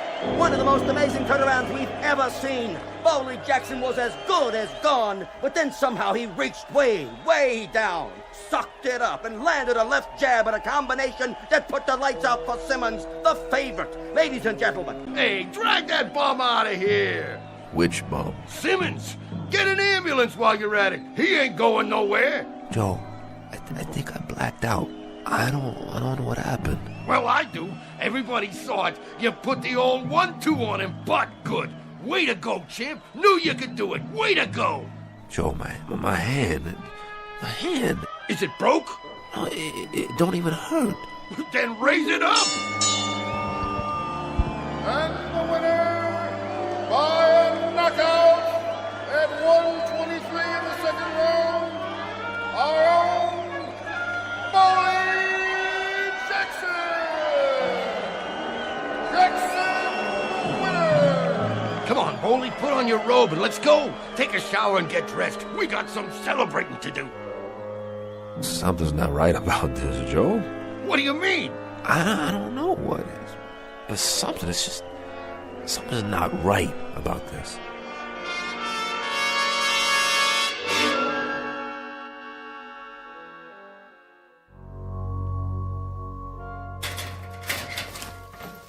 How do I look, Joe? Like $1,000,000. You didn't need a shower, never even worked up a sweat. Look in the mirror, not a mark on you. Oh, you're beautiful, Boley. Yeah, but he kept on hitting me and hitting me. When? All through the first round and the second. But you was bobbing and weaving. He never laid a glove on you. You positive? Yep, you done dandy. Joe, look at this hand. My fingers are fine. They sure are. You were wrong, huh? Just bruised it, I guess. It hurt like anything, but somebody said I got him with it full on. It couldn't have been broken after all. Who said it was? You did, and it felt like it, too. I could feel the knuckles coming up through the bandage. I don't know, I could have sworn it was busted. And when he knocked me down... What? He did what? Knocked me down, Joe. When he knocked me down, I don't even remember getting up. And the next thing I knew, there was Simmons laying on his back. Well, then you and me, we was in different arenas tonight. What are you saying? You didn't get knocked down, Boley. You was never off your feet. I wasn't? No, you sure wasn't. This one you carried all the way, baby, just like the old days. Who's that? Your fans, who'd you think? I don't believe you. You want I should open the door and let him in? Hey, Jackson, show us how you did it. What a jam. What a right. I knew he could. Boley, when you gonna fight again? Hey, you're gonna get a title shot. How about a picture? Wait, Joe, close the door. Just a minute, folks. The champ will be right out.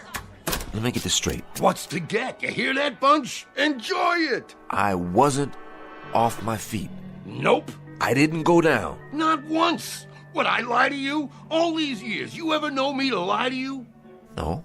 Then what are you waiting for? Let's go and paint the town red. No, I don't know, Joe. There's something I gotta do.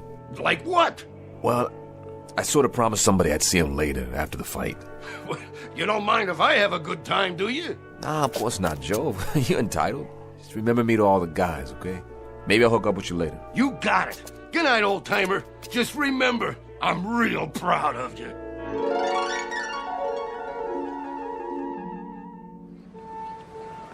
Hey, there he is. Beautiful, Boley. I watched the whole thing. Didn't take long. Second round. Thank you. Oh, you were great, Boley. We seen you on the television. You was really great. Just beautiful. Let me feel your muscles. Wow, you clobbered him good. That was a real right hand. Where'd you get a right hand like that? You know something? I don't know. I really don't know. Ha, yeah, he don't know. Thank you all. I gotta get inside now. Somebody I want to see.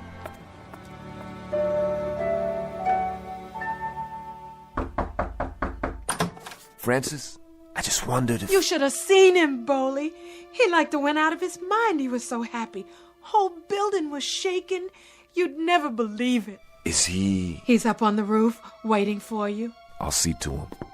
Send him down soon, Boley. It's real late.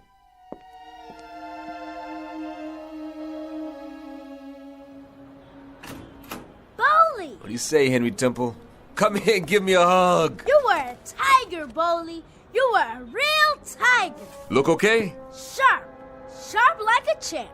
You was Armstrong and Lewis and Ali and everybody all wrapped up into one. Oh, well, hey, you know something? That boy must have hit me so hard, he knocked the hurt right out of me. How come? 'Cause, Henry, I don't remember a doggone thing. I must have really been punchy for a second because I thought he had me on my back. And there I was looking up at that old ref waving his arm down on me, and I was staring up at the light, blinking my eyes, and it must have been some kind of dream or something. I don't know nothing about that. Henry, I was never off my feet. I never got knocked down.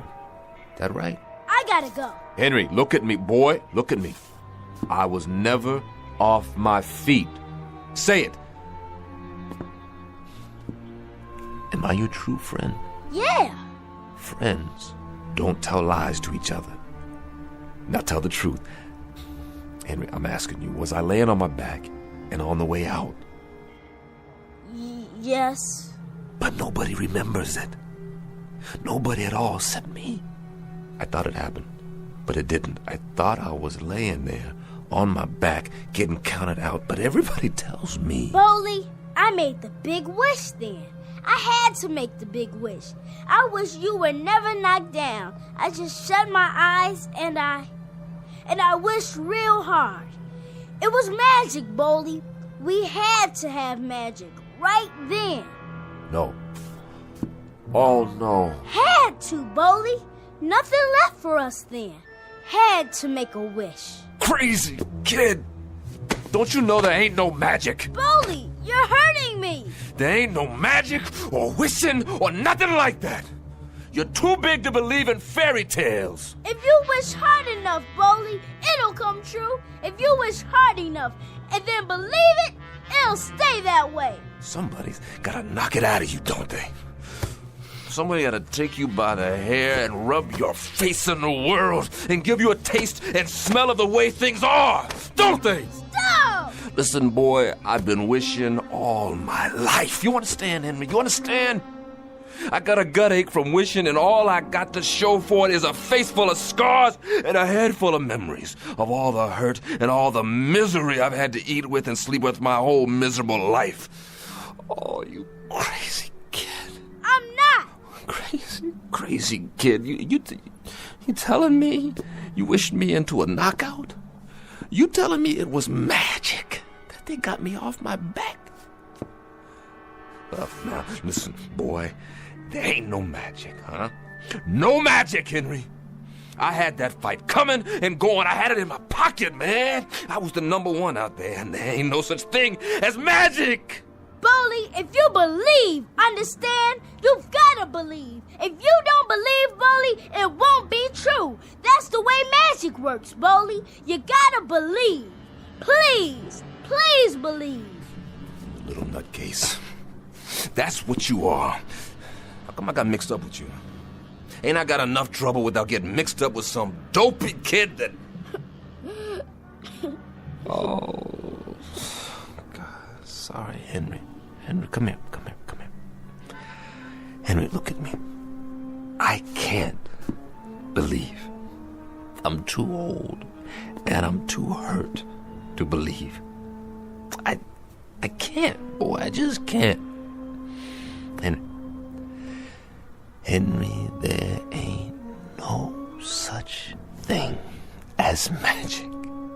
God help us both. I wish there were. Bowley, you got to believe. I can't. You got to. Bowley, you gotta believe. Or else... I told you. I can't. Then if you can't, Bowley, if you can't...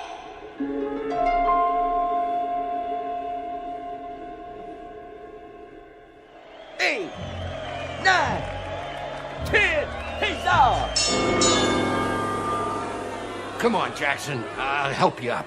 Oh, what happened? The kid got in a lucky punch. Don't worry about it. Don't mean nothing.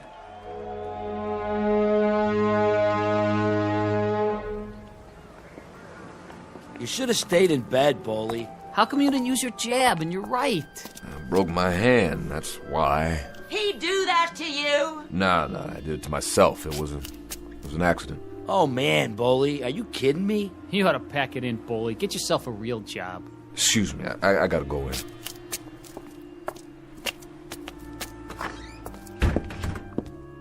Are you okay? Yeah, I'm okay. I was afraid you got hurt. Me? No, I'm too tough for that. You sure? Let me see.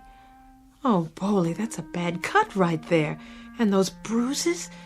Let me clean it up for you. Maybe later. Where's Henry? He's in bed, Bowley. I have to tell you, that's a sad little boy in there. Can I see him? Sure, I expect he's waiting for you. Bowley, Yeah, I'm real sorry. I know you are, Francis. Me too. Henry? You're not talking to me? Sure I am. I pulled a rock, Henry. Threw a punch before I should have. Hit the wall. See, I busted my knuckles. And I went in with half my artillery gone. You still look like a tiger. You look like a real tiger. I was proud of you. I was real proud. That's good. I better go now. Night, Henry. Bowley? You go to sleep. Tomorrow we'll go to the hockey game and we'll get some hot dogs in the park. Just you and me. Sure thing, Bowley. That'll be great. And Bowley, I ain't gonna make no more wishes. I'm too old for wishes. There ain't no such thing as magic. Is there? No, I guess not, Henry. Or maybe there is magic. Maybe there's wishes, too. I don't know. I guess the trouble is, there's just not enough people around to believe. Hey. Good night, boy. Good night, Bowley.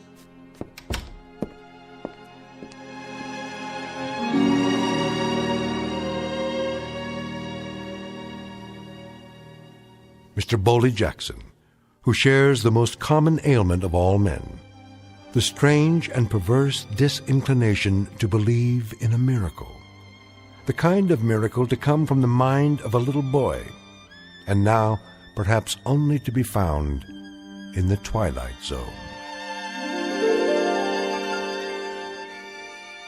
We'll be back to the Twilight Zone after these brief messages.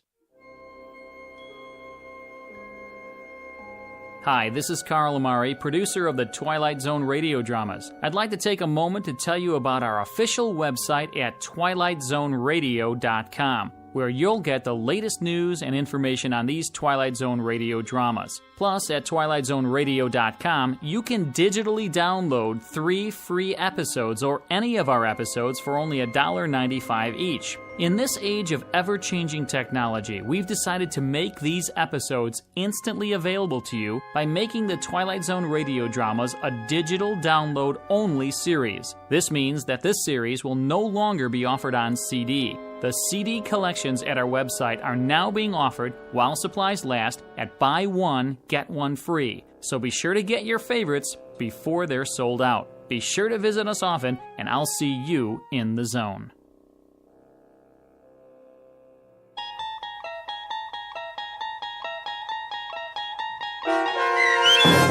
The Big Tall Wish, starring Blair Underwood with Stacy Keach as your narrator, was adapted for radio by Dennis Etchison and based on a script by Rod Serling.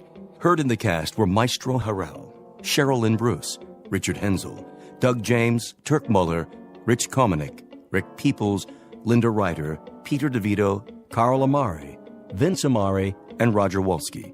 To learn more about the Twilight Zone radio dramas and to obtain audio cassettes and CDs of these programs, visit our website at twilightzoneradio.com. The producers of The Twilight Zone wish to thank CBS Enterprises, Carol Serling, Dennis Etchison, Dick Brescia Associates, Claire Simon Casting, Don Longo, Terry Jennings, our sponsors, and our radio affiliates for helping make this series possible. This copyrighted radio series is produced and directed by Carl Amari and Roger Wolski for Falcon Picture Group. Doug James speaking.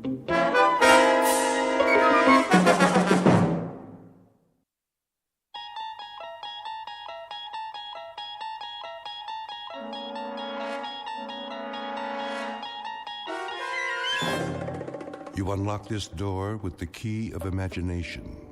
Beyond it is another dimension, a dimension of sound, a dimension of sight, a dimension of mind. You're moving into a land of both shadow and substance, of things and ideas. You've just crossed over into the Twilight Zone.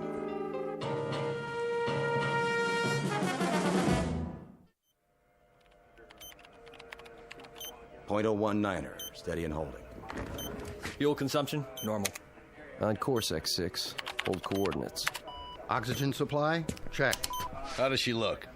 Beautiful, General. Just beautiful. Flight path? Right on the button, sir. No corrections? Hardly any.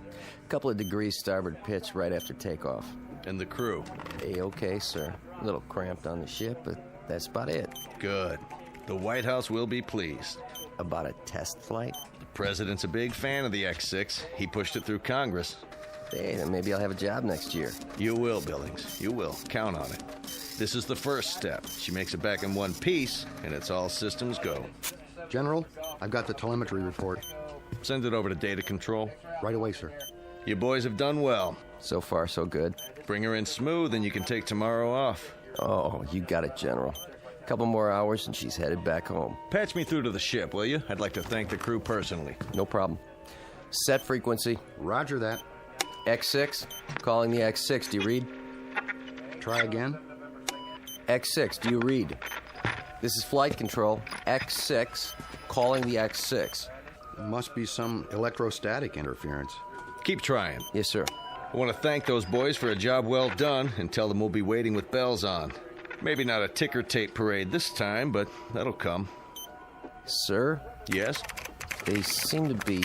Seem to be what? What's the problem? Well, I don't know. Out with it, man. Something wrong? It's just that I can't find them on the radar screen. Let me see. What does that mean? It means... Well, sir, it means they seem to have disappeared. What? Could be a tower malfunction. I'll switch to backup. Nope. Main system's working. Clear skies, no commercial flights in our airspace. There's nothing. Absolutely nothing. Give me missile tracking. This is General Carstairs at Flight Control. Yes. Do your instruments show a crash? Not just in the desert, anywhere in North America. Are you sure? Then do this. If you register an impact, call me on the secure line. No, I don't expect one, just a routine check. Yes, I'm positive. We have nothing here. Not a thing. What's going on? It's not on the screen. It has to be somewhere. Still sweeping, sir. Where did it go? Sir? If you had the X6 on the screen and you spoke to the men on board... Less than 5 minutes ago. Then where are they? A spacecraft doesn't just disappear, vanish into thin air, does it? Well, does it? No, sir. No, sir. Then in heaven's name, where is it?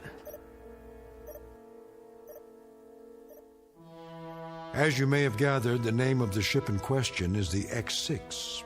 Her type, a new experimental craft on a high-altitude test above the Earth's atmosphere. Purpose? To gather data for the construction of the world's first space station. Recent history? Unknown, at least to those who weren't on board. But in short order, we're going to meet the crew and hear the story from their point of view, and a very unusual story it is, of a flight that departed from its course long enough to pass through the Twilight Zone. And now, the Twilight Zone and our story, And When the Sky Was Opened, starring Barry Bostwick with Stacy Keach as your narrator. Well, Doc? Just a minute, Colonel. What's the verdict? Pulse is fine. On the slow side, in fact. Correct me if I'm wrong. We went through this yesterday, didn't we? You know the Air Force. Check and double check. They've got a big investment in the X6. So there's a little glitch. Probably an O-ring. A little glitch? The hydraulics froze and the soft landing chute didn't deploy. You are lucky to be alive. That's what all the flight training was for. Relax your arm. Doctor. Hold still, please. I want to ask you something. Don't move your arm. 115/80. Not bad. Told you, Doc. I could have phoned it in. All right. That's all for now. Get yourself some breakfast downstairs. Hey, go easy on the cholesterol, okay? How's the Colonel? Who? Jack Harrington. You're the only Colonel I've seen this morning. I get it. You call me in, but he gets to stay home and sleep it off. Pretty nice duty. Harrington. Where have I heard that name? You have a heck of a sense of humor. Did you have a question? It can wait. I want to, check with someone first. Well, look, try not to worry about anything. You may be a little disoriented for a day or two. Need any, medication while you're here? Sleeping pill? Muscle relaxant? Me? Never felt better in my life. If you experience any headaches, neck pains, that sort of thing, give me a call. Forget about me. Gart's the one with the busted leg. He's still on the 3rd floor. Yeah, he'll be in a cast for a while. He's healing fine, though. 3rd floor. Room 14, wasn't it? Well, you should know. Gonna stop by? I was thinking about it. Go ahead. Give him a hard time, just not too hard. Tell him I'll be by on my rounds.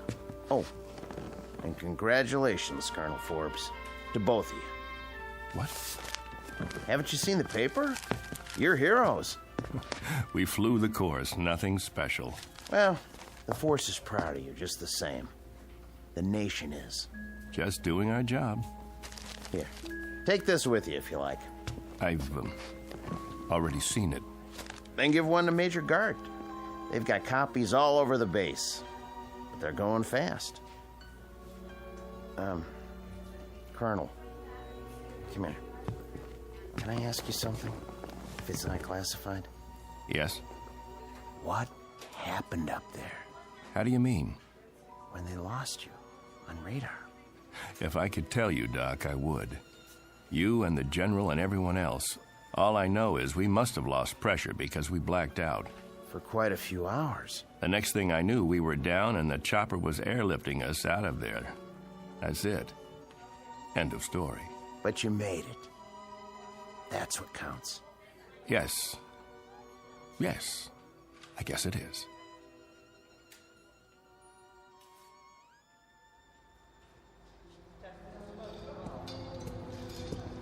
I want her completely broken down, piece by piece. Whatever it was, we've got to find it. Doing the best we can, sir. How's the investigation coming? Well, so far, everything checks out. Meaning? The only damage evident is from the touchdown. She came in on her belly at something close to 300 miles an hour. Must have buckled part of the landing gear. Wasn't fully extended. That's why the wing looks the way it does? She plowed through a sand dune just before she stopped. If you want my opinion, sir. By all means. I don't think you're going to find anything wrong. Well, that may or may not be. But for now, we've got a mystery on our hands. We need answers. Well, it would be my suggestion. Yes? That if you want to unravel this mystery, you better check the crew, not the aircraft. The crew can't tell us a thing. How's that? We had them on radar for the first couple of hours. Everything went strictly by the book. Then they disappeared for 24 hours. Well, until they crashed down in the Mojave Desert. They must have lost consciousness because they don't know anything. The only way we're going to get answers is to dismantle the aircraft. Unless one of the crew members gets his memory back and fills in the blanks. So far, they're not talking. I'll be that as it may. I want to see every nut, bolt, and screw laid out on the hangar floor in order. Every wire, every piece of insulation. If there's anything wrong with this baby, anything at all, we're going to find it. Yes, sir. On the double, sir.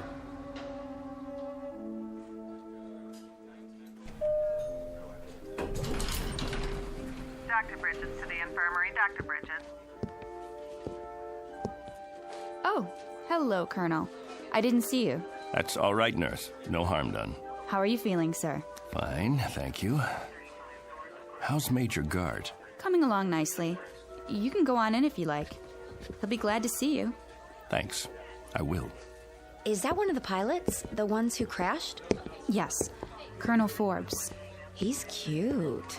He is. But did you see his eyes? Blue, I think. No, that's not what I mean. I mean, they've got a kind of far look. Like his body's here, but, I don't know, his mind's somewhere else. I don't know where. I just hope he's okay.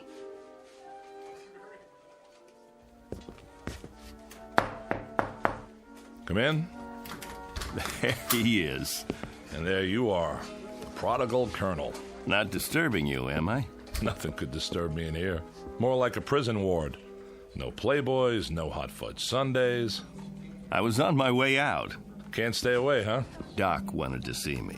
Nothing serious, I hope. Me? No, just routine. I'd offer you a drink, a shot of straight orange juice. How's that leg? Can't feel a thing, which is good. One more thermometer, and I'm going to absent myself from this establishment without official leave. Pull a chair over here by the bed. Take a load off, Colonel. Sure. Now, go ahead, tell me. What's it like in the outside world? Great, Bill, just great. I can't wait to get out of here. Talk to any of the guys? Yes. What about the ship? Did you look her over? It's under wraps. They've got everybody but the president's cabinet checking it out. Bill, did you see the paper? Sure. We made the front page. Only page 3 today. Take a look. Ooh, steady, Colonel. You go off on a toot last night? Why? Your hands, they're shaking. You don't look so good. Thanks. Little hungover, huh? No big deal. So what's it say? Bill, I wanted to talk to you about that. They spell our names right? First, I've got to get oriented.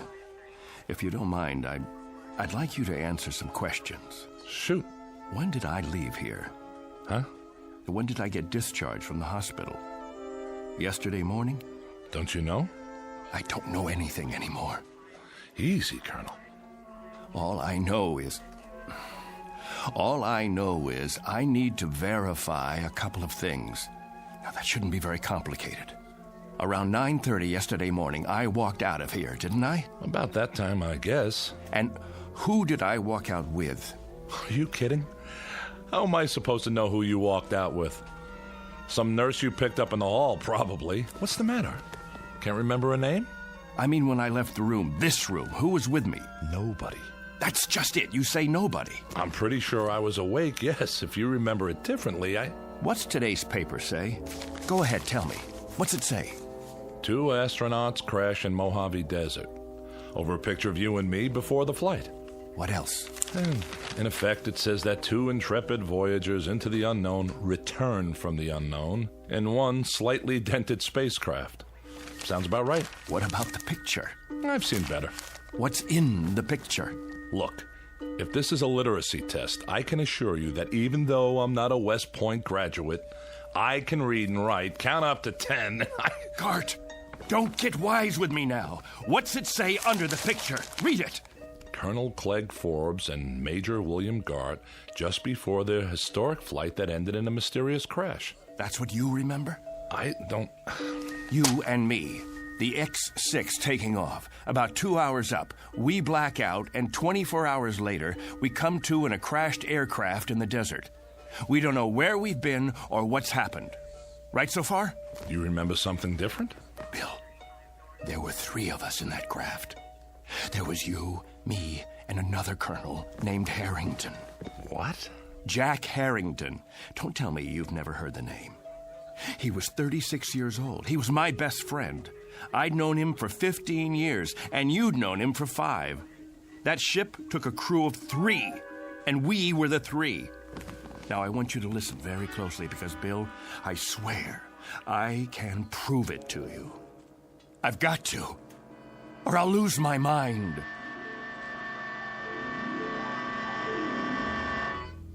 What are you talking about, a 3rd crewman? They brought 3 of us back to the hospital when they found us in the desert. You, me, and Harrington. Jack and I were just scratched up. You got the busted leg. Yesterday morning, they discharged Harrington and me.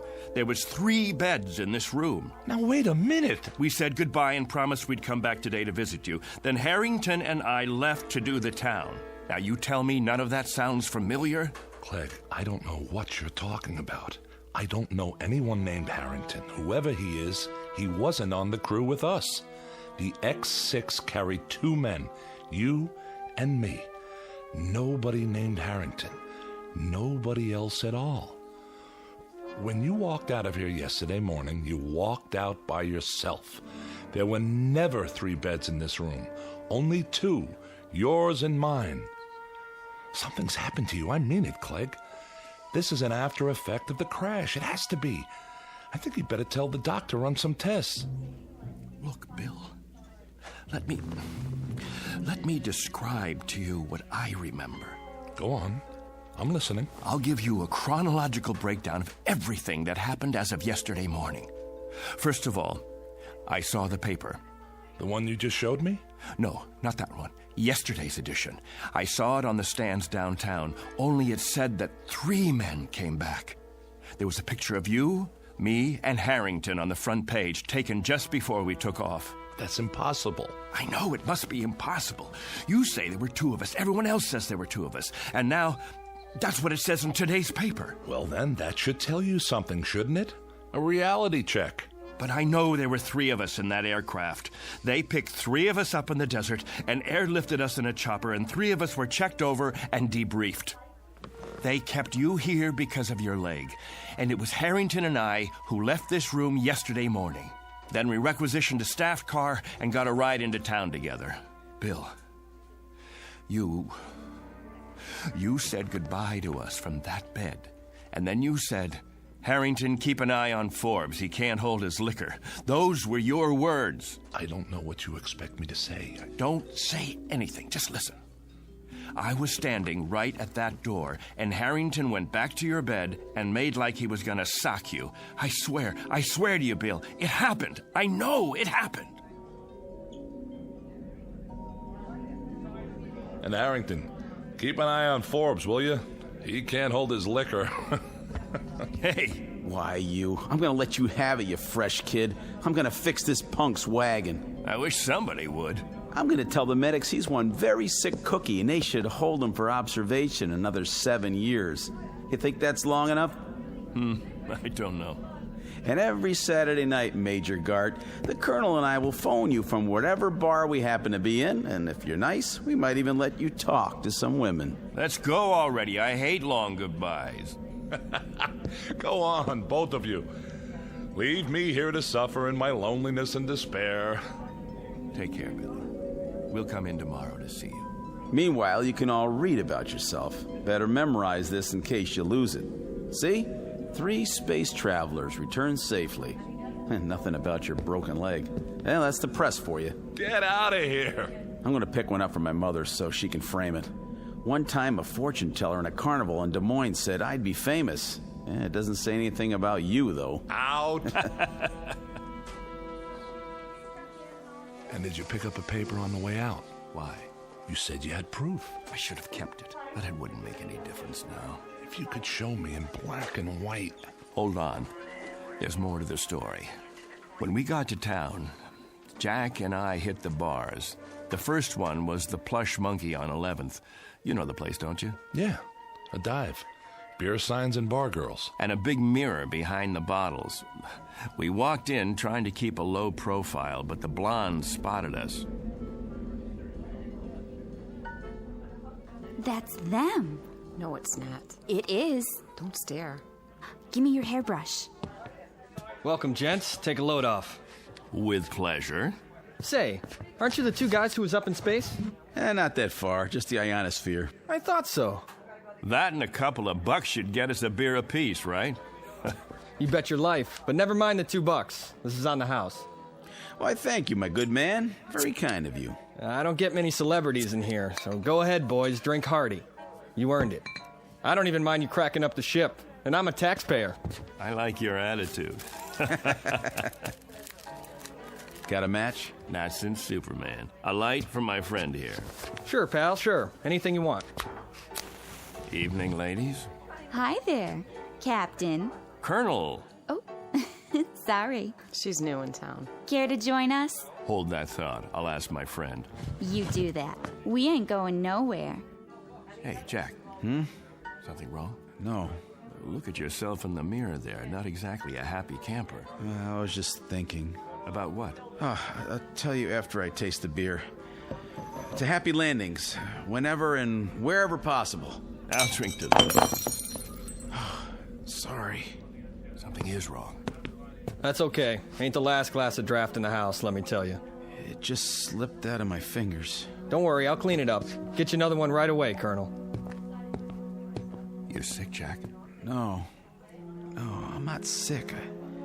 I just got this funny feeling. What kind of feeling? I don't know. Odd. Never felt anything like it before. Maybe we should go. Don't worry, I said. It was just for a couple of seconds there. It was like I didn't belong here. Like if I were to let myself go, You'd what? Like I'd disappear. Here you go. Thanks. Happy landings. You don't like it? I want to call my folks. Good idea. I should call Amy, too. Where's the phone? All the way in the back. You sure you're okay? Yeah. Be right with you.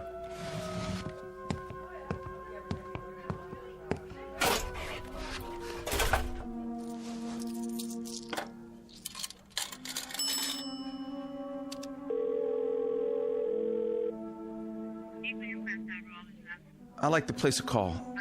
Collect, please, to Des Moines, Iowa. The residence of Mr. James Harrington. That's right. Oh, my number, let's see, Fletcher 90632. That's what it says here.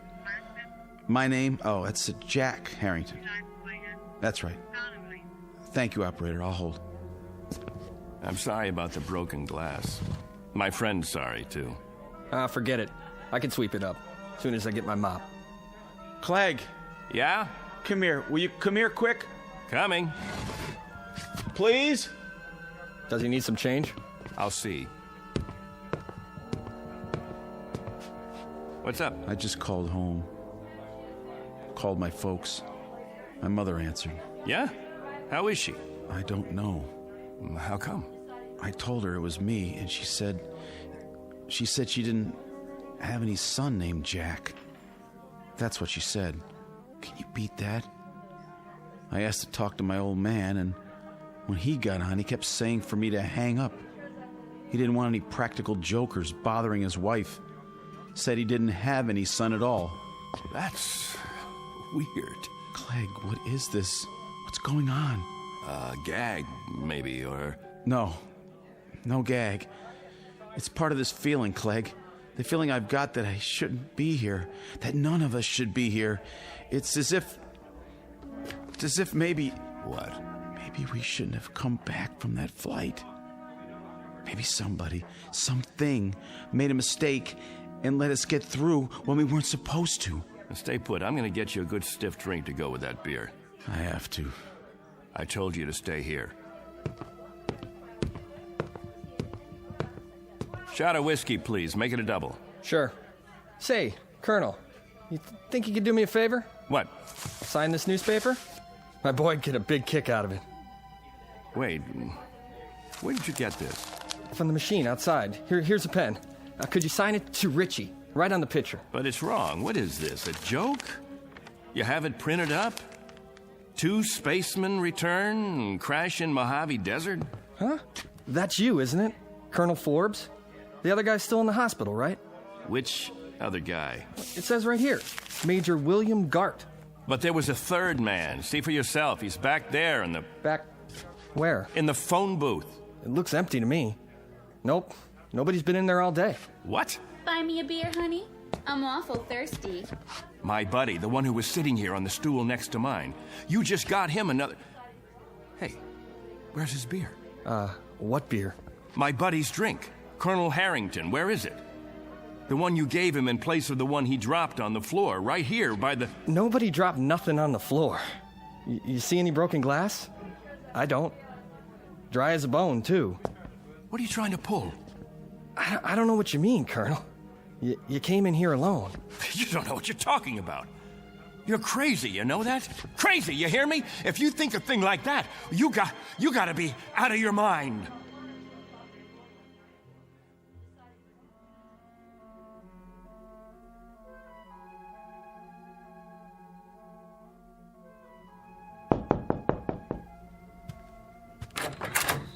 What do you want? Room 8A. Here's your pizza. Oh, yeah. How much do I owe you? Let's see. I got the bill right here. Keep the change. Thanks.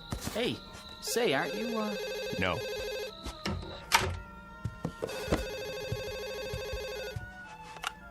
Yes? Ready with your call to Des Moines. Thank you, operator. Hello? Hello? Who is this? Mr. Harrington, this is Clegg Forbes. Who? You remember me, sir? I had Christmas dinner with you and your wife last Christmas. You and your wife, and Jack. Jack who? Your son. What is this, another crank call? Because if it is, it's not funny. Who is this, anyway? Perhaps I don't have the right house. Is this James Harrington? I'm James Harrington, but I don't have any son, and I've never heard of you. You live at 43 Elm Street? All my life. Got 2 daughters, both married. One lives in Sioux City, the other moved to Binghamton, New York last year. I should know whether I got a son or not. And don't call me again. Now what? Look at that face in the mirror. I don't know myself anymore.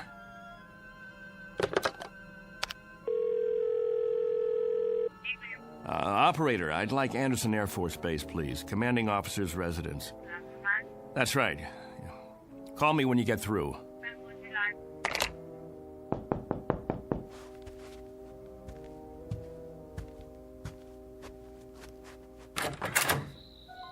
You've got some nerve. Amy, honey, am I glad to see you?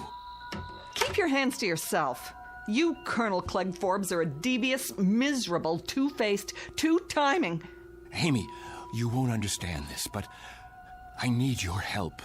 You send me a telegram that you're getting out of the hospital in the morning and that you'll meet me at the station at 2. Well, I was at the station at 2. Amy, listen to me, please. I was also there at 3, and I was still there at 4. I could have had my pick of several Marines and an elderly gentleman who owns 25,000 shares of AT&T, but there was a missing Air Force officer named Forbes who didn't have the simple courtesy to leave a message or even a number where he could be reached. I can explain. Do you have any idea how many bars I've been to? How many hotel lobbies? Did it ever occur to you to... Amy, please! You look terrible, by the way. All right, Clegg. What kind of trouble are you in? And what are you doing in this motel? Are you hiding out? Oh, I don't even know where to begin. I sent you the wire because I did get discharged from the hospital that morning. Jack and I... The wire. It was in the telegram. What was? I told you that Jack and I were getting out. Wait. I wrote down the message when I sent the telegram. That'll prove it. I wrote it on a piece of paper. Now, where? Wrote what? Here it is. I wrote it right down here. See? It says, Dear Amy, I'm getting out at 9. No. I was sure of it. I wrote down that Jack and I were getting released from the hospital. Both of us, understand? Jack and I were... Am I missing something? Who's Jack? Don't you know? I don't know any Jack. Who is he? There were 3 of us in the ship. Gart, me, and Harrington. Jack Harrington. And I was with him, and he just disappeared. But you know him, Amy. You know him. You've met him 100 times. We've eaten dinner together. We've gone to dances together. We've double-dated. Clegg, what is happening to you? I don't know. I swear to God, I don't know, but... Yes. Put him on, please. Hello, General. This is Clegg Forbes. Yes, sir. That's right. General, about Jack Harrington. Harrington, sir. Well, you know Jack. We were in your wing at the field. We were there for your... Harrington, sir. Jack Harrington. We were on the X6 together. Jack Harrington. Stop it. Jack Harrington. Jack Harrington. You need help. If you'll tell me who to call. No, I know this is a put-on. That's what it is. A big, earth-shaking, highly complicated, practical joke. He's still back at the bar. Of course he is. Amy, that's where he is. He has to be at the bar. Clegg? Clegg?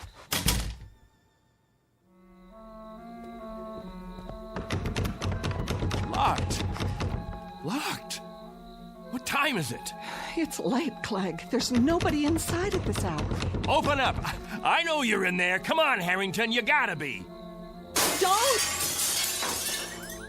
Jack? You can come out now. Some joke, and I fell for it. Where are you hiding? The phone booth? That's gotta be it. Where are you, Jack? Please come back, will you? Jack! No. No! No! That's some story. I don't know what I did then. Just ran, I guess. All the way down the street like a crazy man. I left Amy standing there. I don't even know what happened to her after that. And I don't know Jack Harrington. I never heard of him before now. He's an illusion or something. He has to be. He's not an illusion. For some reason, he's been yanked out of here, taken away. You're letting this get to you. Didn't you hear what I said? He told me he had a feeling that maybe somebody or something made a mistake and let us get through when we shouldn't have. And maybe they'd be coming back to get us now. Maybe somebody from up there. Clegg, it doesn't make sense.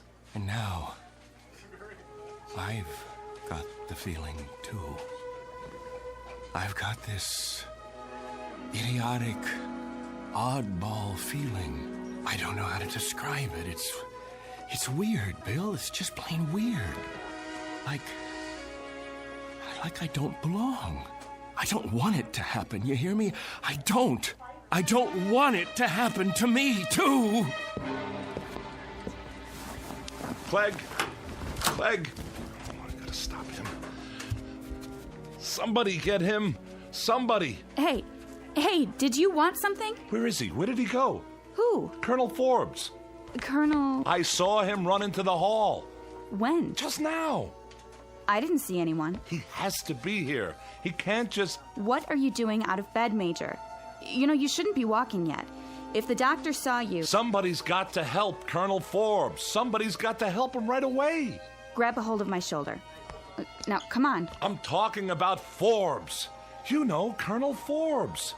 He was brought in here with me. In here? That's right. In the other bed, next to mine. Look, this is a private room. What?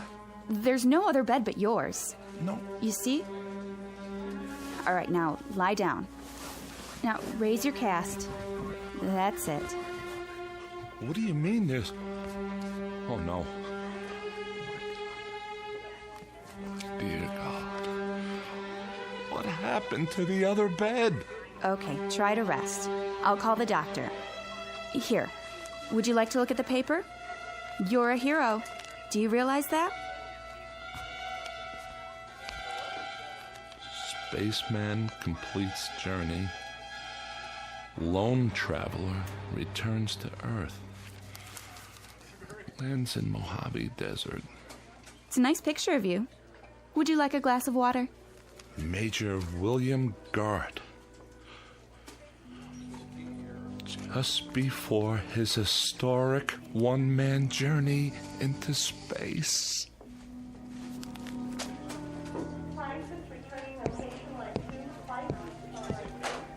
Hey, Doctor. I was sorry to hear about that crash. What did they call it? The X6? Yeah. Well, we do the best we can. When they come back. Sometimes it's out of our hands. Mm-hmm. At least it was an unmanned flight. Well, that's the one consolation, I suppose. Anyway, I wanted to check the ward. How are we fixed for beds? I've got some men in the infirmary. Let's see. 2 open rooms at the moment, Doctor. Great. Oh, and number 14's empty at the end of the hall. It can take up to 3 if we move some beds in. Well, that should do. Order some beds up from QM, will you, nurse? Yes, sir. Right away. Once upon a time, there was a man named Harrington, a man named Forbes, and a man named Gart. All were officers in the United States Air Force, trained for experimental flights into the upper atmosphere. They used to exist, but don't any longer. Someone or something took them somewhere. At least they're no longer a part of the memory of man. As to the aircraft, the X6, it's still supposed to be housed in a hangar on the base, or it will be one day. For the record, it hasn't been built yet. It's still on the drawing boards. But be careful. Don't let anyone hear you arguing about the reverse, or they might question your sanity. If you have any questions about the aircraft or the men who flew her, be sure to speak softly and only in the Twilight Zone.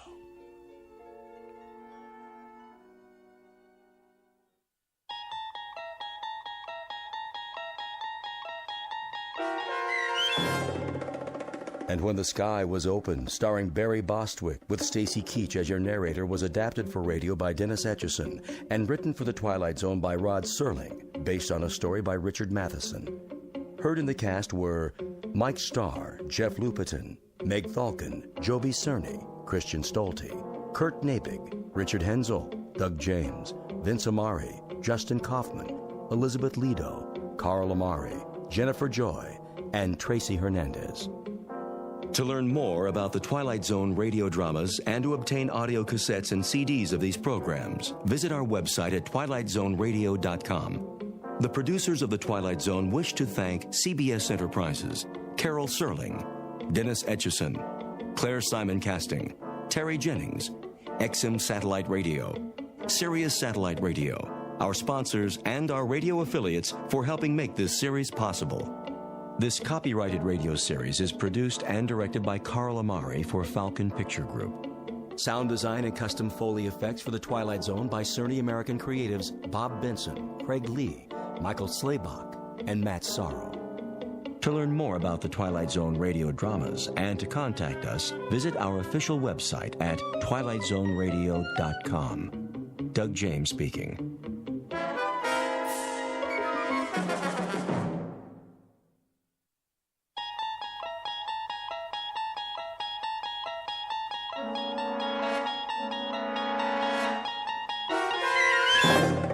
You're traveling through another dimension.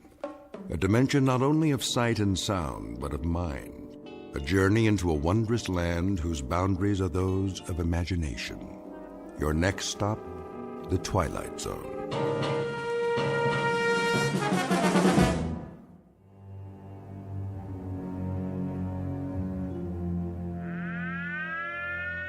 This is the Emergency Broadcast Network. The Office of Civil Defense has just announced a red alert. Enemy missiles are approaching the United States. Repeat, this is a red alert. Enemy missiles are approaching the United States at a high rate of speed. Arrival time is estimated at only a few minutes from now. All citizens are advised to get off the streets immediately and take cover. This is not a test. Repeat, this is not a test. The first missiles have just hit. Are we still on the air? How long do we have? Good Lord! It's actually happening. This is real, folks. This is not a test. This is real. How's that, Mr. Radin? It should do nicely. The volume could be a bit higher, though. Higher? You gotta be careful not to break those speakers. I thought you installed subwoofers, state-of-the-art, as I requested. Oh, we did. For later. Wait till you hear them. When the explosion hits here, you'll really feel it. Good. I don't know where you got your sound effects, but you'd swear a bomb was going off outside. I mean a big bomb. That's precisely what I want. I got the other TV hooked up, sir, at the end of the hall, like you said. Let me see. Here's the remote control. You got your on, and then you got your off and your volume. Did you load the videotape? Sure did. As soon as the monitors go on, it starts rolling. Why don't you show me? All right, Mr. Radin. Let's give it a test run. Look at that, would you? There's the street outside. Only now it looks like the beginning of World War III. Yes. Yes. This calls for something of a celebration. If you don't mind me asking, where'd you get the footage? Some special effects guys out in Hollywood? Oh, you might say I have my contacts. Given adequate funding, anything is possible. Yeah, some setup you got here. All part of the show, huh? This is not a show. It may be, let us say, an illusion. But this room is not an illusion. It happens to be the best designed bomb shelter on the face of the earth. But tonight it's for gags, right? Something of the sort. A practical joke, and I trust a most effective one. You could say that again, Mr. Raiden. When those sound effects start and that stuff goes on the TV, you'd swear the whole world was getting blasted. That's the general idea. I've got 3 guests coming this evening, rather special guests, and I wouldn't want them to be disappointed. Well, it fooled me, and I put most of the wiring in. A drink before you go, gentlemen, to a job well done? No thanks. It's getting pretty late. Are these friends of yours? How's that? You're doing all this to fool 3 of your friends. They must be, they must be real, like, special friends. Oh, they are. They are indeed very special friends. This, in a sense, is the moment a man lives his entire life for. Yeah, I bet. That about it, Mr. Raiden? Yes, I'd say that just about does it. Well, we gotta go. So long, Mr. Raiden. Good luck on your party. Party? Yes, you might call it the best party ever. Bye, Mr. Raiden.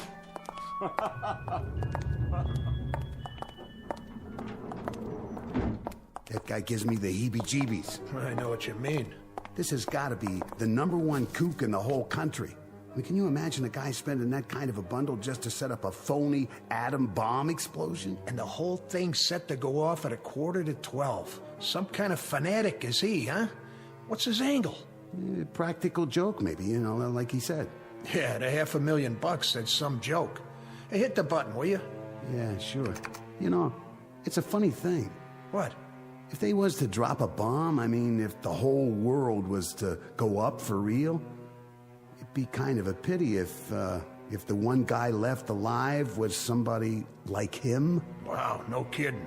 Well, hey, here comes the elevator. Live and let live. That's what I always say. Yeah, you got that right. Let's get out of here and grab some chow. Now you're talking. Going up? Oh, yeah. Hard to get used to, ain't it?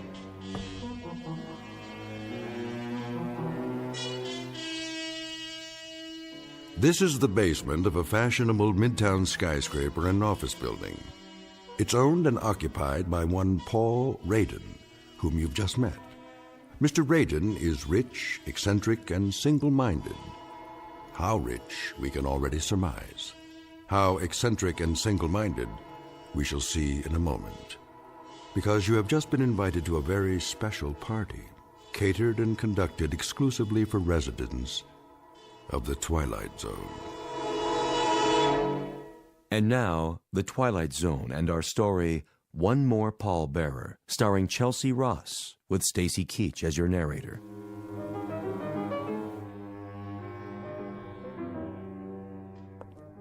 And here's the main course, dear. Baked fish, just the way you like it. Splendid. Would you care for some more milk? Not just yet, Mary. Sit down, please. Oh, who could that be? I'll get it. No, you won't. I hope it's not one of the parishioners. Wait here. But you've been on your feet all day. Dinner will keep. Nonsense. I'll see to it, dear.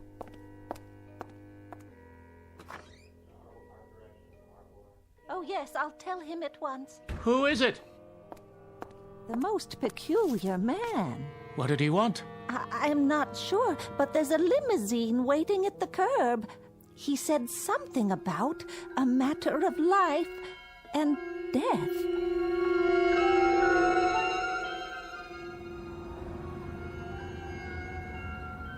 Odd, isn't it? He said exactly the same thing to me. And beyond that, Colonel, you've been told nothing. Hardly a word. The driver appeared at the club, something about an old acquaintance.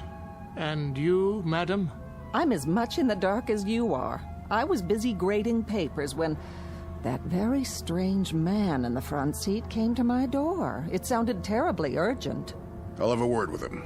Driver! Yes, sir. Where, may I ask, are you taking us? Be there soon, sir. Yes, but where? Who do you work for? My employer wishes to remain anonymous. Well, isn't this mysterious? Like an Agatha Christie novel. But surely you can tell us if there's a life in the balance. Here we are. Where the devil? A very nice part of town by the looks of it. Please exit from the right of the vehicle. See here, if this is some sort of joke. I assure you, sir, it's no joke. Yet you can't even tell me who gave you your orders. It is an impressive building. You may use the private elevator. I know this building. That fountain. Elevator? To what floor? This one has only one button, and it says down. I'll enter the code for you. Well, if it doesn't go up, then it must go the other way, of course. This is outrageous. I demand that you return me to the officers' club at once. Driver? Driver! It appears that we've been left to our own devices. It was ever thus. After you, madam.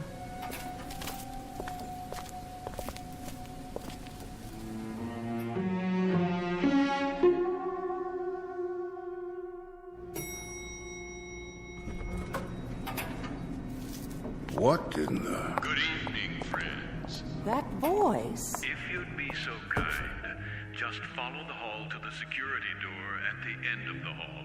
There's something vaguely familiar about the tone, but I can't quite... Enough. It's time to find out what this is all about. That's right. Just come in, if you will. See here.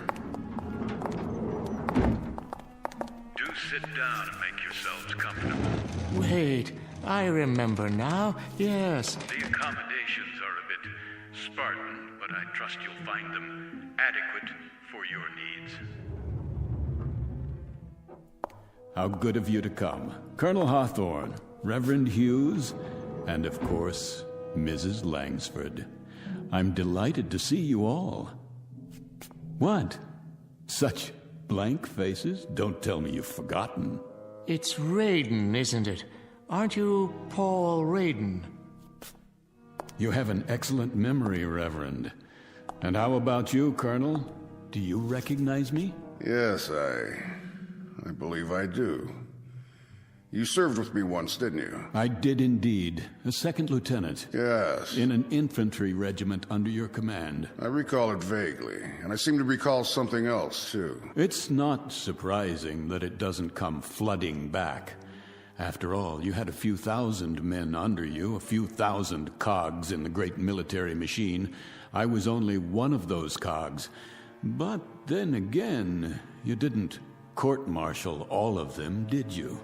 That distinction you reserved for me alone. Oh, yes, I do recall now. You refused to lead an assault on a hill. Did I? Refused in the face of a direct order. The delay cost us a company of men. That was your contention at the court-martial board. It's what sealed my fate. I was dishonorably discharged, Colonel. Stripped of rank and booted out. Oh, fortunate for you. Fortunate, you say? Were I permitted to dictate the sentence, I would have had you shot. Of this I have no doubt. No doubt at all. But what kind of host am I? Oh, for pity's sake, Paul. I must apologize. There's a lady present. Please forgive me for not addressing you first, Mrs. Langsford. Do you recall who I am? Of course I do. I taught you in high school. Well done. I don't forget my students. Oh, now and then I find that they get jumbled together. Of course. But if I prod my memory a bit, I'm able to connect names with faces. And in your case, with character. I made an impression on you, did I? That's understandable. Because you flunked me, Mrs. Langsford. I certainly did. You dressed me down in front of an entire class, called me names, humiliated me. And quite deservedly so. Ah, but that's neither here nor there. I invited you here this evening for another purpose than to dredge up old animosities. Invited? I can't speak for my companions, Raiden, but the request I received was more in the form of an ultimatum. Your chauffeur said it was a matter of utmost urgency. Why, yes. Yes, indeed. That's the way it was broached to me, too. A matter of life and death. I was eating dinner, and my wife Mary got up to answer the door. And when she came back, she had such an odd expression on her face. Ah, Reverend Hughes. Still a bit on the wordy side, aren't you? It never ceases to amaze me, really, how changeless we remain over the years. But I suppose the habits of a lifetime are not that easily set aside, now are they? Perhaps you'll be good enough, Paul, to get to the point and tell us why we're here. I'd be delighted to. But first, can't I get you something? A highball, perhaps, or a cup of coffee for the Reverend. How do you take it, black or white? Nothing, thank you. Paul, you're trying my patience. Habits, Mrs. Langsford. The incredible persistence of habits. You call me Paul, as if I were still sitting in your classroom. What about you? A nice cup of tea? Nothing for me. And you, Colonel, a tot of rum, perhaps? I would be deeply appreciative, Mr. Raiden, if you made your point and then let us leave. You've obviously called us here for something, and I, for one, would welcome hearing whatever it is without further delay. How staunch, how commanding you sound, Colonel. The military mind never changes either. See here. Always pressing forward. Drive, drive, drive against the objective and wipe it out. Colored flags stuck in a map and troops stuck out in the hot sun. An officer must have nerves made of steel and a head full of cement. As you were, Raiden. Oh, no, Colonel. Not as I was, as I am. Which rather upsets the chain of command, don't you think? Because I'm in command now, and what I command at this moment is your attention. You see, I've called the three of you here for a very specific purpose. I think I'm beginning to understand. Of course you are. Always so intelligent, so insightful. Let's do it in proper chronology. My dear old schoolmarm shall begin. That staunch and intrepid educator who would look so incongruously out of place without those severe spectacles covering those severe eyes looking out of an equally severe face, who possesses such vast prerogatives from the local school board and the vast courage that comes from pitting all her wits and training and knowledge against poor captive children. Are you quite finished, Paul? My dear lady, I haven't even begun. May I make an observation, then? You have permission to speak. Would you like to address the class? Oh, just a comment, Paul, on how incredible this whole thing is. That a man like yourself, a millionaire many times over, a big, important man who walks with kings and heads of state and industrial tycoons... You followed my career. How gratifying. How incredibly tiny a mind this kind of man must have, to dwell on an incident in a high school classroom of some 20-odd years ago, and to let it fester inside of him, as it's done with you. I've never liked humiliation, Mrs. Langsford, whether it occurred 20 years ago or in the past 10 minutes. Humiliation? All right, Paul, let's talk of humiliation. Let's talk of your humiliation. Mr. Raiden was caught cheating during an examination, caught red-handed. Oh, not a federal crime, of course, but perhaps just a bit commentative on the nature of the person. And when accused of the act, he tried to plant his crib sheet on an innocent student. How right you are, Mr. Raiden, that I stood you up on your feet and in front of the entire class I told you what you were. But no room then, was there, Mrs. Langsford, for just a moment of compassion? An iota of sympathy for a frightened and desperate boy? Oh, Mr. Raiden, I've dealt with frightened and desperate children all my life. And it might surprise you to know that I've given them more sympathy and compassion than learning. But neither sympathy nor compassion can be handed out wholesale like cheap bubblegum. The recipient must be worthy of them, and you never were. You were a devious, dishonest troublemaker. And for all your millions, my guess is that you are still devious, you are still dishonest, and I have no doubt that even now you're a troublemaker. You haven't changed either, Mrs. Langsford. Mr. Raiden, after so many years, what can be gained by... A great deal can be gained, Reverend. A great deal. But surely... You can go to the devil, Reverend. Raiden! You too, Colonel. And that's not a figure of speech. Tonight, my friends, just a few short minutes from now, you all most assuredly can and will go to the devil.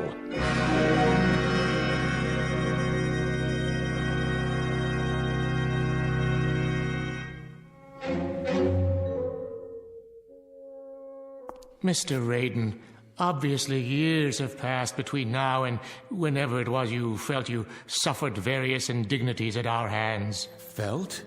How conveniently you forget the extent of my suffering. You, for example, accused me of lack of character, and worse, you put a scandal over my head and all but destroyed my reputation. I do remember now. A young girl whom you drove to suicide, because even at that early stage, you were not a man to hold honor in very high regard. So merciless and so judgmental. What of her responsibility, her character? You're far from consistent in your dispensation of forgiveness. No, the robes of a man of God never became you, Reverend. For all your pious pronouncements, they never quite fit. Enough of this. I'm getting out of here, now. You can try, Colonel. This is outrageous. Save your strength. You're going to need it. Open this door at once. The doors don't answer to your command, only to mine. They're made of solid steel. The walls are 18 inches of reinforced concrete sheathed in 6 inches of lead. I have my own generator plant, my own air system, and at the other end of the hall, a storeroom the size of a warehouse stocked with food and supplies. But in God's name, why? What are you afraid of? Afraid? Hardly. Prudent might be a more accurate word. Remember the story of the 3 little pigs, houses of straw and so forth, and only one built to withstand the blast. Blast? What blast? Colonel, you of all people should understand logistics. Does it occur to you why a man would go to all this trouble and expense? You've built what amounts to be a bunker. So I have. But we're not at war. Not at this precise moment. You're insane. Am I? This is the middle of the city. Ah, now you're getting warm, closer to the point. What are you talking about? About beginning a vigil, my friends. The long wait and the countdown to oblivion. Will you start making sense? I taught you better than this gibberish. You are correct, Mrs. Langsford, about several things. I've walked with kings and tycoons, as you so rightly perceived. I've walked with them, and more importantly, I've listened to them, to the things they have to say, the special knowledge they are able to impart because of their positions of privilege. As a result, I managed to keep abreast of the times and usually well ahead of them. The point. Patience, Reverend. I'm coming to it. You see, I know things that are going to happen. I pay informants, couriers, high-level attachés and the like for a service, information. And I pay them quite handsomely, I might add. What sort of information? Oh, the inner workings of certain, let us say, diplomatic agencies, military installations, information that's beyond top secret, but available if the price is right. You're engaged in espionage. Hear me out. 48 hours ago, I received a most interesting bit of news, or rather, several bits, meaningless in themselves, that together form one unavoidable conclusion, something that is known to perhaps only 6 men in the world. If you're trying to frighten us, it isn't working. Then let me give it a somewhat finer edge. This evening, this very evening, the world is coming to an end. Why, of all the... At 11:45, there will be no more city. No more country. Rubbish. Oh, it was inevitable, don't you think? After so many years, so many weapons stockpiled, someone somewhere was bound to become impatient, to finally push the button that brings us to the reward we so justly deserve. And make no mistake about it, we all do. It began when we were born into this cesspool called life. The original fall from grace, from which there is no escape. The earth is an empty graveyard waiting to be filled, and tonight it will be. What a cynical, depraved view of humanity. By 30 minutes after midnight, there will be no more humanity. It's too late to stop. Pandora's box has been opened. There's no turning back. They are going to bomb us, and we are going to bomb them. By dawn, there will be nothing left but rubble and bodies. And now, within a few moments, it begins. You'll be hearing the sirens very shortly. That's the red alert. It means their missiles are on the way. Ours will follow soon after with proper military efficiency. And you are to survive, Mr. Raiden. Is that the idea? I am to survive, as long as I stay here 300 feet under the ground. Already buried, one might say. How about you, Reverend Hughes? Or the rest of you? Would you care to survive too? Or shall I be the only pallbearer? What? It can't be. Don't panic. This whole thing may be a hoax. Please remain seated. If you require proof, I'll turn on the radio. This is the Emergency Broadcast Network. The Office of Civil Defense has just announced a red alert. Enemy missiles are approaching the United States. Repeat, this is a red alert. Enemy missiles are approaching the United States at a high rate of speed. Arrival time is estimated at only a few minutes from now. All citizens are advised to get off the streets immediately and take cover. This is not a test. Repeat, this is not a test. The first missiles have just hit. Are we still on the air? How long do we have? Good Lord! It's actually happening. This is real, folks. This is not a test. This is real. Comments? Perhaps a little military sophistry now, Colonel. A quote from General Grant or Lee or Patton. And you, Reverend, something enriching from the gospel? Oh, my, such silence, Mrs. Langford. Nothing in that vast reservoir, that Pilgrim's Progress mind of yours to fit this situation? No mental eraser you can use to wipe out reality? I've got to get to my wife. Oh, by all means, Reverend. Certainly, get to your wife. Hold hands and die together. Take your hands off me. You turn my stomach, Reverend Hughes. You know that. Find your wife. I intend to. That's not what's on your mind. What's on your mind is what's on the Colonel's mind and the school marms over there. Your precious hide, your sanctified flesh. That's what preoccupies you at this moment. Let go of me, Mr. Raiden. If I'm to die tonight, I want to be with someone I love. Very theatrical, Reverend Hughes, but far more burlesque, I'm afraid, than legitimate theater. Kindly have the decency. Why don't you have the decency, Reverend, to depart this earth with just a fragment of the truth in your mouth? What truth? Tell me to my face that you are so scared, so miserably frightened, that you'd sell your wife by the pound if it meant your survival. Admit it. If those were the last words I ever spoke, Mr. Raiden, they would also stand as the worst falsehood I ever uttered while living. Why am I not convinced?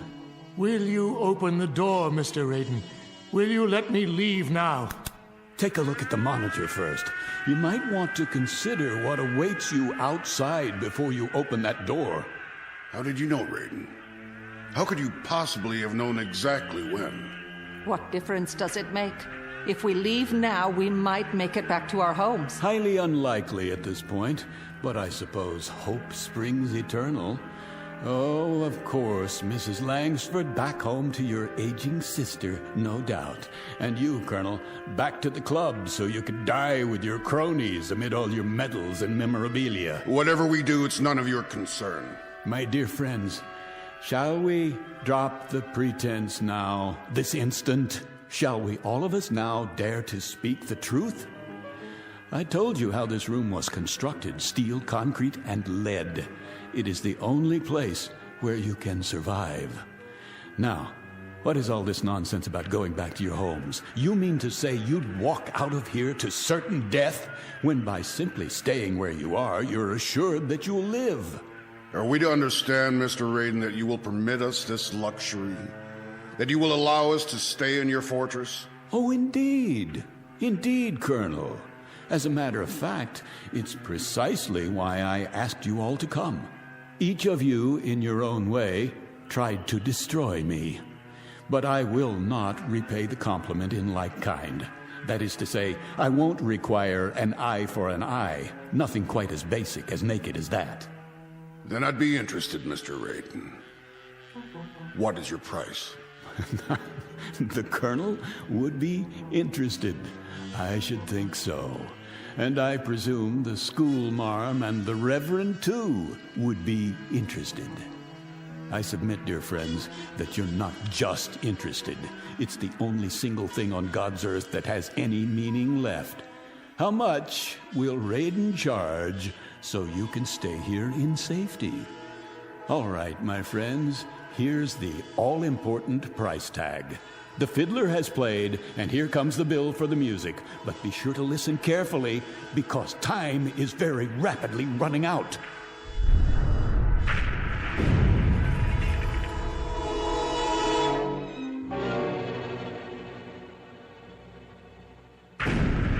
Say it, man. What is your price? You will, each one of you in turn, beg my pardon, ask my forgiveness, and if need be, you'll get down on your hands and knees to perform that function. Is that all? That's all. Our Father who art in heaven. I suggest you prepare your requests without delay. The first bombs have just exploded somewhere near the city. I assure you, the next ones won't miss. Did you hear what I said? I need your decisions now. Say pretty please. I beg your pardon? Pretty please with sugar on it. How's that, teacher? Speak up. Pretty please with sugar on it, Mr. Raiden. It's what children say to exact a favor. Children, Mr. Raiden, but they say it by rote. It comes out pure. There's no meanness to it, no cruelty. That's something that comes much later in life. The capacity to damage other human beings. That's enough. Not quite. You let me out of here, Mr. Raiden. If I'm to spend my last quarter hour on Earth, I'd rather it be with a stray cat, or alone in Central Park, or with a city full of strangers whose names I'll never know. Have you lost your mind? The door, Mr. Raiden. Will you open the door now? You heard them. Heard what? Stubbornness for its own sake, sheer contrariness, absolute irrationality in the face of that? Open up, Raiden. Yes, open it. You're too blind, or you're too stupid. That must be it, because none of you understand how simple it is. All you have to do, literally all you have to do, is to say a sentence. Just a string of silly, mindless words, like a command, Colonel, like a prayer, Reverend, like a lesson. Nothing more than that. All you have to say is that you're sorry. I have nothing to be sorry for. You deserve that, court-martial, and more. I'll hardly withdraw my complaint now. And I, Mr. Raiden, pity you that you still can't see the error of your ways. May God have mercy on your soul. All right. You want to go out there and die? Go! But you'll all be back inside of 5 minutes. There's the elevator. Go ahead, use it. Carry the farce to its conclusion. Stand aside. Where are you going? Up there? To what? As far away from here as I can get. Do you hear that? Are you deaf? You still want to go up on the street? Why? To get a good look at the frenzy and the panic and the horror before you come back down here to your only salvation? Move away from the elevator. But you don't need to see it firsthand. Watch it from here on the monitor. You can see it happen, the whole thing. Watch as your world is shoveled into a grave and covered over. Move, or I shall be forced to move you. You fool. After you, ma'am. Last chance. I mean it. It's your last chance. What about it, Hughes? Is life so stinking cheap you can throw it down a drain? No, it's not true. This is no fantasy. You'll be back. You'll see. You'll be back.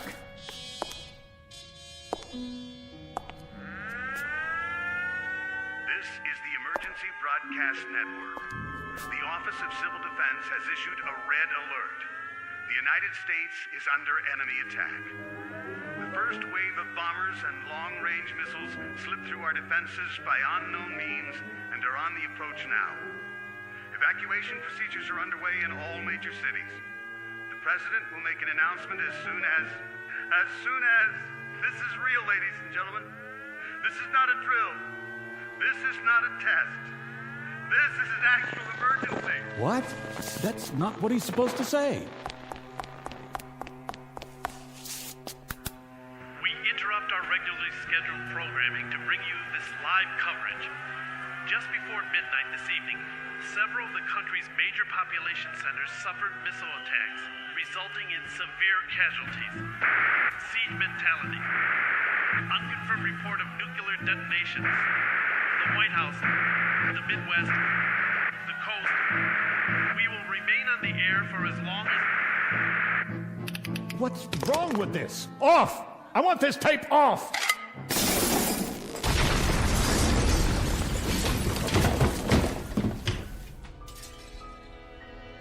That's enough.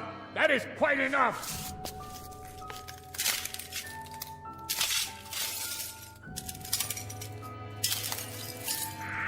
Ladies and gentlemen, this is my last assignment as a broadcaster. I can see the bombs going off. And now they're streaking down, lighting up the sky, heading directly for us. A great wind from the firestorm. If you can hear me, I want my wife and daughter to know that I love them very much.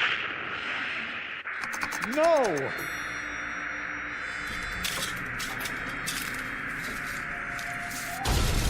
No! No!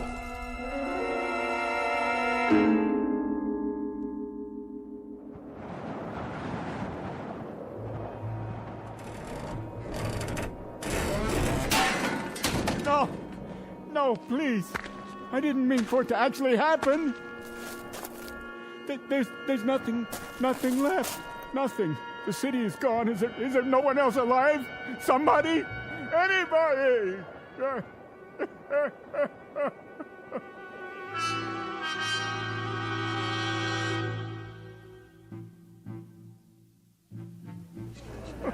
What's wrong with him? Must be drunk. Poor man, he looks crazy. Yeah, look at his eyes. What's he crying?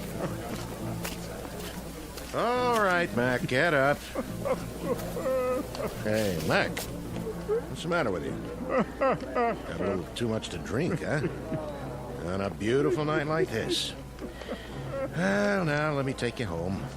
Where do you live? Can you tell me that? I didn't want it this way. Won't somebody listen to me? Isn't there anyone left in the world who can hear me? Someone! Someone! This is Saunders. I'm in front of the Raiden building. I want to send a car over here right away. Some poor devil's lying on the ground off his rocker. No ID. Yeah, it could be anybody. Yeah, okay. It's okay, Mac. Help's on the way. Now, why don't you come on over here and sit down by the fountain? That's right in front of this nice building. You weren't gonna try taking a bath in it, were you? No. Because then I'd have to arrest you, and I wouldn't want to do that. Can you hear me? Can't you even tell me where you live? You know where you are? Anything around here look familiar at all? What happened to him? Another nutcase. Never saw him. Is he deaf or blind? Okay, folks, let's move along. Move right along. Give the poor fella some breathing space till the ambulance gets here. Easy, Mac. Take it easy. You're gonna be okay. No,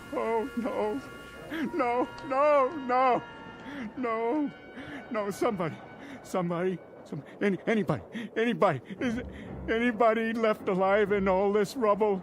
Not another human being anywhere in all the world? Please. Oh, please, God, oh, please.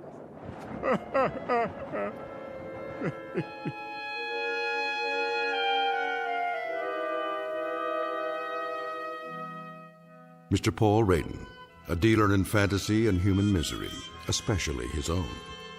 Trapped in the graveyard of his mind, and now, as it has always been for him, the only person in the world.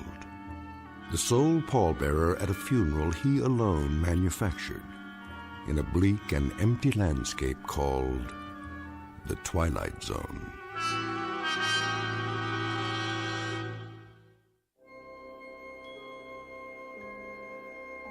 Hi, this is Carl Amari, producer of the Twilight Zone Radio Dramas. I'd like to take a moment to tell you about our official website at twilightzoneradio.com, where you'll get the latest news and information on these Twilight Zone Radio dramas. Plus, at twilightzoneradio.com, you can digitally download 3 free episodes or any of our episodes for only $1.95 each. In this age of ever-changing technology, we've decided to make these episodes instantly available to you by making the Twilight Zone Radio Dramas a digital download-only series. This means that this series will no longer be offered on CD. The CD collections at our website are now being offered while supplies last at buy one, get one free. So be sure to get your favorites before they're sold out. Be sure to visit us often, and I'll see you in the zone.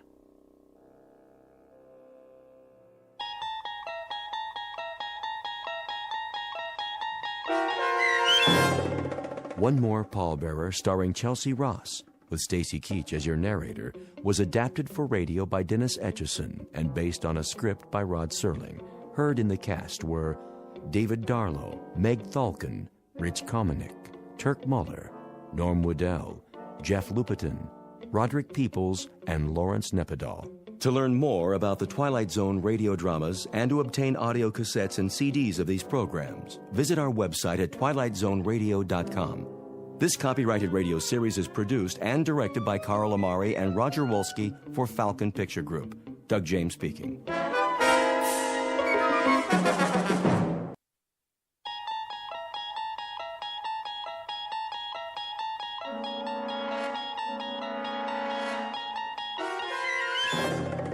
You unlock this door with the key of imagination. Beyond it is another dimension, a dimension of sound, a dimension of sight, a dimension of mind. You're moving into a land of both shadow and substance, of things and ideas. You've just crossed over into the Twilight Zone.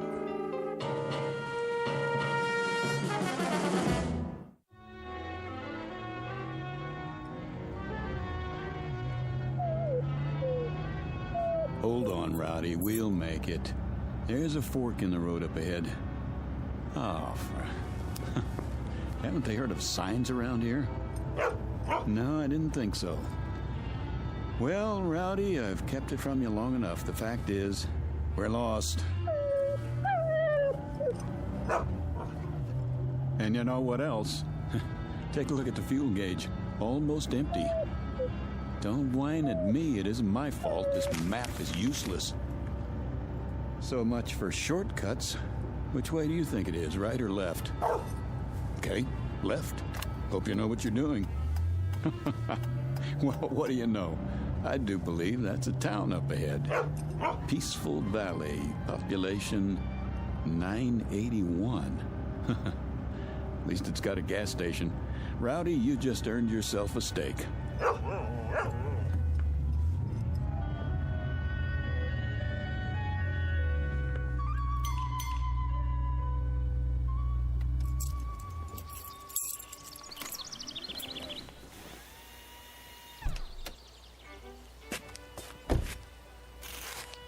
Hey, anybody here?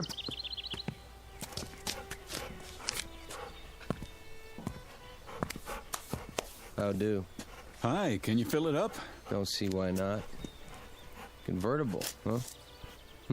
One of those new foreign jobs? The gas cap's under the license plate. Oh.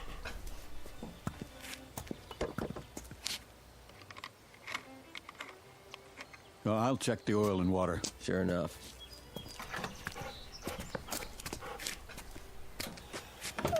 Rowdy, stay.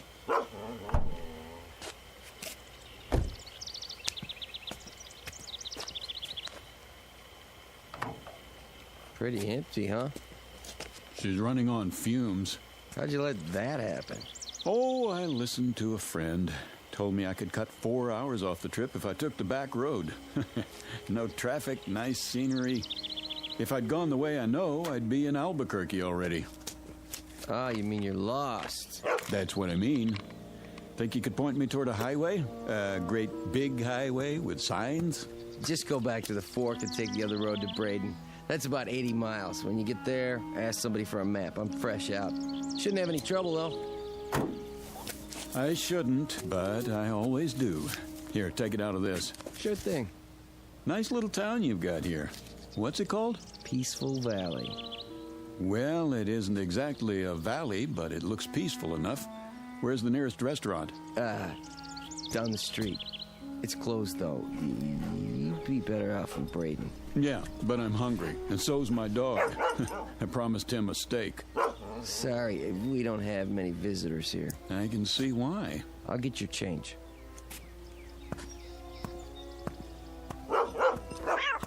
Kitty, stop it. Rowdy, you take it easy. Rowdy! 1850 out of 20. Rowdy, come back here. Leave my kitty alone, you bad dog. Rowdy! He's just playing. No, he's not. I'll fix him. What's that?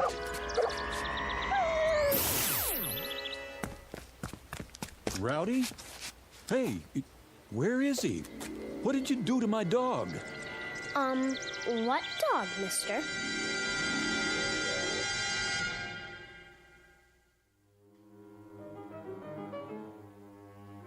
You've seen them. Little towns in the middle of nowhere, off the main roads and highways. You've seen them, and chances are you kept on driving. But have you ever wondered about them? Who lives in these towns? Who are they? What do they do, and why do they stay? Philip Redfield never bothered to ask such questions, and until now he had no reason to stop and find out. If not for his dog, an errant cat, and a little girl with a peculiar electronic device, he might have driven through Peaceful Valley and continued on his way without a second thought. But he can't do that now, because, whether he knows it or not, this particular shortcut has led him off the beaten path and into the capital of the Twilight Zone. And now, the Twilight Zone and our story, Valley of the Shadow, starring Chelsea Ross, with Stacy Keach as your narrator.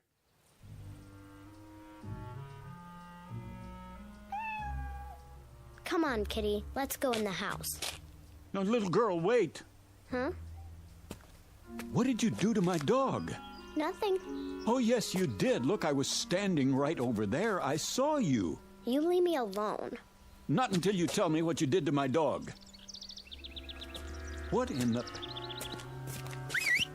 Rowdy, here! Here, boy! Rowdy, where are you? Hey, fella, you scared my little girl. That makes us even. Your little girl scared me. What do you mean by that? Just what I said. I don't know how she did it, but she made my dog disappear. What? She pointed something at him, about the size of a remote control. She took it out of her pocket, and he vanished into thin air. Are you feeling all right? No, I never feel all right when I see a miracle happen. It raises my blood pressure. Easy now, mister. What kind of dog is he? A golden retriever. Let's look around the yard. He's bound to be here somewhere. What's his name? Rowdy. Here, Rowdy. Here, dog. Look, this isn't doing us any good. I told you. You try over the hedge. I'll go around back. Don't worry. We'll find him. He couldn't just disappear. That's what I'm trying to tell you he did. Here, Rowdy. Rowdy? Rowdy! Here he is.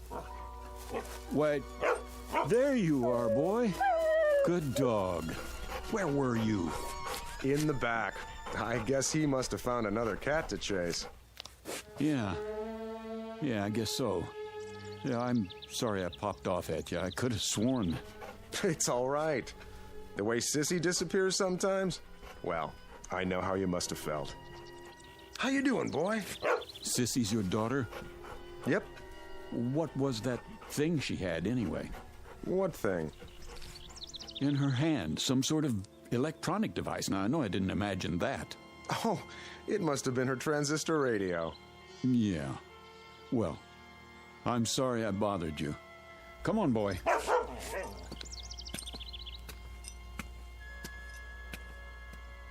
I'm sorry, Dad. I didn't know anyone would see me. It's all right, Sissy. It'll be taken care of.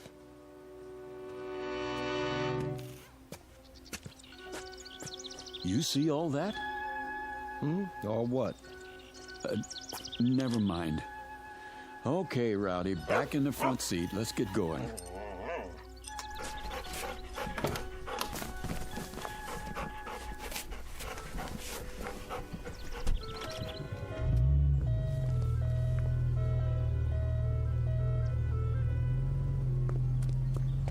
Hey, Braden's the other way. I know, you told me.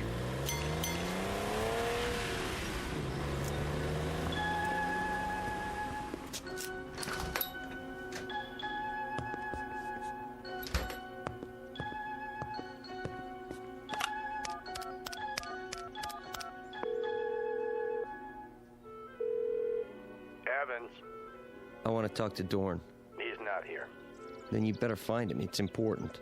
What's happened? We've got an outsider, and he saw something.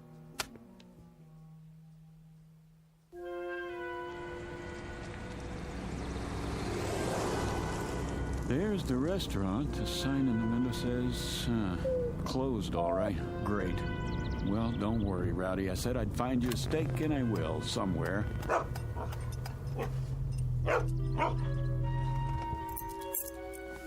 Wait here. I'm hooking your leash to the steering wheel.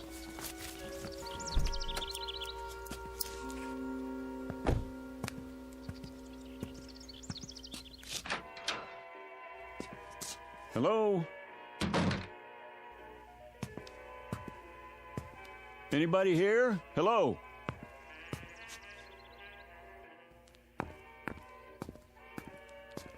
I'm sorry. I didn't hear you come in. Hi. Is the hotel open? Open? Oh, yes.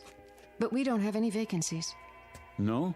Why is that? Well, the rooms are all taken. But all the keys are still hanging on the wall. Everybody's out. Is that right? Well, the fact is, I don't want a room. I just wanted a restaurant. Maybe you could make a suggestion. I'm afraid it's closed. You mean there's only one restaurant in Peaceful Valley? Yes, sir. Then where do you eat? At home. And what about your guests? They do eat, don't they? If you'll excuse me, I have some work to do. Just a second, miss. Look, my name's Philip Redfield. I'm a newspaper reporter, and if I sound nosy, I guess that's because it's part of my job. Oh, I see. You don't mind, do you? No. Good. Then just answer one question for me. Look, ever since I pulled into town, people have been trying to get rid of me. They have? At least that's the feeling I get. I was just wondering why. Well, we don't get many outsiders. So I've heard. Enough to fill the hotel, though. I really have to go. I think you should too, Mr. Redfield. All right, I get the hint. Oh, miss. Yes? Mind if I take one of your newspapers? What? Oh, not at all. Please. Hey, you better get your subscription renewed. This paper's 9 years old.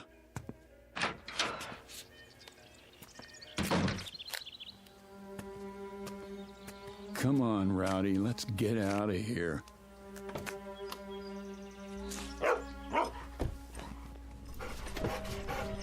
So long, Peaceful Valley. Thanks for the memories.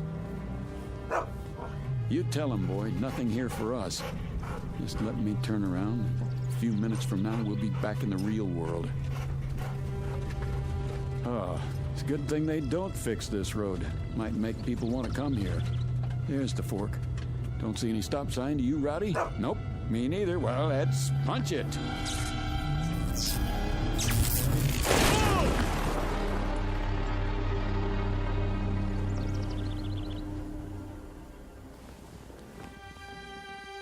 What was that? Rowdy, are you okay? Rowdy? Rowdy? Rowdy?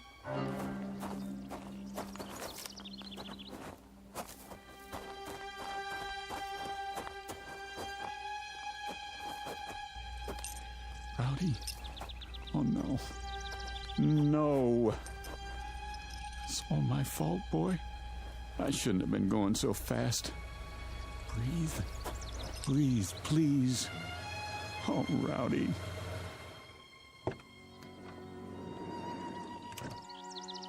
Rowdy. Had an accident, did you? No, an accident had me. I had the top down. He was thrown out of the front seat. There's no heartbeat. Let me check. Nope. I don't believe it. He's dead. Front end's pretty smashed up. Radiator shot, too. Doesn't make sense. The road was clear. There wasn't another car for miles. Maybe it was a rock. There are no rocks around here. Can't be too sure. Yeah, must have been. Rain washes some big ones into the road every now and then. If there were, it would still be here. Could have knocked it off the road. Come along, Mr. Redfield. Come where? We'd better get you to a doctor. What about my dog? You have nothing to worry about. Can you walk okay? Here, lean on me. Wait a minute. I don't think I want to go back into town. Not your town, anyway. You need to be examined. I'm all right, I tell you. You don't know that. Could be internal injuries. If anything's wrong with you, it'll be on our conscience forever. Take it slow.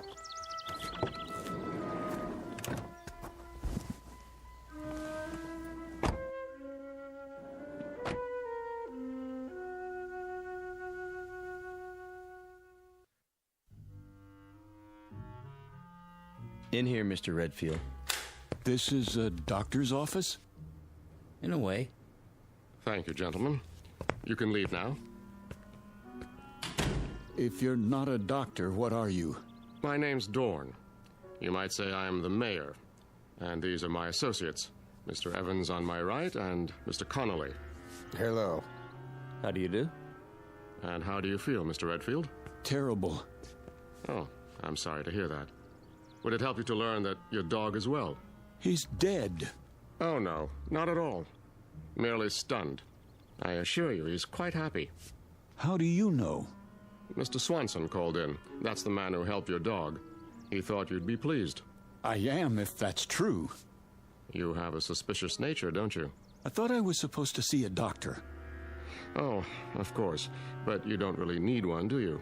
If you did, we'd have one here in no time, believe me. Then why am I here? Just to bring us all up to speed, in a manner of speaking. Please, sit down. We'll try not to detain you too long. After all, you can't go anywhere in a wrecked car now, can you? You got that right. We'd like to ask you a few questions, if we may. Don't worry, only a few. Mr. Evans, perhaps you would care to begin. Mr. Redfield, it's been reported that you saw something, a miracle, I believe you called it, across from the gasoline station. Would you please tell us about this miracle? Sure. My dog ran after a cat. What were the details? That's it. You're quite certain? Nothing more? Yes, I'm certain. Mr. Connolly, your question. I was simply wondering, Mr. Redfield, why you told the girl at the hotel that people were trying to get rid of you. What is this, a quiz show? Look, I've got a wrecked car, and I'm already a day late for work. I assure you, it's being taken care of. Just a few more questions, if you please. I think you mentioned that you're a newspaper reporter. So? A noble calling, but limited. I suppose you have a novel in the planning stages? Who told you that? No one. It's a fact, though, that most reporters aspire to be novelists. I wouldn't know. Are you married? No. Engaged? No. Listen. So you came to Peaceful Valley by mistake? No one knows you're here? Oh, they will. A lot of people are going to know I was here, Mr. Dorn. Oh, dear. What's the story on this place, anyway? Rowdy didn't just run after a cat, and I didn't crash into a rock that wasn't there. What did happen? Come back in an hour, Mr. Redfield. Perhaps then you'll have the answers you seek. I'd like to speak with my associates first. Where can I find a phone? There's one at the hotel. 1 hour, then, Mr. Dorn.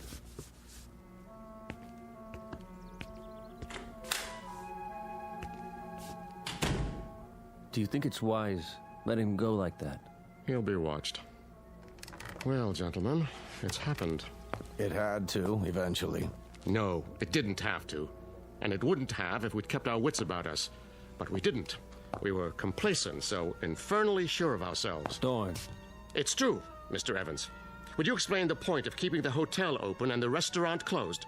Doesn't it seem likely that there would be more inquiries for food than for rooms? There haven't been either in over 16 years. You see? Complacency. And I'm as much to blame as anyone. If only the Johnson girl hadn't been so careless. If only Fredericks hadn't behaved suspiciously. If only I hadn't panicked and activated the barrier. You had to. There wasn't any choice by then. So now an innocent young man who's done no one any harm must suffer for our mistakes.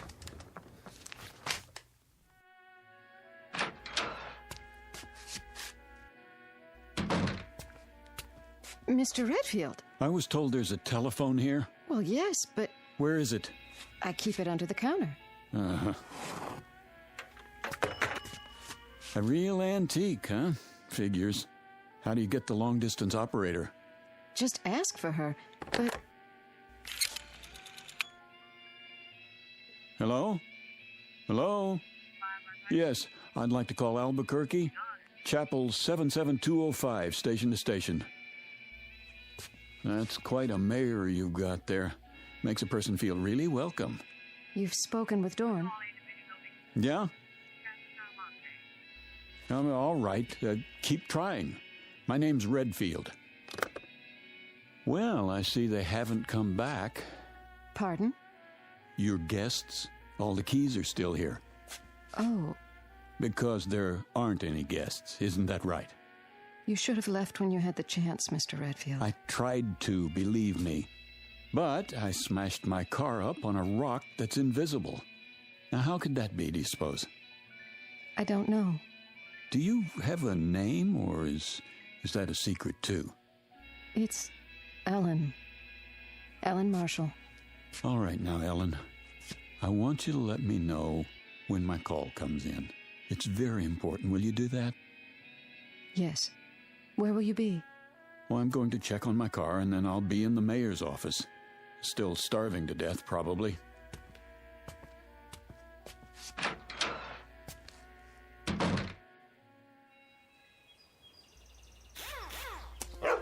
Rowdy!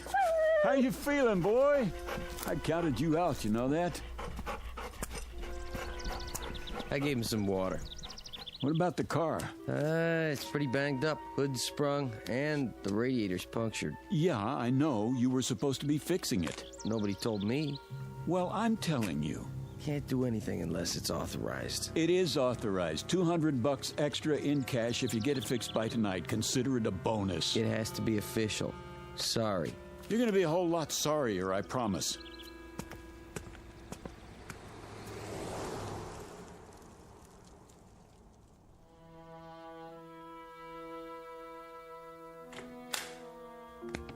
Mr. Redfield, come in.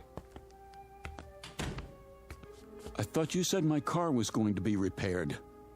Sit down, please. I don't want to sit down. I want to know why nothing has been done to my car. Why is it just sitting out there? Primarily, Mr. Redfield, because you won't be needing it anymore. No? And why not? Because you are never going to leave Peaceful Valley. Is that supposed to be a threat? You see, Mr. Redfield. Now, the situation is rather complicated. While we hold no brief against you personally... Wait, I think I've got it figured out. Oh? Peaceful Valley is an insane asylum, and you're the head lunatics. I'm never going to leave. Who's going to stop me? We are, if necessary. There's nothing you can do, Mr. Redfield. We'll see about that. Don't do anything foolish. Please listen to Mr. Evans. Tell him to get his hands off me. Come with us. I said don't touch me. Mr. Redfield, be reasonable. You be reasonable. As far as I know, kidnapping is still a crime in this state. Gentlemen, I implore you. This violence must stop now. Oh, you've got one of those too, huh? What are you going to do, make me disappear? Don't you... There. You shouldn't have done that, Dorn. Now he's seen the device up close. You mustn't bring him back. I have to. What did you do? How did I get in this chair? You were disassembled. But I was across the room. Your molecules were transported and reassembled with this. That's the same thing the little girl used, so what is it? I'm afraid you wouldn't understand, even if you were a physicist, which you aren't. Try me. Let's say it's a device by which we move objects from one location to another. All things are collections of atoms with spaces in between. Even you, Mr. Redfield. And those atoms are in a given mathematical order. This mechanism breaks them up and stores them, then puts them together again in the same order. That's ridiculous. Perhaps. But it saves time when you want to move your furniture around. Dorn. Yes, Mr. Evans? Let's get this over with. What's he talking about? You smelled a story in this town, Mr. Redfield, and you were right. You turned off onto the road to Peaceful Valley. You saw certain things that defied logic. You became curious. So we had to stop you. And now, I'm sorry to say, we must do worse. Because you have stumbled upon the best-kept secret in the world.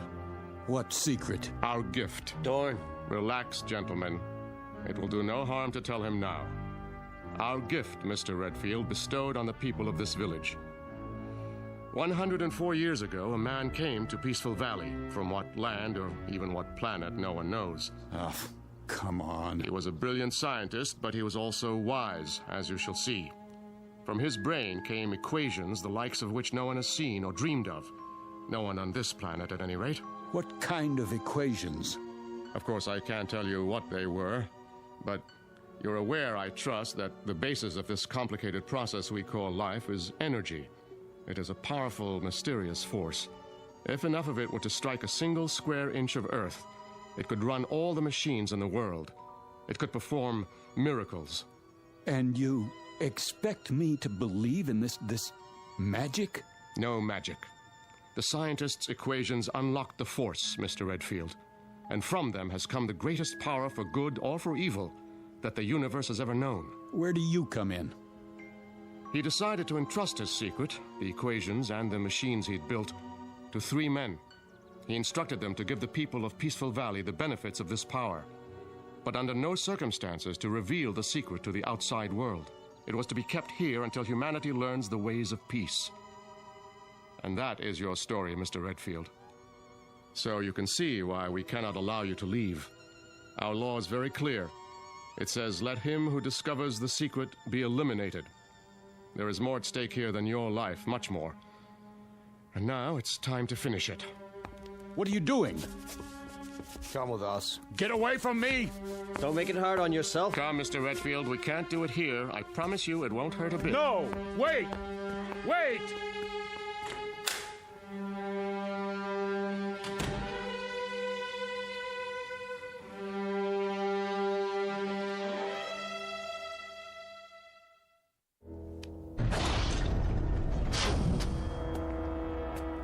What is this place? A laboratory, built by our benefactor. There's the original of the dissimulator, somewhat larger than the one we used on you upstairs. And this is a second-generation model. The same principle, with one important difference. It works in what we call the time dimension. No end of uses for it. For example, please step over here, Mr. Redfield. And don't be afraid. Mr. Connolly? Yes? Hand me that letter opener on the desk. Now, let's say that your automobile accident had been more serious. If you had been injured, if some metal had penetrated your flesh, like this. You stabbed me. Precisely. But don't worry. As soon as I direct the time ray at your wound, you will be restored to a moment before the letter opener entered your chest.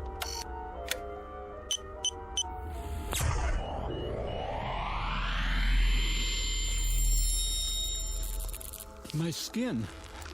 I can feel it closing up. This is fantastic. Isn't it? Even the fabric of your shirt. Now, let me see. This console is a duplicating machine, but not like others you've seen. Here, for example, on this card is a description of the atomic structure of a ham sandwich on white bread with mustard. One ham sandwich. I believe you said you were hungry? Not anymore, Mr. Dorn.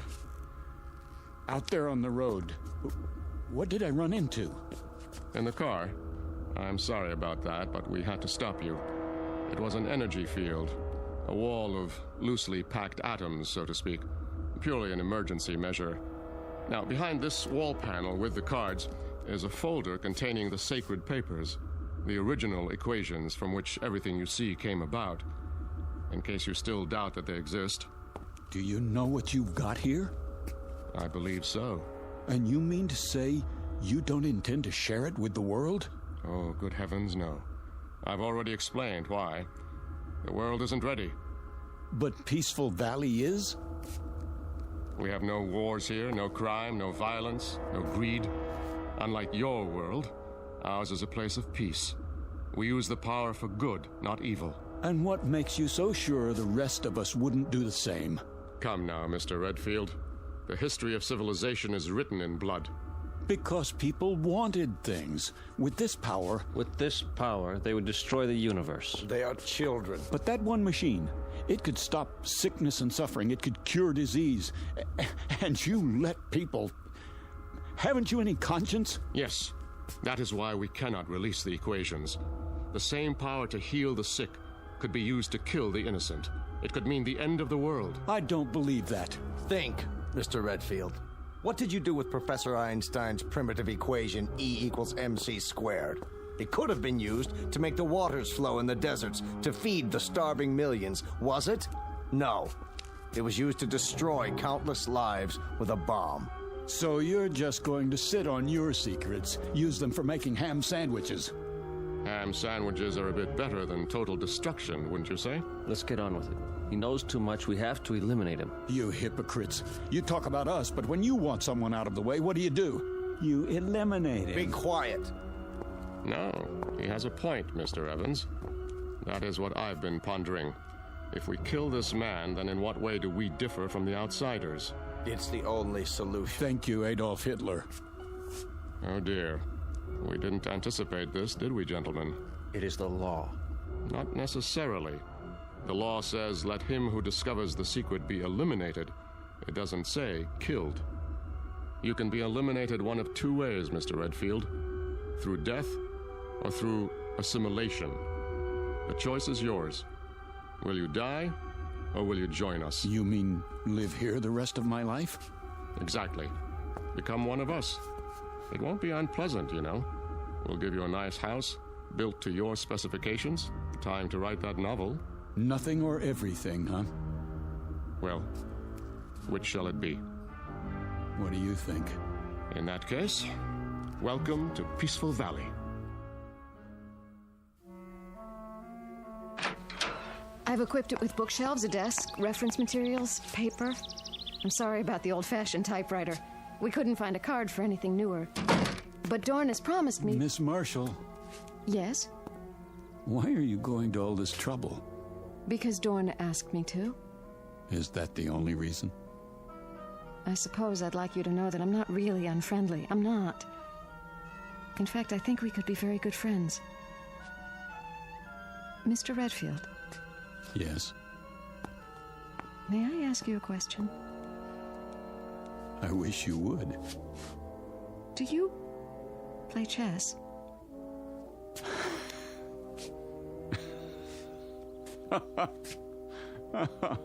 Oh, that's great. Is something the matter? No, everything's fine. You do like the house, don't you? I tried to make it nice. It's beautiful, Ellen. But I'm afraid you wasted your time. Why? Because I won't be here very long. As long as you think that way, you'll have no choice. Dorn won't trust you. He's trusting me now, isn't he? Is he? Hello? I'm leaving Mr. Redfield's house now. You see, I'm required to tell him everything you do. But you're not like the others. If you get hungry or want anything, call me. I'll look in on you later. Oh, and don't try to go beyond the border. The force field's still active.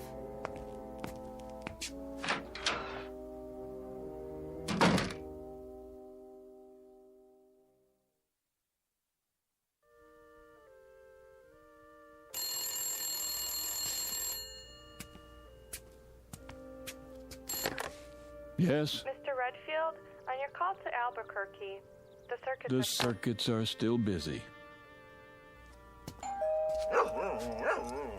Easy, Rowdy.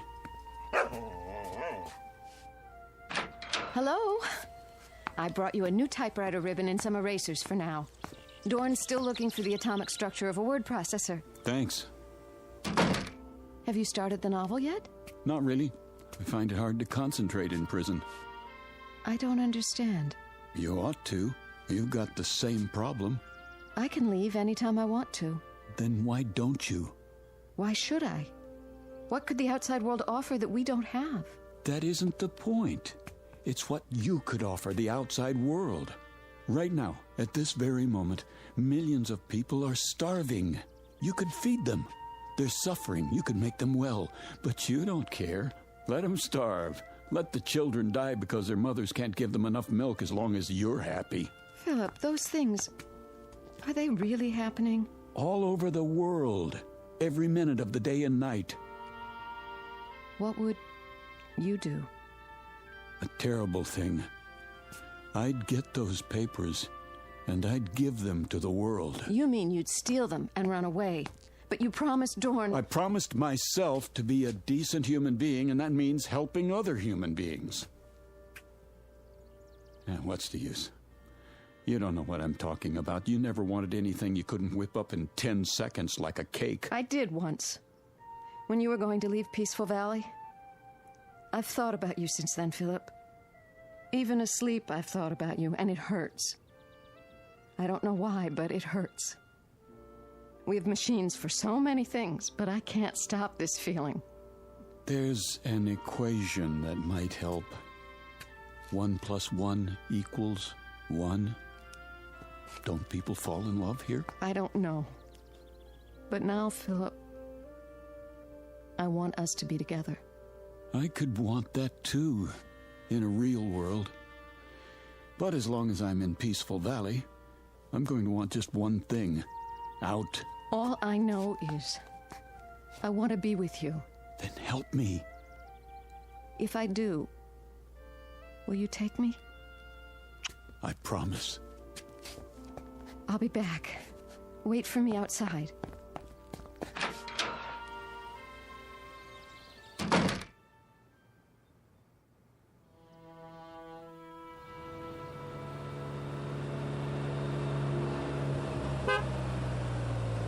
Easy, Rowdy.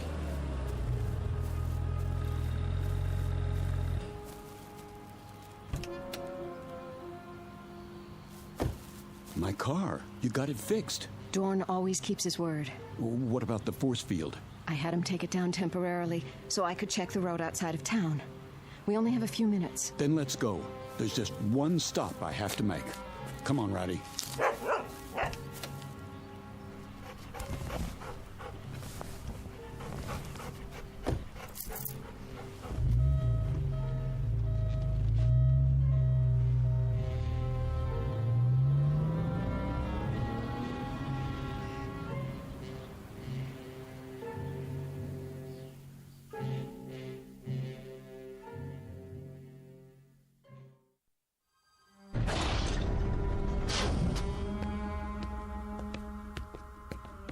There.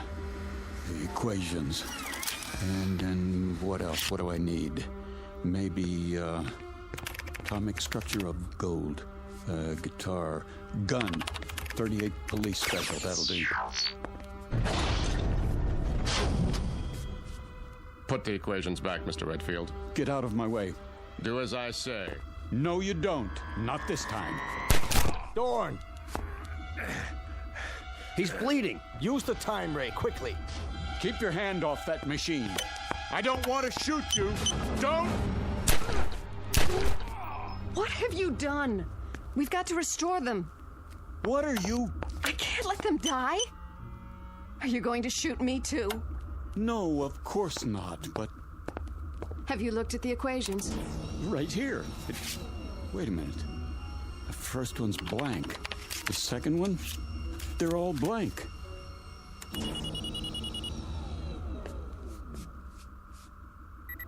You tricked me.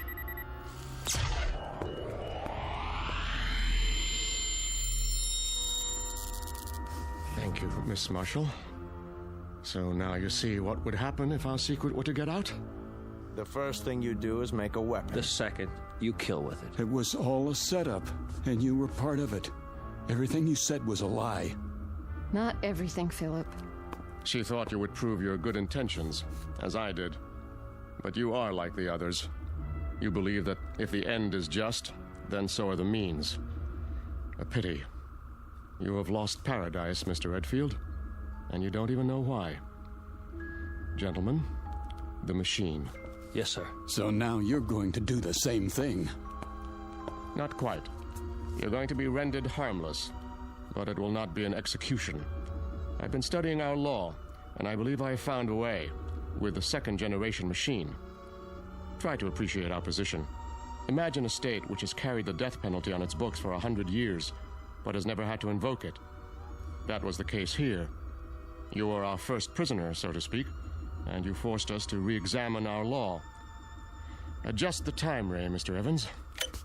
Goodbye, Mr. Redfield. I was becoming fond of you.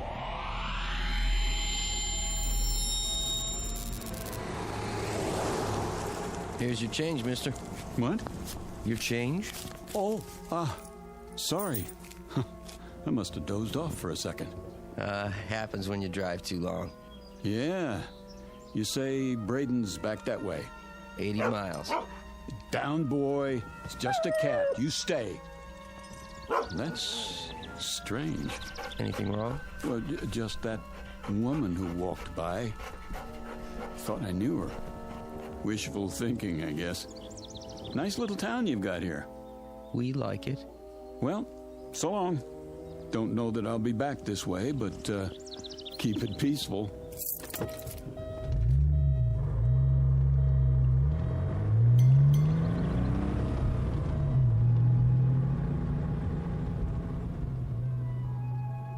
You've seen them. Little towns in the middle of nowhere, tucked safely away from the main road. Ever really thought about them? About the people there? What they do and why they stay? The next time you're tempted to take a shortcut, think twice. Because what happens there might change you and the world in more ways than you can imagine. Of course, change can be a good thing, as long as you're on your way out of and not into the Twilight Zone.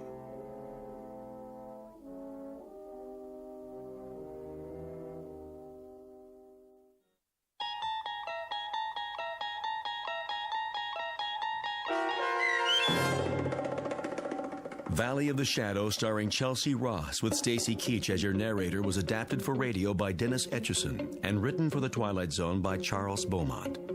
Heard in the cast were David Darlow, Fernette Lebo, Christian Stolte, Amanda Amari, Doug James, Steve Key, Kurt Nabig, Richard Shavzin, Carl Amari, and Roger Wolski. To learn more about the Twilight Zone radio dramas and to obtain audio cassettes and CDs of these programs, visit our website at twilightzoneradio.com. The producers of The Twilight Zone wish to thank CBS Enterprises, Carol Serling, Dennis Etchison, Claire Simon Casting, Terry Jennings, XM Satellite Radio, Sirius Satellite Radio, our sponsors and our radio affiliates for helping make this series possible. This copyrighted radio series is produced and directed by Carl Amari for Falcon Picture Group. Audio editing, sound design, Foley effects, and mix for the Twilight Zone radio dramas are by Cerny American creatives Craig Lee, Michael Slaybach, Bob Benson, and Jason Rizzo. To learn more about the Twilight Zone radio dramas and to contact us, visit our official website at twilightzoneradio.com. Doug James speaking.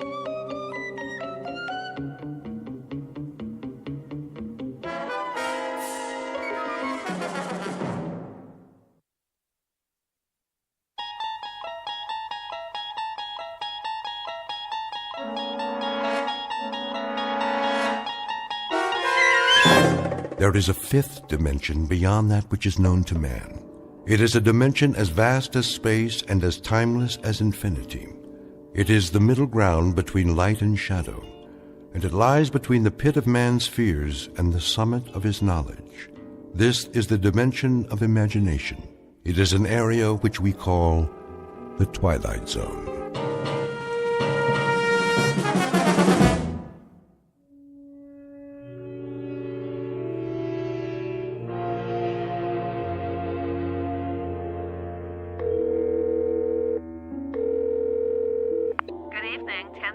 Hi, this is Joey Crown. Who? Joey Crown. I called before. Can you speak up, sir? I called a couple of times and I left a message. Do you have a reservation? Me? No, not exactly. I mean, this is Joey Crown, the trumpet player. I'm having trouble hearing you. Did Baron get my message? I don't know about any message. The band's on now. I can hear that. Boy, can I... And the second set is at 10:30. Do you want a table? I don't need a table. Tell Baron I'll fall by if I can. You know how it is. I got a gig all the way across town. How do you spell your name? Just tell Baron that Joey Crown's coming, okay, sweets? Man, oh man. Just wait till he sees me.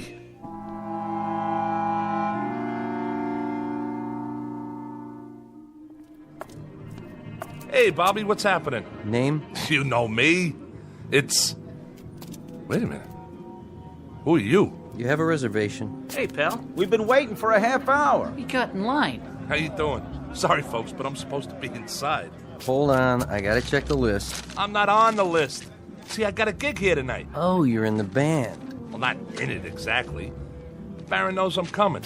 He'll let me sit in, I'm sure of it. First show's sold out. If you want to put your name down for 10:30... Just tell Baron, all right? He'll comp me. Hey, fella. Hang on. There's been a little misunderstanding. No, I mean, I know you. You do? Didn't you used to be Joey Crown? Used to be? What do you mean, used to be? Crown.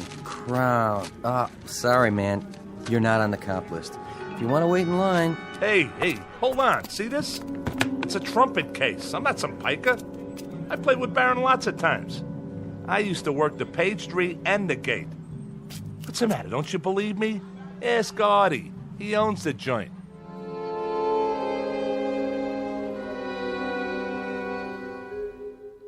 Meet Joey Crown, a man who made music, or used to. A little man with a funny rubber face whose life is a quest for decent billing and other impossible things, like flowers in concrete or trying to pluck a note of music out of the air and put it under glass to treasure. Because it is a treasure to him, and if the truth be told, to a lot of people who heard him play when he was hot, when he could take a tune and turn it inside out with a dented, beat-up golden horn. His solos were the stuff legends are made of, until he took a turn for the worse. For a while now, the only notes to come out of his trumpet have been, well, slightly sour and off-key. Joey Crown, who in just a moment will decide to leave the earth for a steady gig in another kind of club, one located in an out-of-the-way place we call the Twilight Zone.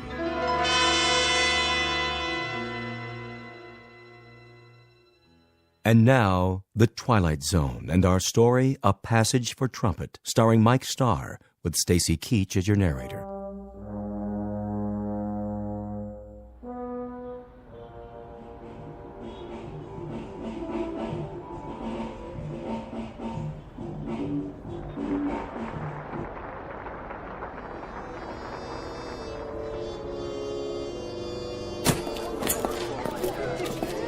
You can take 5 out here if you want, Mr. Barron. Oh, sure thing, Artie. You guys just played a smoking set. Thanks. Yeah, thanks. I came in early on the bridge. You did all the changes. Nice set, boys. Was it okay? I couldn't tell. That sounded good to me, just the way I like it. Sure was. Man, you guys know how to swing. Who's that? Too dark to see. I think it's... Hey, Joey. What do you say, Baron? What are you doing here? Well, what do you think? I brought my axe. What for? I thought you might need somebody with a horn. I already got my sidemen, Joey. Sure you do. But I was thinking I could sit in, for the second set. Not tonight. Just a few choruses. Maybe some other time. Why not? You know how good I can play. Easy, Joey. But why? The last time you played trumpet for me, you lost it up. I did? I had to share you with a bottle. Bottle? Me? Oh, you got the wrong guy. You and that horn don't belong together on the same stage anymore. You mean 6-7 months ago? That was just a bad night. I forgot what it tastes like. I'm on the wagon now. Way up. That right, Joey. Who's your brass section? Right here. Meet my new trumpet player. Yeah? That was him? Yeah, that was me. Don't get me wrong. He sounded great in there. Really cooking. But what do you think I am, some kind of a lush? Listen, Baron, I know what that stuff does to me.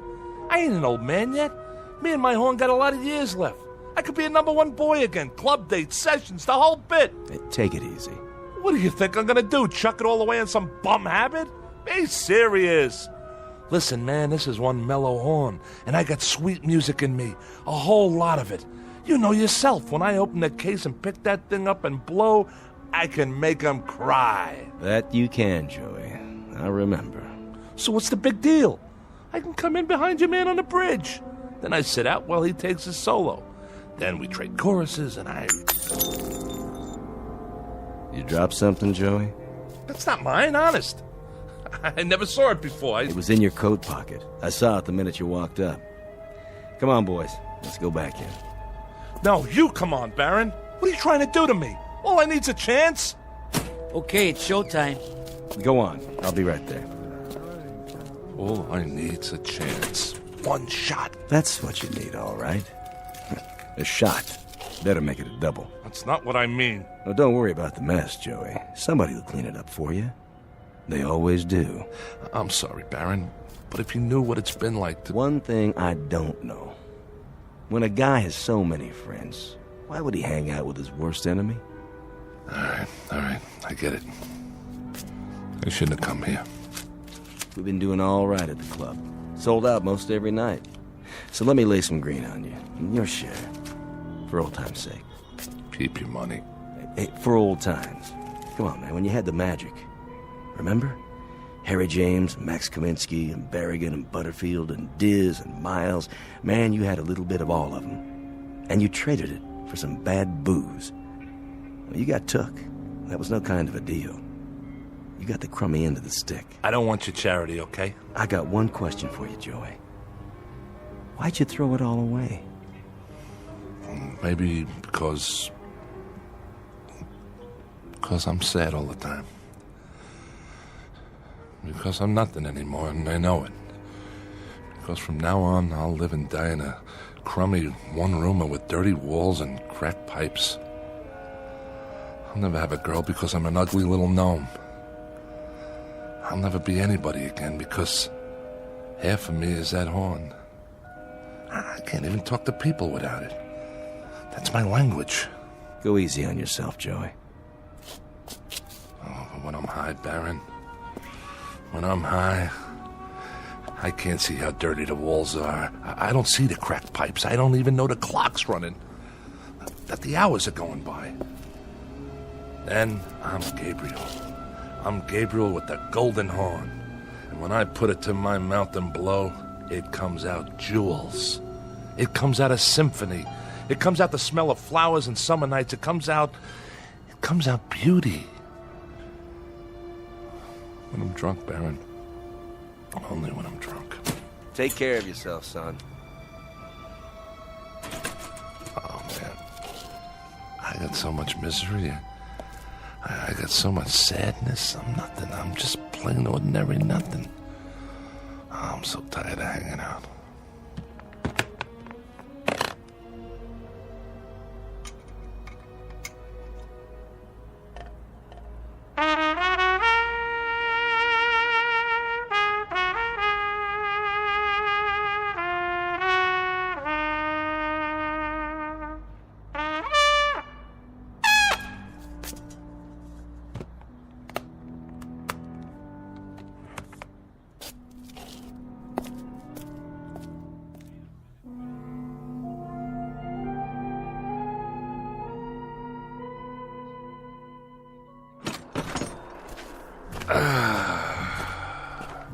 Smell that good old polluted city air.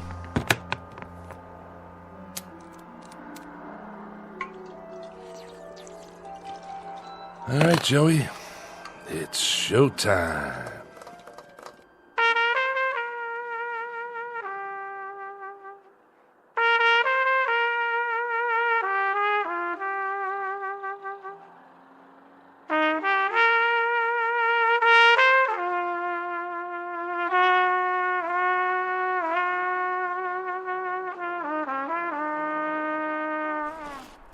Yeah, I got a right to sing the blues, all right?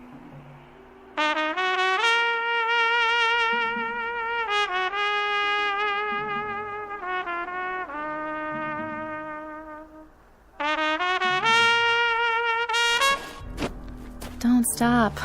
Who are you? Please, play some more. What are you doing up here on the roof? Well, I suppose I could ask the same of you. I wanted to be by myself.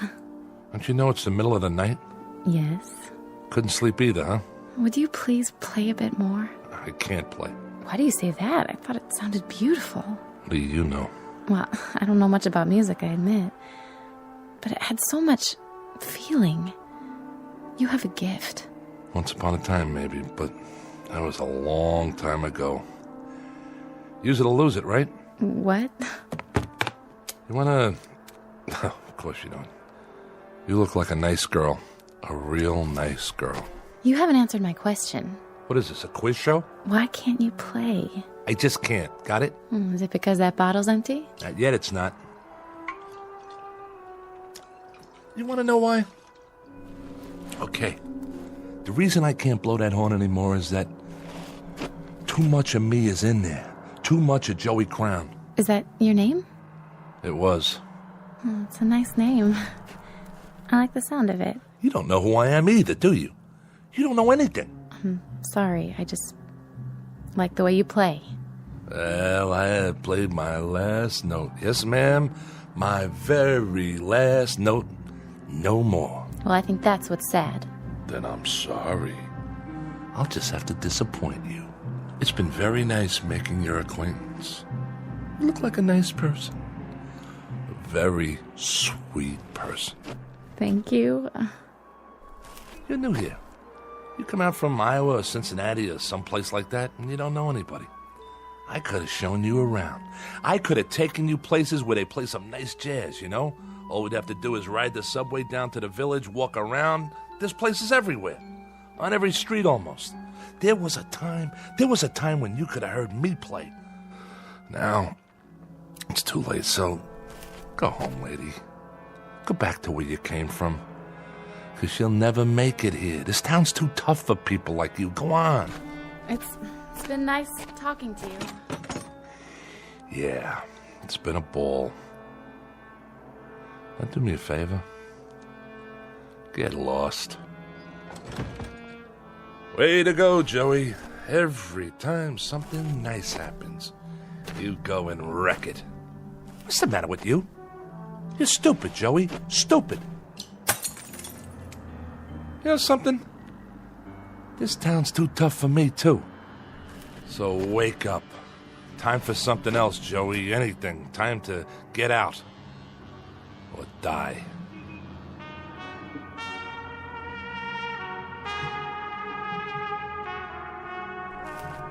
Oh.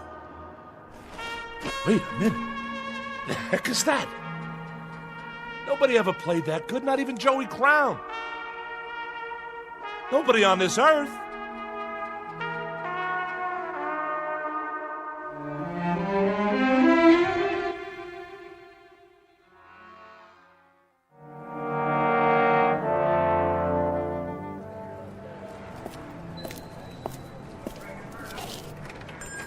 Hi, Ned. How's it going? Back again. I need some cash. You and me both. Look, Joey, I can't keep loaning you money on that beat-up old trumpet. What do you mean? You know this horn. It's got a tone you wouldn't believe. That's the trouble. They all sound great when somebody's playing them. Look around. I got enough instruments to equip Sousa's band. I need another bugle like I need my taxes raised. But this horn's been around. It's got character. I played it at Newport. I played it on so many sessions you couldn't count them all. Go over there and flip through those records in a box. I bet you got 20, 30 albums I'm on. You name it, this is the horn. The same one. Trumpet is a trumpet, Joey. It's the man who plays it. That's what counts. Otherwise, it's just a pile of brass. $20. What? You gave me 40 last time. Like you said, it's been around. The case has got dents in it. Listen, Ned, I'm serious. So am I. What I need is enough to get a bus ticket out of the Port Authority. Taking a little vacation, huh? Atlantic City? Not this time. I'm leaving for good. $20 won't get me out of Jersey. Then you're not coming back. Not in your life. This is the new Joey Crown. I'm turning over a new leaf. If you're selling, 25. That's my best offer. Take it or leave it. Okay. 25. All right. Sign here. Just think, Ned. After today, you won't have Joey Crown to kick around anymore. This is the last time you'll see my ugly mug in here. You can count on that. Now hurry up before I change my mind. You want to kiss it goodbye? I already did that. Changing jobs, huh? Yeah. I'm going to start a new career. Digging ditches. So you don't need it anymore? That's right. Like I don't need lungs. See you in the funny papers. Then if you're sure... I'm sure. I'll go ahead and put it in the window. Wait a minute. You put a sign on it. $75. Nothing personal, Joey. Business is business. A man's got to make a profit these days. Sure, but you only gave me a third of that. Guys like you just don't get it. I mean, what's money to somebody who plays jazz all night? Sleep until noon. What kind of responsibilities you got? Nothing, right? Not a thing. Yeah, nothing. A big fat zero.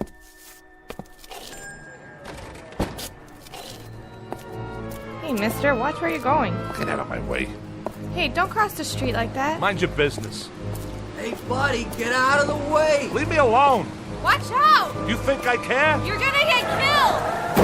Oh my gosh! He just walked right out in traffic. Like he could care less. Somebody call an ambulance.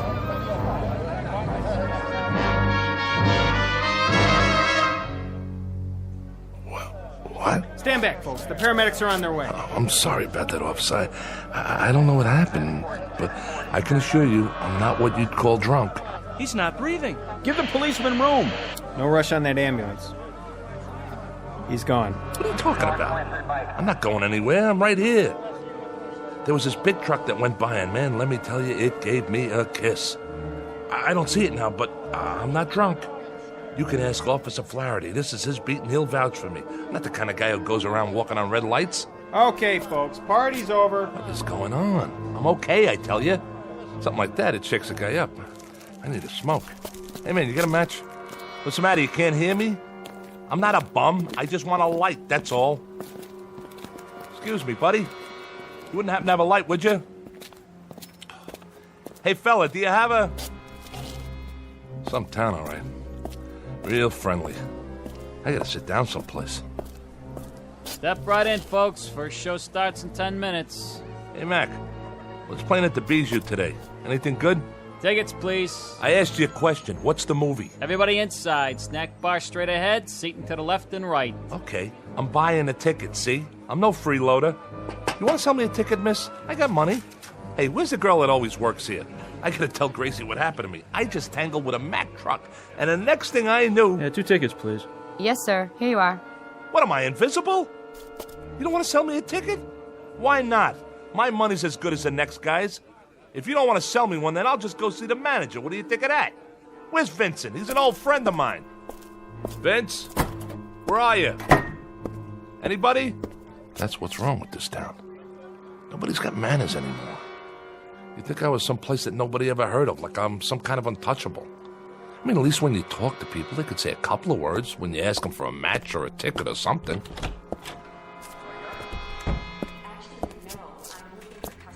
What's the name of this flick, anyway? Really Scary Stories. Looks like a winner. What is this, a horror movie? No thanks, I gotta get out of here. Excuse me, if you could move your feet a little. Sorry, I didn't mean to step right through your leg. Hey, what's going on? Where is everybody?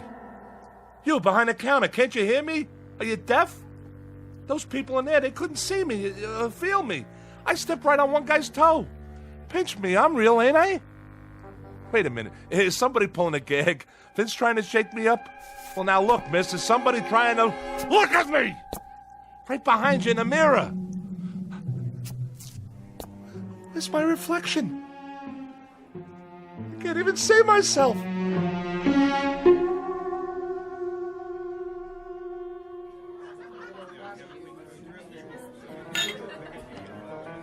So, I'm dead. Can you beat that?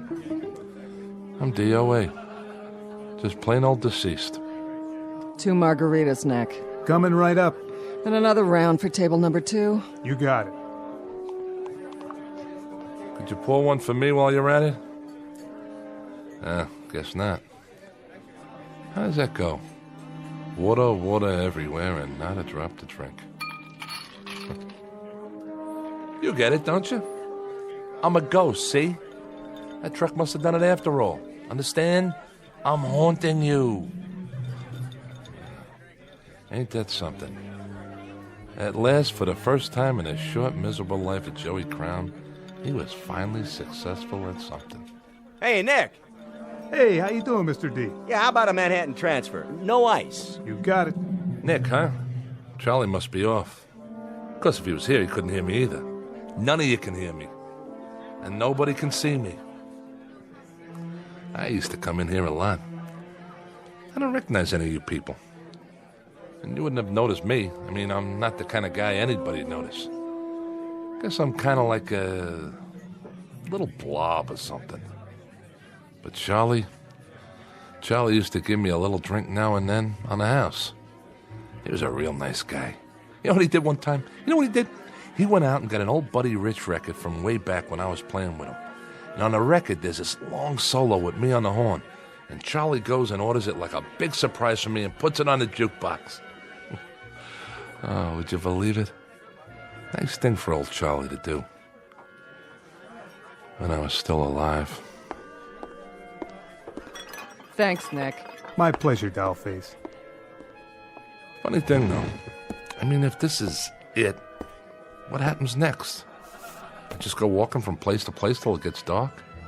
This could wear a guy down. I mean, nobody to talk to, nobody to listen to, not even a horn to play. Not anymore. Oh, excuse me. Am I in your way? Not that you care, huh? You can walk right through me, because I'm just a ghost. Plain old nothing little man and a plain old nothing little ghost.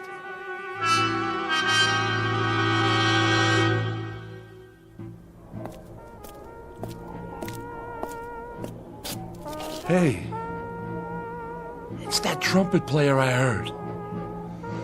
The same one.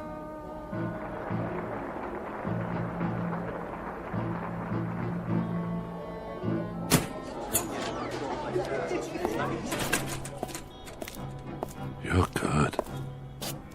Real good. Thanks. I mean it. The tone's so clean and pure. You got some chops. Where's Baron? Oh, he took the night off. I see. Wait a minute. Yeah? You said thanks. That's right. Then, I can't believe this. You can hear me? Sure I can, Joey. I hear you just fine.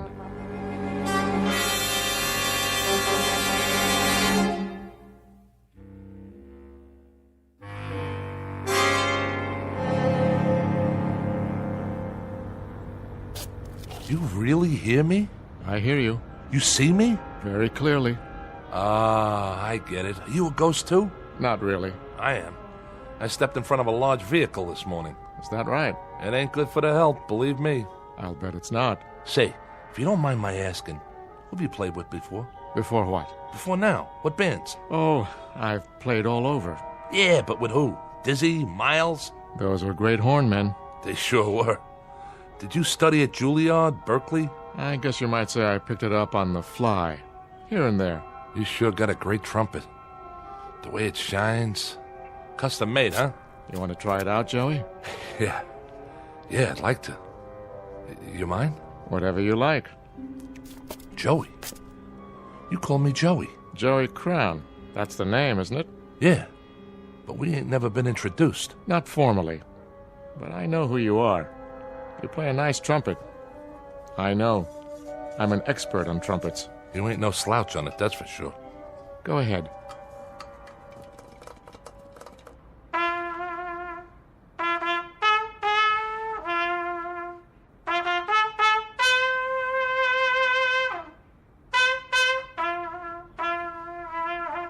Not bad, Joey. Not bad at all. Yeah, ain't that something? I can play again. Now that it doesn't matter anymore. What do you mean by that? Now that I'm dead. How come you know who I am? You say you're not a ghost, you're not dead? Nope. And neither are you, Joey. I'm not? By no means. But what about that truck? What about it? And what about The people in the bar, in the movie theater, the girl in the ticket booth, the people in the street. Oh, them. Well, you see, they are dead. But that doesn't make sense. How? They're the ghosts, Joey. They just don't know it. Huh? You're losing me. Sometimes, to make it easier, we have to work it that way. We let them go on in a life that they're familiar with, and they never know for a long while. But that's why they can't hear you. You're the one that's alive. But like I said, I stepped off that curb. That you did. And right now, Joey, you're in a kind of limbo. You're neither here nor there. You're in the middle. You're on a break between sets, so to speak, waiting to go on in the real world or the shadow world. Which do you prefer, Joey? Which? Well, just what do you think? I want another chance. Think it over, now. I have thought it over. I used to think I was getting dealt from the bottom of the deck, but you know something? I just forgot how much I had already. I forgot about the music I could make on the horn and how nice it sounded. I'd have to agree with you there. And going to Charlie's and talking to people, real people, and maybe going to the movies now and then. Cutting a record once in a while, walking in the park, hitting the clubs late at night, even when it was rainy or snowing and I had to bundle up like an Eskimo. I miss that. I really do. I never won a beauty contest, but I had friends. I had good friends. What do you think happened to all that? Somewhere along the line, I forgot the good things. That's what happened. I just forgot. You've got a choice, you know. Choice? One way or the other. It's not too late. Well, in that case, if I've got a choice, then I want to go back, understand? I want to go back. All right. You go back. Just like that? But, Joey, no more stepping off curbs. That was some stunt back there. From now on, you take what you get and you live with it. Sometimes it'll be sweet frosting and nice gravy, and sometimes it'll be sour and go down hard. But you live with it, Joey. I think I got it. Guess I better take my trumpet back. Oh, yeah, sure, yeah. That's a nice talent you've got. You really think so? To make music, to move people, to make them laugh and make them cry, to make them tap their feet and want to dance. That's an exceptional talent, Joey. Don't waste it. See you around. Hey, mister. What is it, Joey? I didn't get your name. How's that? I didn't get your name. My name? Call me Gabe. Gabe? Gabe. Short for Gabriel. Goodbye, Joey. Gabriel. Hey, wait, I gotta ask you something.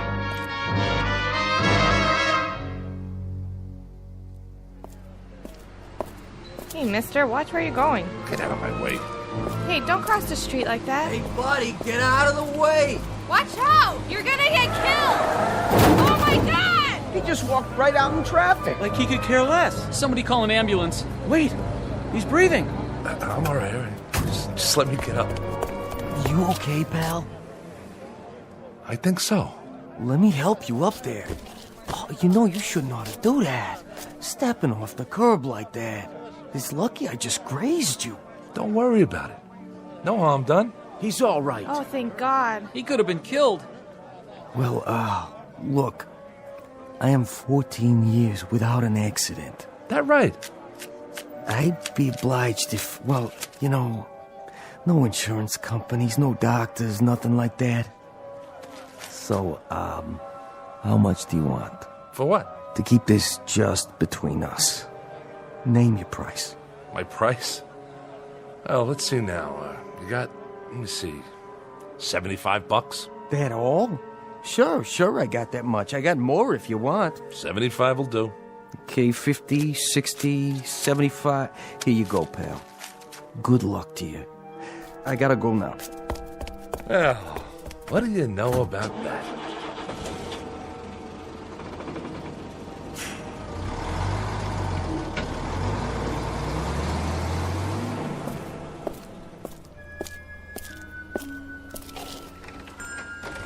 Hello, can I...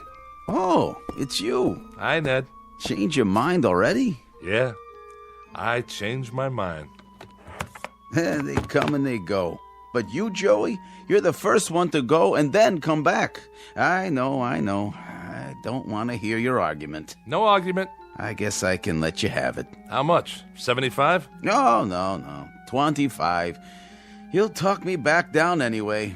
How long has it been? 5 minutes? Not even enough time to accrue interest. Go. The sign says 75, and 75 it is. A man has to make a living. You tempt me, Joey. Right is right. It's only business. What did you do out there? Win the lottery? Something like that. Goodbye, Ned. You won't be seeing me for a while. Hope business picks up. You too, Mr. Jazzman. But tell me something. Anything. What have I done to deserve such good fortune? Nothing much. You've been my friend is all. For quite a few years, and I'll never forget that. Get out of here. Go on.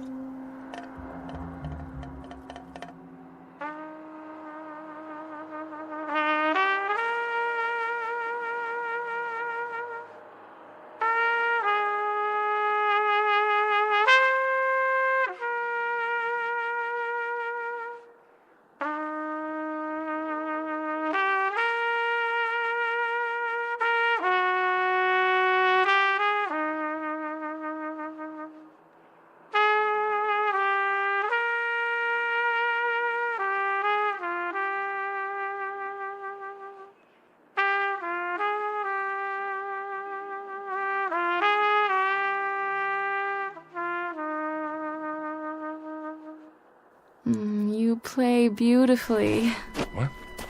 Oh, hi. Hi there. I mean it, you know. Thank you. I gave it up this morning. And I'm taking it back. Me and the bugle, till death do us part. I'm glad you changed your mind. So am I, you don't know. Still can't sleep, huh? I'm not used to the city. All the noise. I know. Like a regular symphony, isn't it? I guess so.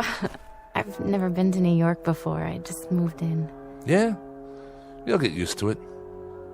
It's an okay building. Better than the other ones I've lived in. Sometimes you have to bang on the radiator to get the heat going. Why do you do that? Why? Because the super hears you and then he fixes it. If he doesn't, just let me know. I'll talk to him for you. Name's Joey, by the way. Joey Crown. I know. How? You told me before. Oh, yeah. Listen, I'm sorry for that stuff I said. Don't be. My name's Nan. Pleased to meet you, Nan. I was hoping you'd come back. You are? You're the most interesting person I've met in New York. Yeah, sure. There's a lot of guys around here. Most of them ain't little apes like me. I mean it. The most interesting. And the nicest. I love your music. Honest? Honest. Will you play some more, Joey? Sure, I'll play some more. I'll play whatever you like, for as long as you like. What's your favorite song? I don't think I have one. Well, I know a couple you might like. Well, that would be nice. You know, you might get to like it here. It's not a bad town. I'm sure it isn't. Maybe you could show me some of it, Joey. If you have time. Me? Oh, I got time, all right. I got nothing but time from now on. I'll show you everything. The Battery, Central Park, the Village. I'll show you 52nd Street, and we'll hear some good jazz. I mean good. I'll take you to Charlie's. You'll like Charlie's. It's a great place. And you know what? You're not going to believe this, but he's got a record of mine when I was playing with one of the big bands. At least I think he still has it. If he doesn't, there's a little pawn shop I know that has all kinds of records in back. And we can pick up a copy and bring it home and listen to it.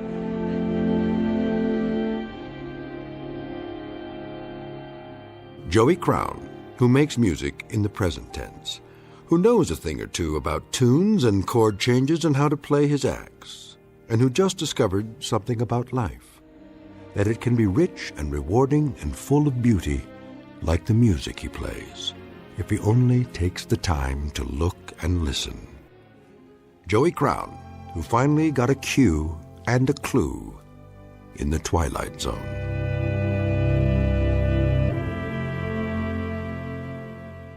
More from the Twilight Zone after this. Hi, this is Carl Amari, producer of the Twilight Zone Radio Dramas. I'd like to take a moment to tell you about our official website at twilightzoneradio.com, where you'll get the latest news and information on these Twilight Zone radio dramas. Plus, at twilightzoneradio.com, you can digitally download 3 free episodes or any of our episodes for only $1.95 each. In this age of ever-changing technology, we've decided to make these episodes instantly available to you by making the Twilight Zone radio dramas a digital download-only series. This means that this series will no longer be offered on CD. The CD collections at our website are now being offered while supplies last at buy one, get one free. So be sure to get your favorites before they're sold out. Be sure to visit us often, and I'll see you in the zone.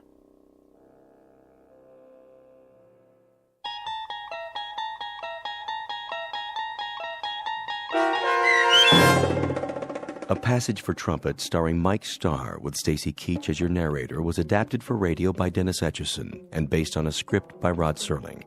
Heard in the cast were Doug James, Brooke Sanford, Jeff Lupetin, David Darlow, Kurt Nabig, Meg Thalken, Lynn Foley, Carl Amari, Sarah Marks, Chuck Somar, Vince Amari, Karina Karpolovsky, Bo Nortel, and Roger Wolski, with special trumpet stylings by Chuck Somar. To learn more about the Twilight Zone radio dramas and to obtain audio cassettes and CDs of these programs, visit our website at twilightzoneradio.com.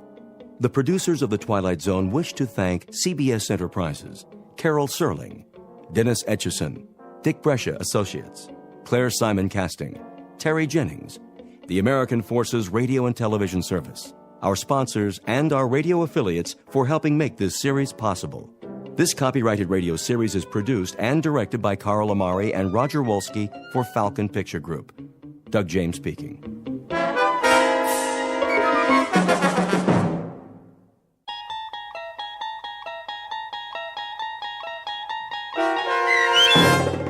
What You Need, starring Bruno Kirby and Bruce Kirby with Stacy Keach as your narrator, was adapted for radio by Dennis Etchison and written for The Twilight Zone by Rod Serling from a short story by Louis Paget. Heard in the cast were Christian Stolte, Jeff Lupetin, Frenette Lebo, Kurt Nabig, Linda Ryder, Max Kirsch, David Darlow, Carl Amari, Meg Thalken, Doug James, Roger Wolski, and Vince Amari. To learn more about the Twilight Zone radio dramas and to obtain audio cassettes and CDs of these programs, visit our website at twilightzoneradio.com. The producers of The Twilight Zone wish to thank CBS Enterprises, Carol Serling, Dennis Etchison, Dick Brescia Associates, Claire Simon Casting, Terry Jennings, XM Satellite Radio, Sirius Satellite Radio, our sponsors, and our radio affiliates for helping make this series possible. This copyrighted radio series is produced and directed by Carl Amari and Jason Mallow for Falcon Picture Group. Doug James speaking.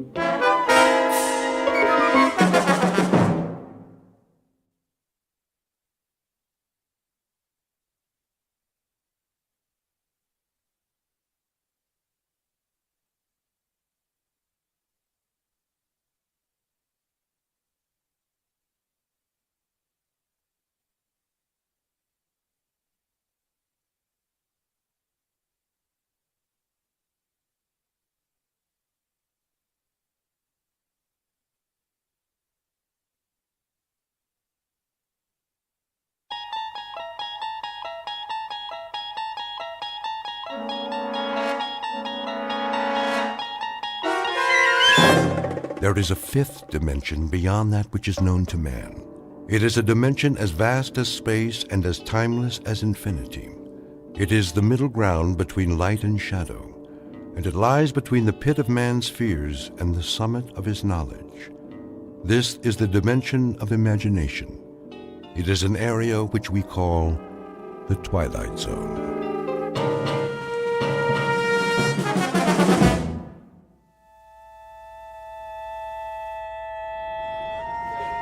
Matches, pencils, buttons, shoelaces, anything you need, anything at all.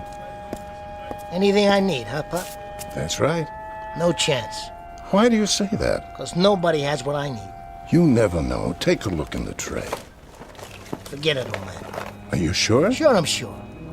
Every night you're out here selling this cheap junk. But I haven't seen nothing yet that fills the bill. Maybe you haven't looked close enough. Oh, I've looked, all right. Needles and thread, thimbles, eyeglasses. Where'd you get all this stuff? From a flea market? Here and there, it's a hobby of mine. You never know what people will need. What people will need. You're crazy, Pop, you know that? You're out of your ever-loving tree. Am I? You can bet on it. Standing here like this, nobody ever stops, right? Oh, once in a while they do. Sure. Why would they? All you got's junk. Why don't you trade it in for a tin cup? Stick a sign around your neck that says, "Poor me, nothing to eat and no place to go." That wouldn't be correct. I have a room of my own. Yeah, right. A cardboard box in an alley. Actually, it's a rooming house. Been there quite a few years. I pay rent like everybody else. With what? Nickels and dimes? What do they give you for crap like this? People give what they like. A little or a lot. Sometimes, nothing at all. Then you're loonier than I thought. Face it, you're a bum. Why don't you admit it? Nowhere to go and nothing to do. You mean, like you? Listen, you old codger. I got lots of things to do and plenty of places to do them in. Fact is, I'm on my way someplace right now. I got business. I know. In that bar. It's where you're going. You'll walk in, but when you come out a few hours from now... Hey, you don't know a thing about me. Not a blame thing. So keep your trap shut. Sorry if I've offended you. I only meant that we're all exactly where we belong. The only shame is in not knowing opportunity when we see it. An opportunity, say, to improve our lot. Yeah? Well, I'm doing plenty to improve my lot. Just you watch. But you're going nowhere fast. You're gonna stay right here till you rot. You're yesterday's news, old man. You're a big fat nothing. If you say so. I wish you a good evening, sir. Shoe polish? Ballpoint pens? Get lost. I got business. Important business. Chewing gum? Candy?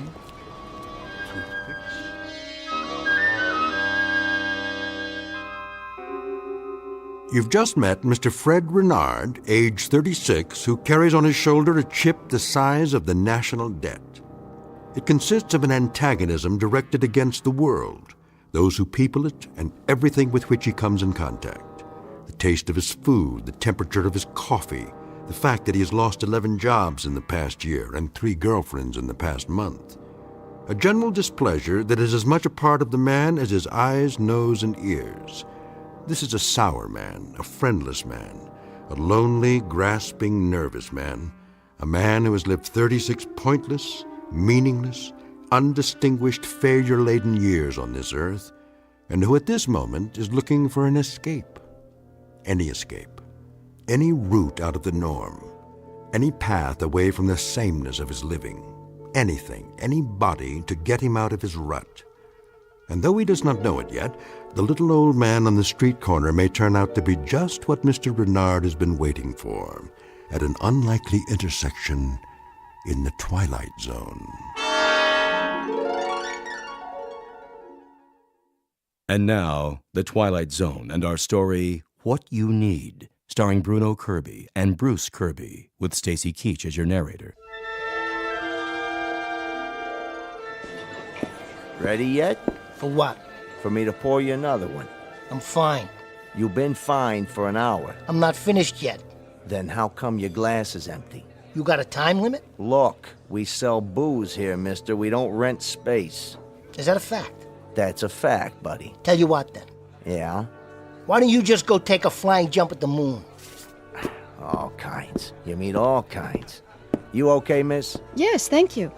I was just leaving. Take your time. Oh, that was a heck of a season. Darn right it was. We could have gone all the way. Well, you pretty near did. Boston had nothing in the outfield. New York... Forget about it. We had it all sewed up. How you doing, Lefty? Oh, I'm fine, Sal. Yep, all sewed up. Then they brought in that slugger from Cincinnati. Bring the man another beer. Oh, you don't have to do that. I know I don't, but it ain't every day I get to talk to Lefty Garrity. That was a while ago. Listen, the man wants to buy you a drink. You let him. Make it 2. 2 drafts coming up. Thank you kindly, fella. Don't mention it. Hey, Pop. Good evening, gentlemen and lady. Does anyone need anything? Anything at all? Not tonight, Pop. You, sir? I told you. Get lost. Ah, so you did. How about you, miss? Matches? Perfume? Really, I don't think so. A hair ribbon, perhaps? There's nothing wrong with the young lady's hair. Thank you. Why don't you give it a rest tonight, Pop?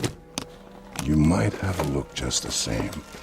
I have a little bit of everything here. I guess I'll take some matches.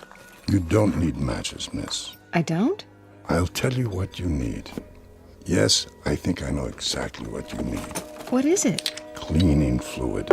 Cleaning? Very good cleaning fluid, guaranteed. Remove spots of any and all kinds. I think you'll find it useful. I really don't... Believe me, miss, it's what you need. Well, I suppose I... How much is it? No charge. Here you are. Here you go, 2 drafts. Thanks, Sal. You looking at me, Pop? He's okay. I know he is. I've seen him in here before. What have you got there? Oh, many things. Odds and ends. Things you need. Things I need? What do you think I need, Pop? That's always the question, isn't it? A cigarette lighter? Afraid not. I don't smoke. A pair of socks, perhaps? That wouldn't help me. What I need, well, you wouldn't have that. Tell him, Lefty. The old coot comes in here every night bugging everybody. Tell him what you need. Go on. And what might that be? A new left arm. A new arm, did you say? Lefty was quite a ball player in his time. Pitched for the Cubs. Then his arm went sour. Didn't it, Lefty? Didn't it go sour on you? Sure did. So that was what happened. I should know. I dropped a bundle on him at a Sunday doubleheader a couple of years ago. What do you do now? What does he do? Well, for starters, he comes in here 7 nights a week looking for his career. I keep telling him it ain't at the bottom of a bottle. Sometimes there are alternatives. Other things a man can do. Instead of pitching? Instead of baseball? Come on, let's get back to the socks and shoelaces, Pop. All right, give me one of each. That's more like it. I think this is what you really need. A piece of paper? Go ahead, take it. It's like a bus ticket. That's right. That's what it is. A bus ticket. A ticket to Scranton, Pennsylvania. Scranton, Pennsylvania. What's in Scranton, old man? I'm afraid I couldn't say. Coal mines. That's what they got in Scranton, Pennsylvania. They got nice, lovely coal mines. You can't pitch with that arm, Lefty. Maybe you can dig with it. Wonder who that is. Sal's place. Somebody's old lady, probably. Or a bookie calling to collect. If it's for me, I ain't been in. Got it? What? Yeah, he's here. Hey, I thought I told you. Lefty. Huh? You're wanted on the phone. Me? That's what the man said. Wants to talk to Mr. Garrity. You're kidding.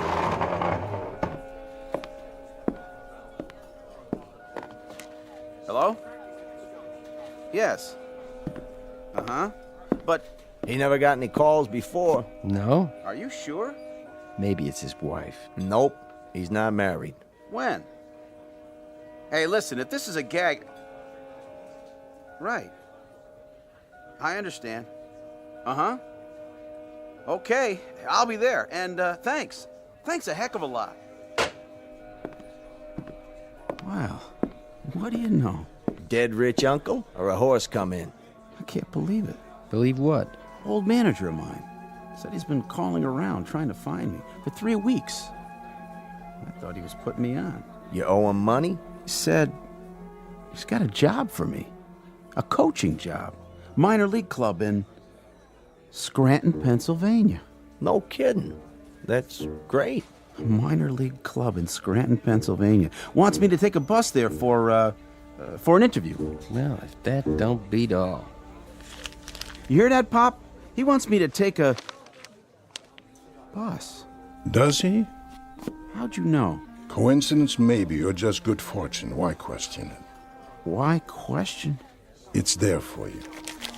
But this ticket, I don't get it. I just don't get it. Better get packing, Lefty. You're wasting time. Oh, nothing much to pack. This is the only suit I own. Oh, I wish I had time to take it to the cleaners, though. You look fine. No, I don't. Still got this old stain on the front, see? Gravy or something. I'd like to look halfway decent when I meet the general manager. That's who's going to interview me, the general manager. Oh, I hate to look like a tramp. I can get a shave, but I don't have any other suits. Excuse me. I couldn't help but overhear. Why don't you try some of this on your jacket? What? It's supposed to be very good for that sort of thing. Thank you, ma'am, but... Miss. It's Miss. But I wouldn't want to... Here. Let me try. Don't go to any trouble. All I need is a handkerchief. Yes, I have one. It should only take a few drops. Stand still. Well, I'll be. There. You look good as new, Lefty. Thanks very much, miss. I appreciate it. That's quite all right. Oh, lucky you were around. Not really luck. The old gentleman there, he's the one who gave me... Where did he go? Looks like he just slipped out. Ain't that something? What do I owe you for the drink? Oh, make it $1.50. Here. Last of the big-time spenders. What's he in such a hurry about?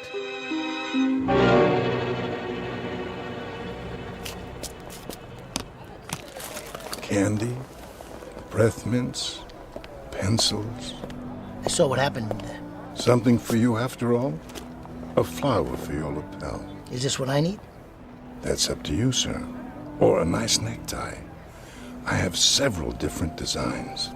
What do I need, old man? You tell me. One needs different things at different times. What do I need now? What do I need tonight? It's late. You stay right here. What do I need? Try this. What? Is this a gag? Because if it is... Oh, it's no gag. Then what in the... It's what you need.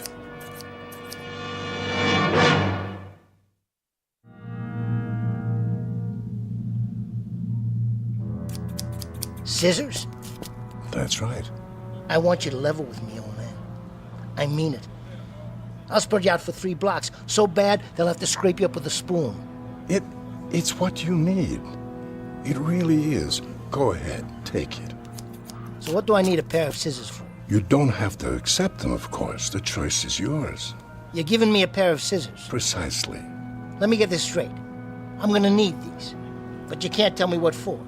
I'm afraid not. Well, let me tell you one thing. What I need is something that'll do me some good. Like a tip on a horse at Belmont. One that's gonna finish in the money. Just give me the name, I'll do the rest. Sorry. I know nothing about gambling. Is that the truth?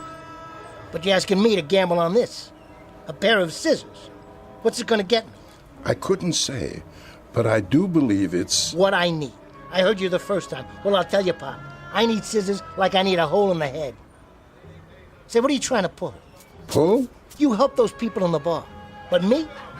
I get something to open my letters with. Something to cut a piece of string. Now you listen to me. These things will cut a lot more than that. Like your throat. Don't you forget it. If you think I'm some punk, you can pull a joke on. No joke, I assure you. Ah, forget it. What am I wasting my time for? You're just a nickel and dime loser. I got better things to do. I got business, big business. Very well, then. If you're sure. Give them to me. You said they were mine, didn't you? I did. Yeah, why not? See you in the funny papers, old man. Perfume, lipstick, kitchen utensils, anything you need.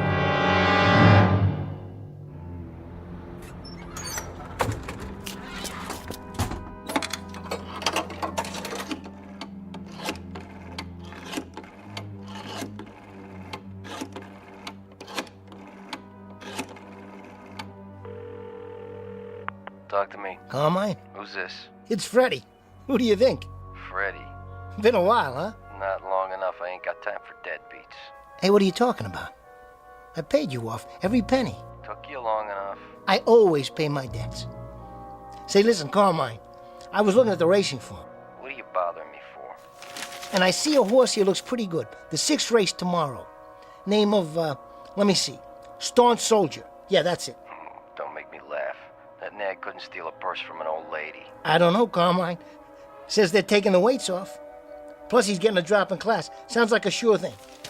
So I was thinking, why don't you put a C note down for me across the board? What are you, a comedian now? What'd you say? Must be something wrong with the line. You heard me. Come on, you know I'm good for it. No more credit, Freddy. But I tell you, I can make a mint. Don't con me, buddy boy. All right, $50. On the nose. I don't want to be greedy or nothing. She's coming in at 17 to 1. You know how much money that is? I told you I ain't taking your bets. Now get off the phone. I got a business to run. But Carmine, I swear. Carmine. Carmine! Why, that dirty, lousy 2-bit.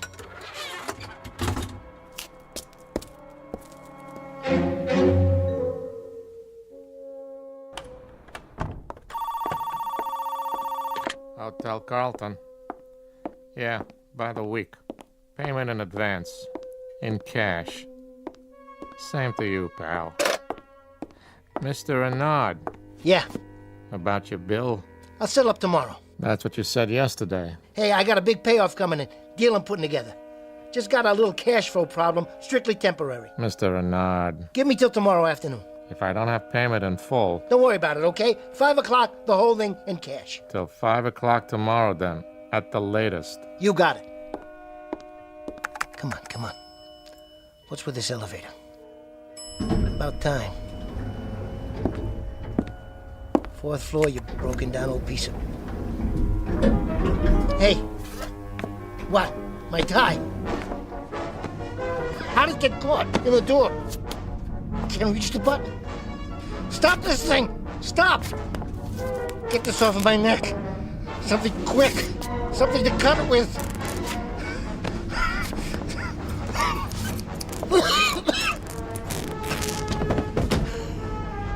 There. I don't believe this. I could have choked to death if I didn't have these.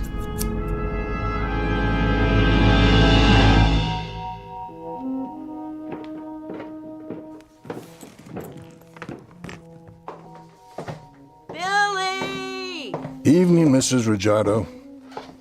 Oh, hi there, Mr. Pettit. You see that boy of mine? No, I haven't. I'll tan his hide when he gets home. Staying out all hours. I wouldn't worry. He's probably out playing. Friends are important, you know, at his age. At any age, in fact. He's supposed to be doing his homework. His dad's gonna have a fit. I'll keep an eye out. Billy! You come in here right now. You hear me? Gotcha. Billy! You startled me. Did I? Hey, Mr. Pettit, you got any new toys tonight? Something wrong with your ray gun? No, it's neat. Only, well, I think I need a two-way wrist radio too, just in case. In case of what? Well, like, if there was a bad man, you know, I could call the cops. I don't see any bad men around here, do you, Billy? No, but what if there was? Tell you what. If you see any bad men, then you go inside and tell your dad or your mother. They'll protect you, believe me. They're what you need most, not some two-way wrist radio. Are you sure? Absolutely and positively. Okay. Bye, Mr. Pettit. I gotta go home. See ya. See you, Billy.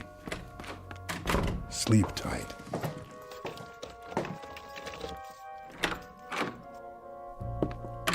Now, where's that light switch? You! Is this what I need? A spool of thread? Who let you in? You gotta get a new lock on your door. I could open this one with a toothpick. How did you know where I live? No problem. I'm real good at figuring things out. You told me you had a room in a hotel. All I had to do was ask around. I'd appreciate it if you'd leave now. You missed this. Here, Pop. Nice button. Is this what I need? Please, just go. Sure thing. Only you and I are gonna have a little talk first. It's late. I'm an old man. Nice pair of scissors you gave me. I'm glad you like it. Now, if you don't mind... Saved my skin. You should have been there. Why? I was on an elevator seat, and my necktie got caught in the door. Ain't that the craziest thing? Couldn't reach the controls, so I had to use the scissors to cut it off before it choked me. How did you know? I don't know anything. I think you do. I asked you a question. How? What difference does it make? It might make a lot of difference. What have you got? A fortune-telling machine in here? Some crystal ball? No, nothing like that. But you can look ahead, can't you? See the future. Sometimes. Then you're an A1 dummy. You got $1 million talent, and you dribble it away for nickels and dimes. You're a loser. Shh, please lower your voice. Now you listen to me, old man. Your losing days are over. From now on, you got yourself a partner. I don't need a partner. I don't need anything. I'm content, Mr. Renard. I may have a certain gift, but I use it sparingly. Yeah, on bus tickets and cleaning fluid. You got cheap taste. But your new partner, he's not satisfied so easy. And what would satisfy him? Are you kidding? What satisfies him comes from expensive shops. It drives long and low on 4 wheels, and it fits nice and soft around the shoulders and drapes easy and looks uptown. Luxury, Pop. Luxury. Go ahead. Concentrate. What's in store for tomorrow? Let's go, old man. What do I need? Very well. Here. What's this? A pen.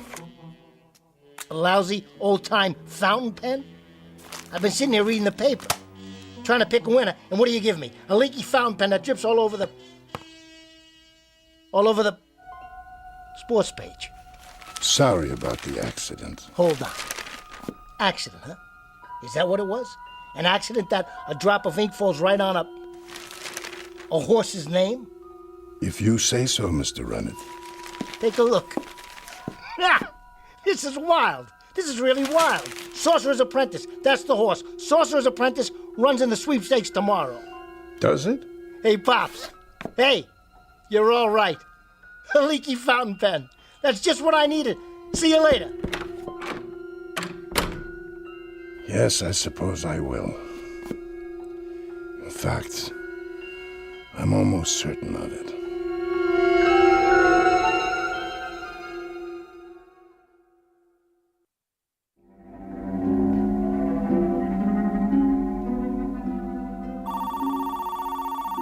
Front desk. Nah, we don't have room service. They got ice at the liquor store. Get it yourself. Likewise, buddy. Well, Mr. Renard. Hiya, Tony. Been waiting for me? I hope you got that back rent, because if you don't... I said 5 o'clock, didn't I?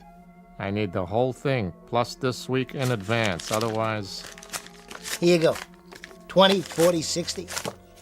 Hey, your ship came in, huh? I told you, I'm a man of my word. Sure thing, Mr. Renard. Anything I can do for you, let me know. You get the evening paper yet? Right here, just came in. Let me see the sports section. Tomorrow's races. Here we go. I was wondering, Yeah. How about a tip? A tip? I mean, for the paper and all. You want something from the liquor store? I can get it for you. You want a tip? Here's one. Yeah? Don't play with matches.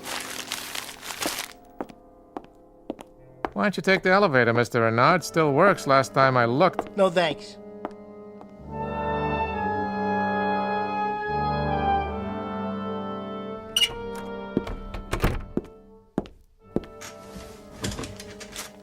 $210, $215. Still got $220 left.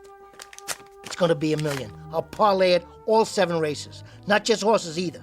Prize fights, football, baseball, basketball, anything. Come on. Talk to me. Come on. I got some bets to put down, starting with... I told you, Freddie, no more credit. Listen to this. Put your ear close to the phone. Get off the line. Hear that? Cash on the barrelhead. What you do, rob your grandmother? Me? I took a little ride out to the track. Hit a long shot, 23-1. Now listen, I got some business to conduct, big business. Better write this down. Starting with the first race tomorrow. Hold on. What are you, consulting your Ouija board? Are you kidding? All I have to do is take out my lucky fountain pen like this. Your what? Or should I say, my leaky fountain pen? Let's see what it drips on this time. I'm hanging up. Hold on, I tell you. This'll just take a minute. You You gotta put the dough in my hand or it's no bet. So I'll stop by. Sure you will. Just let me give this a little shake. Hey, what gives? This thing's all dried out. What kind of a con is this? Try a magic 8-ball, Freddy. It works better. Must have had one drop of ink left. Now it's empty. Why, that old crumb? That crook? One shot and that's it? No way. This thing is worth millions. It will be. I'll beat it out of him. I'll take it out of his hide.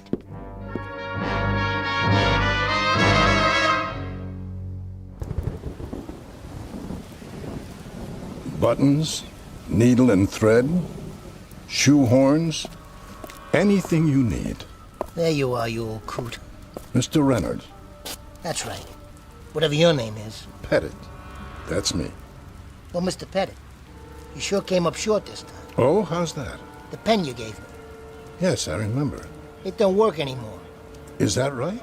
No ink comes out. What a shame. So I can't pick any more winners. You've already won a great deal, Mr. Renard, for a man in your circumstance. How do you know? You must have. And the things we need, we only need once. What's that supposed to mean?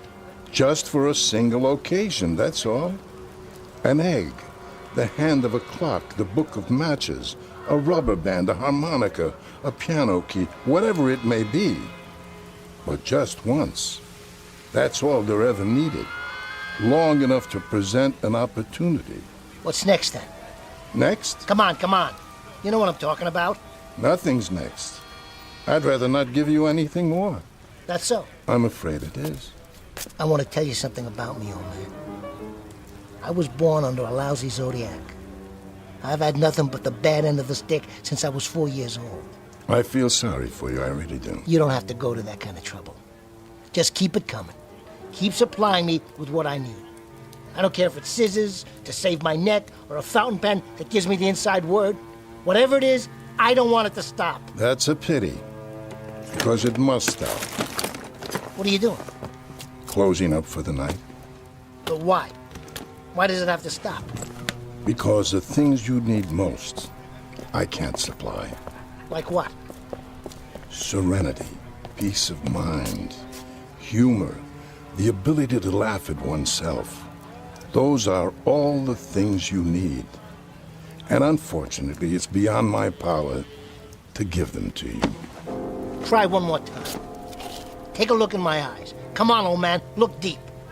Look deep and tell me what I need tomorrow. You can see ahead, I already know that. Now what do you see? Please. Go on, I said look. Please, you don't have to. What's in the cardboard box there? Go ahead, open it. Nice pair of shoes, all shined up too. Take them. Is this what you've got for me? Yes, they're for you. Nice. They're tight though. Sorry. Too tight. And they're leather soled. I hate new leather soles. They're slippery. But they're what I need, aren't they? I put them on and I walk someplace, is that it? I walk someplace where I'll get what I need. Perhaps. Hey, old man, so what's with it? What happens? I'm waiting.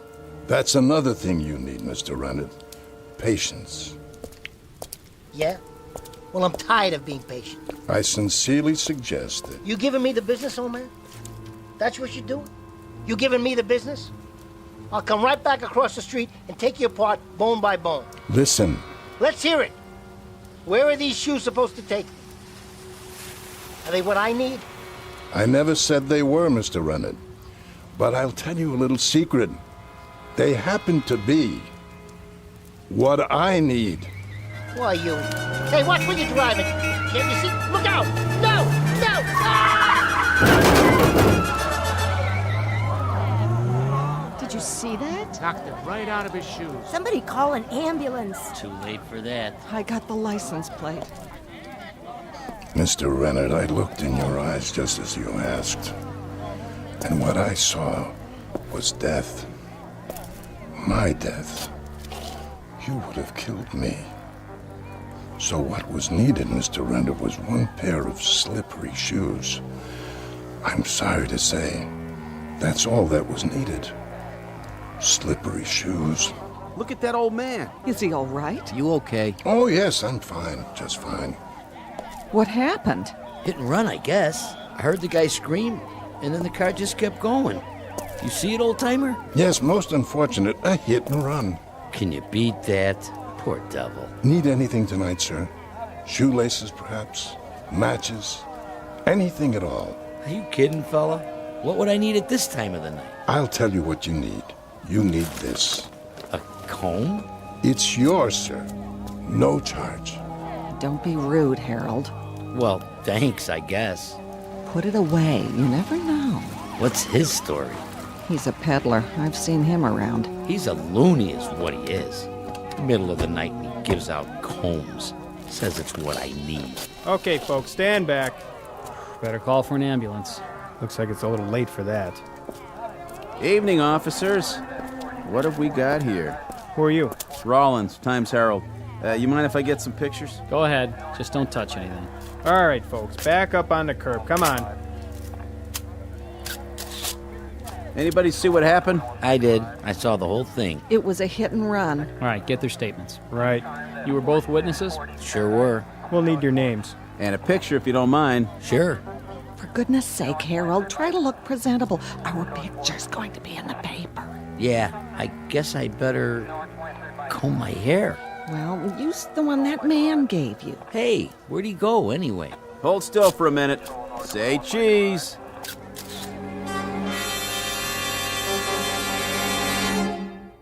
Street scene, night, a traffic accident, and a victim named Fred Renard. A gentleman with a sour face and a disposition to match, to whom contentment came at long last, after no small measure of struggle. Mr. Renard, who was finally provided with all he needed on a lonely street corner in the Twilight Zone.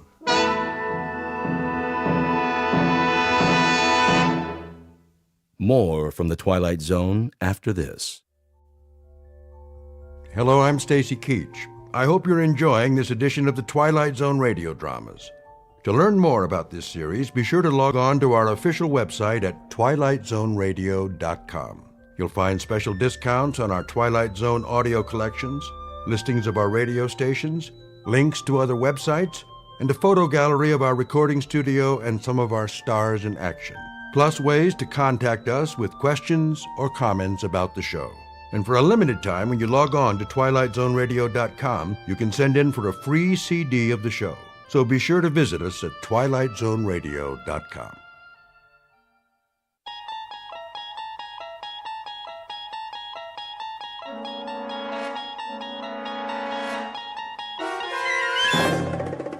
You're traveling through another dimension. A dimension not only of sight and sound, but of mind. A journey into a wondrous land whose boundaries are that of imagination. That's the signpost up ahead. Your next stop, the Twilight Zone.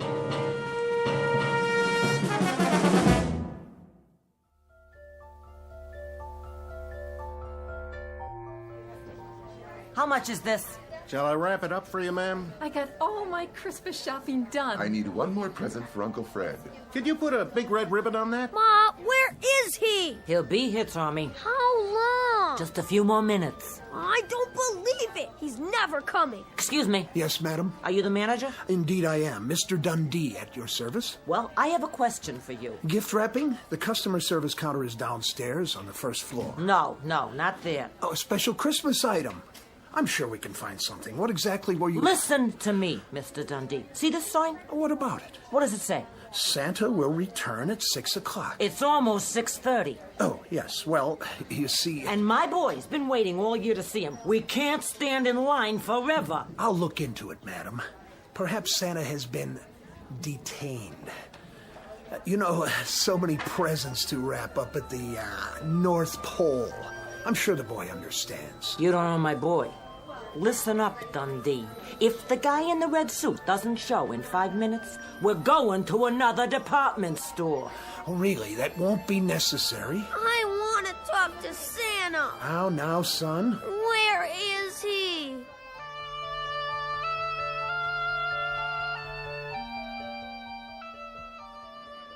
Bartender, pour me another one, will you? Coming right up. Hey, Corwin. Yeah. See the clock on the wall?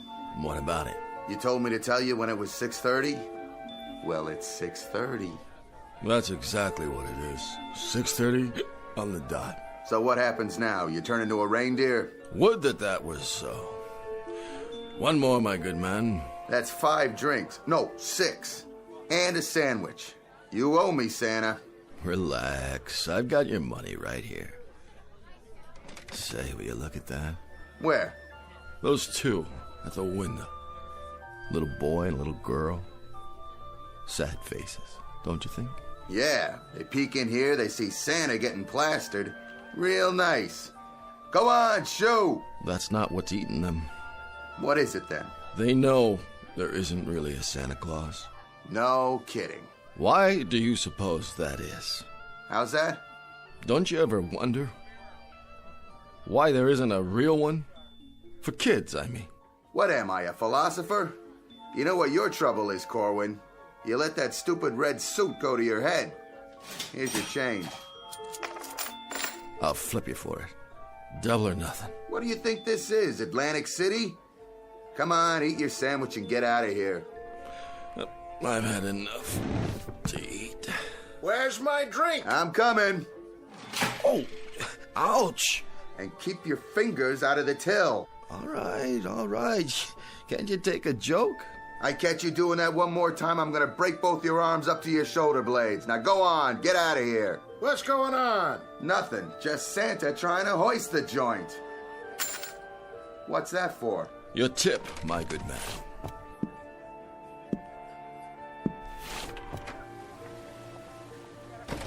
Take it easy now. Ooh, snow's pretty slippery. Whoa!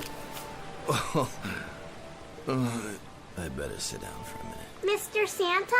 Huh? I want a baby carriage and a dolly and a playhouse and a job for my daddy. What? And I want a gun and a set of play soldiers and a big turkey for Christmas dinner. You don't think... Oh, you poor kids. Don't you get it? I can't help you. I can't even... That's okay. We can wait. We always wait for Santa Claus. This is Mr. Henry Corwin, normally unemployed, who once a year takes the lead role in a uniquely American institution, that of the department store Santa Claus, in a road company version of The Night Before Christmas. But in just a moment, Mr. Henry Corwin, ersatz Santa Claus, will enter a strange kind of North Pole, which is one part the wondrous spirit of Christmas and one part the magic that can only be found in the Twilight Zone. And now, The Twilight Zone and our story, Night of the Meek, starring Chris McDonald with Stacy Keach as your narrator.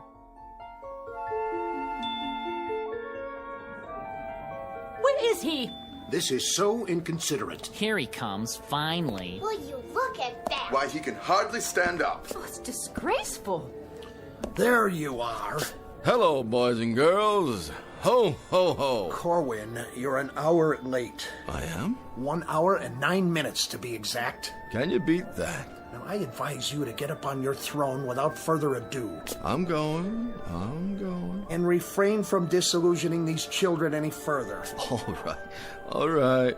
I'm going. By showing them that not only isn't there a Santa Claus, but the one in this store happens to be a wino who'd be more at home playing Rudolph the Red-Nosed Reindeer. I take your point, Mr. Dundee. Stand aside. Saint Nick is back on the job.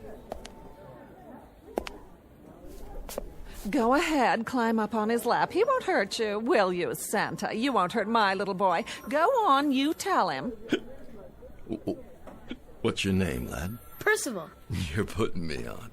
Percival Smithers. The third. My dad's name was Percival Smithers. My grandfather's name was Percival Smithers. Oh, I get it. Well, I guess that's not your fault. So, what would you like for Christmas, young Percival? A new front name. That's a good one.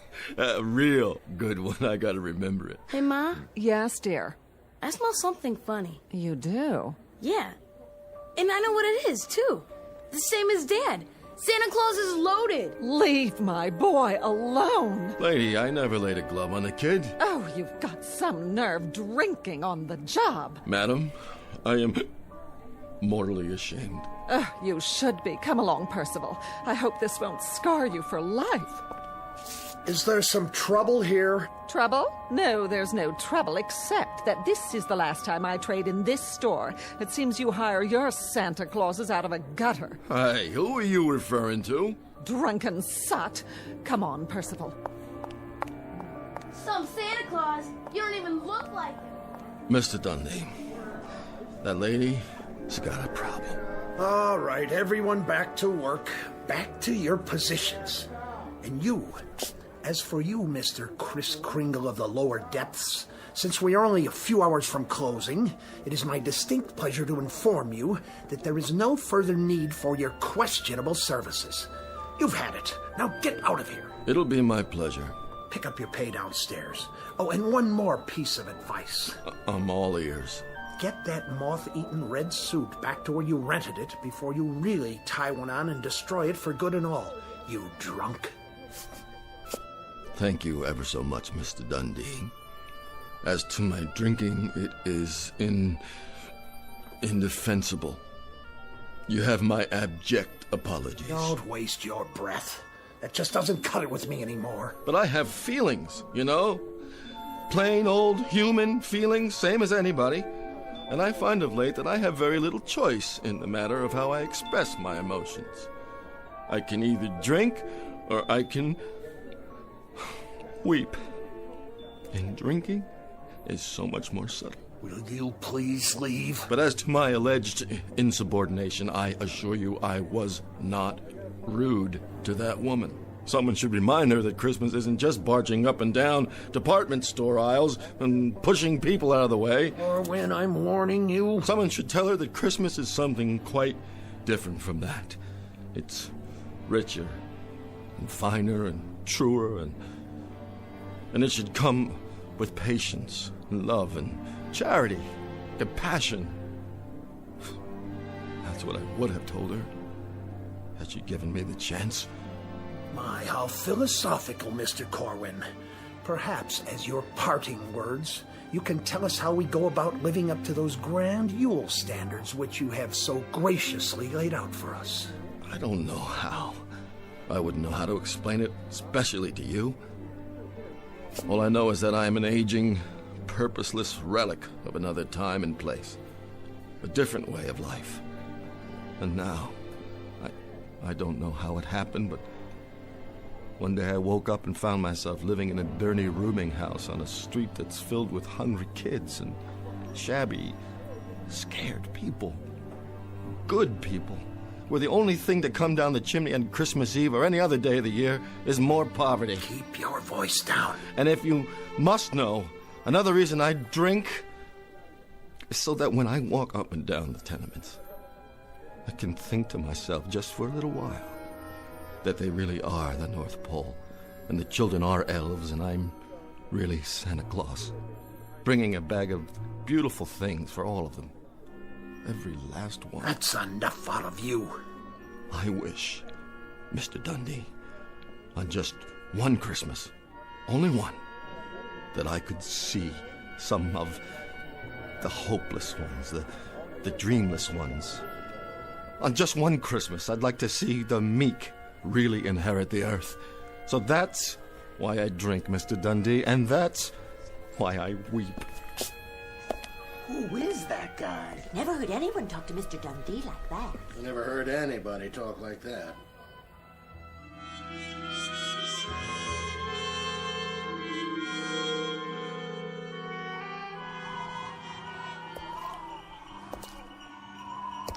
What in the heck is that? Sleigh bells? Yeah, sure it is. Better get home and sober up. Could have sworn I heard... Who's there? In the alley?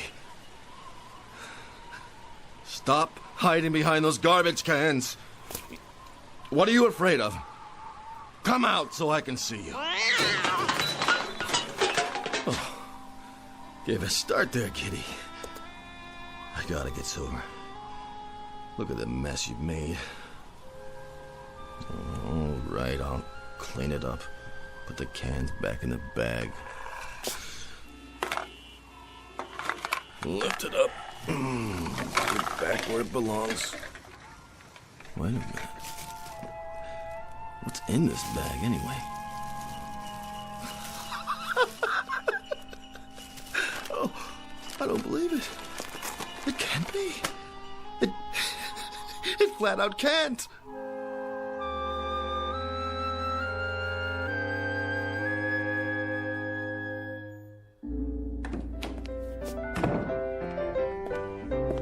Excuse me, sister. Is this the Delancey Street Mission House? It is. Could I get something to eat, sister? Will you take a seat with the others? Have yourself a nice cup of coffee. Oh, sure. Dinner will be served after the sermon. Gotcha. Okay. Thank you, sister. God bless you. Have a seat. At least the coffee's hot. Sit down and take a load off. The sermon ain't so bad. No, it don't take long. Here's a chair. Don't mind if I do.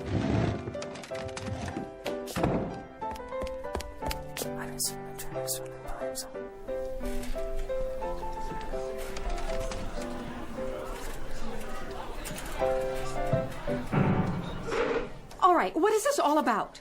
You, the noise, the commotion, what is the idea of barging in and disrupting our Christmas Eve? Begging your pardon, Sister Florence. I ain't touched a drop since last Thursday, and that's the gospel truth. But I swear to you right now... You mustn't swear. On account of I seen him with my own eyes. He's coming. Who? Him. Him? Santa Claus is coming to town. Oh, I thank you for the thought. He's coming up the street heading this way, and he's giving everybody their heart's desire. Oh, yeah, sure. Santa Claus? Are you kidding me? Pour yourself a cup of coffee. Black.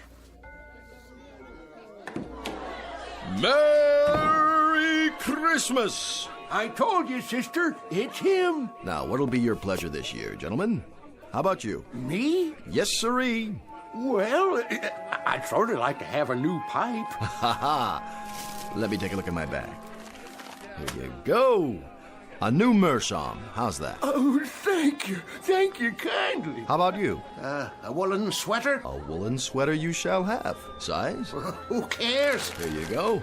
Next. Some new shoes? How about some pipe tobacco? A carton of cigarettes? Another sweater, maybe? Slippers. A smoking jacket. Where did you get all these gifts? Sister Florence, don't ask me to explain because I can't. I'm as much in the dark as anybody else. All I know is that I've got a bag here that gives everybody just what they want for Christmas. As long as it's putting out. Let's see here. What do you need? How about a new dress, sister?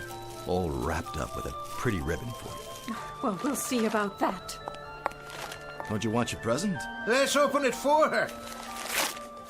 Well, looky, an evening gown. And it's strapless. There he is. There he is. That's the man.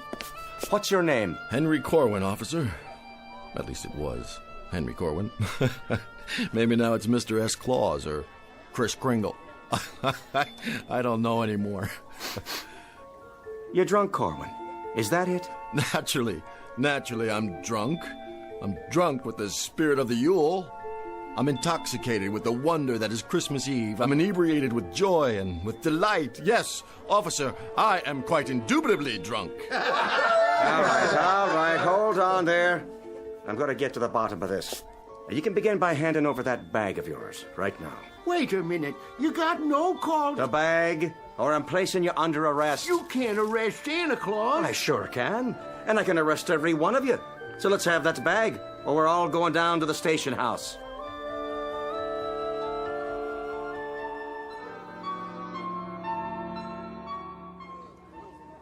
You hard of hearing? I'm sure we can settle this. Yes, we can, Corwin.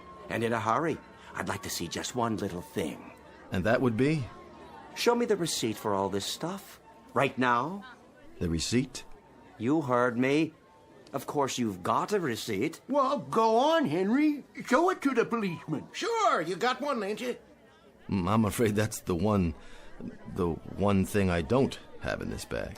Sister Florence. Yes, officer. Collect all the stolen goods. What stolen goods? Put them in a pile over there. I'll see that they get claimed after I find out where he took the stuff from. Gladly. Come along, Santa. But you don't understand. Move.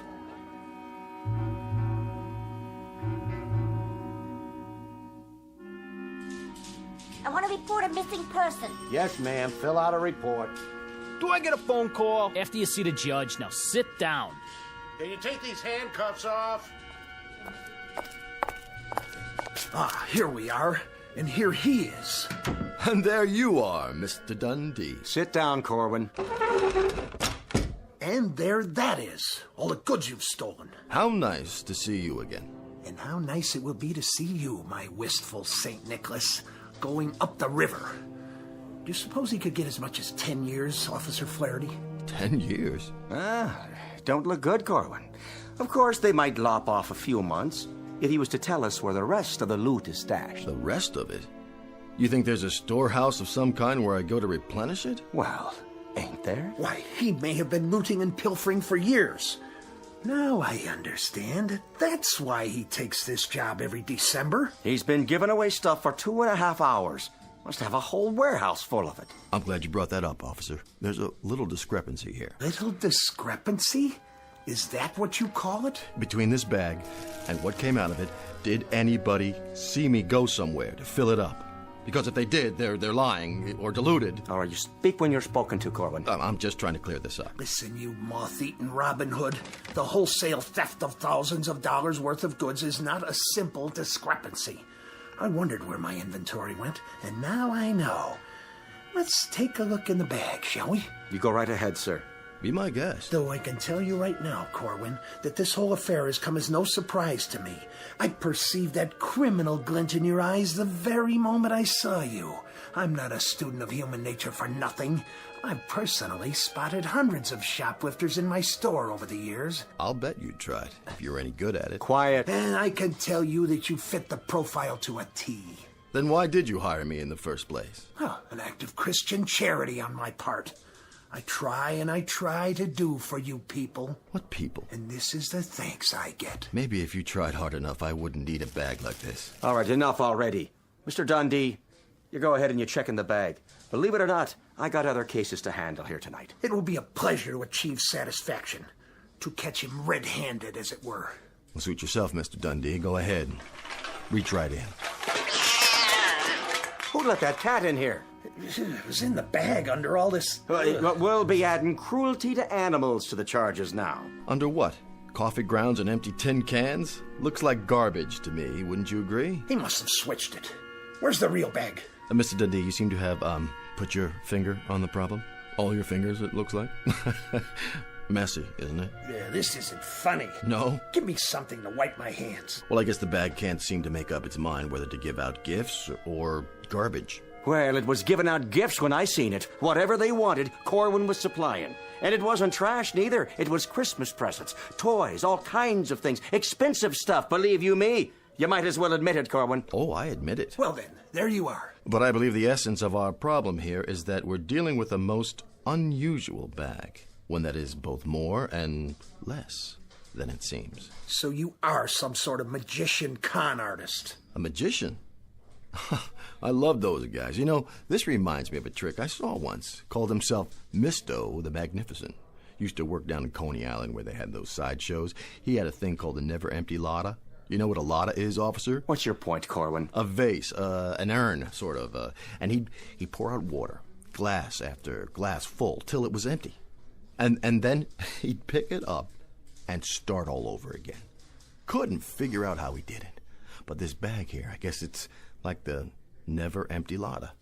Only thing is, I'm no magician. I wouldn't know how to work it anyway. Whatever's going on, it's out of my hands. Some greater power is at work. I'm just the one who happened to be there at the right time and the right place. All right, no more talk. I told you I'm a busy man. For now, Corwin, my advice to you is clean up this mess and get out of my police station before I find a reason to book you. All right. If that's what you want, happy to oblige.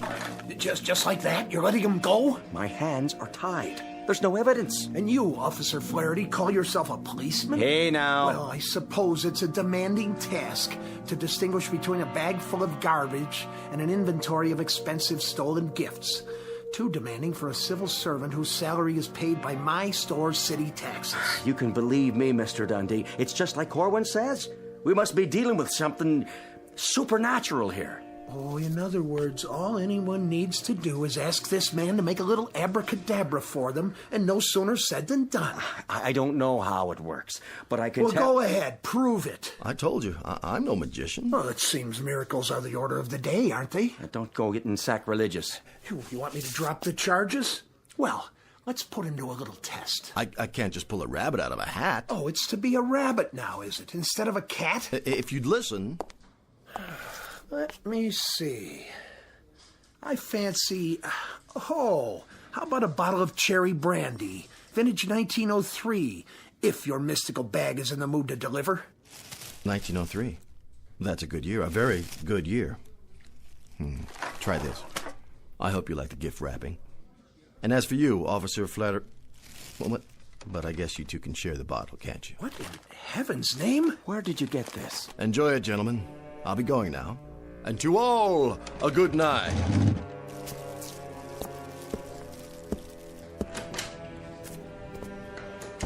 Well, let me open that package for you. You go right ahead. No telling what's inside.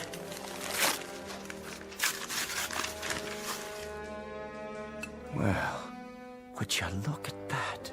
Is it a real bottle? Looks like one. Feels like it, too. It is a magic trick. It has to be. The old switcheroo. Either that or I'm dreaming, or I've gone completely mad. Now, don't that beat all? 1903, just like you said. The card's even made out to you.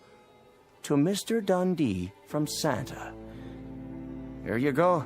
You look like you need it, Mr. Dundee. Give me that.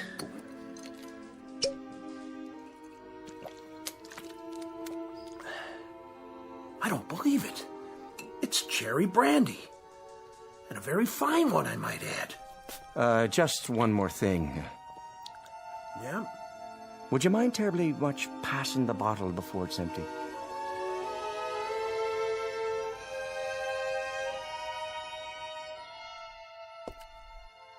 Funny. The bag isn't that heavy. There he is! There's Santa! Come on, he's got presents. Ho, ho, ho! Merry Christmas! Merry Christmas! I want a jacket and mittens and a train. Diesel or steam? No, electric. And how about you? I'd like... Well... Go on, say it. What's your heart's desire? A dolly, please. And what color hair would you like, darling? Blonde, brunette, red, or what have you? Anything's okay. Here you go. Blonde hair, just like you. Oh, thank you, Santa Claus. I love you. And a toy for you. And one for you. What's the matter, Santa? Yeah, what's wrong? This bag's getting lighter and lighter. So, what's wrong with that? Well, there's so many folks who need things tonight. I'm just worried about what happens if... If what? What happens if I run out of presents?